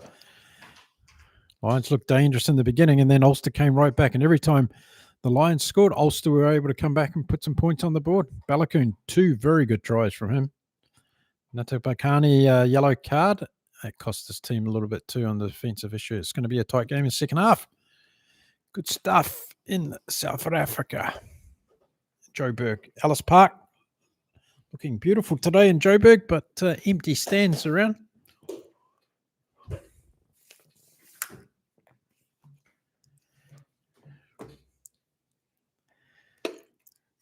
So, who's watching? What do you think of the game so far? Pretty good. Some good tries. That ball carries a long way, doesn't it? Alice Park in the altitude. Welcome to the chat. If you're just joining us, my name's Mark. I've been here for 7 hours and 41 minutes. I don't know if that makes me happy or sad. Probably makes me sad. What can you do with your life on a Saturday instead of sitting and talk about rugby? Only 16 hours to go. Crikey, crikey. The wifey's up. She's making breakfast. The dog's been walked. The mother-in-law's in the chat. Everything is good, my friends. Good morning, wifey. How did you sleep? Good? Good? No husband in bed, snoring. So the wifey's just arrived, everyone. She's happy. There was no husband in the bed last night snoring. So she had a great night's sleep. And you and I have been chatting for a while now on rugby. So we're watching the Lions versus Ulster from Ellis Park in Joburg. Good game so far, 19 points to 17 in favour of Ulster. Some good players from Ulster. Balakoom, I think the two tries he scored were brilliant. Good try to Hume as well, catching the ball under the uprights and being able to put some downward pressure on it. But the Lions look dangerous. They can score tries as well. So this game is far from over. I don't know why everyone was saying the Lions are not going to win. We did a vote here and you said 4 votes and nobody said the Lions are going to win. They're definitely capable of winning this game. Where's the confidence? Come on.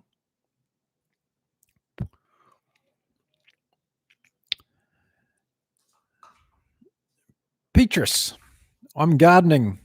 Revisit your support from the UK. Thank you very much. Welcome back. Good luck in the garden. I hope it's not raining. It's pouring down here. Was. Stop now. Elizabeth, yes, pretty good first half. Entertaining. I love the way you can kick a ball 1.5 miles at Joburg with that altitude. It's brilliant. Some great kicks. The 50-22 was impressive, although it was a bit of luck, I think, in that one. But good tries from Ulster. They're in it.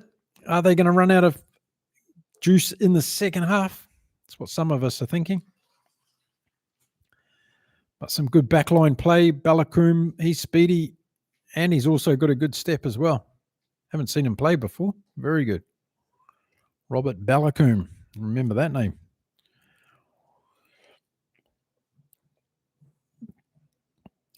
Eric, you've changed your mind because the Lions have got the advantage. Of course they had the advantage. That hasn't changed, Eric. That was that was the advantage from the beginning of the game. I think Ulster might get tired in the second half, Eric. Good morning to Mrs. Mark. Yes. Hello, Mrs. Mark. She's here. And the little puppy. Hello, puppy. You want to say hello to everyone? You can go about your business, huh? You go about your business, mister. You don't have to be nosy. Hey, you want to be nosy? Okay, quickly, come on. Come and be nosy. You've been snoring all morning. Say good morning. Yes, I know you love me. Say hello, everyone. This is Oscar. Hello, Oscar. Hello. You playing rugby? Look at the rugby. Look, there's a rugby there. What are you going to do today? You're going to go and play outside with Mummy? You're going to go and play outside with Mummy? Oi? What? Yeah, everybody's there. Look, say hello. Say hello, everybody on the screen. Say hello. Hello. Say hello. Okay, away you go. Go play with your friends. Go on. Go play with your friends.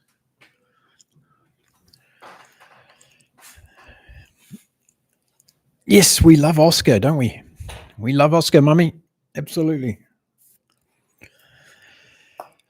Welcome to the chat, everybody. If you haven't already joined us this morning, welcome from wherever you are in the world. Good morning, good afternoon, good evening to some people, our Kiwi friends, and Australians are probably asleep by now. The Argentines have woken up, so it's welcome to them. Oscar is a beautiful creature. Yes, Eric, he is. And If you're just joining us for the first time, nice to have you here. Thanks for supporting Inside Rugby with Mark. 7 hours and 46 minutes ago, I started this podcast show, and we're trying to get through 24 hours today. We're not going to try, we're going to do it. Of course, we've got some brilliant rugby coming up for you all. We've got the rest of this Lions versus Ulster game. Then we're going to watch the Scarlets and the Sharks. Then we're going to watch Benetton and Stormers. We've got a lot of Stormers fans on my channel, of course. And then we're going to see who we're going to watch after the Stormers game. What do we got? Stormers, Dragons, Osprey, Cardiff, Edinburgh, and Munster and Connacht. Got to watch Munster and Connacht. That's going to be a good game. That's the last one of the day for me as far as live games go. But we've got plenty else to talk about.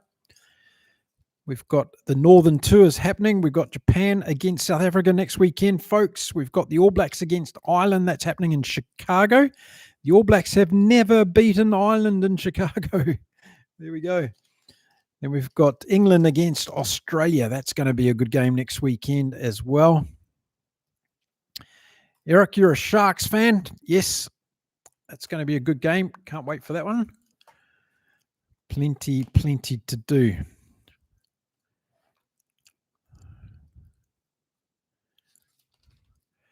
Yes, it has been moved. Elizabeth, the game between the All Blacks 15 and Uruguay has been moved. Béziers, I think, is now the destination in France.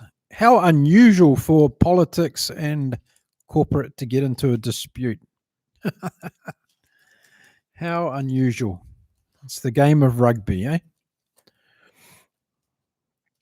Oscar says good morning to everybody. He's alive and well after a good night's sleep. He's always my wingman when we watch rugby. We get up at 2 a.m. in the morning to watch all those games down under, and Oscar's always by my side. If you're a dog lover, you know it, don't you? You just know. You just know how it feels if you're a dog lover. So getting back to the rugby, 1917. This is an interesting game. Could go either way, this one. Can Ulster have Ulster got the juice to get through the second half? That's going to be the big point. And no more yellow cards. That was quite costly for the Lions in that first half, I thought, having a player down. Lots more rugby. If you've just joined us, we've been talking a lot about different things going on in the world of rugby. I've been asking for people to share their issues within the game. We've got things like women's rugby. When's it going to be fully professional? When's World Rugby going to invest in more clubs around the world?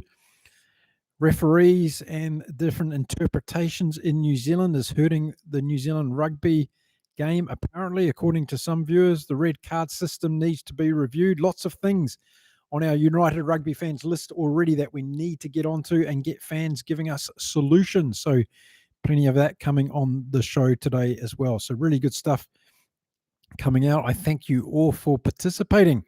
And don't forget, keep giving me your ideas on the things that you want to see improved in our great game. And that can be an idea in relation to something that's going on in your country, in your village even in your little province or community, your state, or across the world at a global level. Let us know at United Rugby Fans. If you haven't checked out our website, get over there.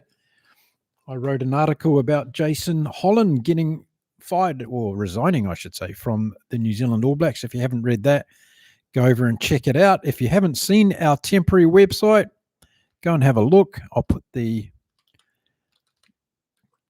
web address on the screen right now. Go and check it out. See what we've got up there. Don't forget, that's our temporary website. We're trying to raise the money to build a new one. It's going to cost us $10,000. I was hoping to do that today. Well, I'm a long way behind the 8 ball, so I've got to get working harder. We've got to give United Rugby fans the money to do the job, and we've got to get support from across the world to do that. So that's why I'm doing this chat today. Check out our Facebook page. If you haven't already joined us on Facebook, I'll put the link in the description as well. If you're a Facebook type of person, we have a United Rugby Fans Facebook page. I'd love for more people to go over there and join us, putting it in the chat right now. That's the link to our Facebook page, the link to our website. And the last one, if you haven't already, go over and sign up to our new YouTube channel for United Rugby fans. I've got lots of great interviews coming up on that channel. We're going to be talking to World Rugby administrators. We're going to be talking to Rugby Union administrators. I'm going to talk to Mark Robinson, the Chief Executive Officer of the New Zealand Rugby. We're going to have ex-players, All Blacks, Springboks on the show. We're going to talk to Johan in South Africa and learn what he's doing with United Rugby fans. We've got plenty of exciting stuff coming up on that new YouTube channel. My Inside Rugby with Mark channel will stay the same. I'm going to be doing all my previews and reviews of games throughout the Autumn International Series right here on the channel, and of course the Six Nations next year. Eric, thank you for your £20 contribution. That's fantastic. Helps us get closer to our goal for our website. Thank you, Eric. And thank you also for your earlier contribution, Eric. You're standing up today and helping us out. And we're going to return now to the Lions versus Ulster as the players come back onto the field. Let's see how the second half pans out here. Thank you for your support, Eric. Love you, my friend. And hope you're staying warm over there in chilly Scotland today. Check out those links I put in the chat when you get a chance, everybody. But let's tune in for the second half of this game between Ulster and the Lions. Lions are kicking off. They're running from right to left. And Smith is going to get us underway.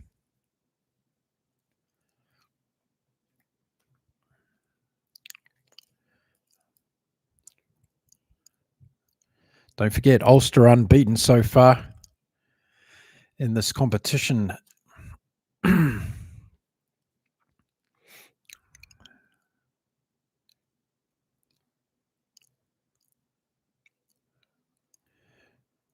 Referee's upset about something just after the restart.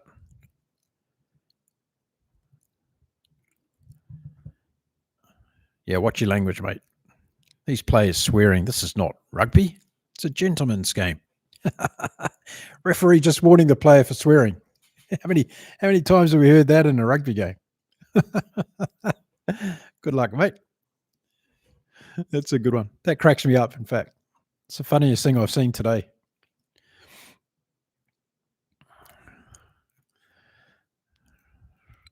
Okay, let's go. Lions on attack. Inside the 22. Attacking scrum.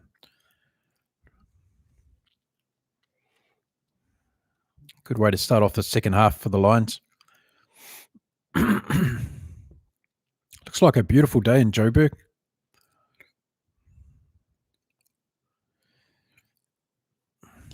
Been to Joburg a couple of times in my life. Watched rugby at Ellis Park. Great stadium. Great stadium. When Ellis Park is packed for a great test match, it's something special. That's for sure. Okay, penalty to the Lions.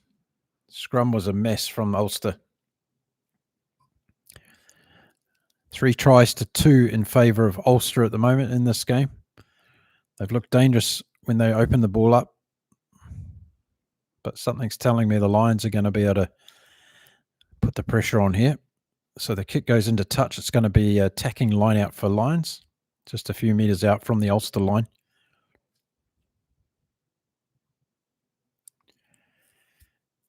Malcolm, welcome back.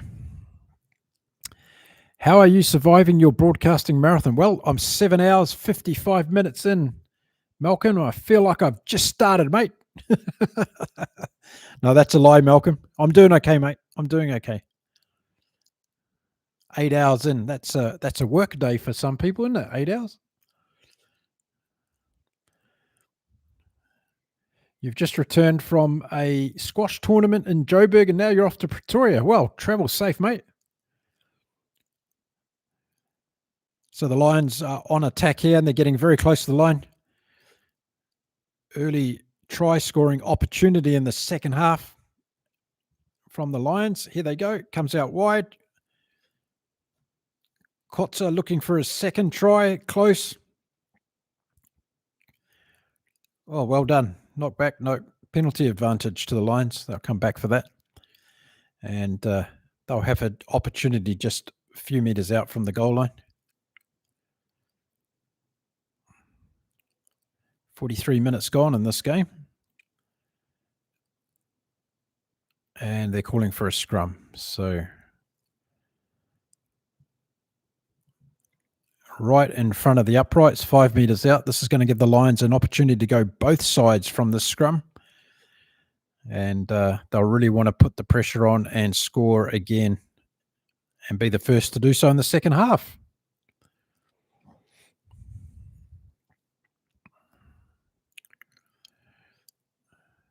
We're waiting for a player to do his boots up.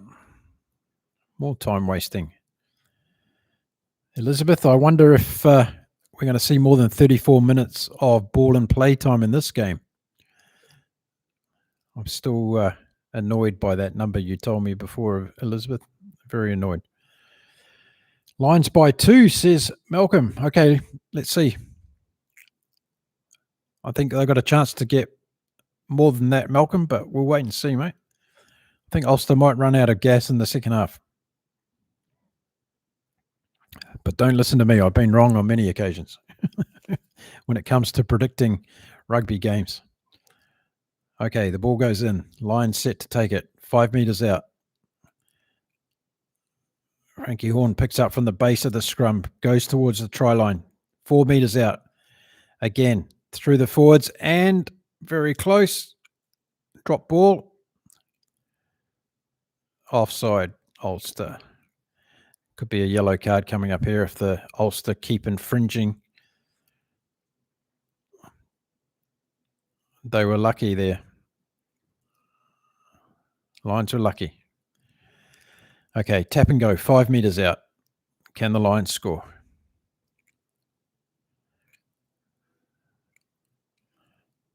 Ryan Venter's over, yes. We're going to stop him from there, that's for sure. Bowen Venter.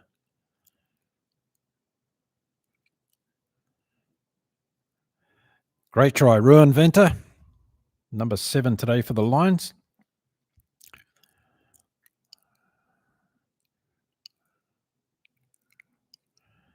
Good try.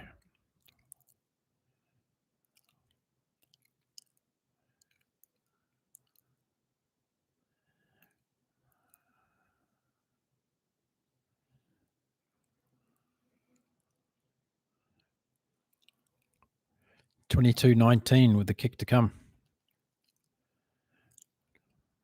31 metres out for Smith. Let's see how he goes.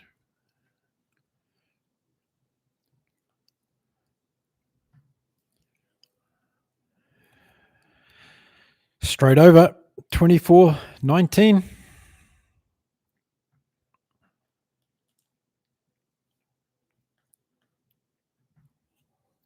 Good try to the Lions. Good pressure. They started the second half well.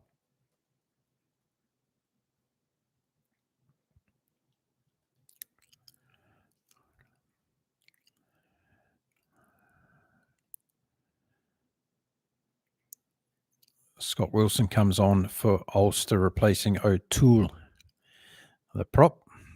It's been a first change in the second half.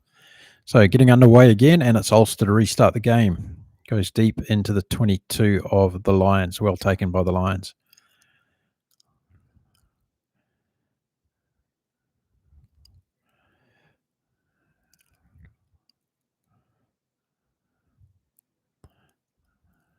Lions waiting for it to come back. We're going to get a clearing kick.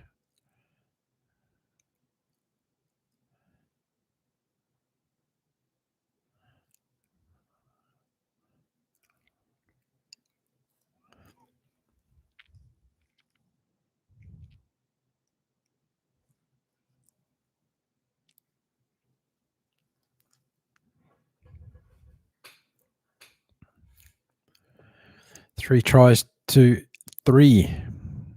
Both teams scoring 3 tries. Ulster now, line out win.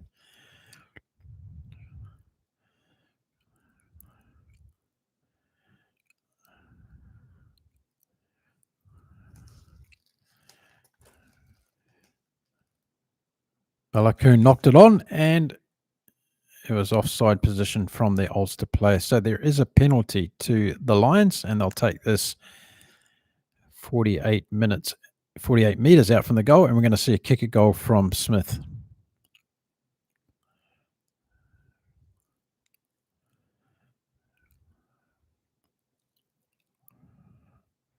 This is an interesting decision. You'd think that they'd want to keep Ulster running the Lions and tire them out, but they're taking a kick for goal. It's going to be 3 more points to put on the board. So by the time Smith goes back, he's going to be in his own half. Got a 46 metres in distance.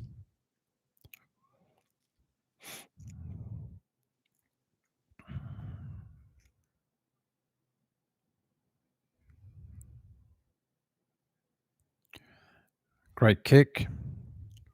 Well over. Great kick from Smith.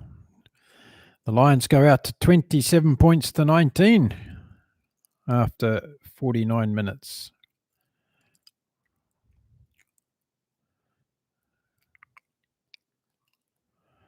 Good kick.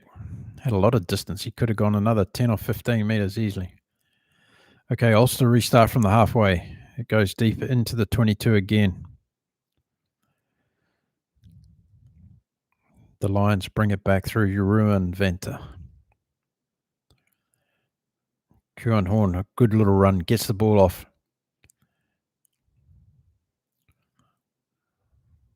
Great run from Esthuizen.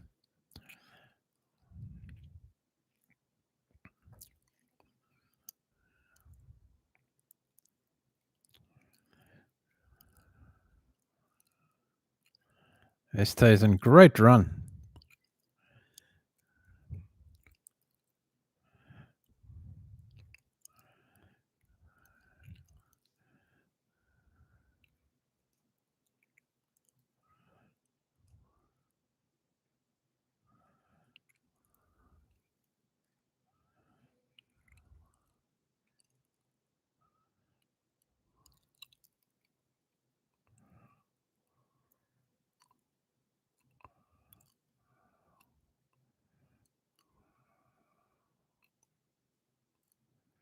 Injury break to Rob Herring at the moment. Waiting for that. Now we're back into play.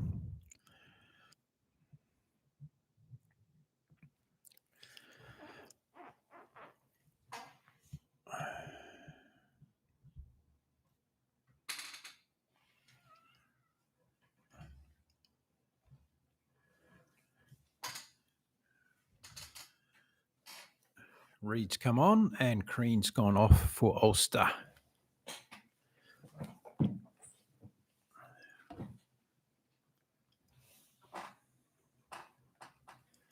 Okay, we're on halfway basically with this scrum. The feed to Ulster. Scores 27-19 in favour of the Lions. 3 tries apiece. 50 minutes gone. Still anyone's game.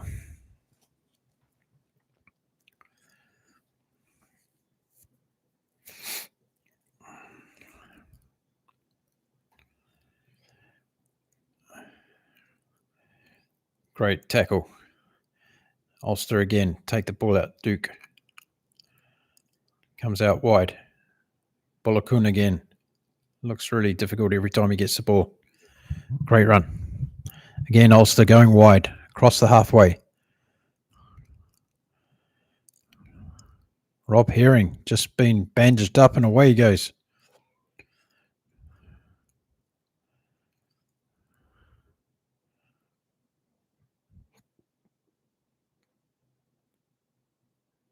Yeah, the Lions really sitting back on defence, giving Ulster a chance to come up. Brilliant kick. Hume again. Scored a good try in the first half. Getting 5 metres out now, Ulster. On attack. Here they go. Bullocken, yes. Balakoon's in for his 3rd try. Bonus point try for Ulster.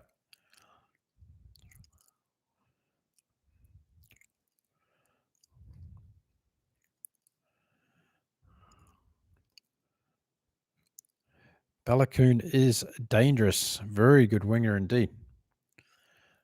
Very good winger. What's the Lions defense doing? They're just sitting back. They need a rush defense, my friends. Good try, Ulster. Right back into it. 27-24.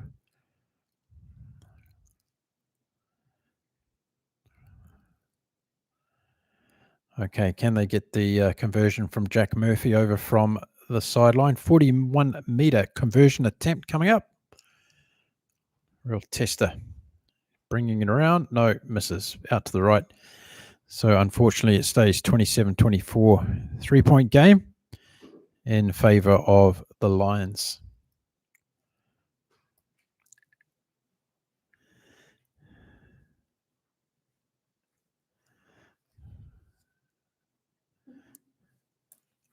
Oh, can you fill that up, put in the fridge for me, please? Thank you.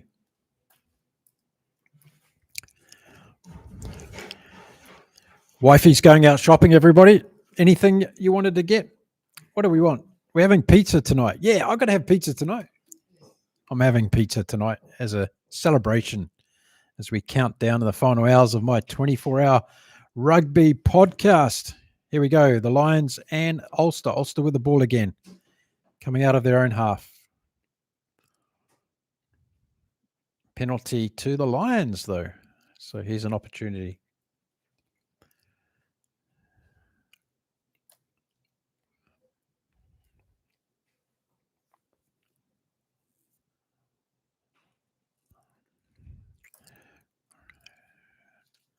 Okay, what are the Lions going to do? They're going to kick for touch and take an opportunity here. Good to see. They go into the 22. Now they have an attacking line out. They've looked good when they've gone close to the line, the Lions. They've got enough grunt to get over and score. So let's see. We might see another one from Ruan Venter in this play.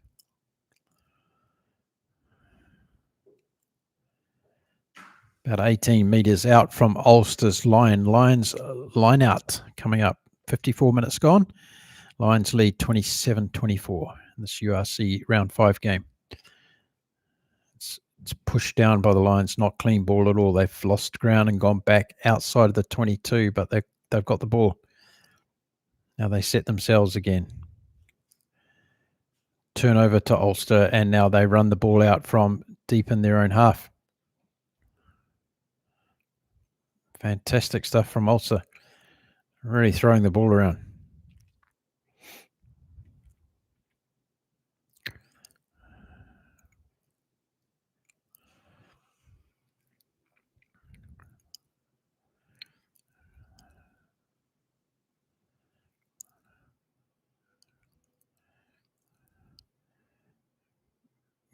Good work from Ulster again, busting the line. Again, the Lions' defence is passive. Here comes a kick from Murphy, gone very, very high.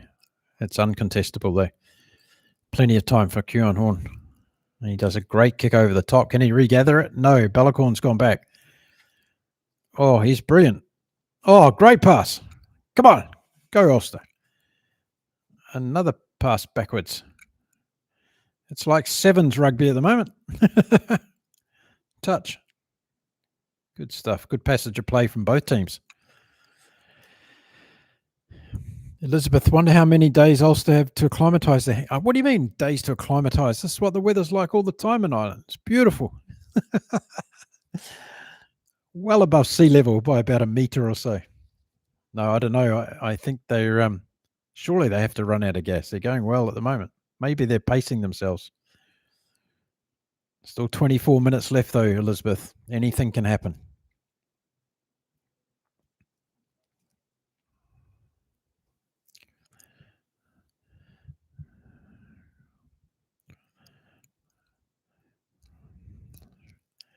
So just a break at the moment. Is it another water break? No, not an official water break. A lot of players are getting water bottles. 28 degrees in Joburg this afternoon. A little bit warmer than it was in Glasgow last night for the game between the Bulls and the Warriors. I think it was 8 Celsius last night up there in Glasgow. It's 28 here in Joburg today. And over here in Cancun, we've got a pleasant 33 degrees at the moment. So the Lions take a throw again. This time they control it at the back and they take off over the halfway and into Ulster's half, looking to this time put a kick downfield. So Smith puts up a very high ball. That's contestable. Larry gets up and gets it. Brilliantly done. Well done, Lions. Good regather. Now they're on attack. Getting inside the 22. Now it comes out wide. Good chance here for the Lions. Bad pass to the wing.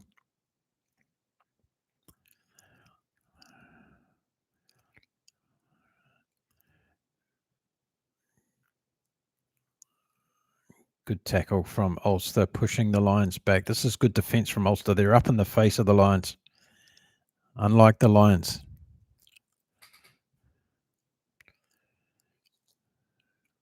Oh, good work from Smith.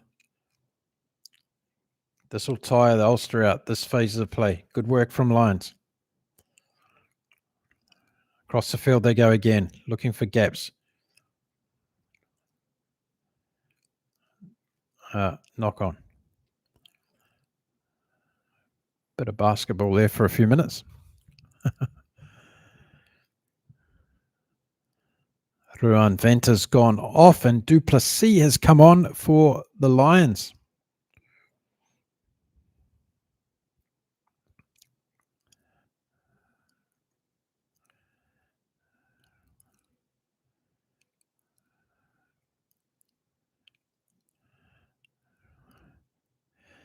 So just a break in play. 3 tries to 4 at the moment. 27, the Lions lead Ulster 24 after 58 minutes of this enthralling encounter at Ellis Park.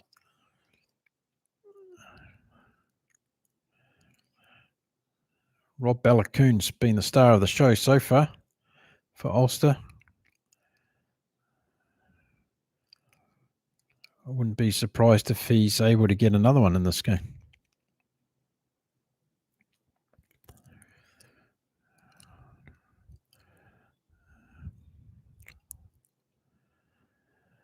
It's only 11C here in Cornwall at 2:15. Oh,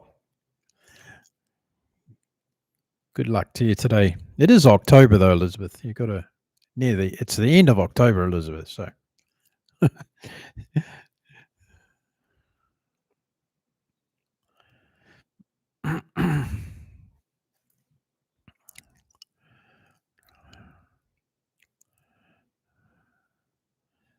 we got scattered thunderstorms coming in today.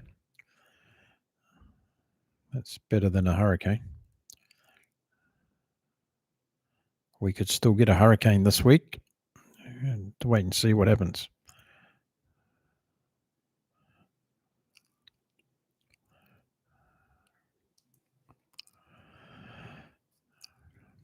Okay, still a break and play. They're just showing the stats on the game at the moment, and it's pretty even, except for penalties conceded. The Lions have conceded 10 to Ulster's 4.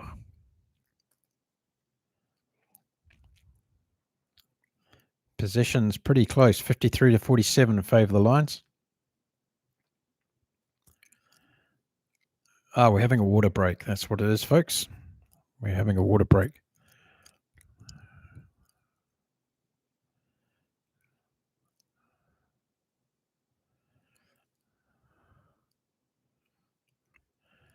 So we've got the last 20 minutes of the game coming up. Is Ulster going to get tired and run out of gas? Well, we'll have to wait and see.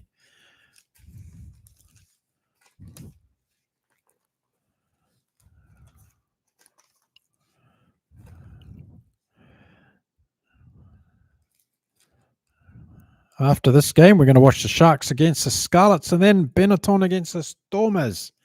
That's what's coming up here on Inside Rugby with Mark. If you're following along my 24-hour rugby podcast marathon, I am now over a third of the way through, 8 hours and 16 minutes and counting. Thank you for your support. Thanks for jumping into the chat. And thanks for being a supporter of the channel.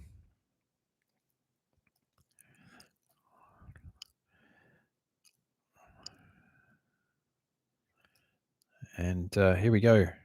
Getting back to play now inside Ulster's half by about 5 metres. We're going to see a scrum and the Lions are going to feed it.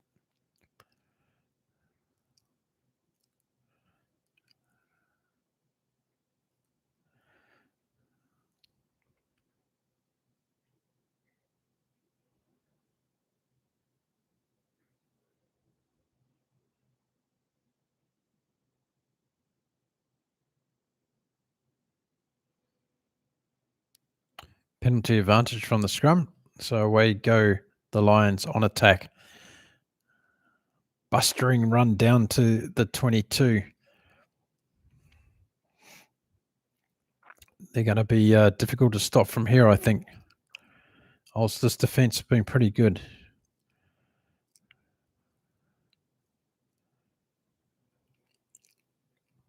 Stain nearly goes through a half gap. Advantage now over for the Lions. I think Ulster might have the ball here. No. Yes, penalty to Ulster.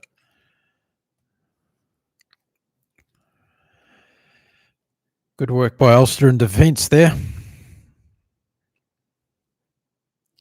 Off the feet by the Lions players.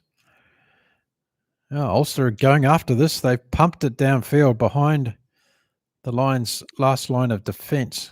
Kieran Horn has put a huge kick back down into the 22 of Ulster.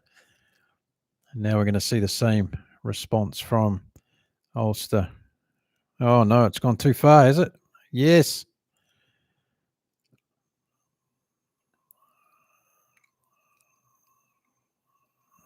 Right back for Ulster. Bad decision there. He kicked out from inside his own 22 and went dead in the Lions' in-goal area.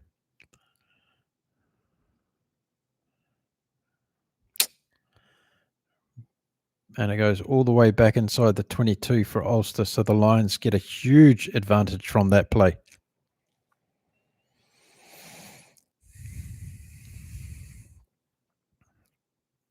Huge play.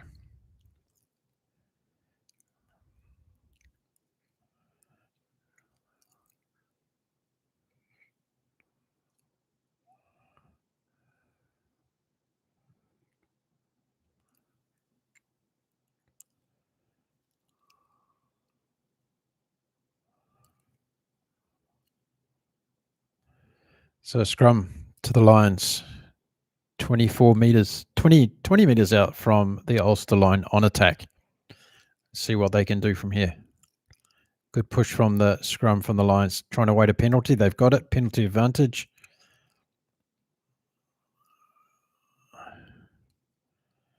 Stain gets it out. 5 metres. Oh, du Plessis going to score. Yes, he does.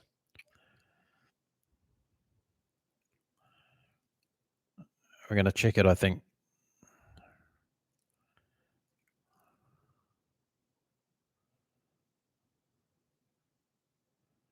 Yeah. Checking to see if the tackle was complete on du Plessis.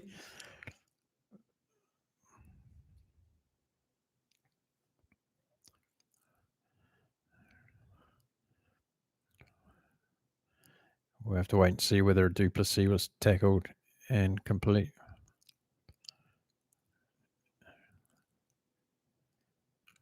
He wasn't held by the look of it.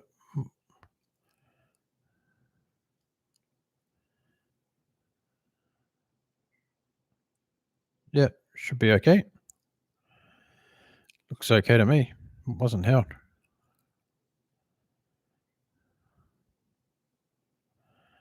That's a try.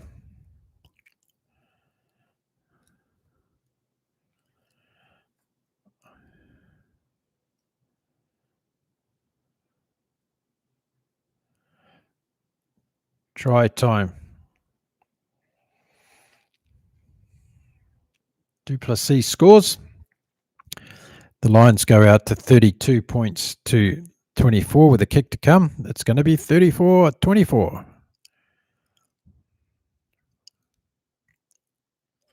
Very good try. Ulster defence opened up. He got right next to the post, made the conversion simple. Chris Smith will basically throw this one over, I think.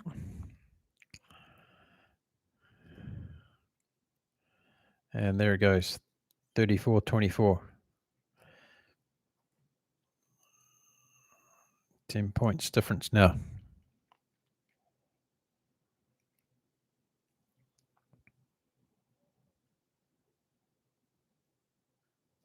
"61 minutes gone in the game."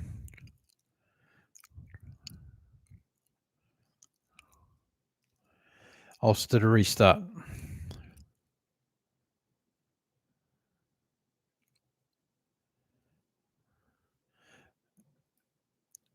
Goes into the Lions 22 again. Good take from the Lions.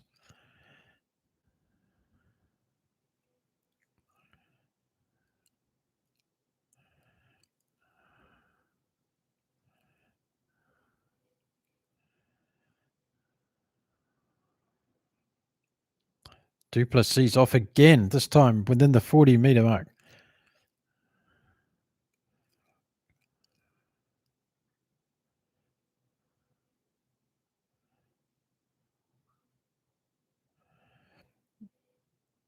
Ulster kicked it out.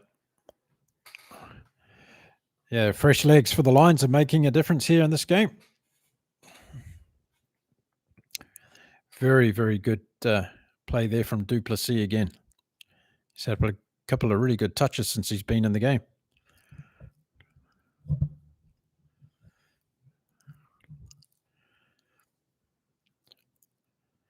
Ulster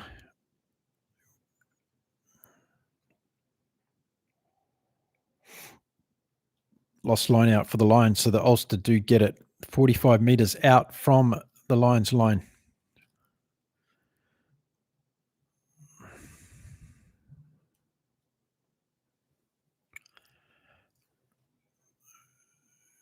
Good passing here from Ulster, looking very good.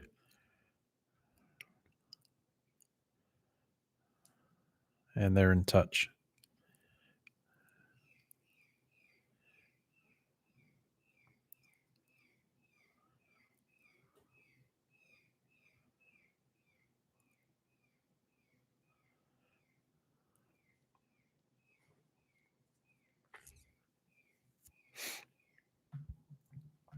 It's going to be a Lions line-out throw.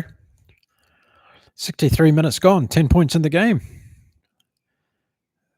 13 line-outs, 1 loss to the Lions.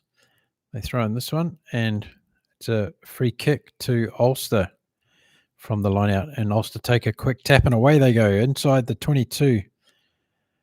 And they're trying to get points straight back on the board here, Ulster. Oh, brilliantly done for Ulster. They're now 6 metres out from the line.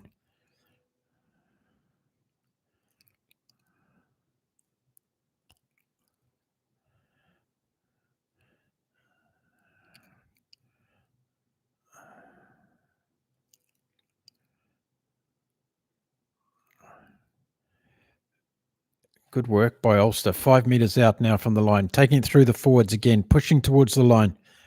Will they be able to do a pick and go? No penalty advantage for Ulster. So Ulster will get penalty advantage.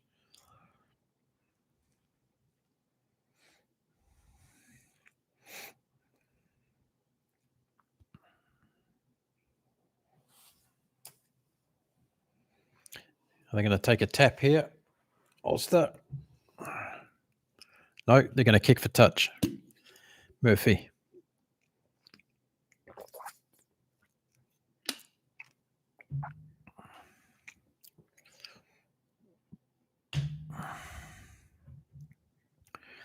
Chance for Ulster to really get back into this now.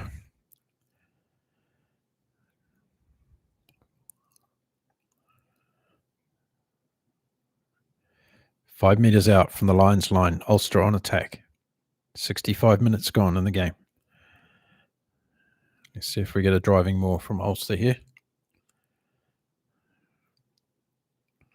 They control the line out. Now they go on to the more. It's not going anywhere, though. Good defence so far from the Lions. Ulster are going to have to use the ball. Herring goes. It's an offside penalty for Ulster. If they don't get to the try line here, they'll get a penalty advantage. Oh, very close.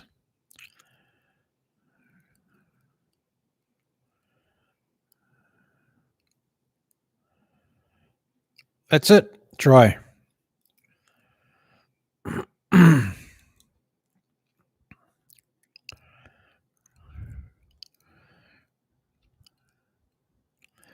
David McCann scores.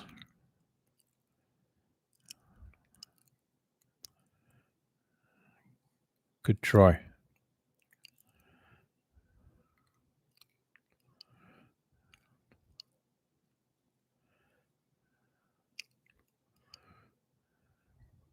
Good try, Ulster. Right back into it after 66 minutes. Can Flannery get the kick over? Yes, he can. 34-29. No, 34-31, is it?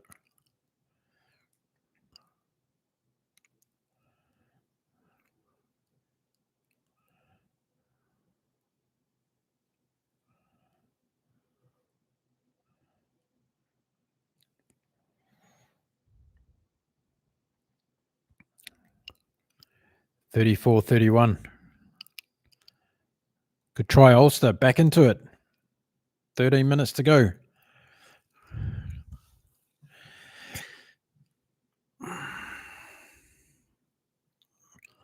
Malcolm picked a 2-point game to the Lions. Well, Malcolm, 3 points it is.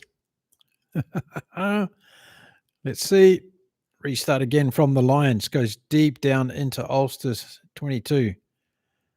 They're able to clear from Hume, a good kick. Gets them outside of the 22.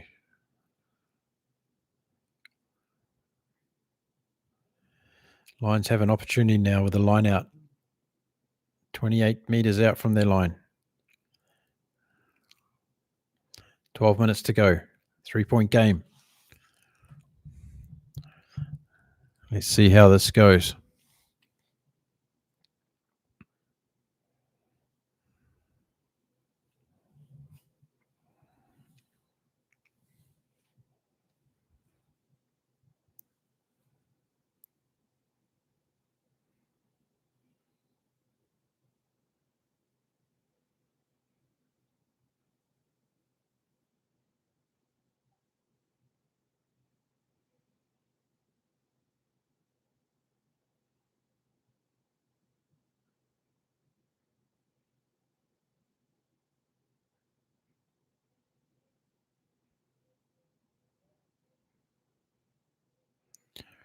Lombard comes on for the Lions, Johnny Lombard.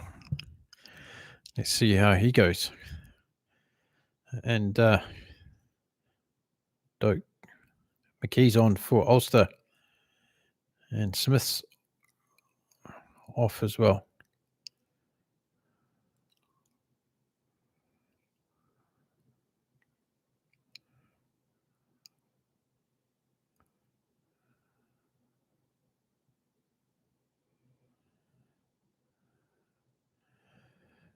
So the Lions just on halfway with the ball.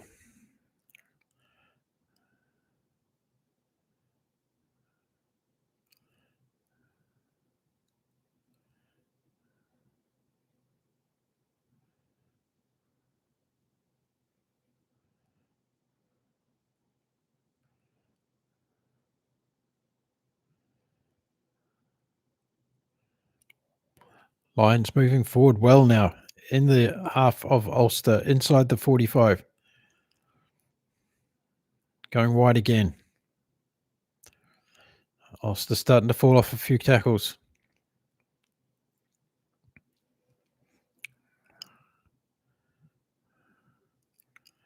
Here we go for the Lions. Jared Can. 5 minutes out. Duplessis again.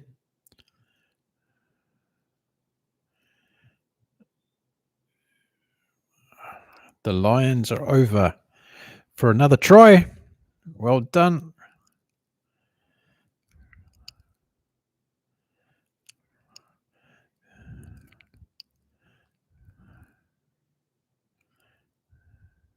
Van Veek. Jared Kane set that one up. Great try, Van Veek.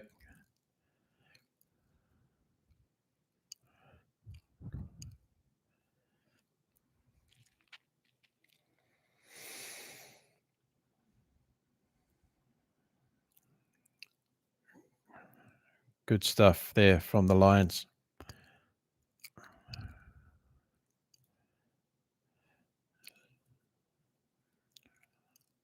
Lombard with a kick. Missed.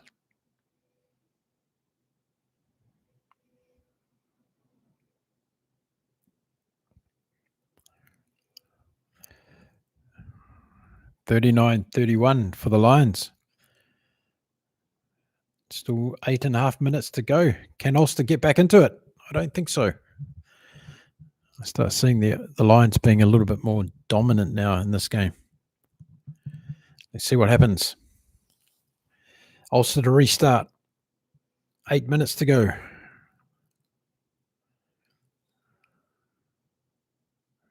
Flannery restarts. Staying inside is 22 and puts it out midway, halfway in 22. Good opportunity now for the Lions to settle this down a bit. It's going to be a line out to Ulster, though, 45 metres out from the Lions line.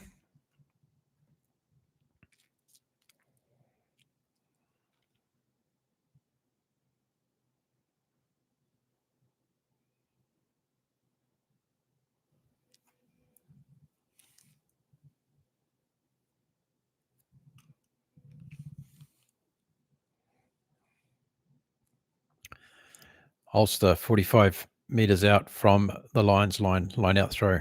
They secure it. They take the ball in. Now they come out. Good carry off the number 12.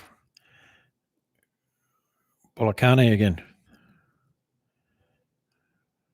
Bolakun, absolutely brilliant through that space. Again, Ulster on attack. Now 22 metres out.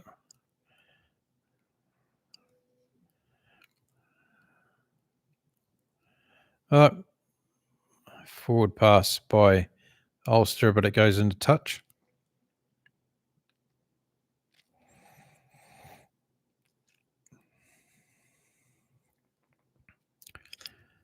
Six and a half minutes to go. Looks like Lions have got this one.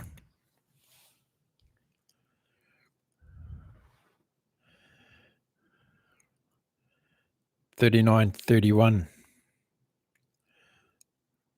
Both teams got bonus point tries. McCormick on, McCain off for Ulster.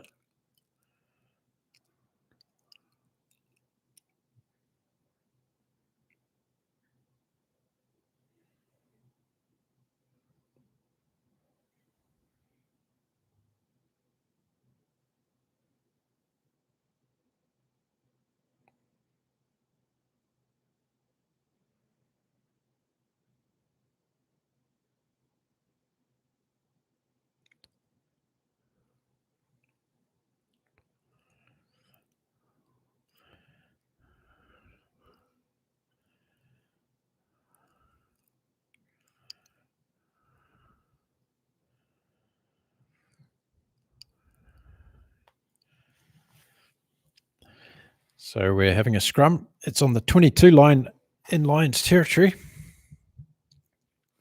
They'll be wanting to clear from here.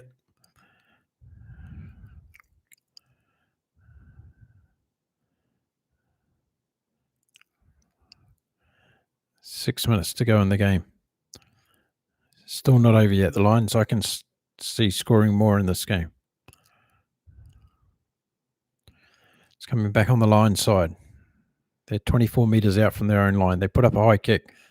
It's contestable. Bolakone. He's got it. Good offload. Kick goes back down into Lombard kicks across field. Huge kick. Putting Ulster under pressure. They take the ball into their 22 and then bring back. Hume loses the ball. Comes out on the Lions side.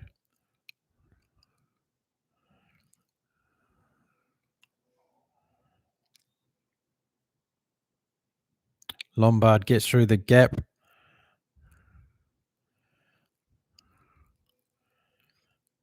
Lions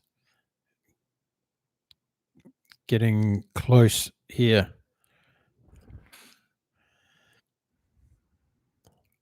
Getting very close here, the Lions. Whoa.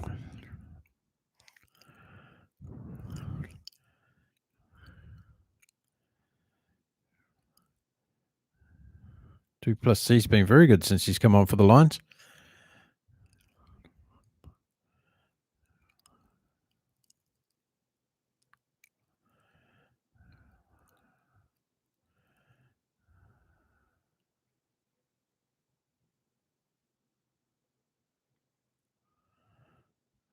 Oh, here goes the Lions. 5 meters out. And it's a try.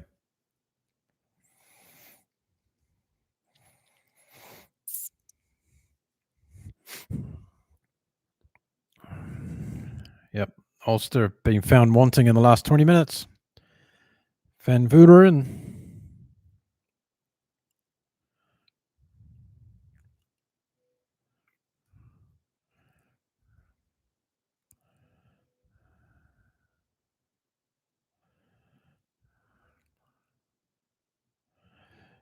Jared Keynes, good carry.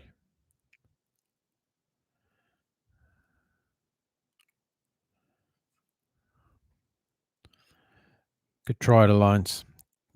And they're going to close out this game very well. Nico Stain going for the conversion. Put him out to 46 points to 31.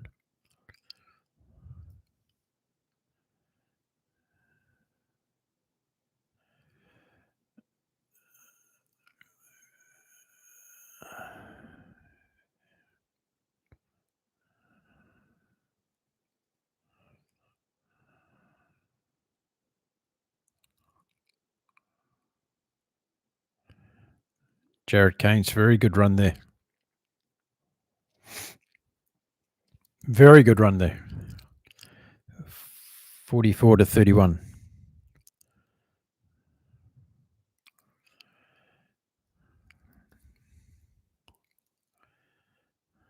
Ulster on attack now. Forward pass. Yep. Forward pass. Picked up Flannery.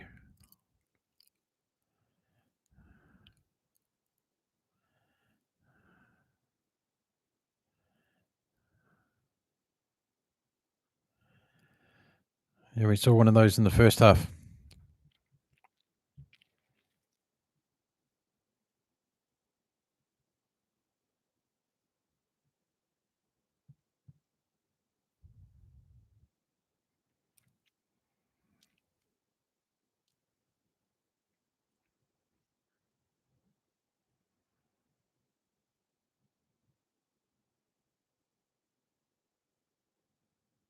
Stains off, horns on. This will be the last change for the Lions. We've got 2.5 minutes left in this game. The Lions in the lead, 44-31 with a bonus point each. Ulster just fell off a little bit in the last 10 to 15 minutes. Defence was a bit lacking when things got a bit rushed from the Lions. Some good tries being scored in this game.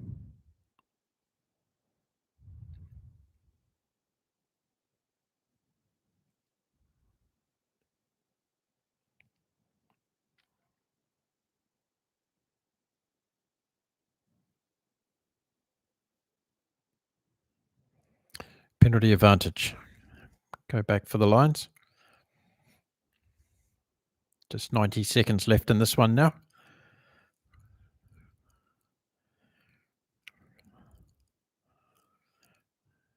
Sharks versus the Scarlets coming up next, folks. Sharks versus the Scarlets coming up next.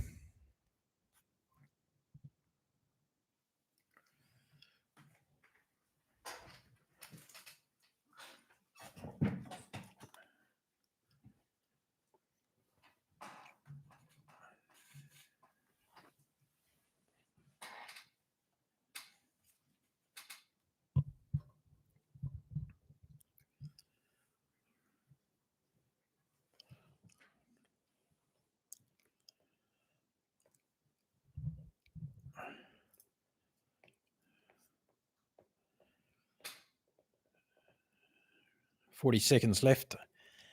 And the Lions are going to take home the points. Good display today. 13-point winners. Can they get another one?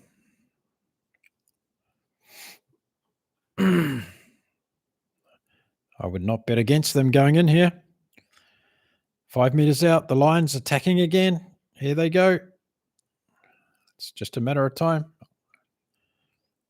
Ulster have fallen off.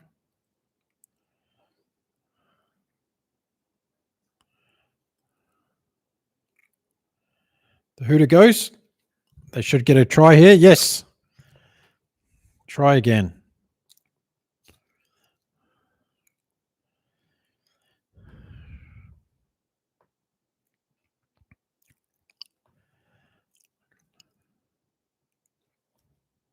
Good try. Very solid performance from the Lions. Well, Malcolm, you'll be pleased to hear, mate, they did it better than 2 points.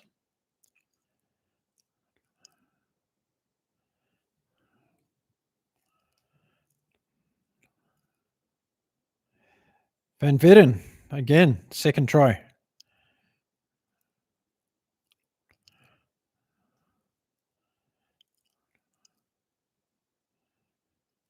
Replacement hooker gets 2 tries today. Very good effort from the Lions. 49-31 with the kick to come. And the kick is missed. Final score, 49-31 to the Lions over Ulster today at Ellis Park in Johannesburg. Good game. There we go, folks. We've got 15 minutes to go before we start the next one, which is going to be the Scarlets versus the Sharks in 16 minutes. So are you all awake out there? Come on, cheer up.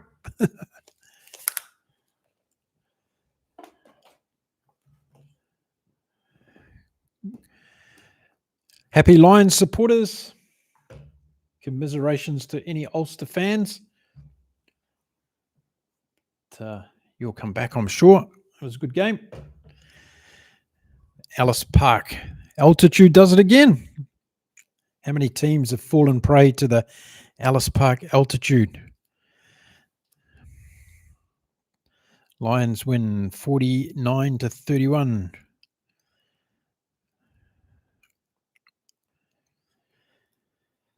That's my third game for the day, folks. We were woken up this morning by Japan against the Wallabies. Japan losing a close one, 15-19, down to the Wallabies.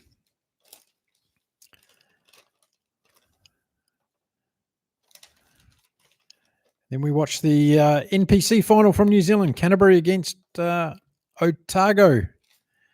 Good game there from down under. And now we've just watched Ulster versus the Lions from Ellis Park. Next up, the Sharks and Scarlets. 8 hours and 45 minutes into my 24-hour marathon, rugby podcast marathon. Thanks for joining me in the chat. Let us know where you're from. I'd like to know where people are tuning in from across the world.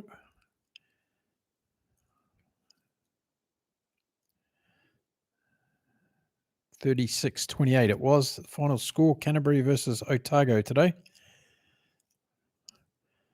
Will I be able to remember all the games by the time I finish this podcast? Well, I'll let you know. That'll be one of the things. Hope you're doing well out there in rugby land. Thanks for joining me. Lions versus Ulster. Sharks versus Scarlets coming up.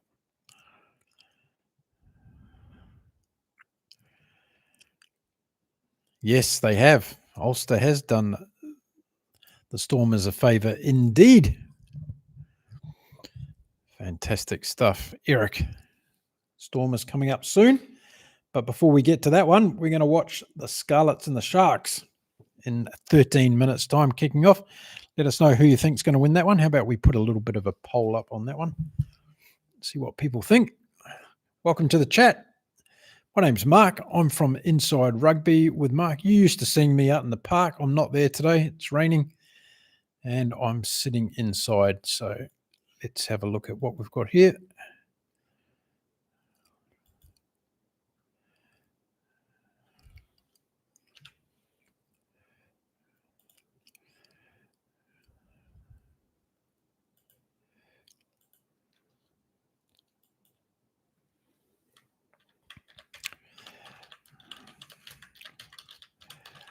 Will the Sharks beat the Scarlets?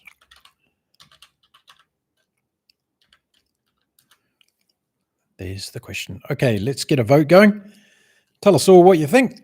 Will the Sharks beat the Scarlets? Let me know on the vote. That was a good game, Elizabeth. Yes, very open until the last 15 minutes or so. Ulster fell away. Good work by the Lions, though. They looked dangerous throughout the game. So very, very good. Good stuff. Was it the game so far today? Probably up there with Canterbury's game. I thought that was a good game. Welcome to the chat. Let me know where you're from. I'm 8 hours and 48 minutes into the game. Plenty of things happening around the rugby world. What's rugby news from your part of the world? Let me know in the chat.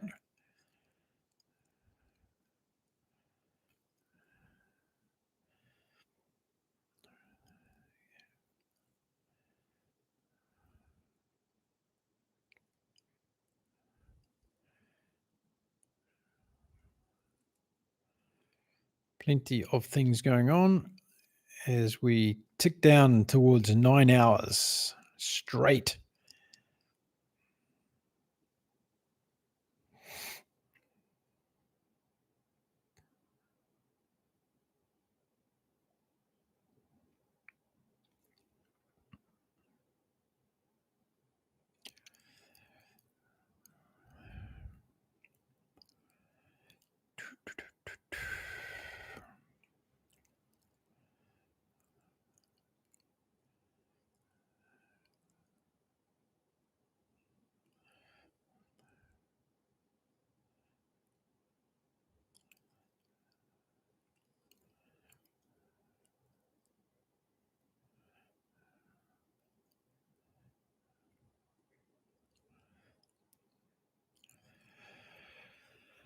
Back in a bit.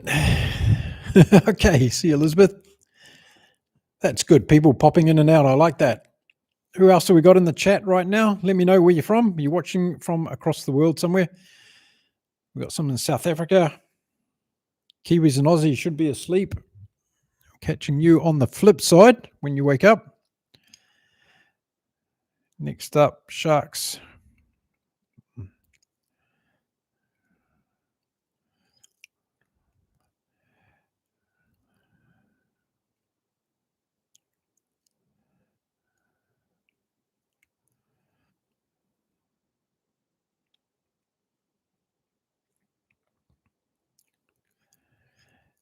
How many rugby games have you watched in a day? What's your record? Let me know in the chat. I'd like to know how many. What's your personal record for the number of rugby games you've ever watched in one day?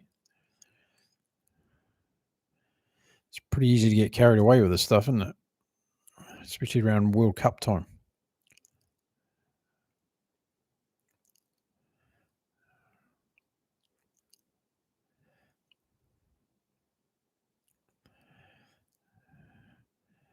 Someone said yesterday, plenty of coffee and Red Bull for you, mate. I said, I don't drink either of those two things. So I'm consuming just good old-fashioned water here today, folks. I'm not a coffee drinker. 60 years old, never drunk a cup of coffee in my life. And don't touch that Red Bull stuff.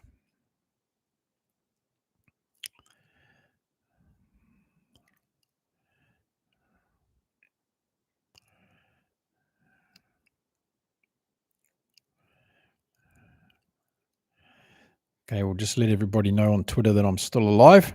And away we go. So looking forward to your comments. Drop me a comment. Let me know where you're watching in from. Thanks for joining the chat today. Great to have everyone here. 8 minutes until kickoff between the Sharks and Scarlets. Be watching that one. Lots of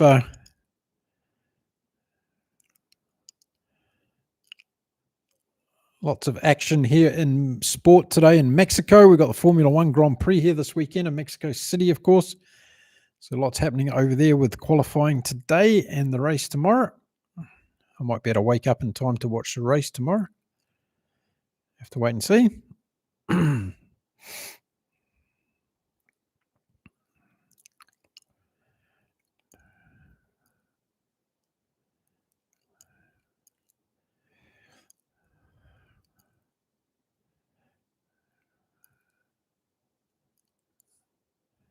Plenty of stuff going on. This is going to be a good game.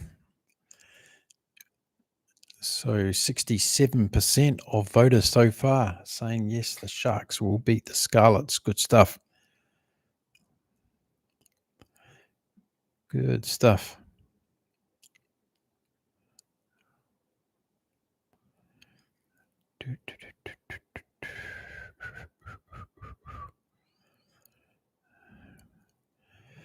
Okay, all the homework's done. We can get back to it.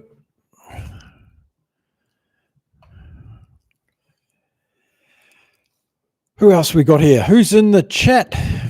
Who's watching in? Where are you watching from? How many rugby games have you watched in one day? What's your record? Let me know in the chat. I'm interested to know.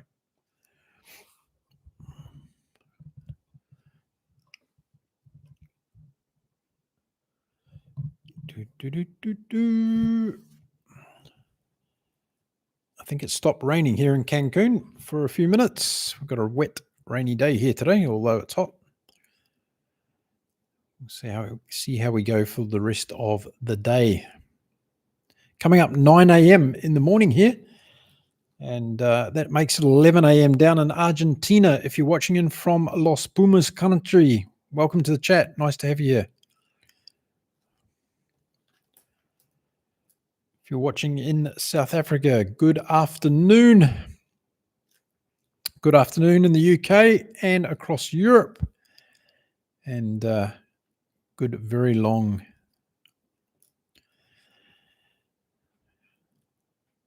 The Contrarian Mind, welcome to the chat. Hope you're well. How long into the 24 hours are you? I've been going for 8 hours and 54 minutes, my friend. Just 6 minutes short of the 9 hours mark. And we've got our first scenes from the Sharks and the Scarlets game today.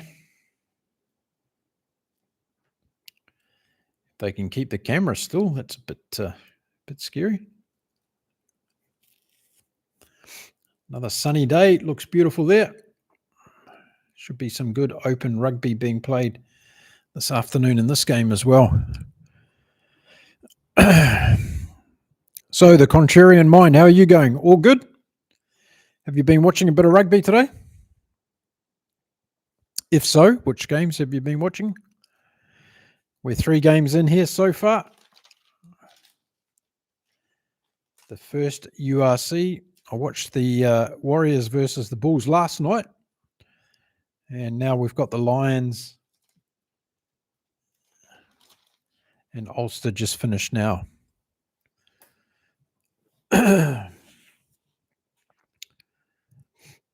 And we're looking at the next game, which is going to be played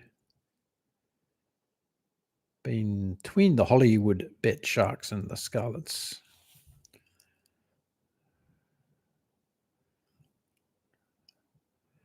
And then after this one, I think we're going to watch the Benetton game.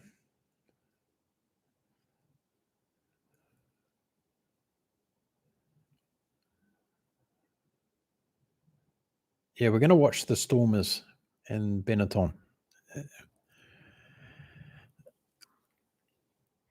Okay, so you're tuning in for the Sharks now. Good one. I'm here for that one as well. Going to watch along. and see how we all go. So what I might do is just flip into watching mode, get everything ready.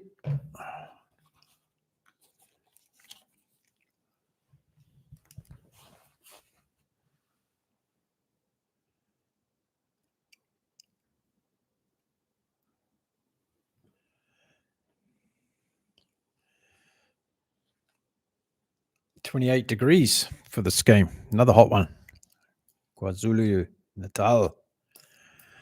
Good stuff.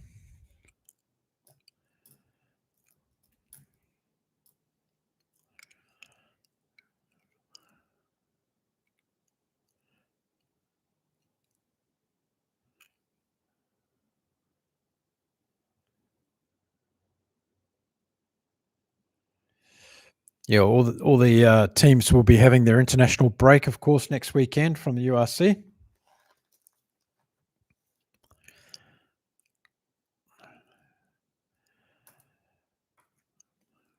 Full of Springboks this game. Chatuka's back. Looking forward to seeing him. Grant Williams, one of my favourite players, of course. John Smith at 10.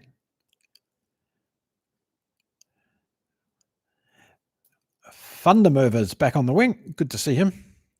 So Smith at 10, Williams at 9.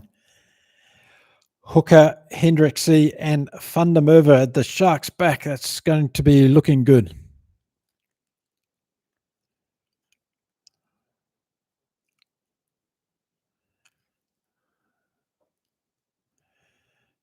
Plumtree at number 8 today for the Scarlets. Sam Costello. Let's see how he goes at number 10.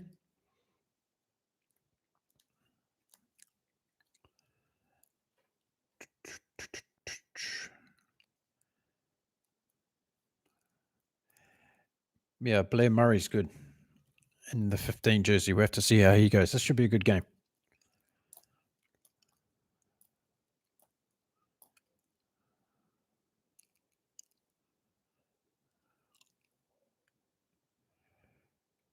I just saw a man in the crowd yawning. He's got no idea. He's got no idea, that man. How can he be tired when he's sitting in a beautiful stand in Durban watching rugby game? Oh. Okay, let's go.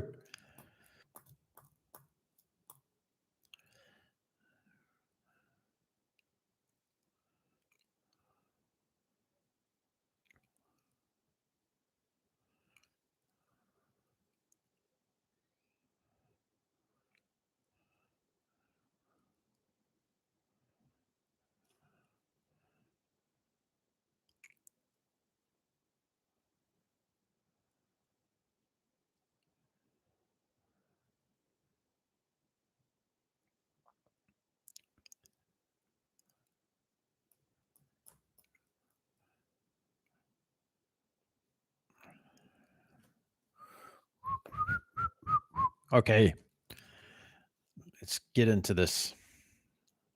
Springbok front row. Siokalisi, Grant Williams,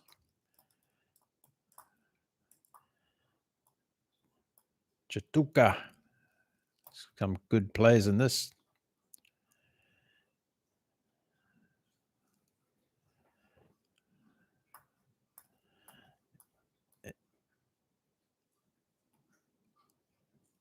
Etzebeth, the captain.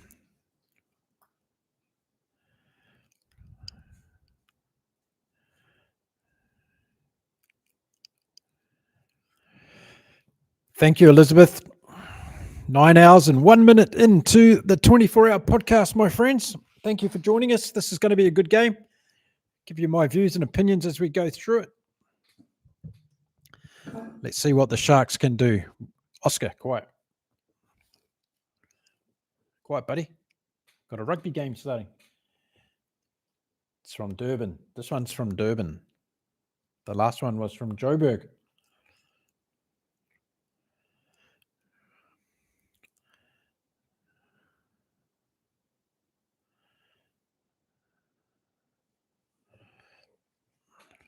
Okay, let's see. Here we go. John Smith, the late change for the Sharks today, folks. He's in. Kickoff goes deep into the 22 of the Scarlets, and the Scarlets are working it out now, bringing up through their forwards.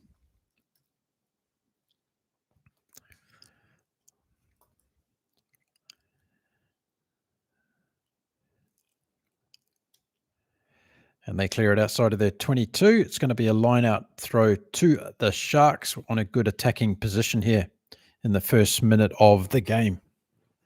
Nice sunny day in Durban, 28 degrees Celsius. Bonami to throw into the line-out here.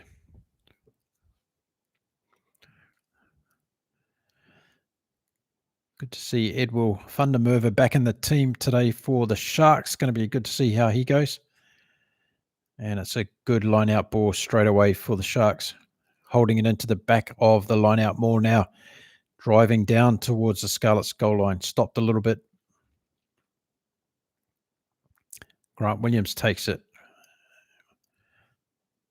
Esterhazen takes it, but doesn't get through the defensive line. Oxenchair, away he goes. First touch. He just burned off 3 cakes then when he did that run, Oxenchair. It's a steal to the Scarlets though. Comes straight back for the Sharks, and they come out wide. Look on your arm.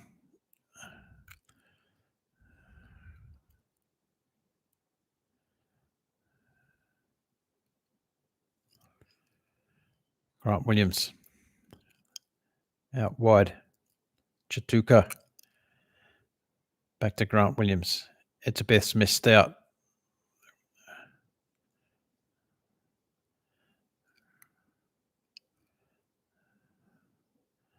John Smith back into the tackle. And a penalty to the Sharks.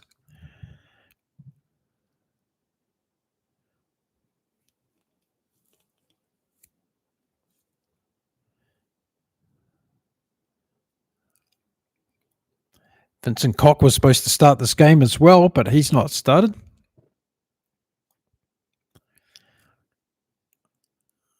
So John Smith takes this penalty kick to go deep down onto attack for the Sharks.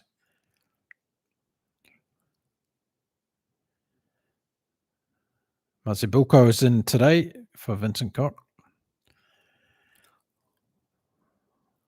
So we're 18 metres out from the Scarlets line, and it's an attacking line out for the Sharks. Bonami to throw into the line out.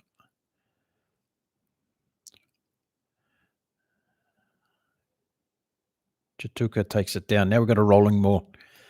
Good work from the Sharks. They're starting to split up a little bit. It's gone into 2 groups. Where's the ball? Scarlet's got it. Yes.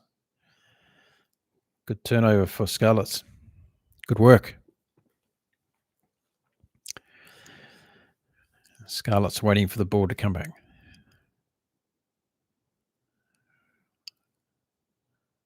It's put out. So 35 metres out from their line. Dane Blacker at halfback for the Scarlets.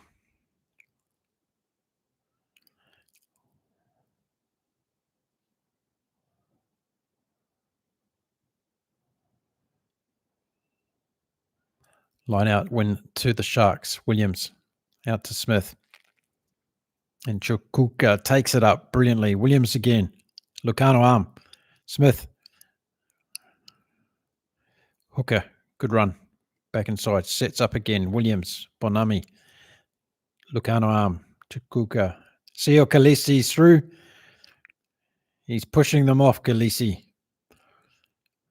Close to the line now. Sharks on attack. Grant Williams one over the top, and it's a great pass from Grant Williams. Chatuka goes in for a try. There we go. Easy as that, folks. Vincent scores. Within 5 minutes, the Sharks are in.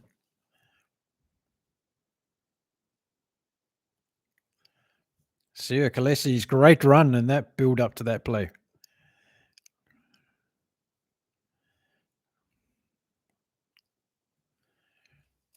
Good try, Sharks. They look good.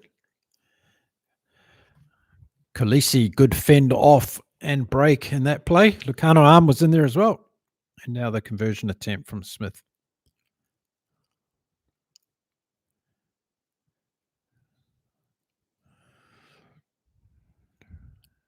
See if he can get this. It's about 31 meters out, right on the touchline. Coming around, just misses, hits the post. Hits the post and misses, so conversion missed.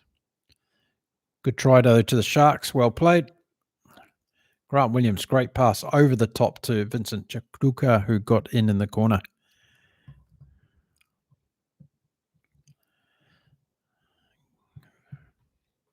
Good work from Williams. 5-0 after 6 minutes. Sam Costello to restart for the Scarlets.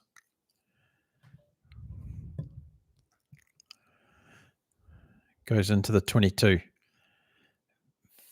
Vincent Chatuka again. He just manhandles the Scarlet to the ground. Takes the ball 10 meters outside the 22. Grant Williams is in there fishing for it. And it's a penalty. Good. Grant Williams fishing for that penalty. You got it. Good work. Good work from the Sharks on that one.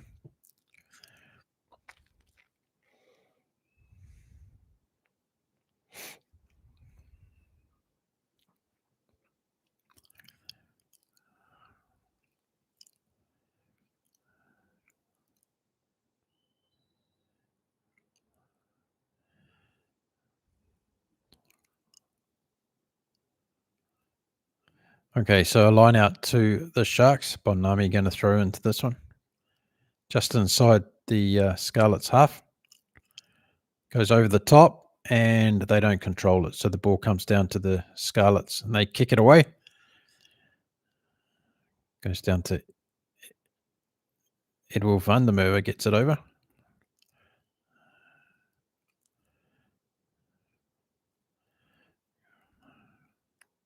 Interception from the Scarlets. But it's a penalty. Offside from the Scarlets. So it's a penalty to the Sharks. And they'll take this in their own half.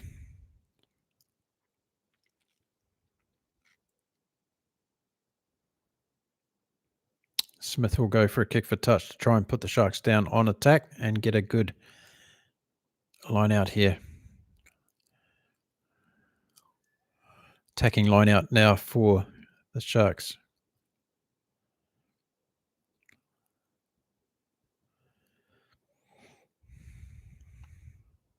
We're 24 meters out with this line out throw for Bongnami.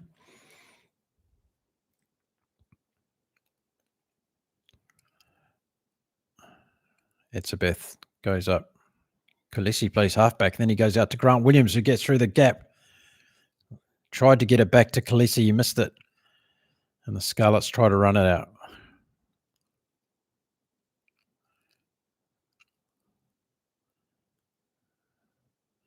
Grant Williams was super explosive.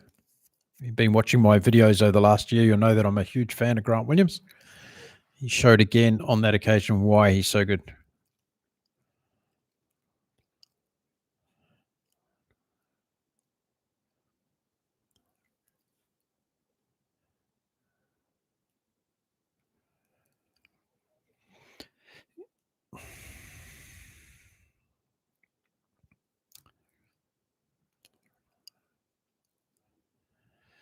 So it's a defensive scrum to the Scarlets.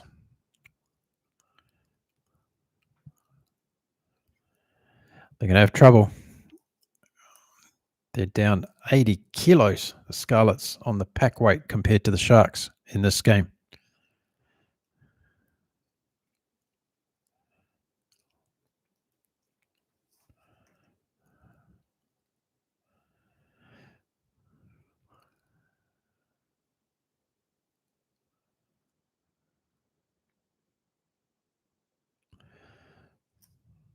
So resetting the scrum now, waiting for the Scarlets to feed. And Here we go, feeding the scrum. Penalty against collapsing the scrum.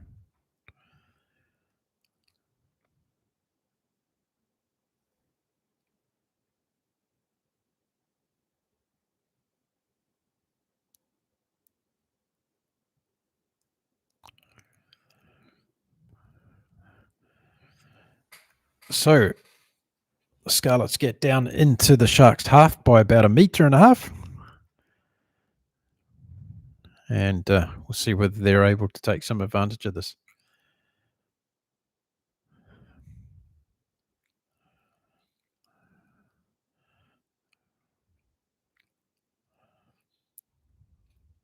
Good attack from the Sharks again. Lakana tackles the Scarlet player. Now goes looking for the ball. And the breakdown is trying to come back on the Shark side. Have they got the ball from the Scarlets? No, looks like Scarlets have got it in there.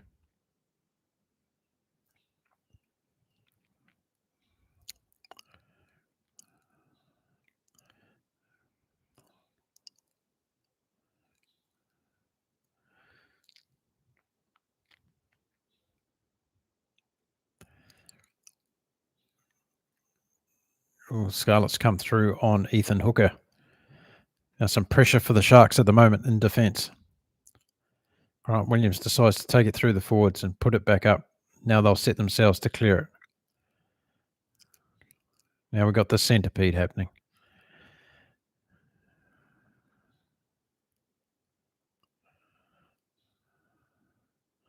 Grant Williams clears, doesn't find touch. Scarlets take it in their own half.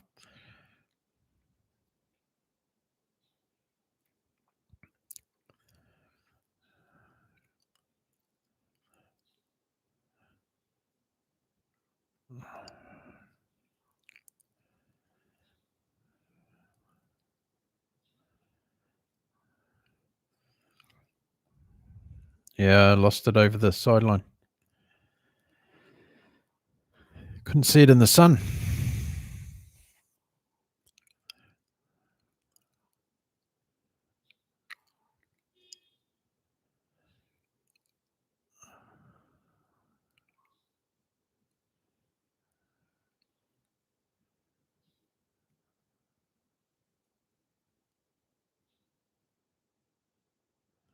Good win again by the Sharks at line out. This time Smith puts it up. Fundermover comes through. He takes ball and all into touch.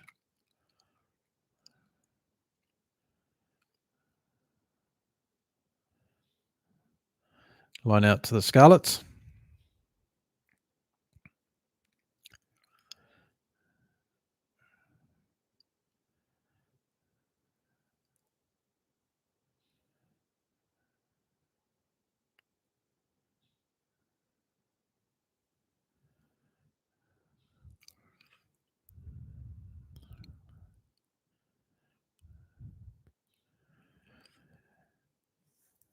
I was just reminded that the clocks go back 1 hour tonight. Have you accounted for this, Mark? You wouldn't want to be doing 25 hours now. No time change here, my friend. We don't move our clocks in Cancun. So I can't get 1 hour off and I can't add 1 hour on, unfortunately. So everybody else across the world, I should have done this on neutral time. Could have got myself a 1 hour discount, but no change in clocks here, my friend. Knock on from the Sharks, Esterhazen.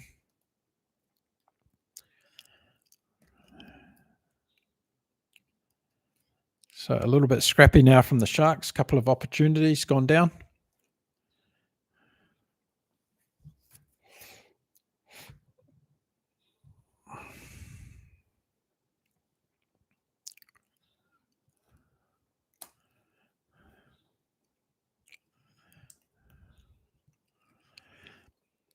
Elizabeth, got your washing done. Well done. Fantastic. Free power slots. They must be few and far between. we don't have free power slots down here in Mexico, but we don't need to because the power is very cheap, very, very cheap compared to what you pay up there, as is everything else compared to what you pay up there. Okay, back to the game. Scarlet's on attack. Costello down the left-hand side, close to the touchline. Good defensive line so far from the Sharks, but Scarlets are trying to come wide again. Plumtree caught in the middle of the field. Recycling the ball now, coming back to the Scarlets.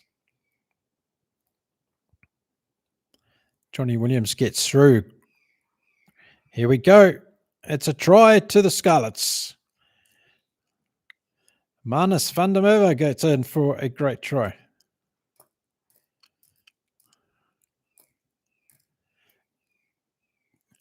Very good try from the Scarlets there.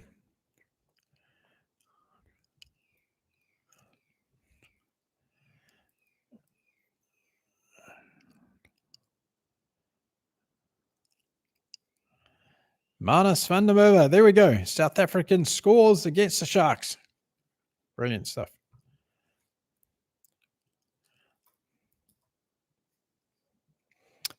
5-5 with a kick to come. Looked like Sam Costello's got his nose bloodied a little bit.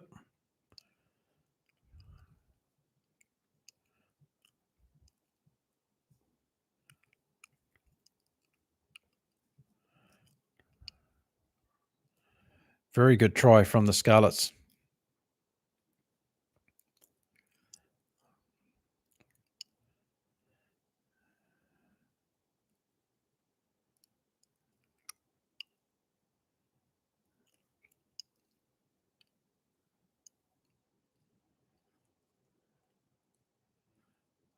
He's got a bloody nose, Sam Costello, as he kicks this. A very bloody nose. He's got the kick over. 5-7. Scarlets lead after 17 minutes. Very good try from the Scarlets.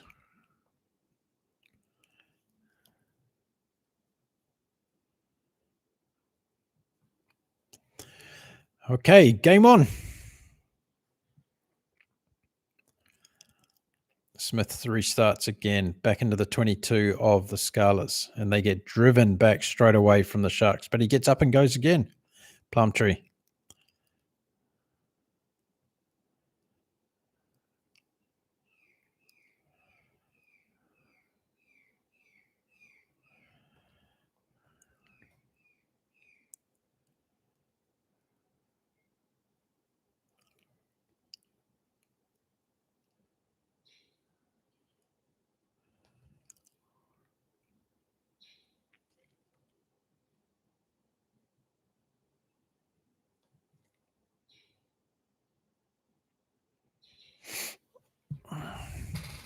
So we have the Sharks attacking on the 22 line out. Good ball from the Sharks. Bonami at the back of the rolling maul now. On the 22, slowly moving forward. Inside the 22 they go now. A little bit more control. Grant Williams is coming to get the ball now. Let's see whether they release it or they keep marching towards the goal line. It's working pretty well at the moment for the Sharks. Now Williams takes it, sets it off into the back line. Oh, fantastic. Fantastic try.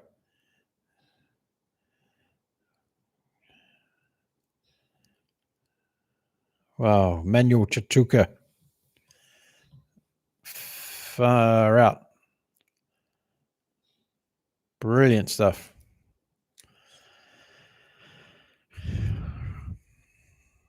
It's got to be a Chachuka try.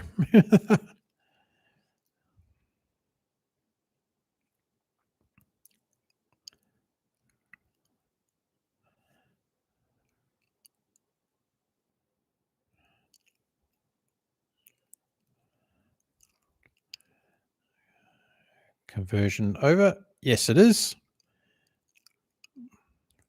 12-7. Sharks lead after 19 minutes. Great try.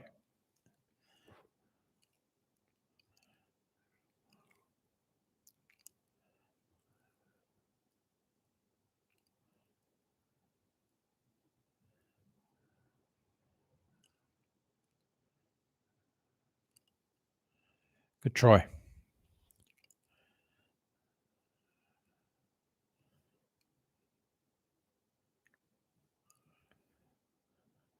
And here we go. Restart again from Sam Costello.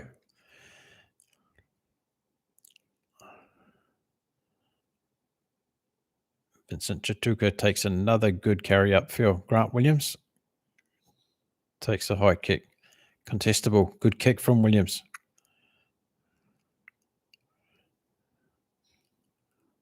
Blair Murray's got a score here. Fantastic try from Blair Murray. Wow. What a brilliant try.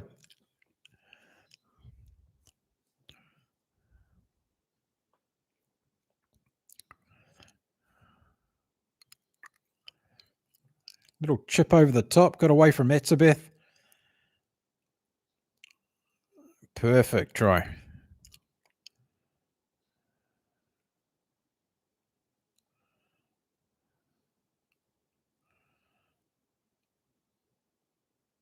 Brilliant try.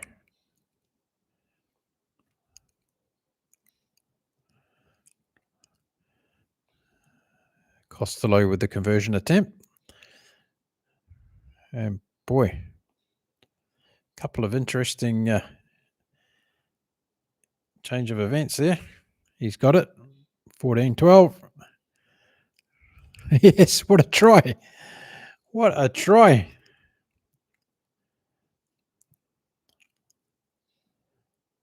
Hang on.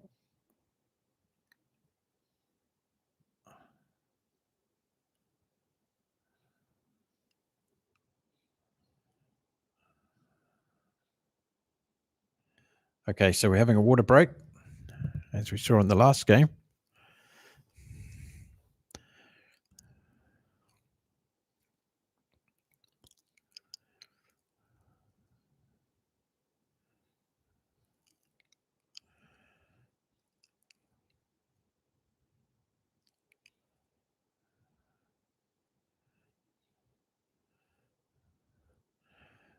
So a great comeback from the Scarlets there. Very good indeed. But can see this going any way with a good start from the Scarlets here.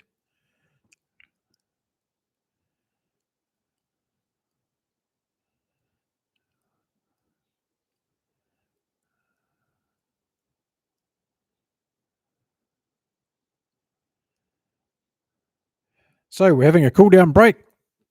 I'm going to have a drink. You should have a drink as well. Keep hydrated, everyone. And here we go. We're into game 4 of the day for me. Sharks versus Scarlets. Chatuka. Vincent got the first try. Emmanuel got the second. And Manus Fundermover. And then Blair Murray got a good try for Scarlets. So 2 tries apiece already.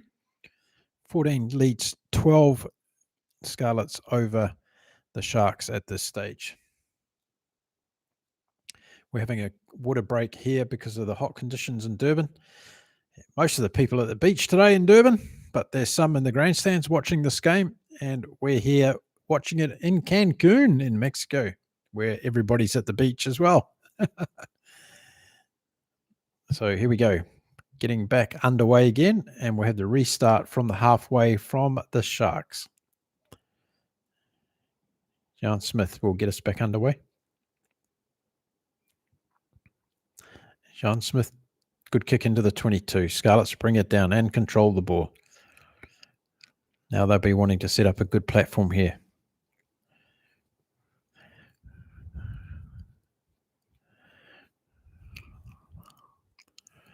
Have a good sleep, Eric. Enjoy, mate.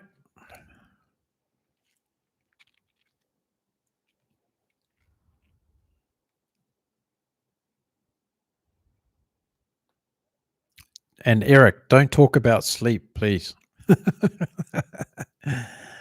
9 hours and 26 and counting.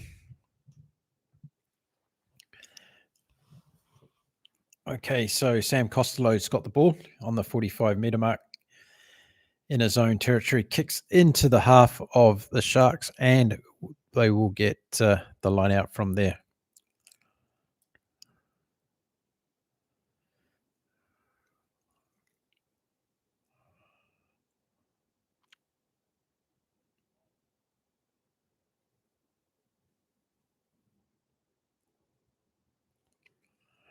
Scarlet's throwing to the line out here. Good throw. They get the ball back cleanly.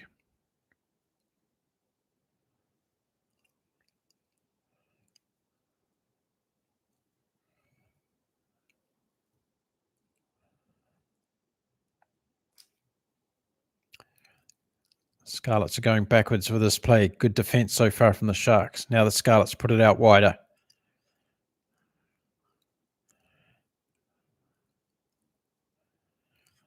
Good kick, but it's going to go in goal.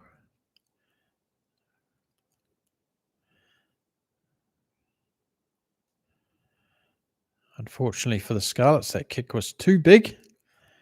And now they're going to go right back to where he kicked the ball from. Seen that a couple of times today, haven't we?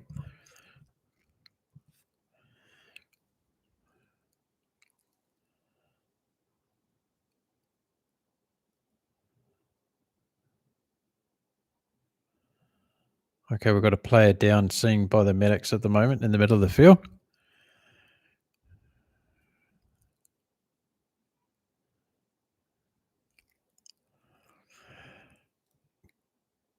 Good morning, Ricardo. Welcome to the chat. Yes, breaking news. Paraguay has been disqualified from the repechage because they had an illegal player in their team. Exactly. So good work from the Sharks there, putting pressure on the Scarlets.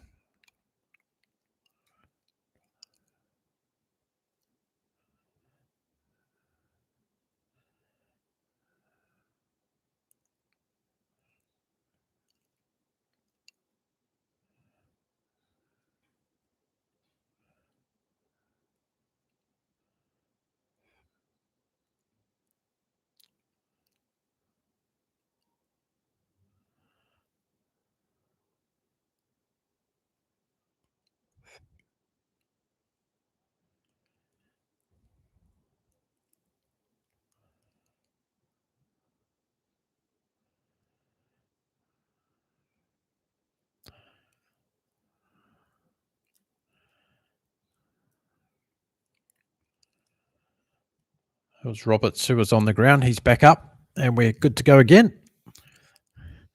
So we're going to see a scrum to restart play. 23 minutes gone in this game. 51% possession to the Scarlets, 49 to the Sharks. Grant Williams to feed the scrum. Plenty of power in that scrum. Grant Williams waiting for the penalty.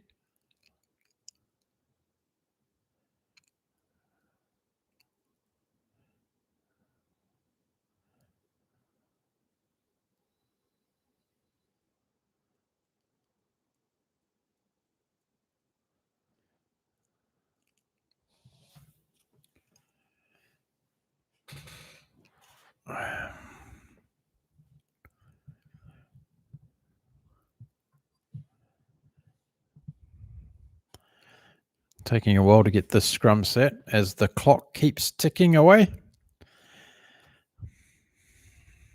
I wonder how many total minutes there are going to be in this game, Elizabeth.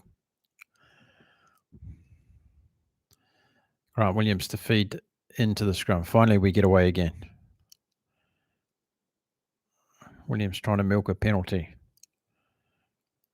Esther Hazen does a booming run again up the middle. Now it comes out to the right-hand side. Oxen chair in there. Grant Williams looking for support at the back of this. Wants a centipede so he can put up a kick. He puts up a high ball. Hooker goes under it and takes a brilliant catch, Ethan Hooker. Williams. Here we go. Lucano arm. And it comes out to Edward Fundermover. He goes back inside. 20 metres out from the Scarlets line now. Grant Williams. Bonami. Masabuka. Then it's Grant Williams coming back out left again. Hendricks passes it on to Andre Esterhazen. Then Grant Williams again. Going back wide again for the Sharks. Back into midfield. Etzebeth. 15 metres out from the line. Knock on from Oxenchair. Scarlet's backline offside. Penalty to the Sharks.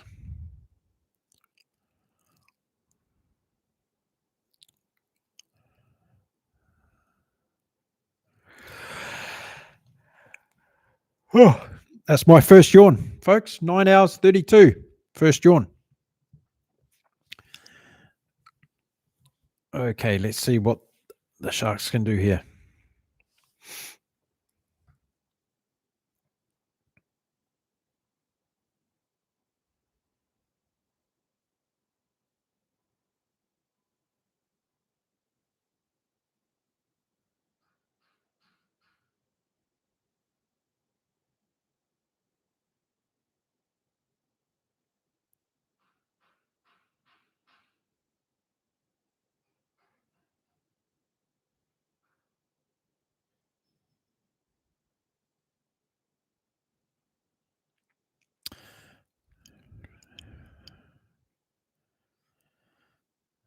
Couple of injuries that we're being seen to here. Eben Etzebeth, one for the Sharks, and one of the Scarlets players was down as well. Now we're good to go again as the referee blows his whistle.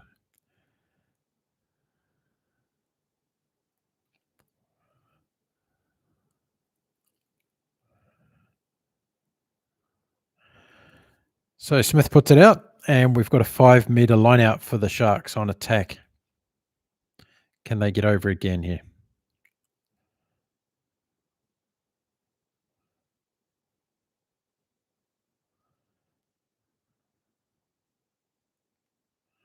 So here we go. Bonami to throw to the line out.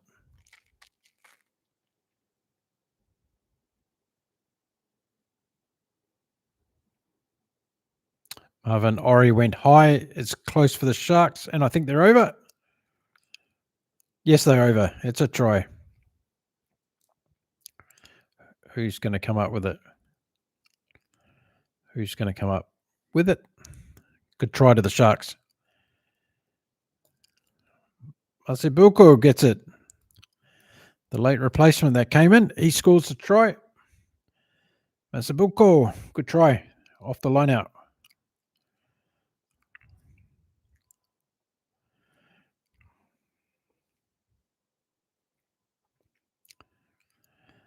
Could have been one of four that scored that. Etzebeth was in there as well. 17-14.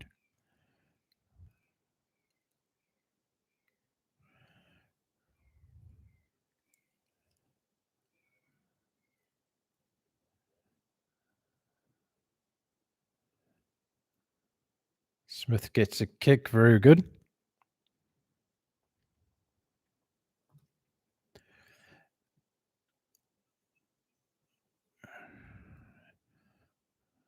(19-14).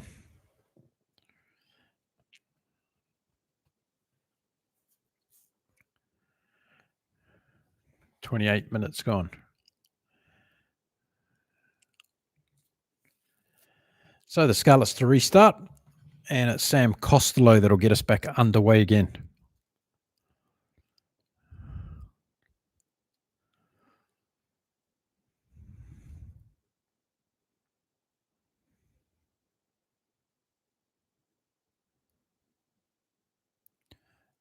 This time it's misjudged by the Sharks, and they get into real trouble. Back onto their 5 metre line. The Scarlets pouring through. The Sharks will have to clear it from here. It's going to go back from Grant Williams. Jordan Hendricks clears out and gets a good clearance.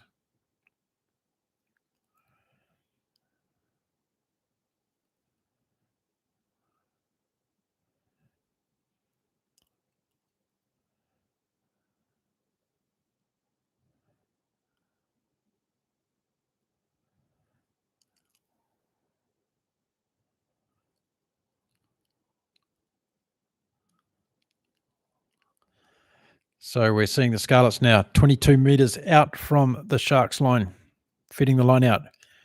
Good ball from the Scarlets.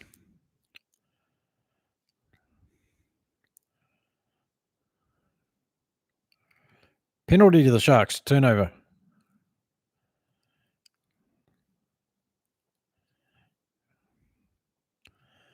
Good work from the Sharks.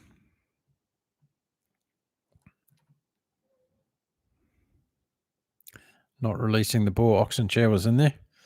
And John Smith is going to get us back down the field for the Sharks. Good kick.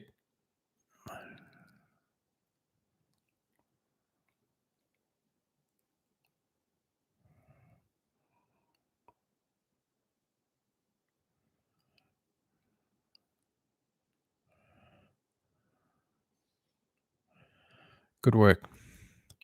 So now the Sharks will have an attacking line out just inside the Scarlets half. Now it goes out through the back line. Esterhazen, another bumping run through the midfield. It comes out to Grant Williams. Smith this time puts a kick over the top, putting the Scarlets under pressure. Right back and right into the corner. Brilliant kick from Smith. Brilliant kick.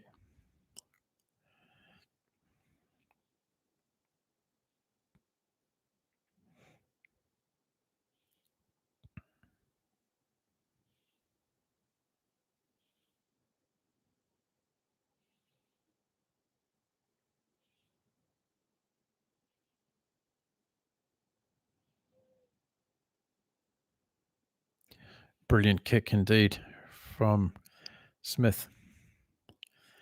Now, 5 metre line out, defensive line out for the Scarlets. They grab the ball. Very good. Dane Plumtree brought it down. Scarlets got the ball. They're going to have to clear it from there, close to their own goal line here. And they do.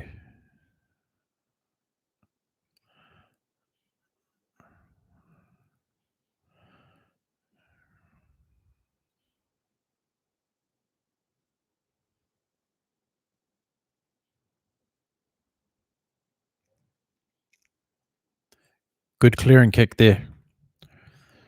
Great move. So now the Sharks will get another line out, and it's Bonami throwing to the line out.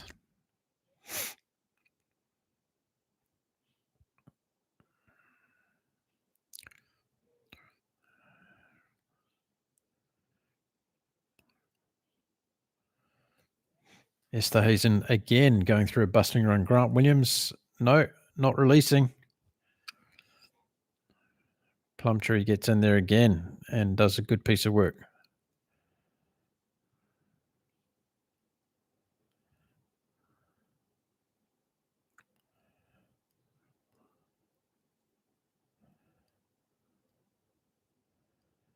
Sam Costello clears for the Scarlets and puts it right into the half of the Sharks. And now the Sharks are going to have an opportunity.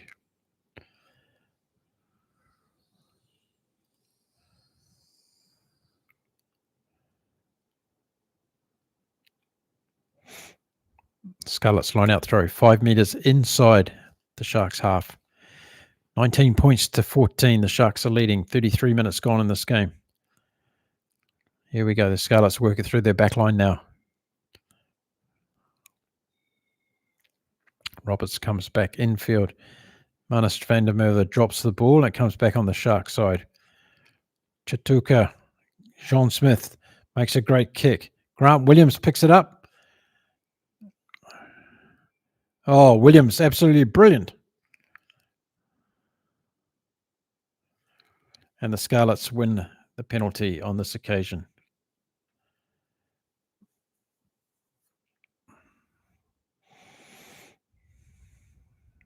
Fantastic play from the Sharks.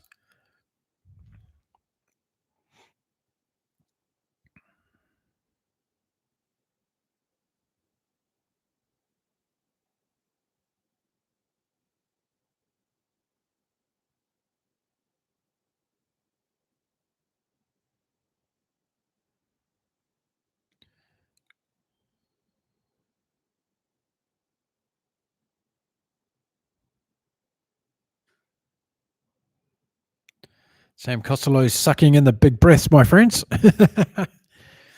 as we're getting deep into this first half. But that was a fantastic run from Grant Williams. Dummy to Elizabeth, got the ball away. Chatuka. And then he didn't release the ball, and the penalty came to the Scarlets.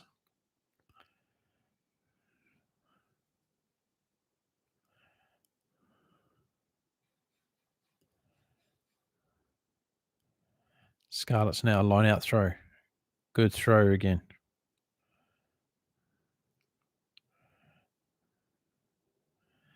And they win the penalty from the line out. So 4 minutes to go in the first half. 3 tries to 2 in favour of the Sharks so far in this game. Looks like Marvin Ori was penalised in that line-out.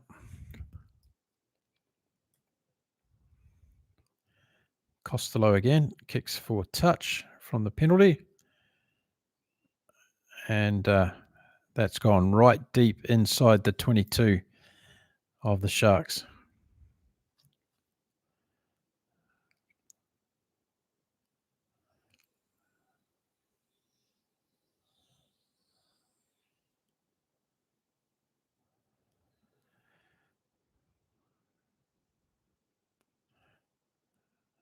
Okay, so again, another Scarlets line out. This time it's a tap back and they control it. Costello goes into play halfback. Now the forwards take control as they move forward inside the 22 of the Sharks. So the ball comes back. Halfback plays it. Blacker. Back in again, but the Sharks' defense is good. They're pushing the Scarlets back at the moment. Tom Rogers comes back inside. 18 metres out from the Sharks line. Scarlets going forward.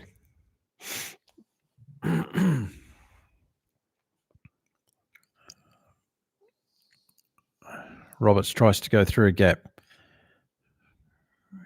Good pressure again coming from the Sharks in the defensive line. Plumtree tries to get through. Now the ball's turned over. Oxen chair. Esterhazen. This could be a breakaway here. Kolisi. Grant Williams gets the kick away. Sia Kolisi's there. No, he doesn't quite get it.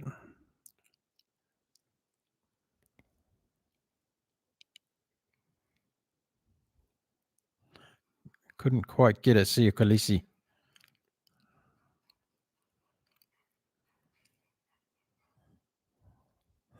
Great performance. 2 minutes to half time. Sharks leading 19-14 in this one, folks.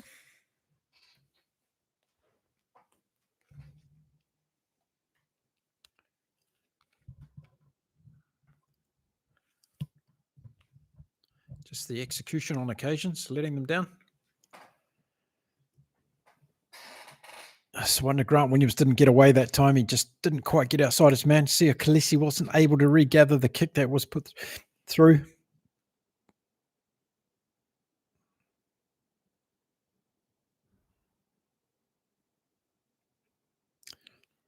Okay, time back on. 90 seconds to go in the first half. 3 tries to 2 in favour of the Sharks.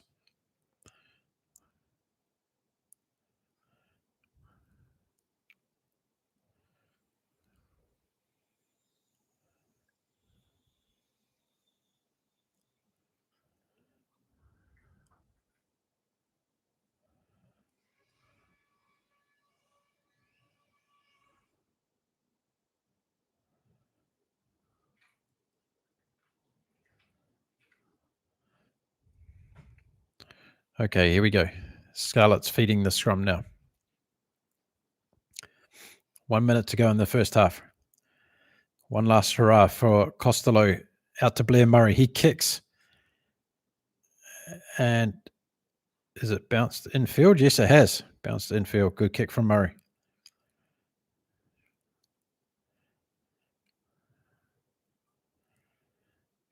Good kick from Murray. Half a minute to go in the first half. 19-14 on the scoreboard in favour of the Sharks. 3 tries each.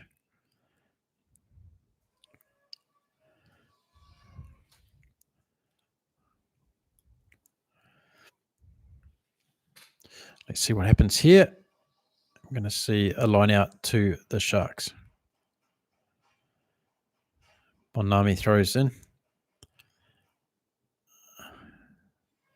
Wadi gets it. It comes back down. Chatuka. The hooter goes for half time. Grant Williams is just going to kick it out, I think. Oh, he passes it back to John Smith. And he puts it into touch. And we have half time, folks. The Scarlets versus the Sharks. Here we go. Interesting first half. Quite entertaining. You just think with all these Springboks the Sharks teams have got, they should be scoring more and more points. But 19-14, they're in the lead. That's the main thing. It's still a close game, though. I can see them running away with it in the second half. How are we going in the chat? Ricardo is here from Argentina. Welcome, Ricardo. Eric has headed off to bed for a bit of a nap. The contrarian mind is worried about daylight saving or 1 hour time difference on the clock tonight. Elizabeth's done her washing. It's all good in paradise, my friends.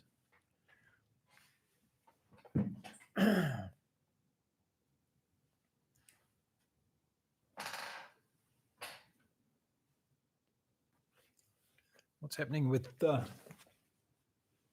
he's over there. He's gone to sleep on the couch, the little dog. Welcome to the chat, everybody. We are now 9 hours and 48 minutes into my 24-hour podcast, rugby podcast. Welcome to the show. We're watching the Scarlets versus the Sharks right now from beautiful Durban, Hollywood Bets Kings Park in Durban. Most of the fans there are at the beach today enjoying the beautiful weather. Hey, Poodle. Welcome back, my little friend. Welcome back. You go and sit on the couch, okay? You're going to have a little sleep. Daddy's catching up on his tonight. So there we are. Who else is in the chat? Let me know what you're up to in the chat. Thanks for your support. Thanks for coming along. We've talked about a lot of things so far in the chat today, and I'm sure we'll continue. Next up, the second half of this game between the Sharks and the Scarlets, and then we're going to go into Benetton versus the Stormers from... That's going to be our next game. After this one, someone's making a big noise outside. I don't know who it is who's making the big noise. The neighbor. The neighbor's making a big noise outside right now. Saturday morning here in beautiful Cancun, my friends. The park has got a bit of sunshine on it now. And some good tries in that first half. The first one from Vincent Chatuka. Then we saw Manus van der Merwe score for the Charlottes. And then Manuel Chatuka got the try. Blair Murray got a good try. Very opportunistic, you could call that try. And then Mazabuko got a good try for the Sharks. So 3 tries to 2 for the Sharks in this one. Half time. I'll send out a note for the half time on Twitter. Here we go.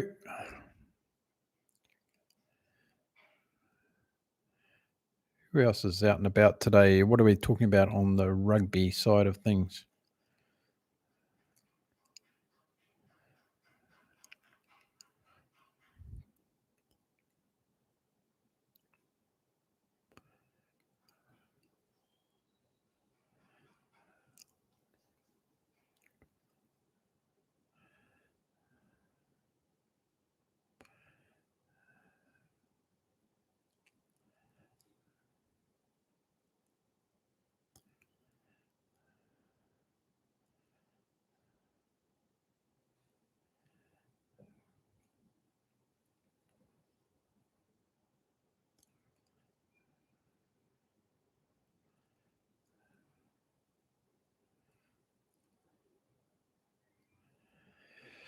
And the score is 19-14. Join me on Twitter if you haven't already joined me over there, Inside Rugby with Mark.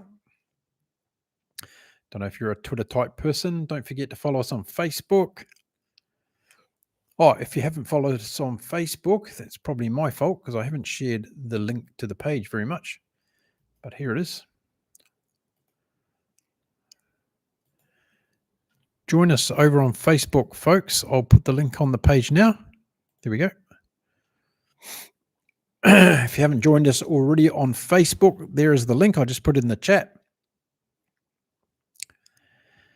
Just sending out a tweet. Sharks lead.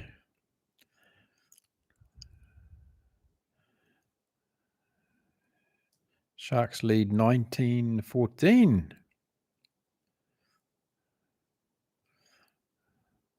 There we are.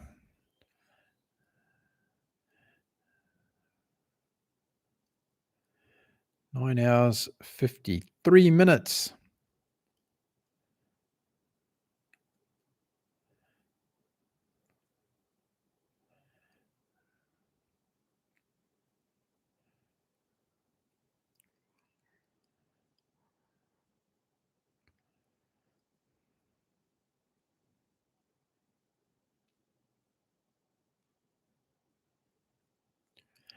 Let's go, rugby fans. That's it.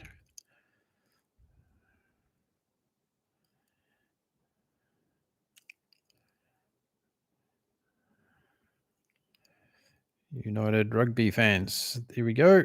Doing this for you guys. Everybody, all the rugby fans in the world, doing this for you today as we try and build awareness and a following behind our United Rugby fans not-for-profit cause.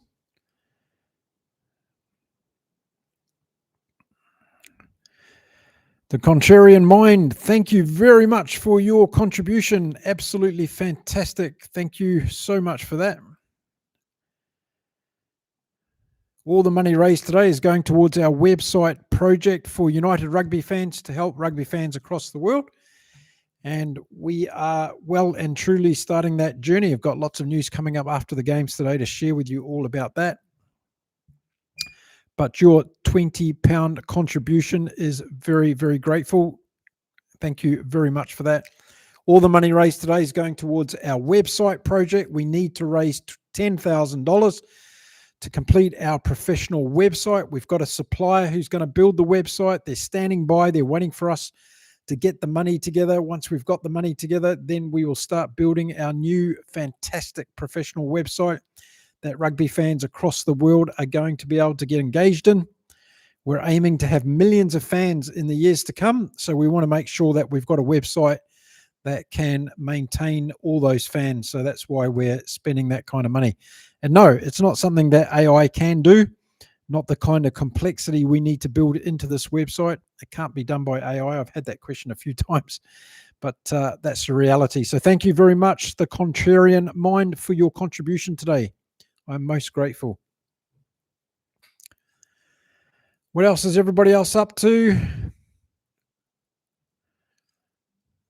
Will the Sharks beat the Scarlets? We had 16 votes and 87% of people said yes, the Sharks will beat the Scarlets. There you go.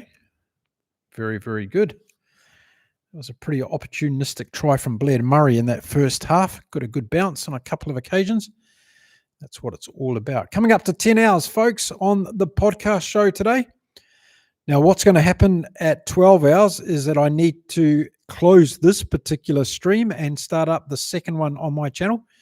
Unfortunately, YouTube don't allow more than 12 hours for archiving, so I won't be able to save this podcast if we go beyond 12 hours. So I'll make sure at just before 12 o'clock my time, we fire up the other channel and carry on over there. So just letting you know what's going to happen with some logistics today in a couple of hours' time. But we've got much more to do before that. Better take a drink, getting a bit hoarse in the voice.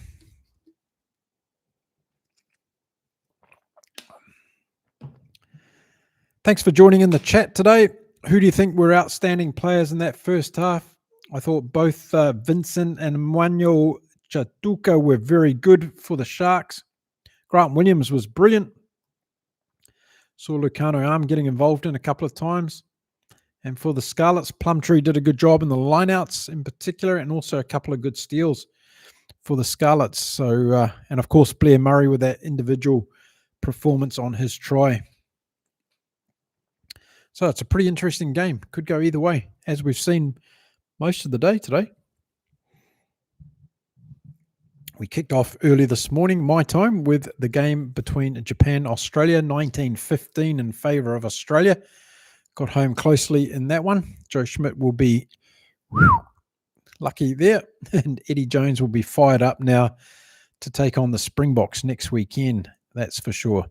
Next week, the Wallabies are going to play England at Twickenham. The All Blacks are playing Ireland in Chicago at Soldiers Field, so that's going to be an interesting game. And we're going to get some more brilliant rugby next weekend, that's for sure. And no, I will not be doing a 24-hour podcast next weekend.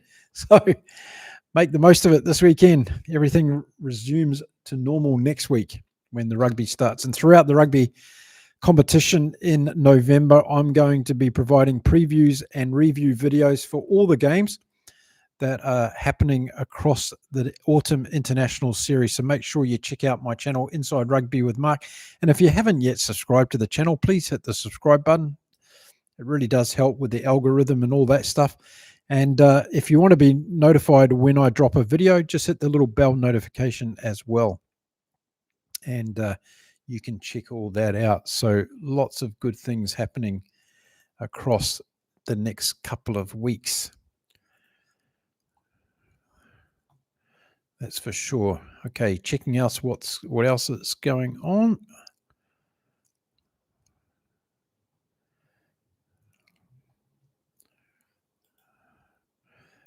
And who we got in the chat? Drop us a note in the chat if you're watching in from anywhere in the world. Ricardo, have you disappeared? Down in Argentina, nice to have you with us. Players are coming back on the field for the second half of this game. Hope my voice is going to last today. We have to wait and see. Okay. Let's get ready to rumble.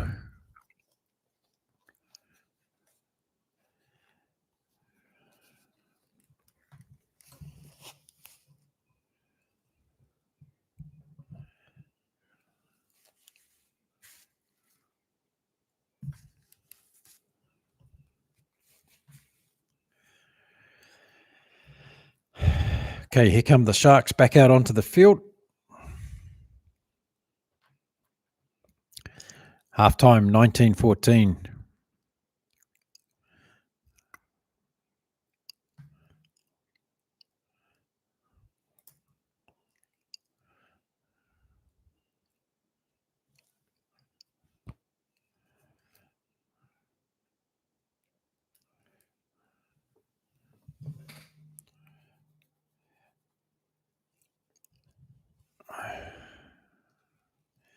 $10 hours. I should take a photo of that.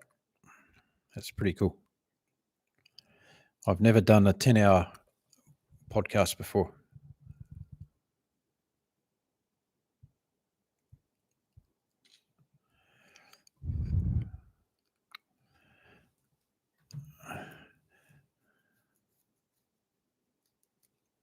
Okay, here we go. Second half, and it's going to be Sam Costello that gets us underway from the Scarlets. Kicks deep into the 22, and it's Chachuka that takes the ball in for the Sharks.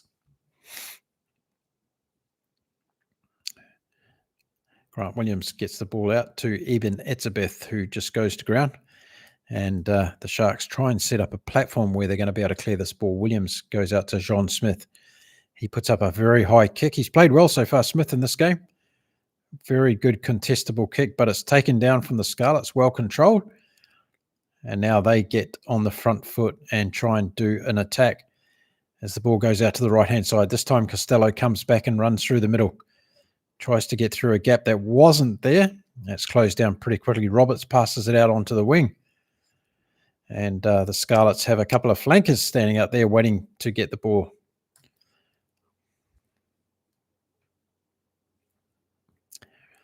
Here we go. It comes out now to the Scarlets in the back line.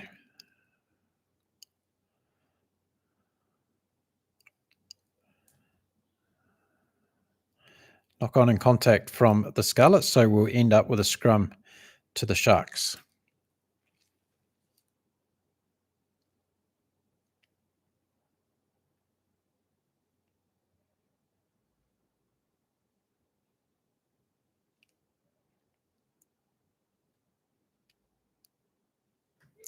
Scarlets have been guilty of that. A couple of drop balls at critical times. Now they've given the ball away to the Sharks, who will feed the scrum. Grant Williams to feed the scrum.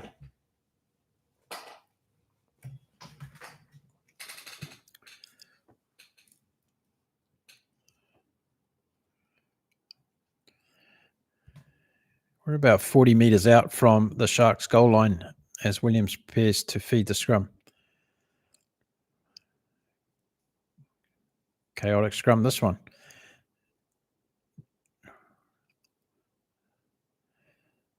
This is very messy, and the Scarlets come up with an opportunity now. But Hendricks does very well at the back for the Sharks. Could be a turnover for the Scarlets here, though. No, Grant Williams is get the ball. It's very messy for the Sharks. But Williams has got it.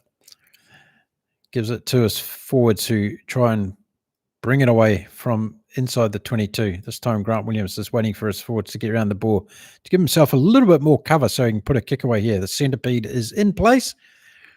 And here comes the kick from Grant Williams. It goes high. It's a good contestable. Ethan Hook is underneath her and he grabs it. No problem at all. Straight back to Grant Williams. Now Smith, and now it goes out wide. We go to Esterhazen. Lucano arm. It's gone forward.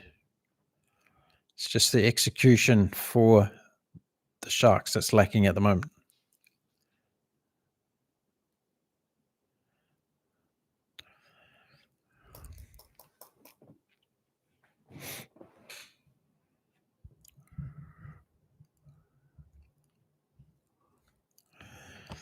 Esterhazen tried to put Lucano arm through a gap then, and then he threw a wild speculator pass out to Edward van der Merwe, which didn't find the man, and we'll come back for the forward pass. So this time it'll be the Scarlets with a scrum in a good position on the field here.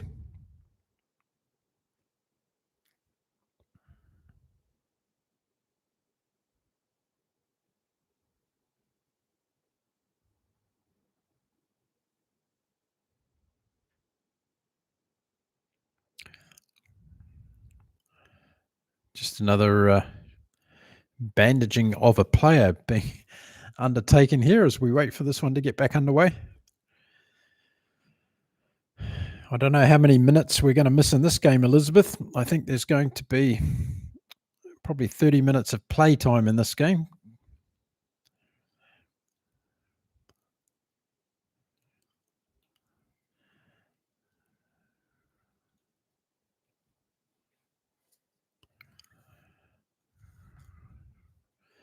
So Scarlets put it in, they get the ball back.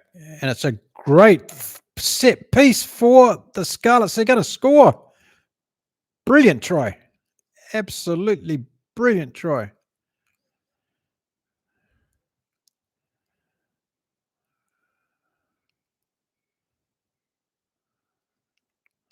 Tom Rogers, what a try. Wow. 30 metres out, Tom Rogers just carved up the Sharks' defence.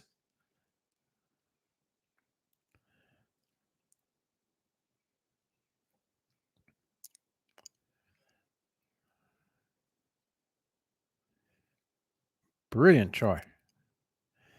19 all. Wow. Costello with the conversion. Can he nail it?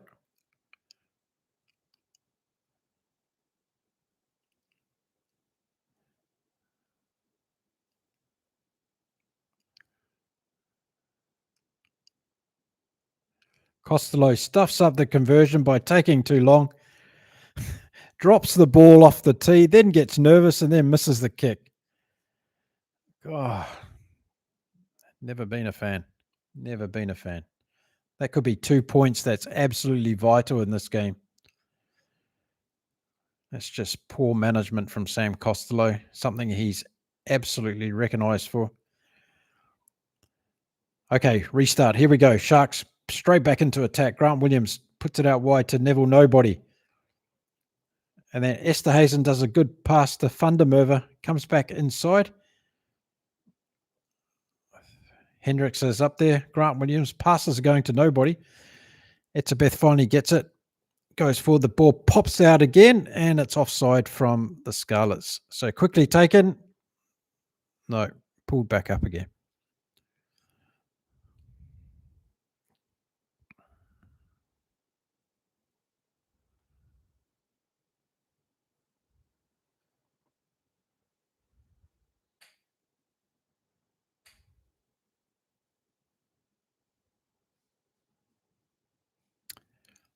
Okay, so the Sharks have kicked for the corner. John Smith put a good kick in. 5-meter line out attacking for the Sharks. Can they come straight back and score after that great try from Tom Rogers?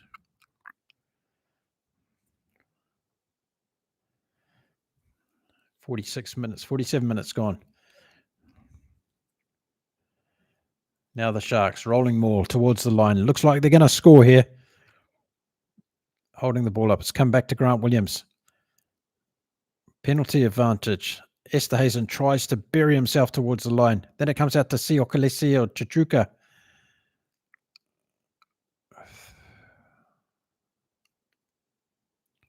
Held up over the line. That was very close. Plumtree, good work again for the Scarlets.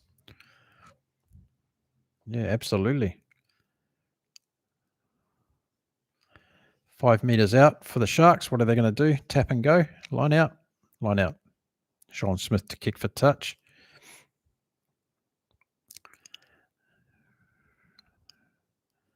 Okay, so the Sharks now line out more. Will it take them over the line? Hit the lead.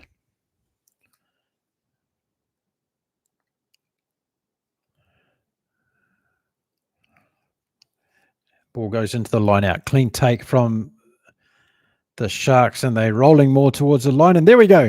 It's over, and Siokolisi scores the try. Brilliant stuff.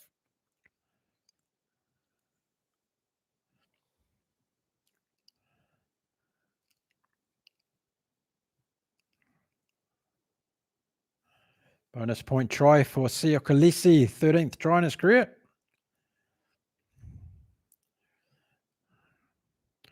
(24-19) with the kick to come. That was inevitable for the Sharks with that line-out maul advantage they've got today. Brilliant stuff. No one was stopping Siokolisi from that close to the line. And now the conversion will come from John Smith. A few people in the crowd in Durban today. Hollywood Bet Spark. 34 meters out. Shot clock's down to 10 seconds by the time he kicks it, and he nails it. Good kick. 26-19 after 49 minutes. Now the Sharks want to play this game at pace, and they're really taking it away from the Scarlets, you feel. If they score again, it's good night, nurse. And yeah, good try from Khaleesi. Spun out of the line out more. Scarlets to restart.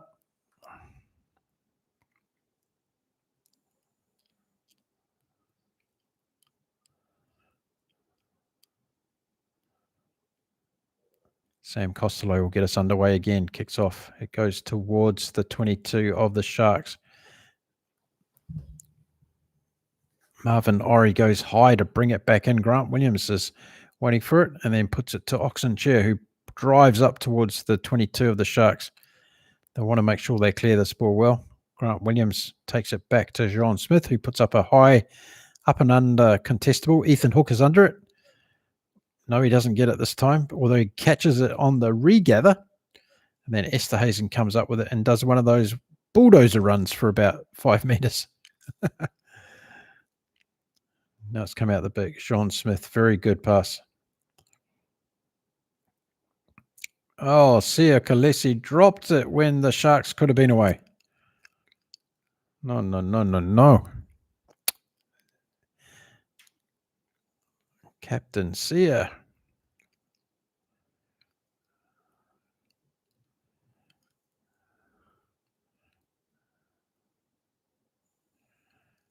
Oh, simple take.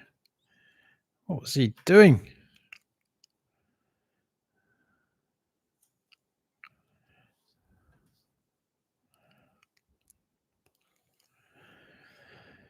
It's just little plays like that from the Sharks that have them in the position they're in, I think. Just lack of execution. 26-19, they lead though. 51 minutes gone. Bonus point in the bag. This is what the Sharks fans wanted. A good win today.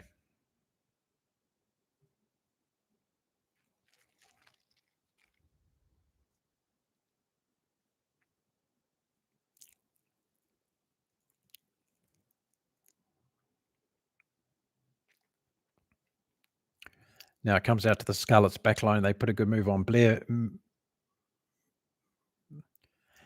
Murray, a great kick into the 22. This puts the Scarlets back in again with a good opportunity on attack. 50-22. And now the Scarlets ring some changes off the bench.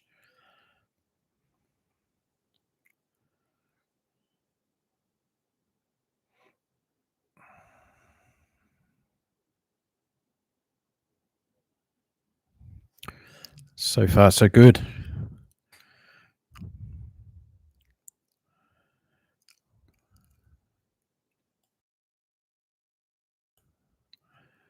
Okay, now the Scarlets. 8 meters out from the line, attacking line out. Ball goes in, they get it. And they knocked it on. Ball goes forward. Simple mistake by the Scarlets have cost them dearly on that particular game. Play. 52 minutes gone in this game. 26 points to 19. The Sharks lead the Scarlets at Kings Park in Durban. Scarlets on attack, but it'll be a feed to the scrum by the Sharks, who will hope to be able to clear the ball from this particular position. We've got Hepburn's come on for Matthias, and Thomas has come on for Holtz. That's the changes on the Scarlet side so far.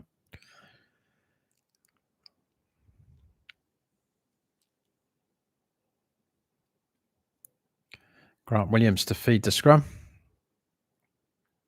Opportunity for the Sharks to clear from this rather dangerous position in the field. Looking for a penalty again, and they get it. This will be the way the Sharks get out of their own territory. John Smith will take a kick.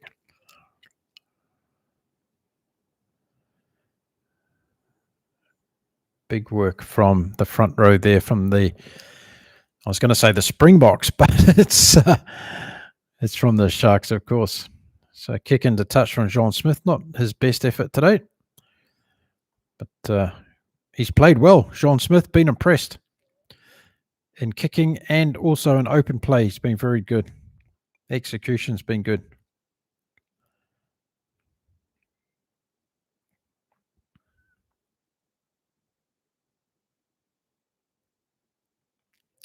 So Bonami goes to throw this one in. And coming out of their own half, and it goes to Oxenchair. Grant Williams.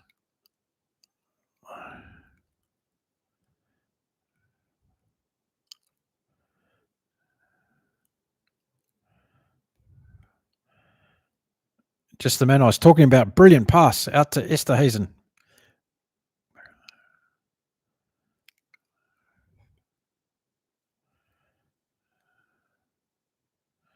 Sia Khaleesi and Plumtree were having a go at each other. Here goes Sam Costello. He's off. Oh, he's dropped the ball. Now Ethan Hooker's on the counter-attack from inside his own 22. Could he go the whole length of the field? This game's going to open up in a minute. Grant Williams gets the ball back to John Smith. He's charged down.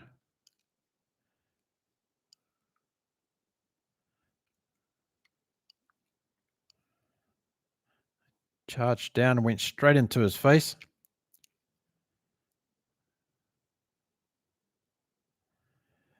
We've got the referee. He's going to talk to Sia Khaleesi and Tane Plumtree after this, because there was something going on here. Khaleesi got very upset with Plumtree and vice versa.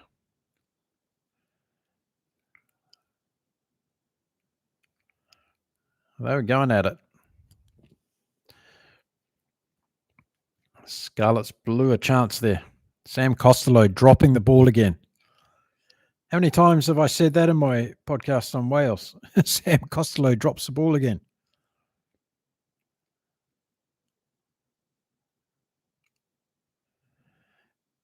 So both Khaleesi and Plumtree have had a word to the referee, and no more. Got very upset.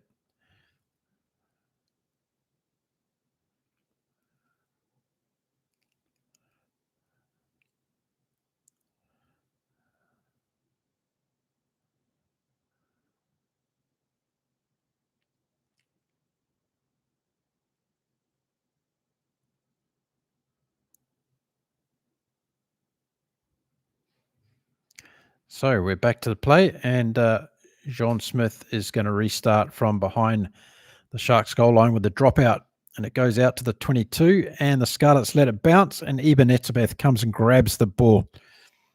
Another mistake by the Scarlets.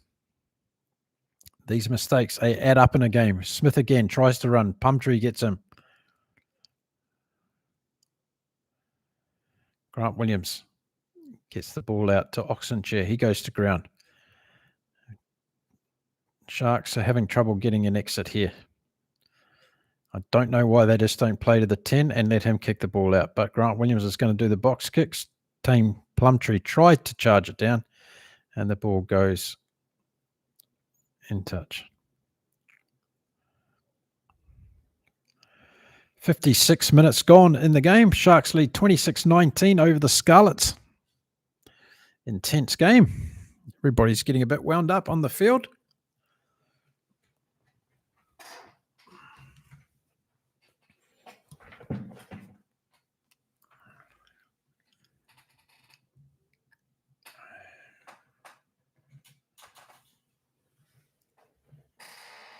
And the Scarlets perfect again from the line out. Very good line out throw.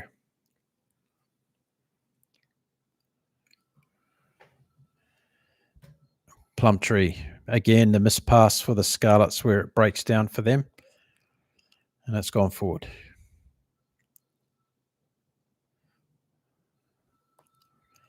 So unfortunately, that didn't work out.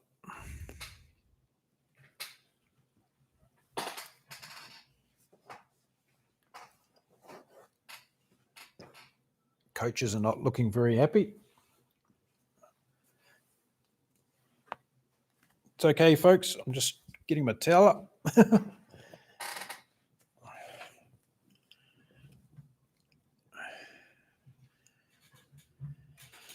We have a stoppage in play while Bonami gets some treatment. Bongi Bonami is getting some treatment.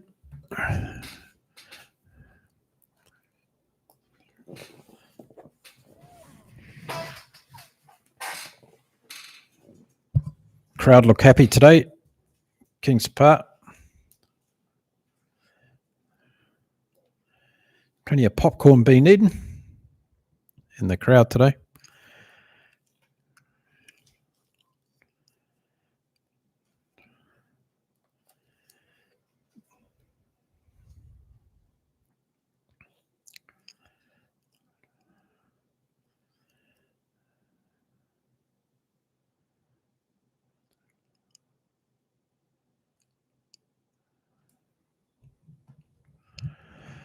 So here we go, back underway again, and we're waiting for Grant Williams to feed the scrum. Defensive scrum for the Sharks. And Williams waiting for it to come out the back. Great scrum again from the Sharks. Brilliant scrum. Penalty advantage. Now Lucano arm.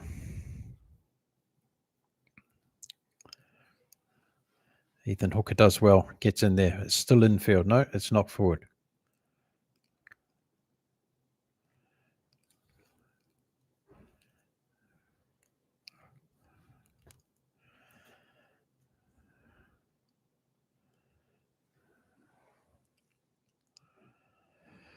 Good work from Lucano arm in that play.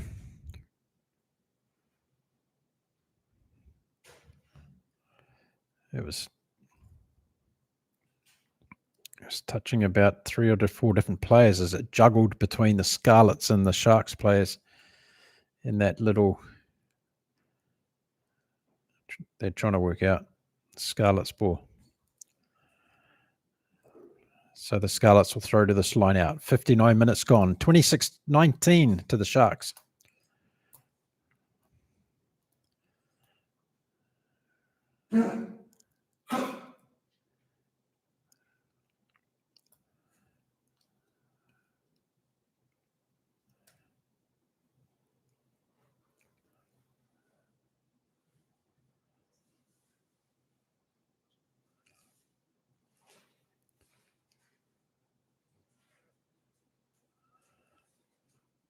Good line out again for the Sharks.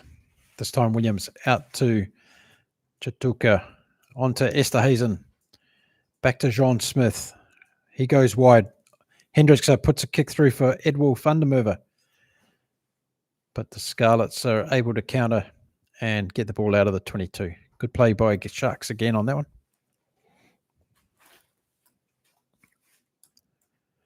Going to see some changes for the Sharks now. Bukalese comes on. Siokalesi will go off.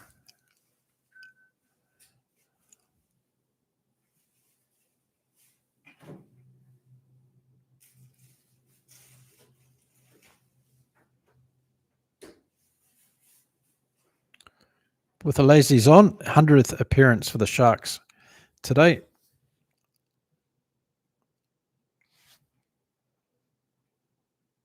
And Lacano arms coming off as well.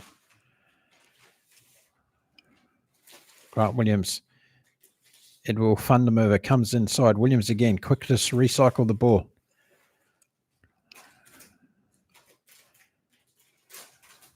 Grant Williams.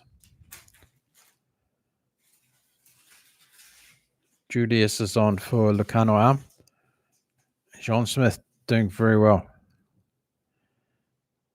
Scarlets have got the ball, turned over. And Blair Murray does a kick from deep in his 22. It's got Ethan Hooker going back, and a good take by Ethan Hooker. He throws it over to Edward Vandermerwe on the left-hand side. Julius is there. Goes down to ground. Grant Williams again.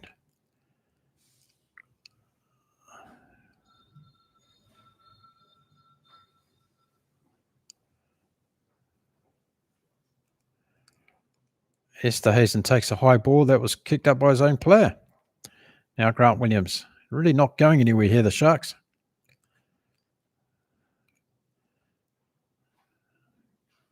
A penalty against the Scarlets for going in, and Manus Vandermerwe going past the ball. Yeah, it was a scoop.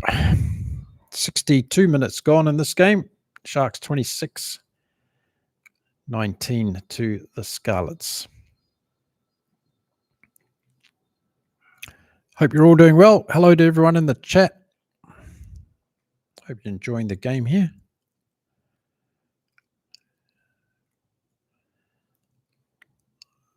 Okay, so John Smith's going to take a kick. He's almost 50 meters out. And this will put the Sharks out to a 10-point lead. So, smart move. Smart move on this occasion. It's a big one. Has he got the distance? Be easy in Joburg, this kick.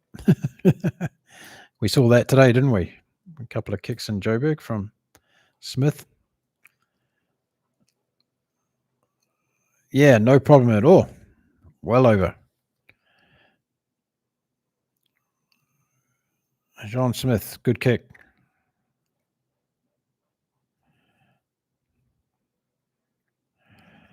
Now it's 29-19. Great kick. And it's another water break. So we've arrived at that stage of the game.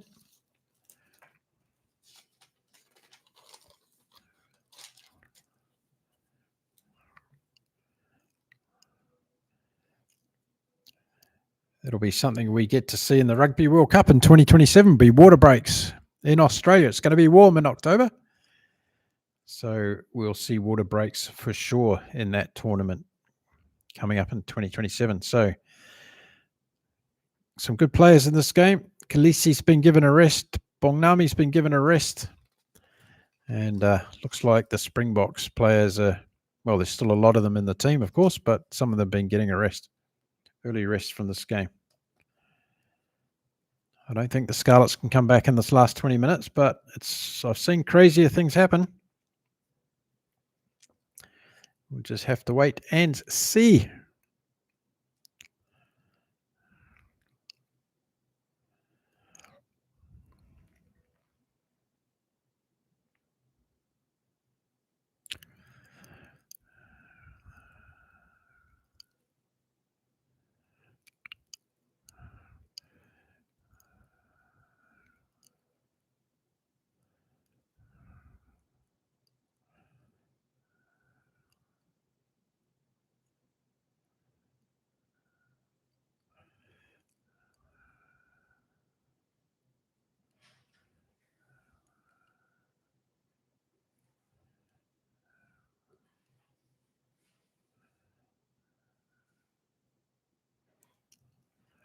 What's going on? Elizabeth, thank you for your email. I didn't realize that we were having trouble on the chat room.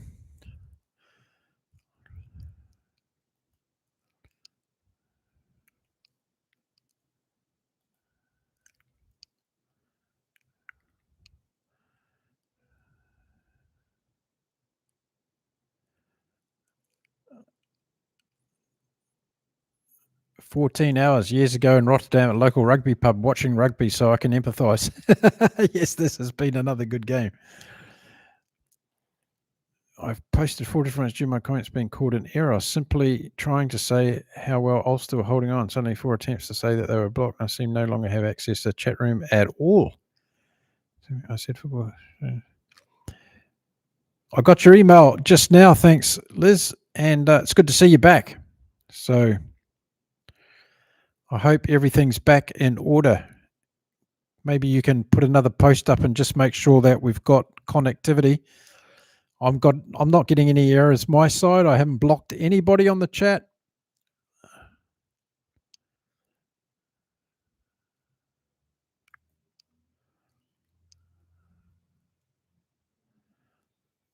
Everything looks fine this end.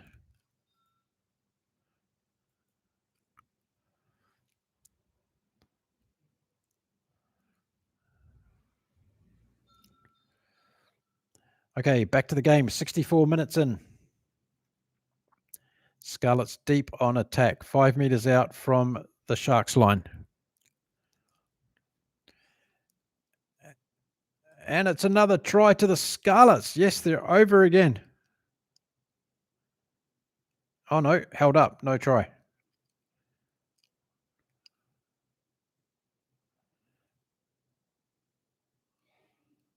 Very, very good. Thought they were over there for a try. But no, it wasn't a try.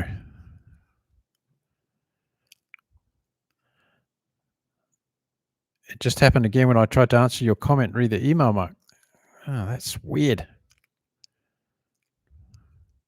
Yet this one came through okay.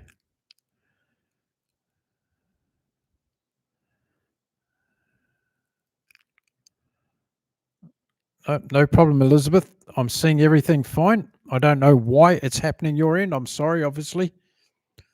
There's no blockages on the chat.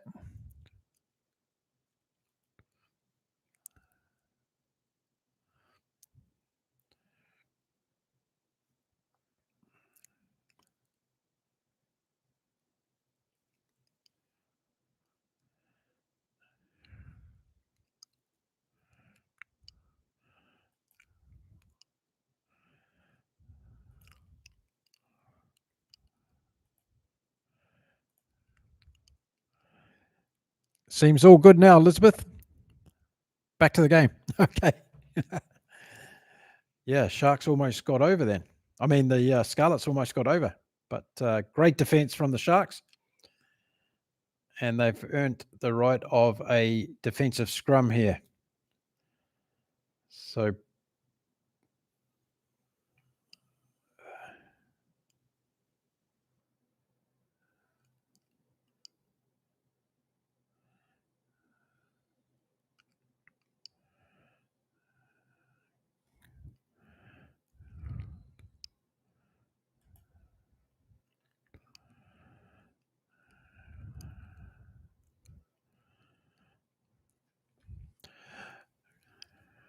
okay, so we've got injury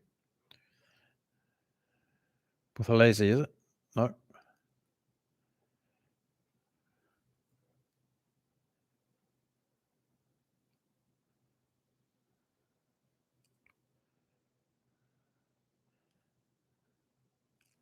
No, Marvin Ori was having a few problems there, but he's staying on. So we've got 14 minutes left in the game. Sharks leading by 29 points to 19.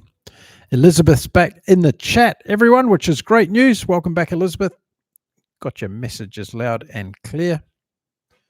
Good game going on here. 10-point advantage with 14 minutes to go. Let's see if the Scarlets can try and get some result from the scrum. Mandanda's on and Mazabuku is off for the Sharks. As Grant Williams goes to feed the scrum. Just 5 meters out from the Sharks line. And the referee's trying to get these two forward packs together to get things settled. I can see a penalty coming from the scrum. How many times do we say that in a rugby game? I can see a penalty coming from the scrum. Let's see what happens.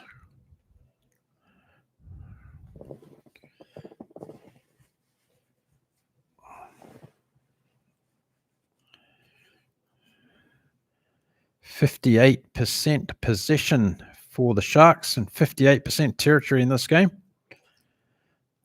There we are. Penalty. Who called that? Penalty to the Sharks. They'll be able to relieve the pressure now, and John Smith will kick for touch.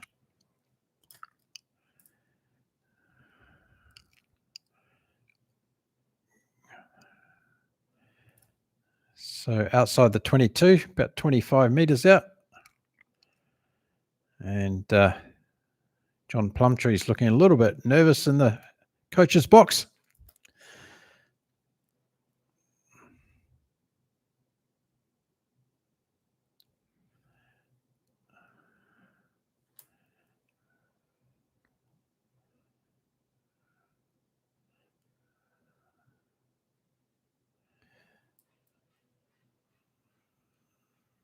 Scarlets have got it again, but it's gone forward.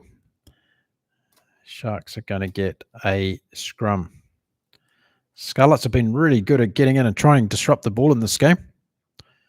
They've just been unfortunate that on a couple of occasions the bounce hasn't gone their way or the execution hasn't been spot on. That was another example of that where they just didn't quite get away.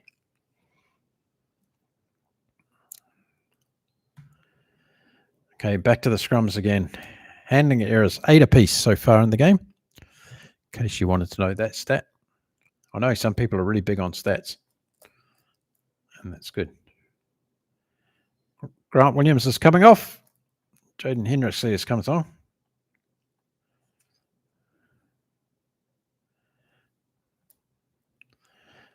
Jaden Hendricks on. Grant Williams off. Good game, Mr. Williams. You played well, young man. Very good. The Springboks' future is bright with Mr. Williams at 9. There we go. Another penalty to the Sharks forwards. It's not helping the Scarlets.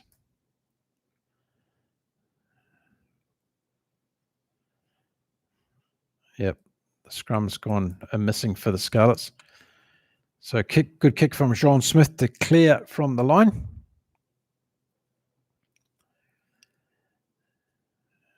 $12 penalties against the Scarlets compared to the 5 for the Sharks. There's the difference right there, my friends. It can't continue and them to win this game. 10 points to go. 10 points in the game. 10 minutes to go. Sharks to throw to the line out. They get a good one. Even Estabeth goes up tall, brings it down. Now they got the rolling maul going. Scarlets are going backwards here. Time for it to come to Hendrixie. Esterhazen tries and puts on a bustling run again. Hendrixie gets it back.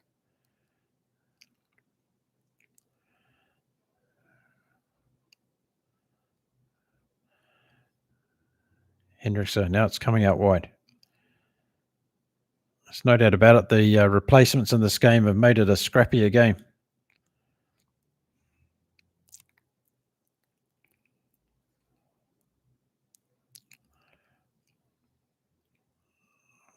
Julius has broken through, takes on all the Scarlets backline.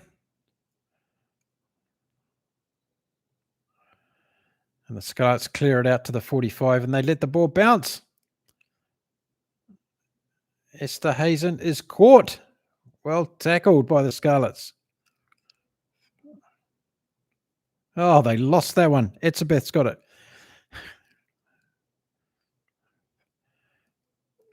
Ethan Hooker. It's opening right up now, this game. John Smith kicks through. Scarlet's in trouble at the back. Nope. It's going back for a penalty. This could be a yellow card.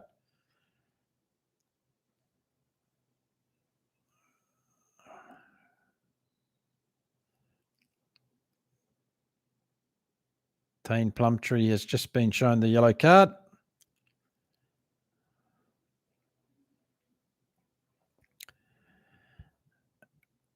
It's all going on. We've got players with cramp.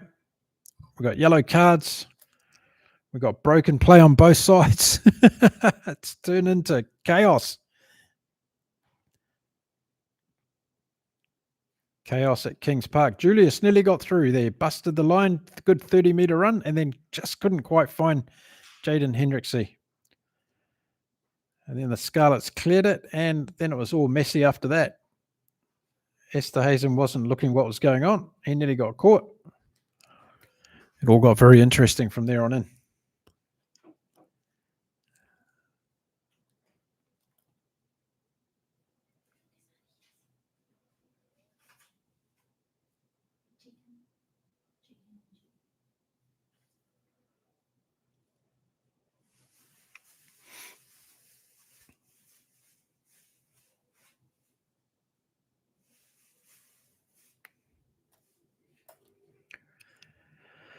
Okay, 8 minutes to go.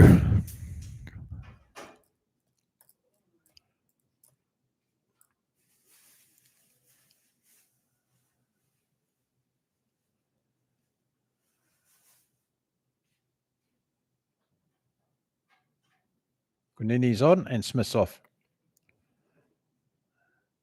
So the Scarlets down to 14 men for the last 7.5 minutes of this game.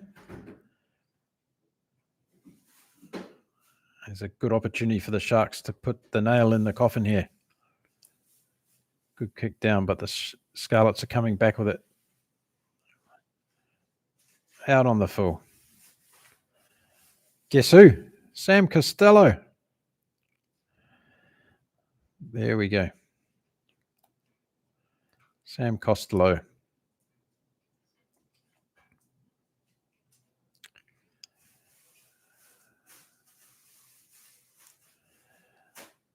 Okay, let's see what the Sharks got left in this game.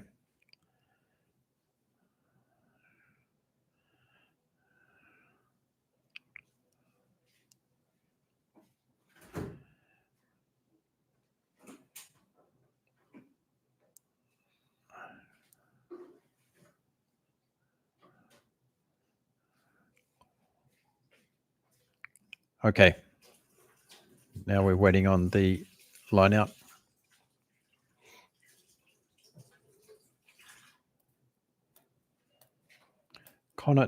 Connacht, Bulls, Lions, and Lions. That's the Sharks' next games.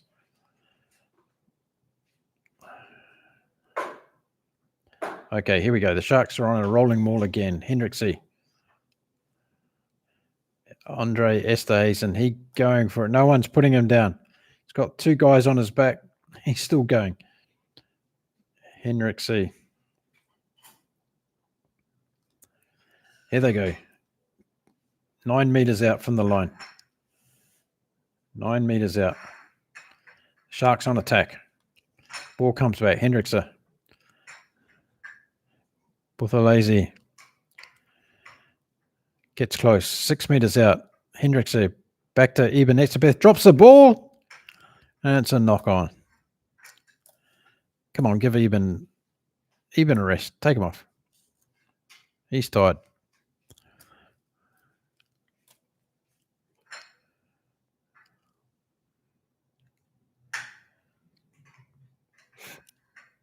He had a big look at what was going on. That's why he dropped the ball, Mr. Commentator.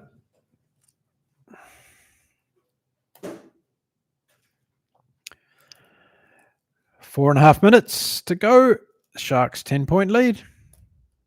Looks like they've got a win in the bag, the Sharks. Sharks fans will be happy.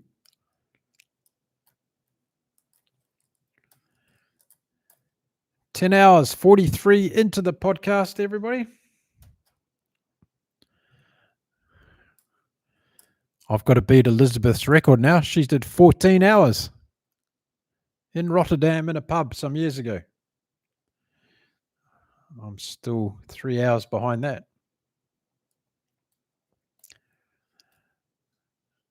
I bet you weren't drinking water either, Elizabeth, in that pub that day.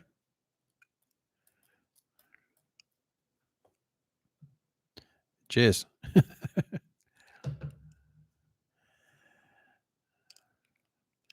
Okay, so the Scarlets defeat the scrum.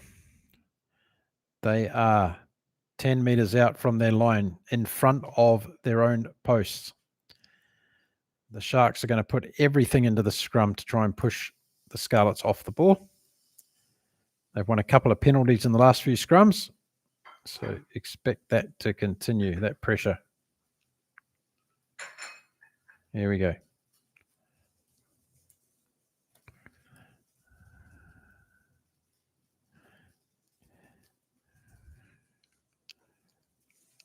And the Scarlets are clearing it.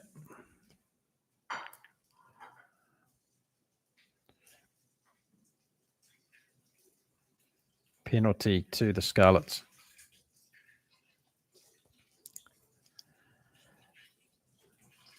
Three and a half minutes to go. Can't see the Scarlets getting back into it, folks. The Sharks have just done enough in this game.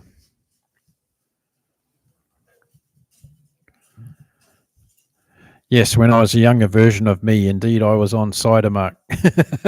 Good on you, Elizabeth. Good on you. We were all young once. I was. Never did this, though, when I was young. Wasn't that stupid. Okay, this crowd are up singing and dancing at Kings Park in Durban. It's going to be a win for the Sharks. Everybody's happy. That's good to see. That's what rugby fans are all about. Singing and dancing. And the Scarlets come away with the ball. One last hurrah for them. Costello puts his player under a lot of pressure with that pass.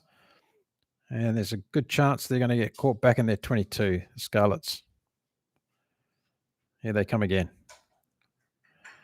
That's a kick over the top. Oh, it's work. Costello gets it. Brilliant kick, Costello. Well done. Can Joe Roberts get there? Ethan Hooker's back, saves the day. Touches the ball down.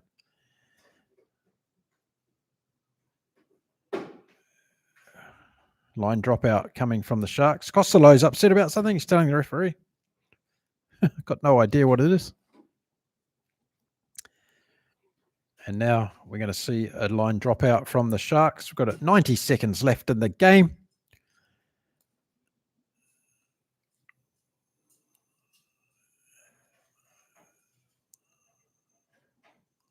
TMO's having a look at.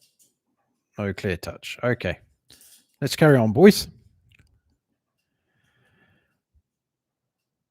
Mama's back. Hello, Mama. Mamita's in the chat.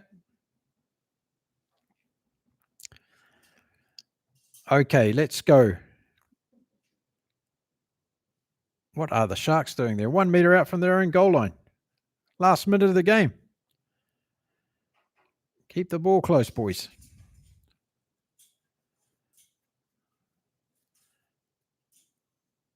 I don't want to be giving up a try in the last minute. Mr. Plumtree won't be happy.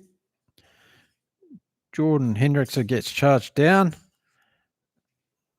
And a knock on. This has come to a pretty clumsy end, this game. Thank you, my beautiful wife. She's brought me some beautiful quesadilla tacos. Tacos. Tacos. I got tacos, everybody. Who wants a taco? My beautiful wife keeping me fed as we go through. I've got another game starting in 10 minutes, folks. Oh, no. How can this be true? Good game by the Sharks in patches. I won't say it was a great performance. They've been like this all year, haven't they? Not able to execute. Strange. They got all these Springboks. What do our Springboks fans think of the Sharks team? I'd like to know.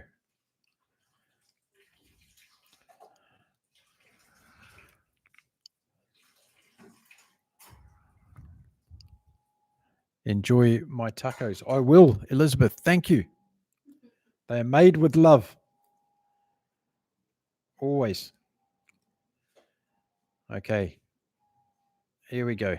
Last play of the game. Penalty to the Sharks. Kick it out, boys. Let's finish on a good note. 29-19. Final score. There we are.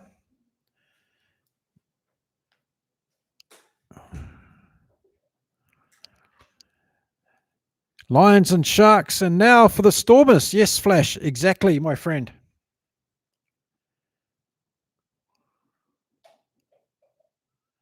Oh, 11:30. I've got 40 minutes before that game starts. Fantastic. Time for a taco, bit of a drink, and we can chat about what's just happened. Yes, we've got 40 minutes until the next game. Flash, time for a drink.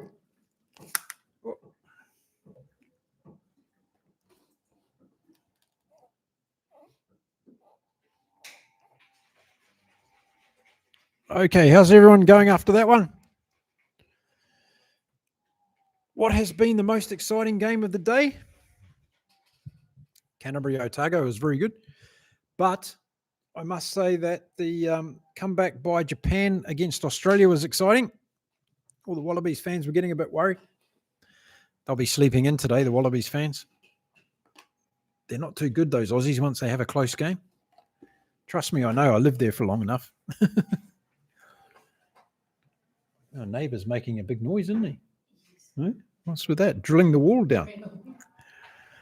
Gosh. Hello, everyone. Welcome to Inside Rugby with Mark. We are 10 hours and 51 minutes into this live chat. Crazy, but it's going well. We're all here. We're having fun. We're talking about rugby. And I've got some tacos. Ooh, look at that. That's how you make tacos. None of this rubbish you buy at a supermarket. Beautiful. Okay, what are we talking about? Flash, what's the score going to be in the Stormers game? Have you got a prediction? Give us the thoughts. Is that really allowed to be making that noise? Yes. Okay. Looking for your prediction, Flash. Who else is in the chat? Who else is watching? Let us know where you're watching from around the world. 10 hours, 52 minutes ticked over. 24-hour podcast. Got lots to talk about this afternoon. This afternoon, my time. It's going to be going into the evening soon in some parts of the world. Gosh, I was here when you woke up this morning. And, you're going to be going to bed soon. Some of you. Welcome back, Mark's mama. Yes, she's been out. They've been out doing the girly stuff, coffee and cake and everything this morning. Good for some. I've been sitting here talking about rugby. That's okay. I like it. Excuse me while I'm eating, folks. I don't want to leave the camera.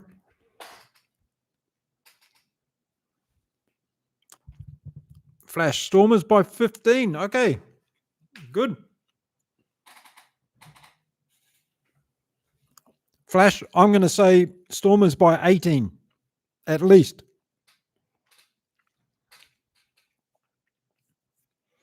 Serious prediction. Stormers by 18.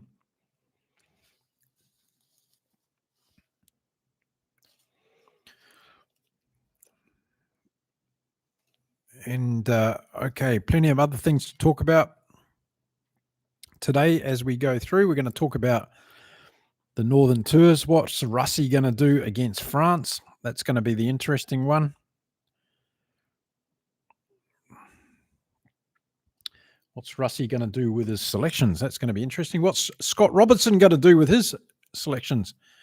Probably got no Kiwis in the chat at the moment because they're fast asleep. We'll catch them later.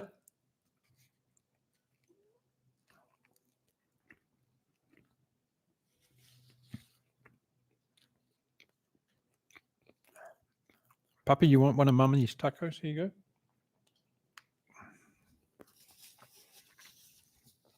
go. Stormers by 15. Okay. Any other predictions? What we're going to get from Benetton and the Stormers? 36 minutes till kickoff in that game. What else are we talking about across the rugby world today? What's happened in the rugby world today? Have we been watching it all?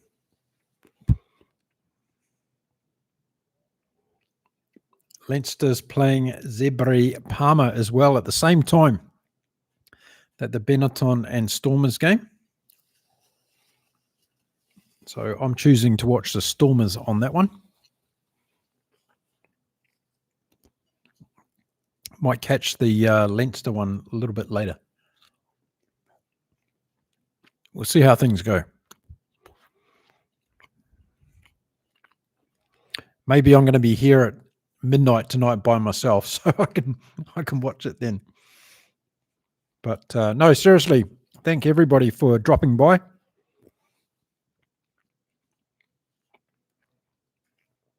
Enjoying the games today.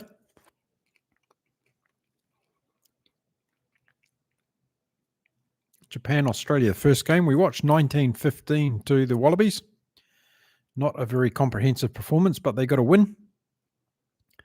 And with a changed up lineup and Nick de Crepney being their captain for the first time, they were fortunate to get away with that one.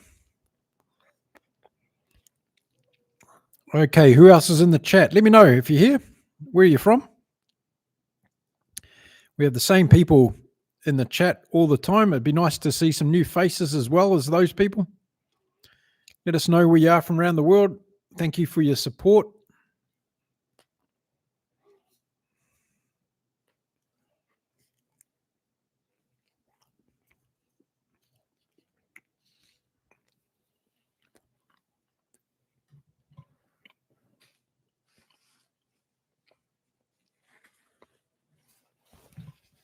Someone asked me a question on WhatsApp before. Am I going to be doing a rugby video tomorrow on my channel?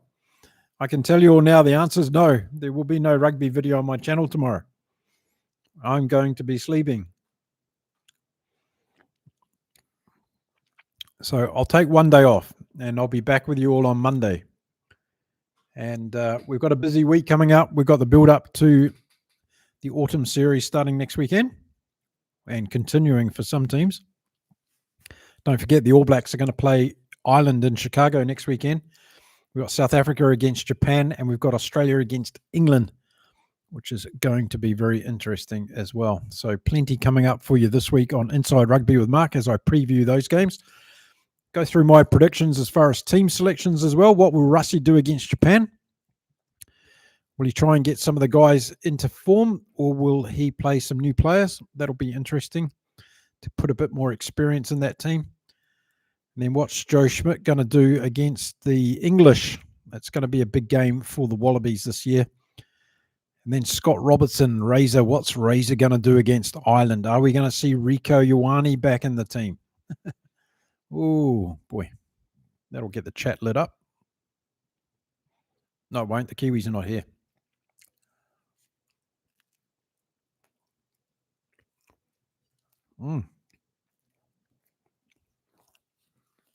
Very good tacos, dear wife. Thank you. When you're hungry, you're hungry. You know what I mean?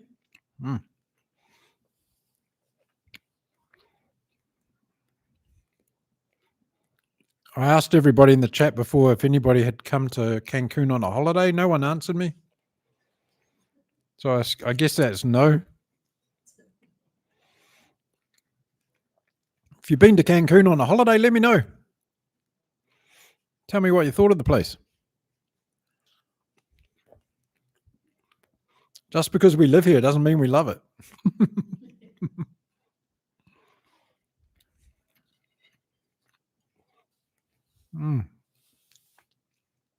Very good. The mirror looks crooked. No one's mentioned it. Not today. The mirror always looks crooked, though. It's not. It's the way the camera is set up. Yeah, it's completely straight. It's the way the camera is set up.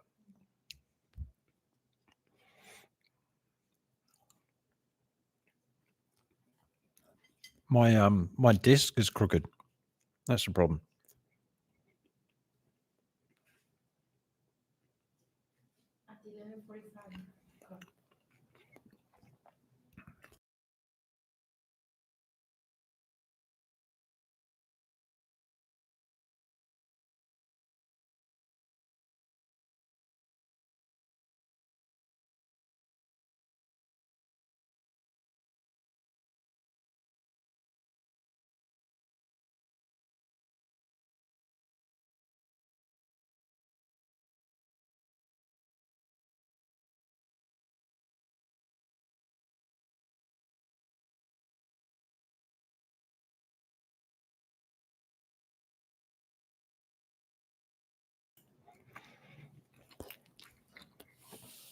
Okay, we're up to 11 hours, folks. We've just ticked over 11 hours. 1 to go. We're halfway. Halfway. Oh, well, it's all downhill from then.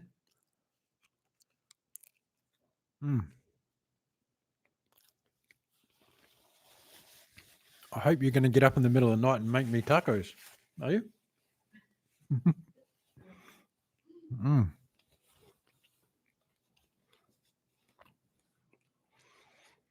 I think everyone's having dinner. Everyone saw me eating and decided to go and eat.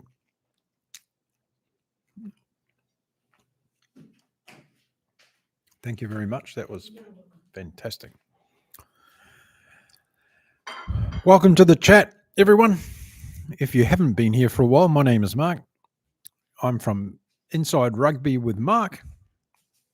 I'm also the founder of United Rugby Fans, our new movement to engage fans across the world to give them a greater voice in the game of rugby. We're doing it all for you. And if you haven't checked it out, I'm just putting the website in the chat so you can go and check it out. Free membership. Sign up now. Become a member of United Rugby Fans, and you will be kept up to date with what we're doing in your country, in your region, and across the world, as we bring together people from all different walks of life and background in the rugby world.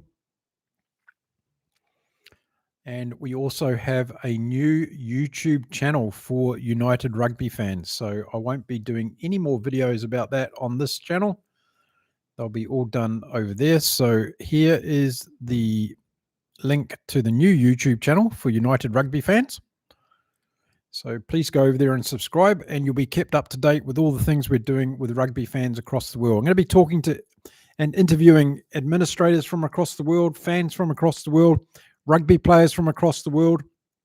All sorts of interesting interviews are going to be taking place on that channel. This channel I will retain as my preview and review channel for all international rugby that I follow, and nothing will change on this channel. So everything else will be on United Rugby Fans. Hope that's clear.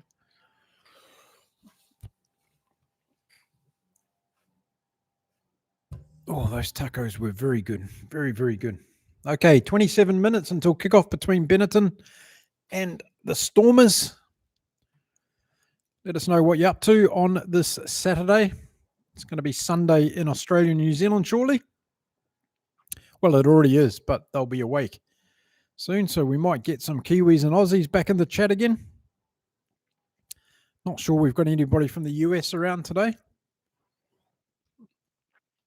If we do, I haven't heard them yet.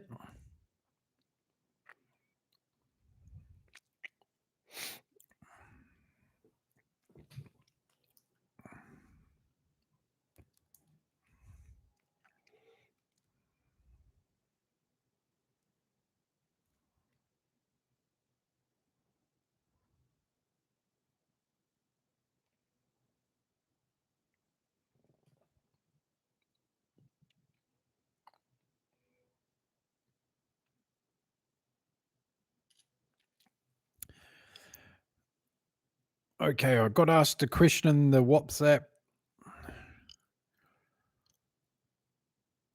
Who's your favorite rugby player of 2025 so far? Oh, that's a good question. Who's my favorite rugby player of 2025 so far?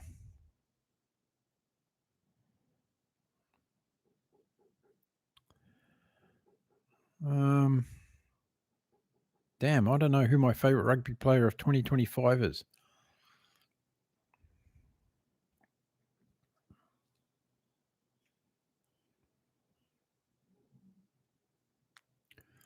Let me think about it.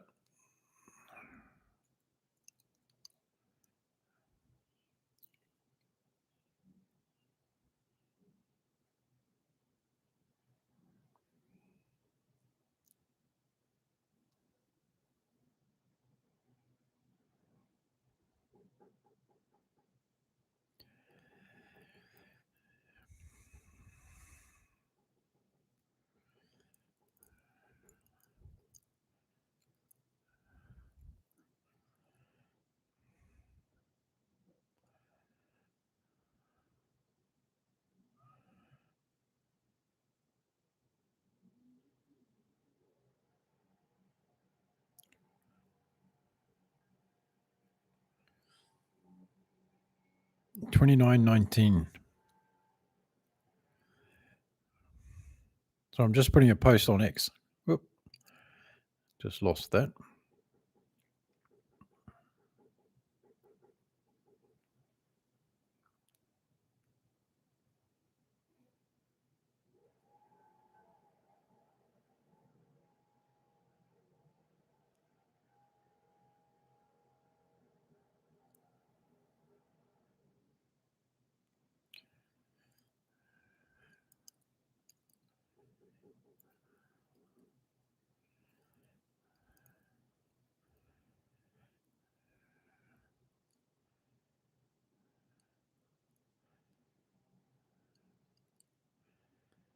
People need to be educated on the physics of a pass.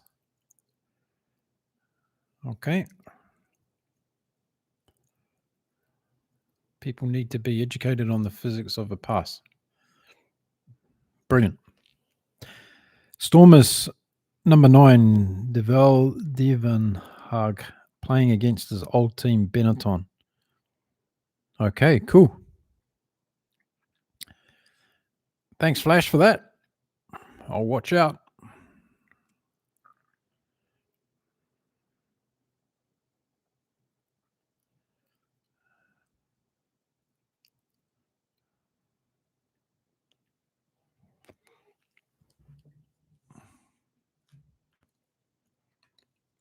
Okay. Who else is in the chat? Let us know.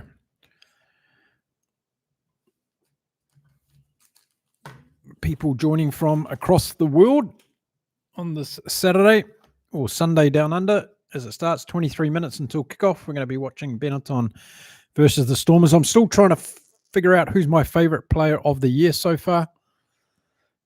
I got asked on WhatsApp, who's my favorite rugby player so far of 2025?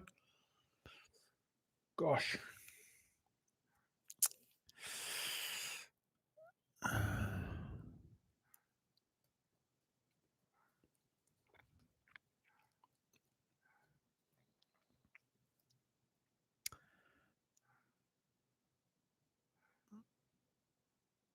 I'll tell you what, I'm going to give this answer. I think in terms of flashiness and all the rest of it, it's got to be Sasha Feinberg and Ngomazulu. But I think for the All Blacks, it's got to be Leroy Carter. He's had a breakout year this year, coming into the All Blacks, scoring a try in every game and looking every part of that All Black jersey. So I think I'd say Sasha Feinberg and Ngomazulu and Leroy Carter are my leading contenders. Of course, the World Rugby Player of the Year is not selected by fans.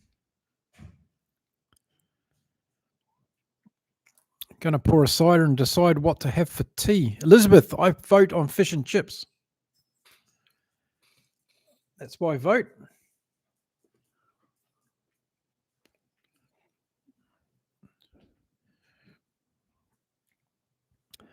I think Leroy Carter's done an outstanding job for the All Blacks since he's been there and has earned his spot now, consolidated, hopefully.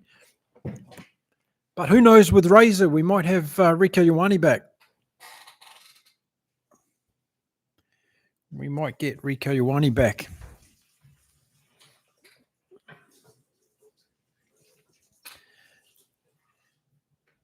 What's a cider like with fish and chips, Elizabeth? That could be good. Do you know what? We can't get good fish and chips here in Mexico. They don't like them. Do they? No. We can't get beer battered fish and chips in Mexico. How sad is that? It's almost like a crime. But it's Mexico. So that's the reason. Okay, we're starting to get delirious after 11 hours. All sorts of things going on. No question.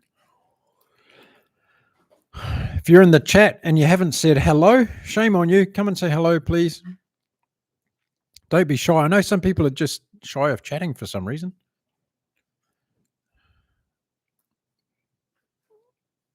If you follow my channel for a while, you should know that I respect everybody's comments. So come on and tell us what you think about rugby. 19 minutes to go until kickoff between Benetton and the Stormers. And then, let's not get ahead of ourselves too much. Straight after that game, straight after that one, we're going into Munster and Connacht. Munster and Connacht. And that will be the last live game for the afternoon, I think. Most people are going to be asleep by then. I'm going to be carrying on. So that'll give me, 3:30 local time. I'll have still 8 hours to go. Whoa, have to find something to talk about.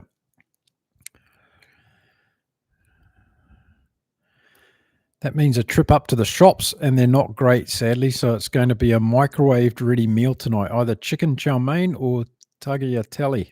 Oh, go for the chicken chow mein. It's a no-brainer, Elizabeth. Do you have to even think about it?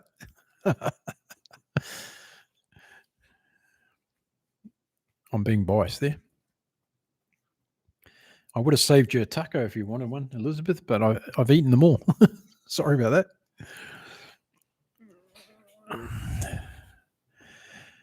Okay, welcome to the chat. The people that are here, let us know who you are, where you're from, what rugby you've been watching today.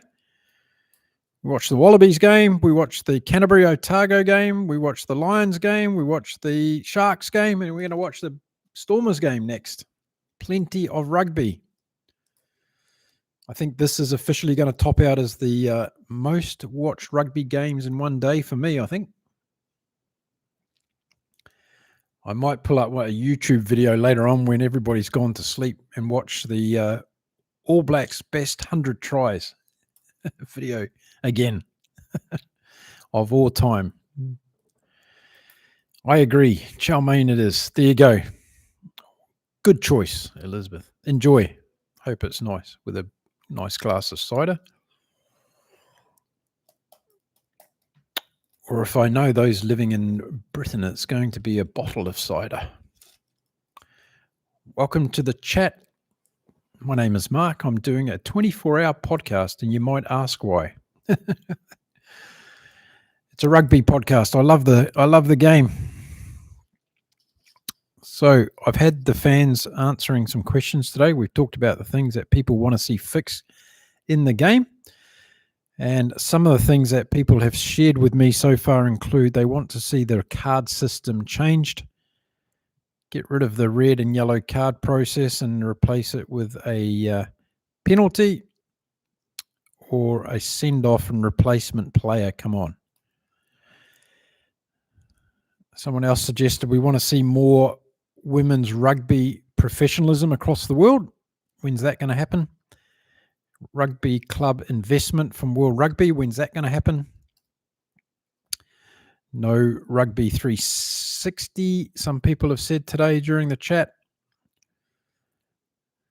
And changing of the laws. Somebody else said we need more changes of the laws. Not too sure about that. Do we need more changes of the laws? And if so, what does that look like? Tell me what you think. What laws need to be changed? Fans can't say stupid things on social media. That'd be a good law to have. It's not going to change. Everyone's got an opinion. That's okay. So my 2 picks for my favourite players this year so far in the Test arena have been Sasha Feinberg and Ngomazulu and Leroy Carter. Who do you think? Who are your favourite couple of players so far this year in the international Test arena? I've got to say I like the couple of the French players, but I haven't seen enough of them play this year. That's the problem with those guys. They send their B team down to New Zealand. We don't see their stars too much, and we're not going to see them in this series either because they're injured, most of them, or a lot of them. The Contrarian Mind, a great question. Will the new website have a section on teaching rugby laws? Yes. The answer is yes. And we're going to do it in a really creative way. So wait till you see it because it's going to be extraordinarily exciting. It's going to be kind of interactive, actually. So we are going to have a section on teaching rugby laws and also the basics of the game. So we recognize that there's a lot of rugby fans around the world who still don't know a lot about rugby as a game. And just the things that a lot of us take for granted in terms of terminology, as in terms of, why you can't do a forward pass, what that looks like, all the rest of it. So we're going to have a educational area on the website. So great question, the Contrarian Mind. Thank you for that. Okay, Flash, now the questions start. Come on, bring them on. Mark, what do you think about the 2028 World Club Champions? I would like to see Crusaders versus Toulouse. God, Toulouse would kill the Crusaders. Blue Bulls versus Leicester Tigers. There must be a place for the RGs in domestic competitions.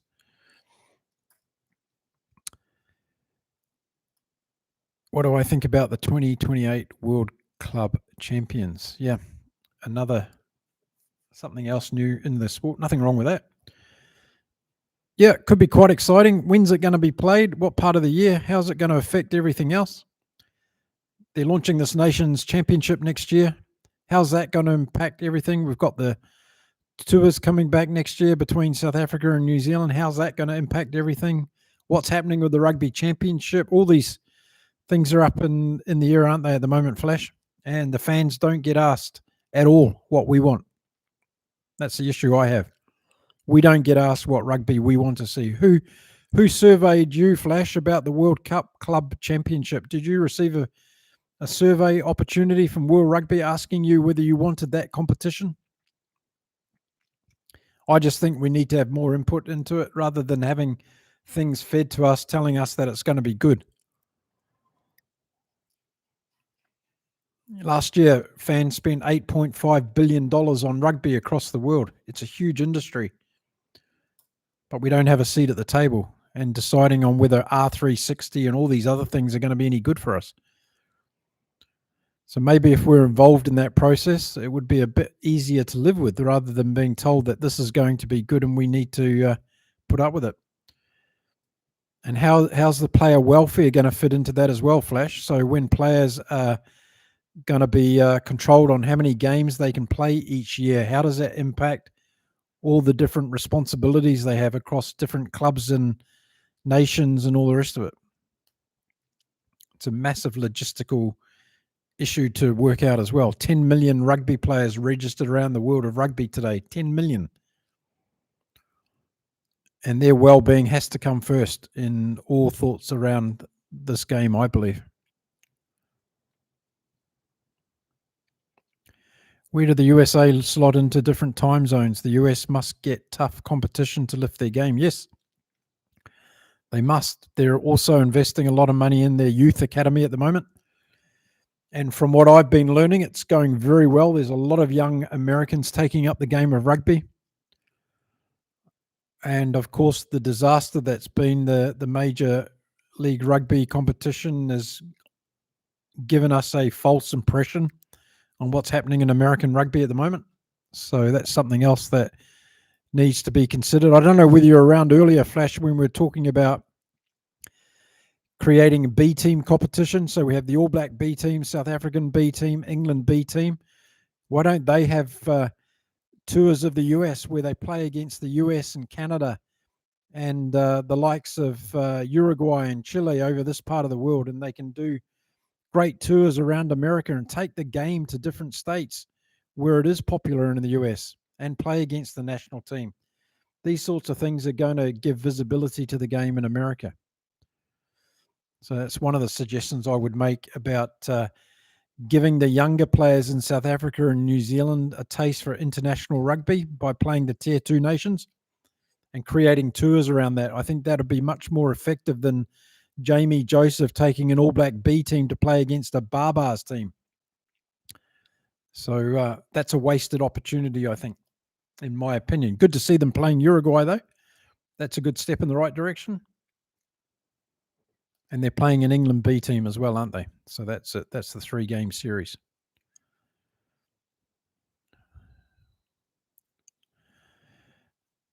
The 2028 club competition, I think the fans must also have a say in this competition. Player welfare important. 100%, Flash. 100% agree. That's why we're doing what we're doing. We want to have a say. It's fans first, rugby forever. That's what we're about. We've got to be put first. We are the game. And instead of a bunch of people in a glass tower with a lot of money and some business suits making decisions without our input, we need to have more of a say at the table, not just at a global level either, at a regional level and also at a local level. So out of the 6 regional areas or geographical areas for World Rugby, we need to have a seat at those tables as well, because there's a lot of decisions being made about the development of the game across those regions that we're not involved in, right down to your local community and the club down the road from you.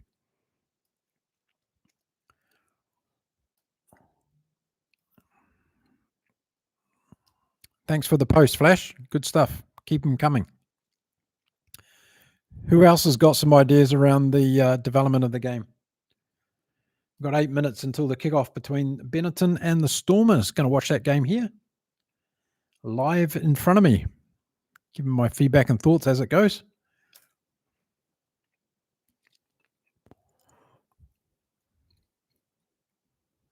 Thanks for joining in the chat today, everyone. We are live from Cancun in Mexico. Local time, 11:22 a.m. It's starting to feel like midnight in my head. Maybe a bit later, actually, 2 a.m. Okay, one of the things I'm going to have to do during this game is in 40 minutes' time, we're going to click over to the new live stream I have to do this because YouTube will cut us off after 12 hours of continuous streaming. So I will make the change over to the second part 2 you see on the Inside Rugby with Mark channel. You'll see part 1 and part 2. This is part 1. This will finish effectively in about 30 minutes time, 35 minutes time. It'll be during the game between the Stormers and Benetton. And then we'll start part 2 of this live stream, which will go for the second part of my podcast marathon today. So just be aware that's going to happen in about 35 minutes from now. I'll give you a little bit of a warning as well before I change it over. And then we'll kick ahead with the second part of this live stream. That means we're all going downhill and we can go to bed in 12 hours' time. I'm sure a lot of you will be in bed before that. Okay, 7 minutes to go before kickoff. Should get some live feed here shortly. Round 5 this weekend of the URC competition. Benetton against the Stormers. Looking forward to this game as well. Dun, dun.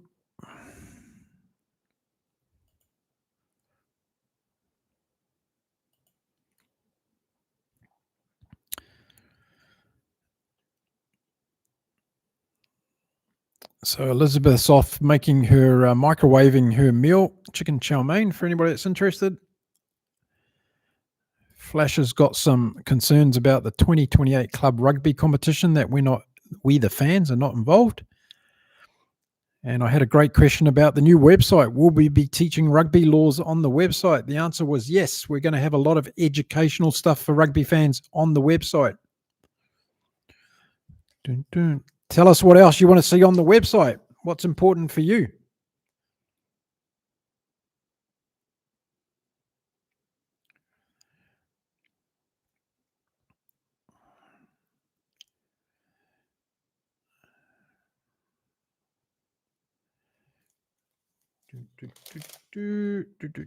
Okay, we've got some live stream coming through now from the Benetton DHL Stormers warming up.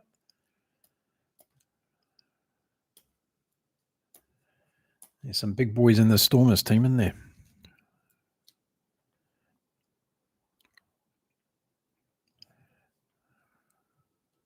I think as I get older, rugby players are just looking bigger and bigger every year. I don't know if they are actually getting bigger every year, but they look like it. Okay, let's get ready for this.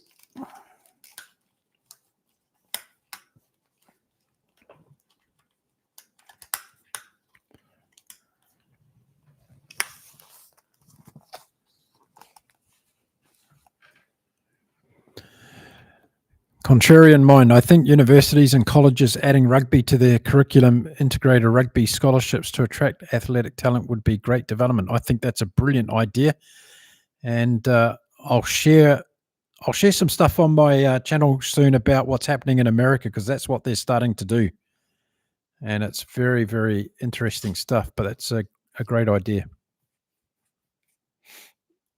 I'm taking all your ideas here, contrarian mind.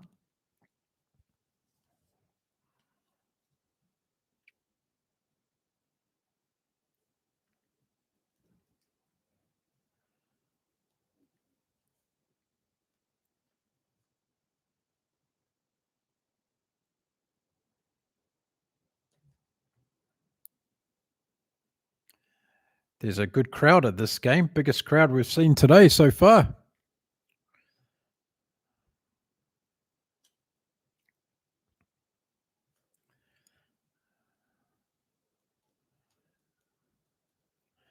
Maybe one day United Rugby fans can give out a few scholarships for young people to play rugby, women and boys across the world. That'd be cool.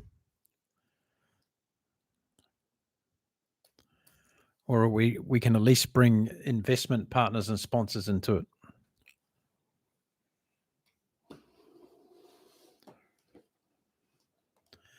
Okay, Treviso, the weather's fine, 15 Celsius for Benetton versus the Stormers, kicking off in a few minutes. in 30 minutes from now, I'm going to be changing live stream over to part 2. So don't miss the change. Come and join me.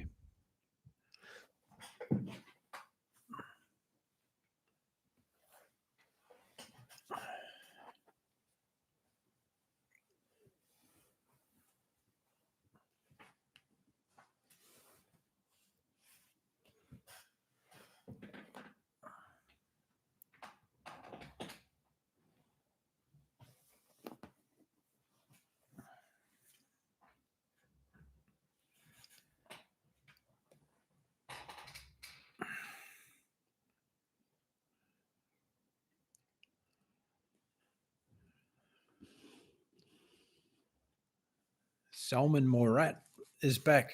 Ben Jason Dixon. Looking forward to seeing him. Evan Roos, a lot of people upset he's not in the Springboks squad.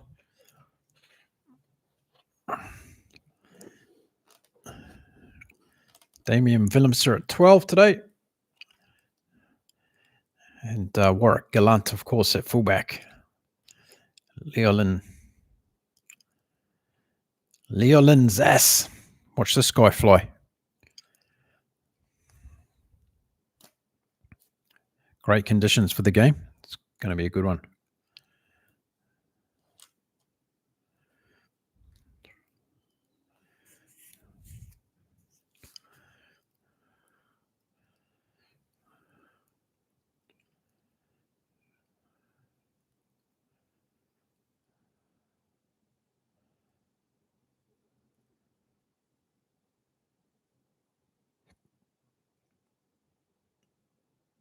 Stormers are going well. 4-0 this year so far, and they've kept teams scoreless, which is very good.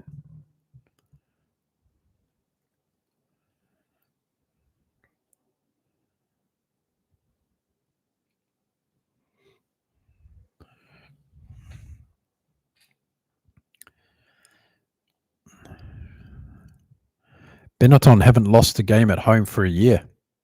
It's a good record.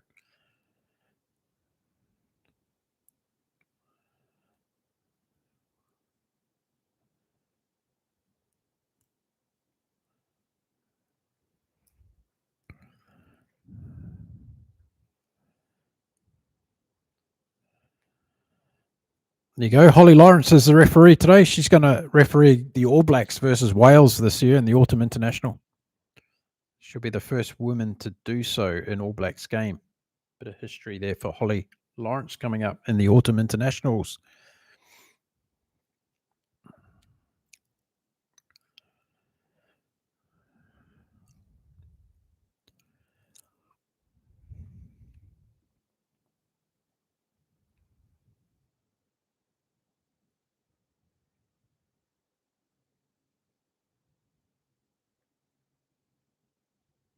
And away we go.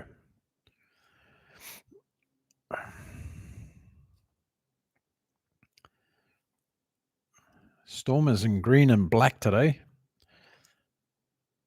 I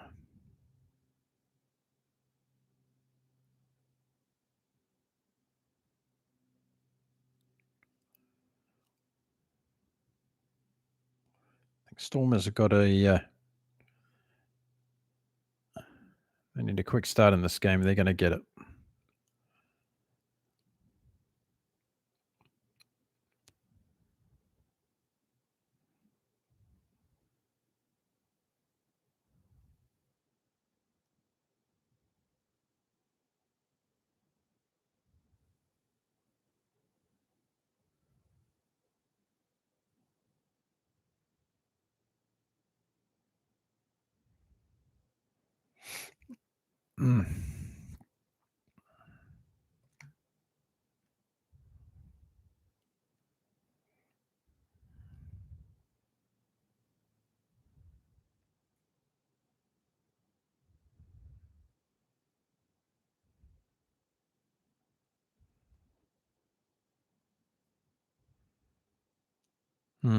Penalty to the Stormers.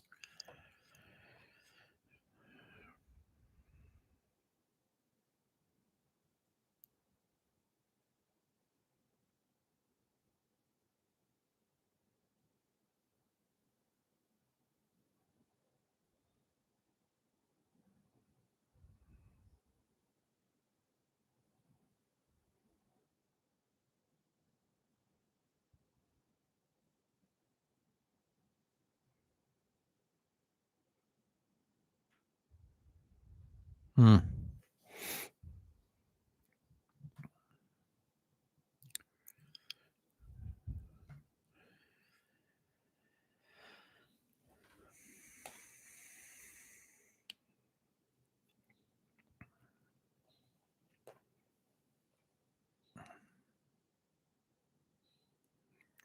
Good kick.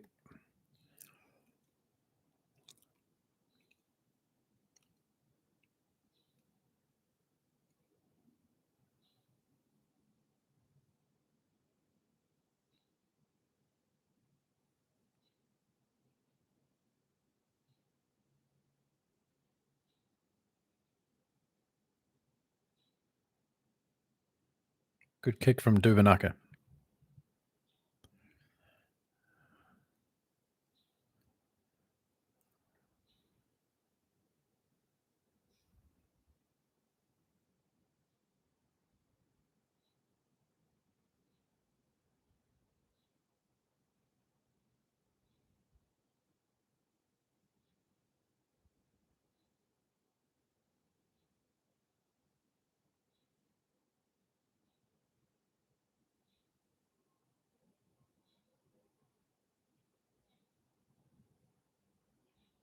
First scrum, Stormers feed.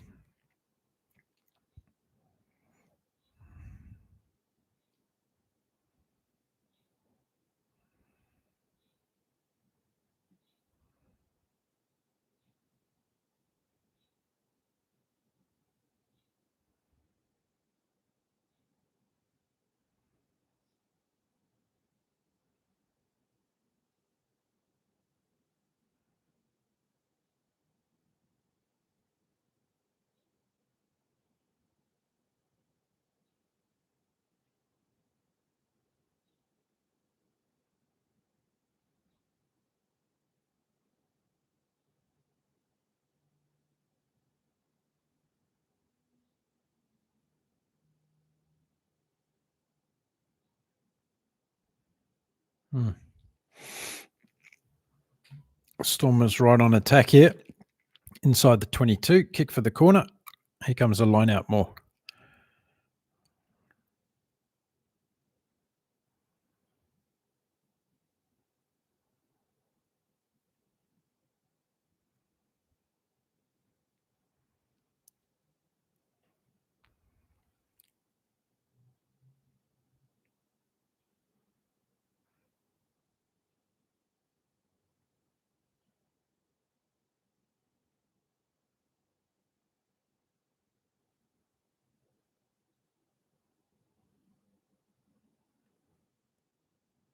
Just a matter of time for the Stormers. 5 meters out.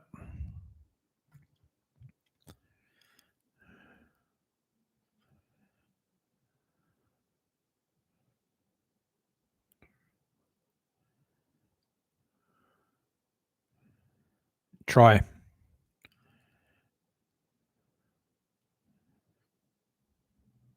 Sunday scores.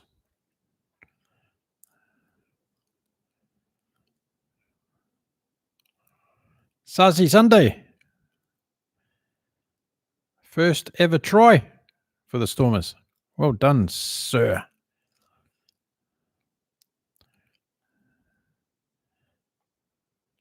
5-0.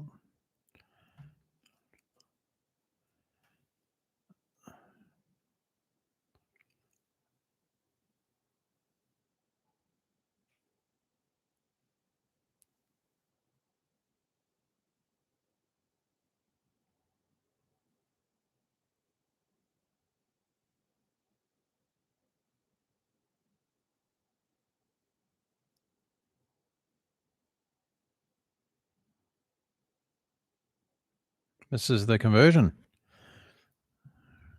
5-0.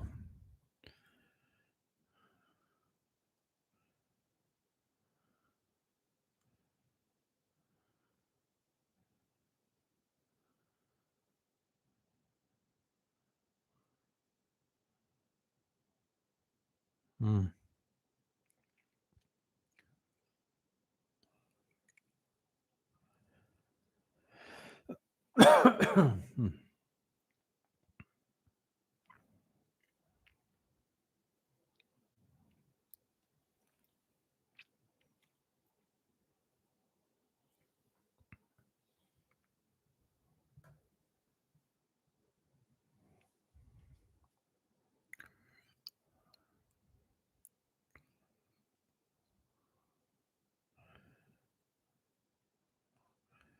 Benetton back to halfway.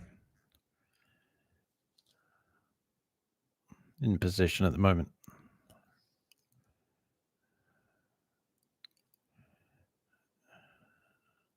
Box kick. Knock on from Benetton. Stormers ball.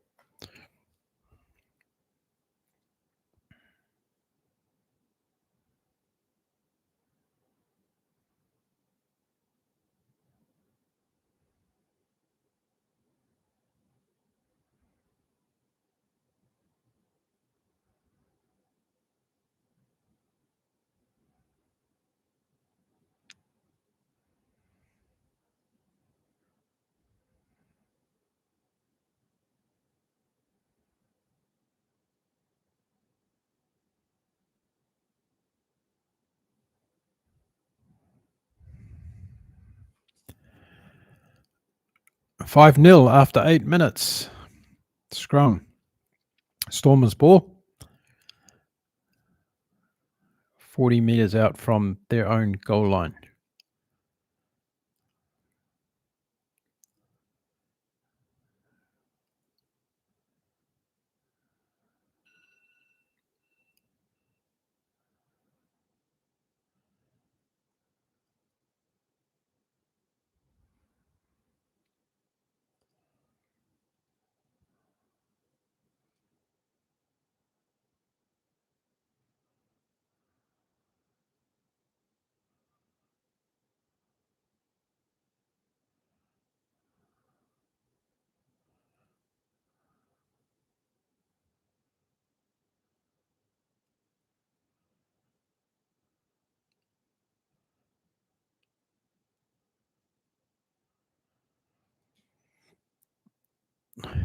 Line out pretty much on halfway.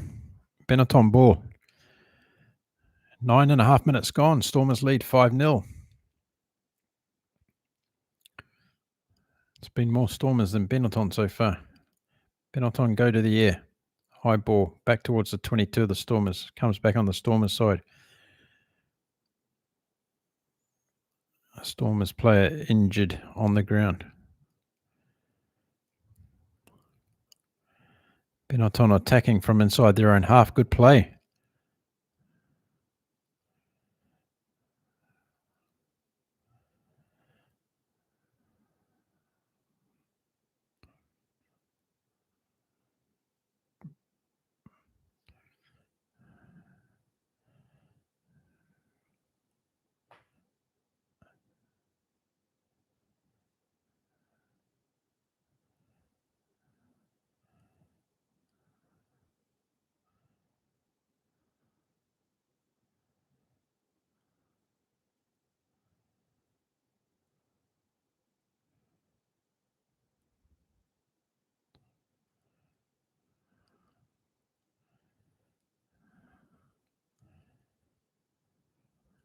He's done.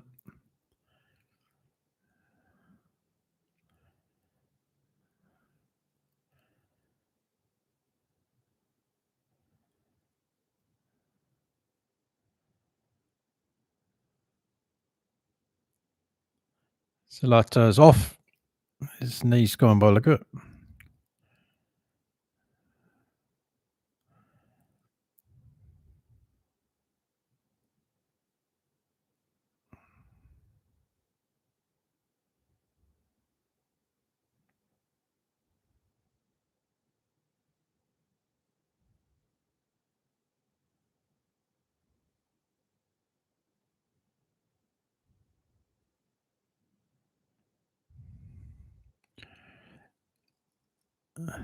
Sinatlo off and Solani on.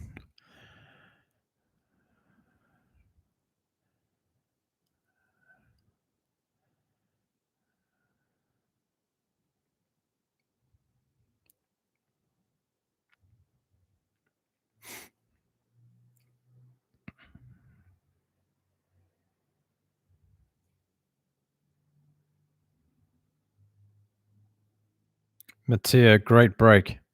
Good kick inside. No one there.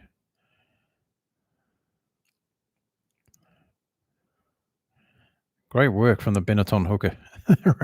Ran 30 metres across field. Oh, poor error from Benetton. Deep on attack now, the Stormers, with an opportunity. Feed to the scrum.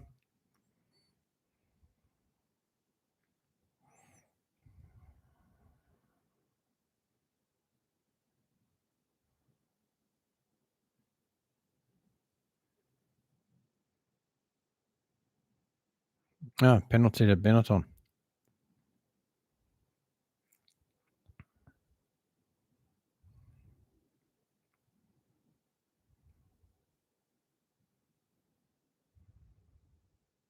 Good break for Benetton. Now they get up over halfway, or close to halfway.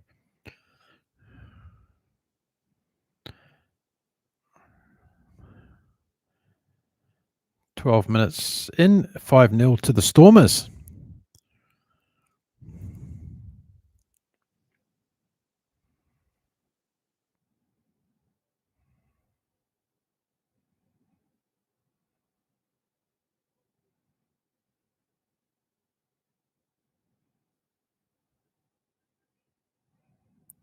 Thomas Albanos missing from this game for Benetton, of course, with his injury. Malachi Fekitoa as well out of this team for Benetton.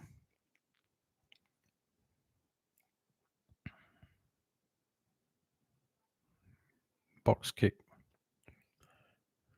Comfortable for the Stormers.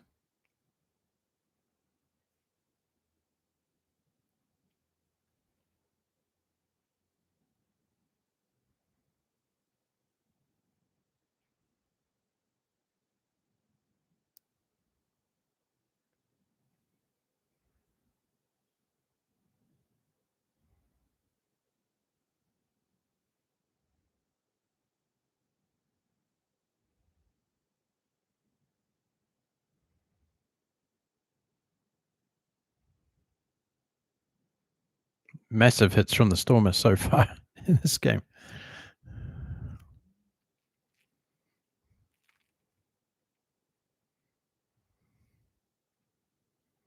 Benetton penalty. They're not able to get through the Stormers' defensive line at the moment. Need to change their strategy a bit. Got this field's cracking up as well.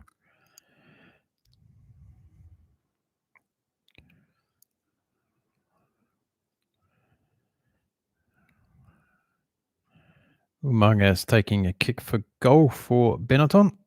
Nearly on halfway. So bring the score back to 5-3 if he's successful.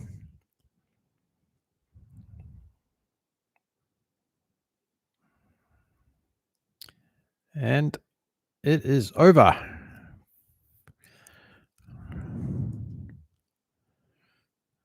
Five, 3.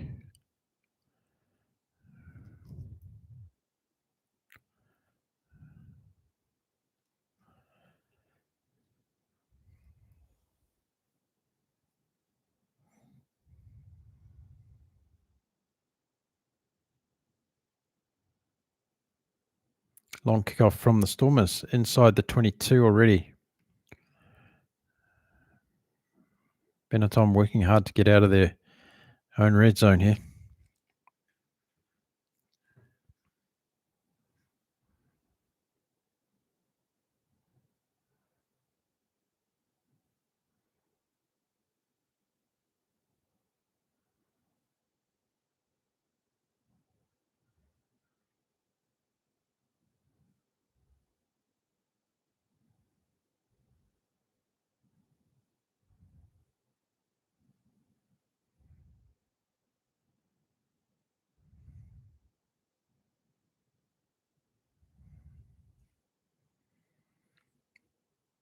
Oh.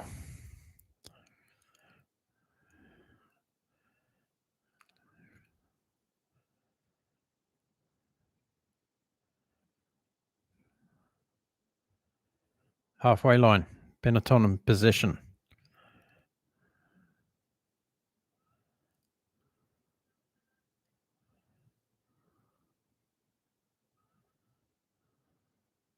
Penalty Benetton.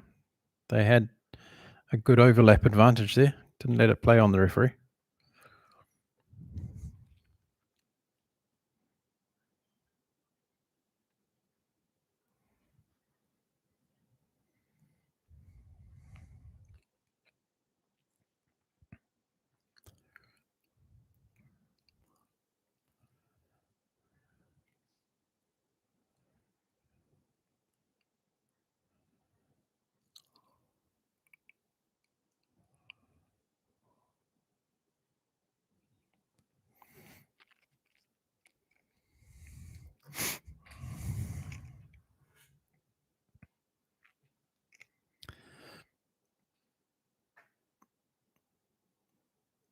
Another penalty kick for Umanga. This time it's inside his own half. 55 metres straight out in front. See if he can nail this one.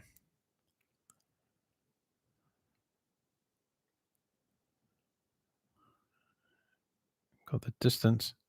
Brilliant kick. 6-5, Benetton.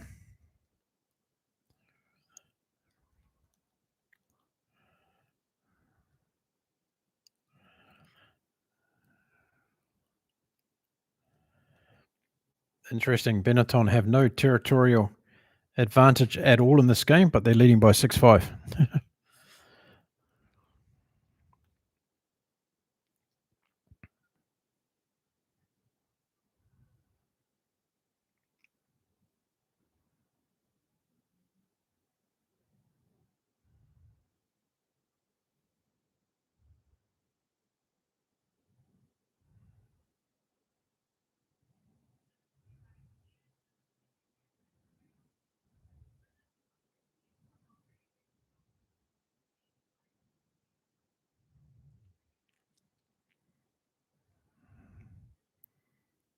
Stormers back on attack.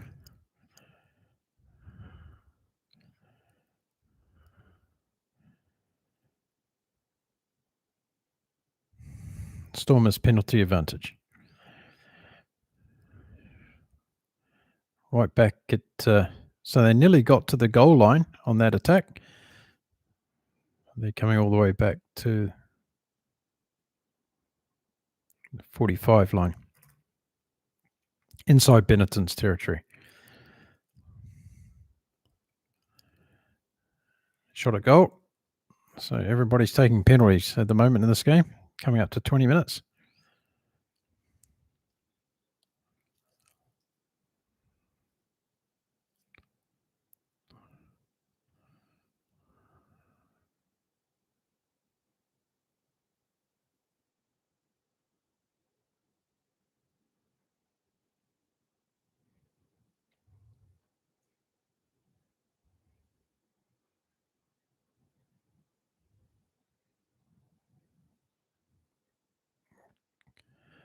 Matthias gets a kick. 8-6 to the Stormers.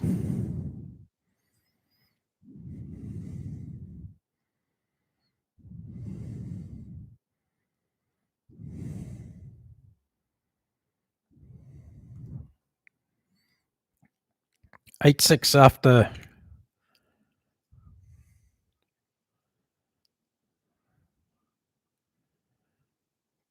20 minutes. First quarter gone. 8-6 to the Stormers. It's a cagey game, this one.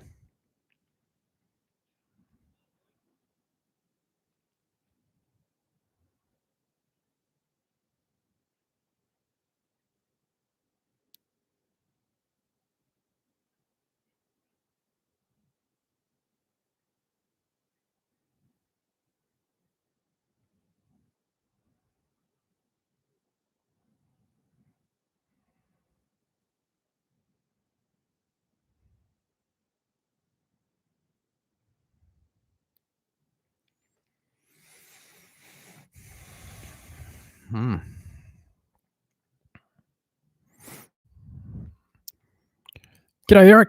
Yeah, I'm good, mate. Saving my voice in this game.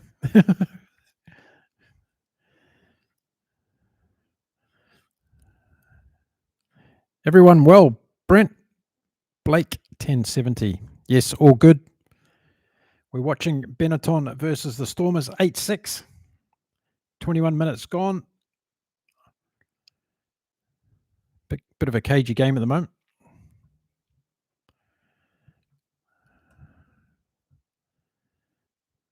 Stormers started off better. Benetton slowly getting back into it. A couple of penalties to each side.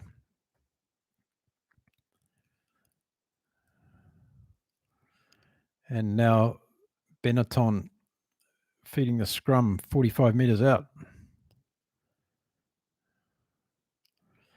Just a reminder, everybody, this live chat on this particular episode will finish in about 3 minutes' time, and we'll go on to the other live chat, which is called Part 2.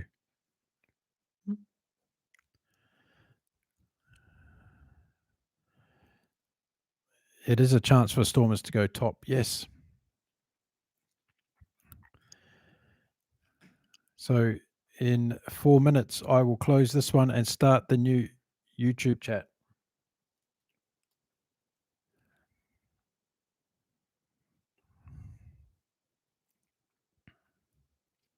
So head over there and join me when I say I'm closing this one down. That's a YouTube restriction I'm doing that for.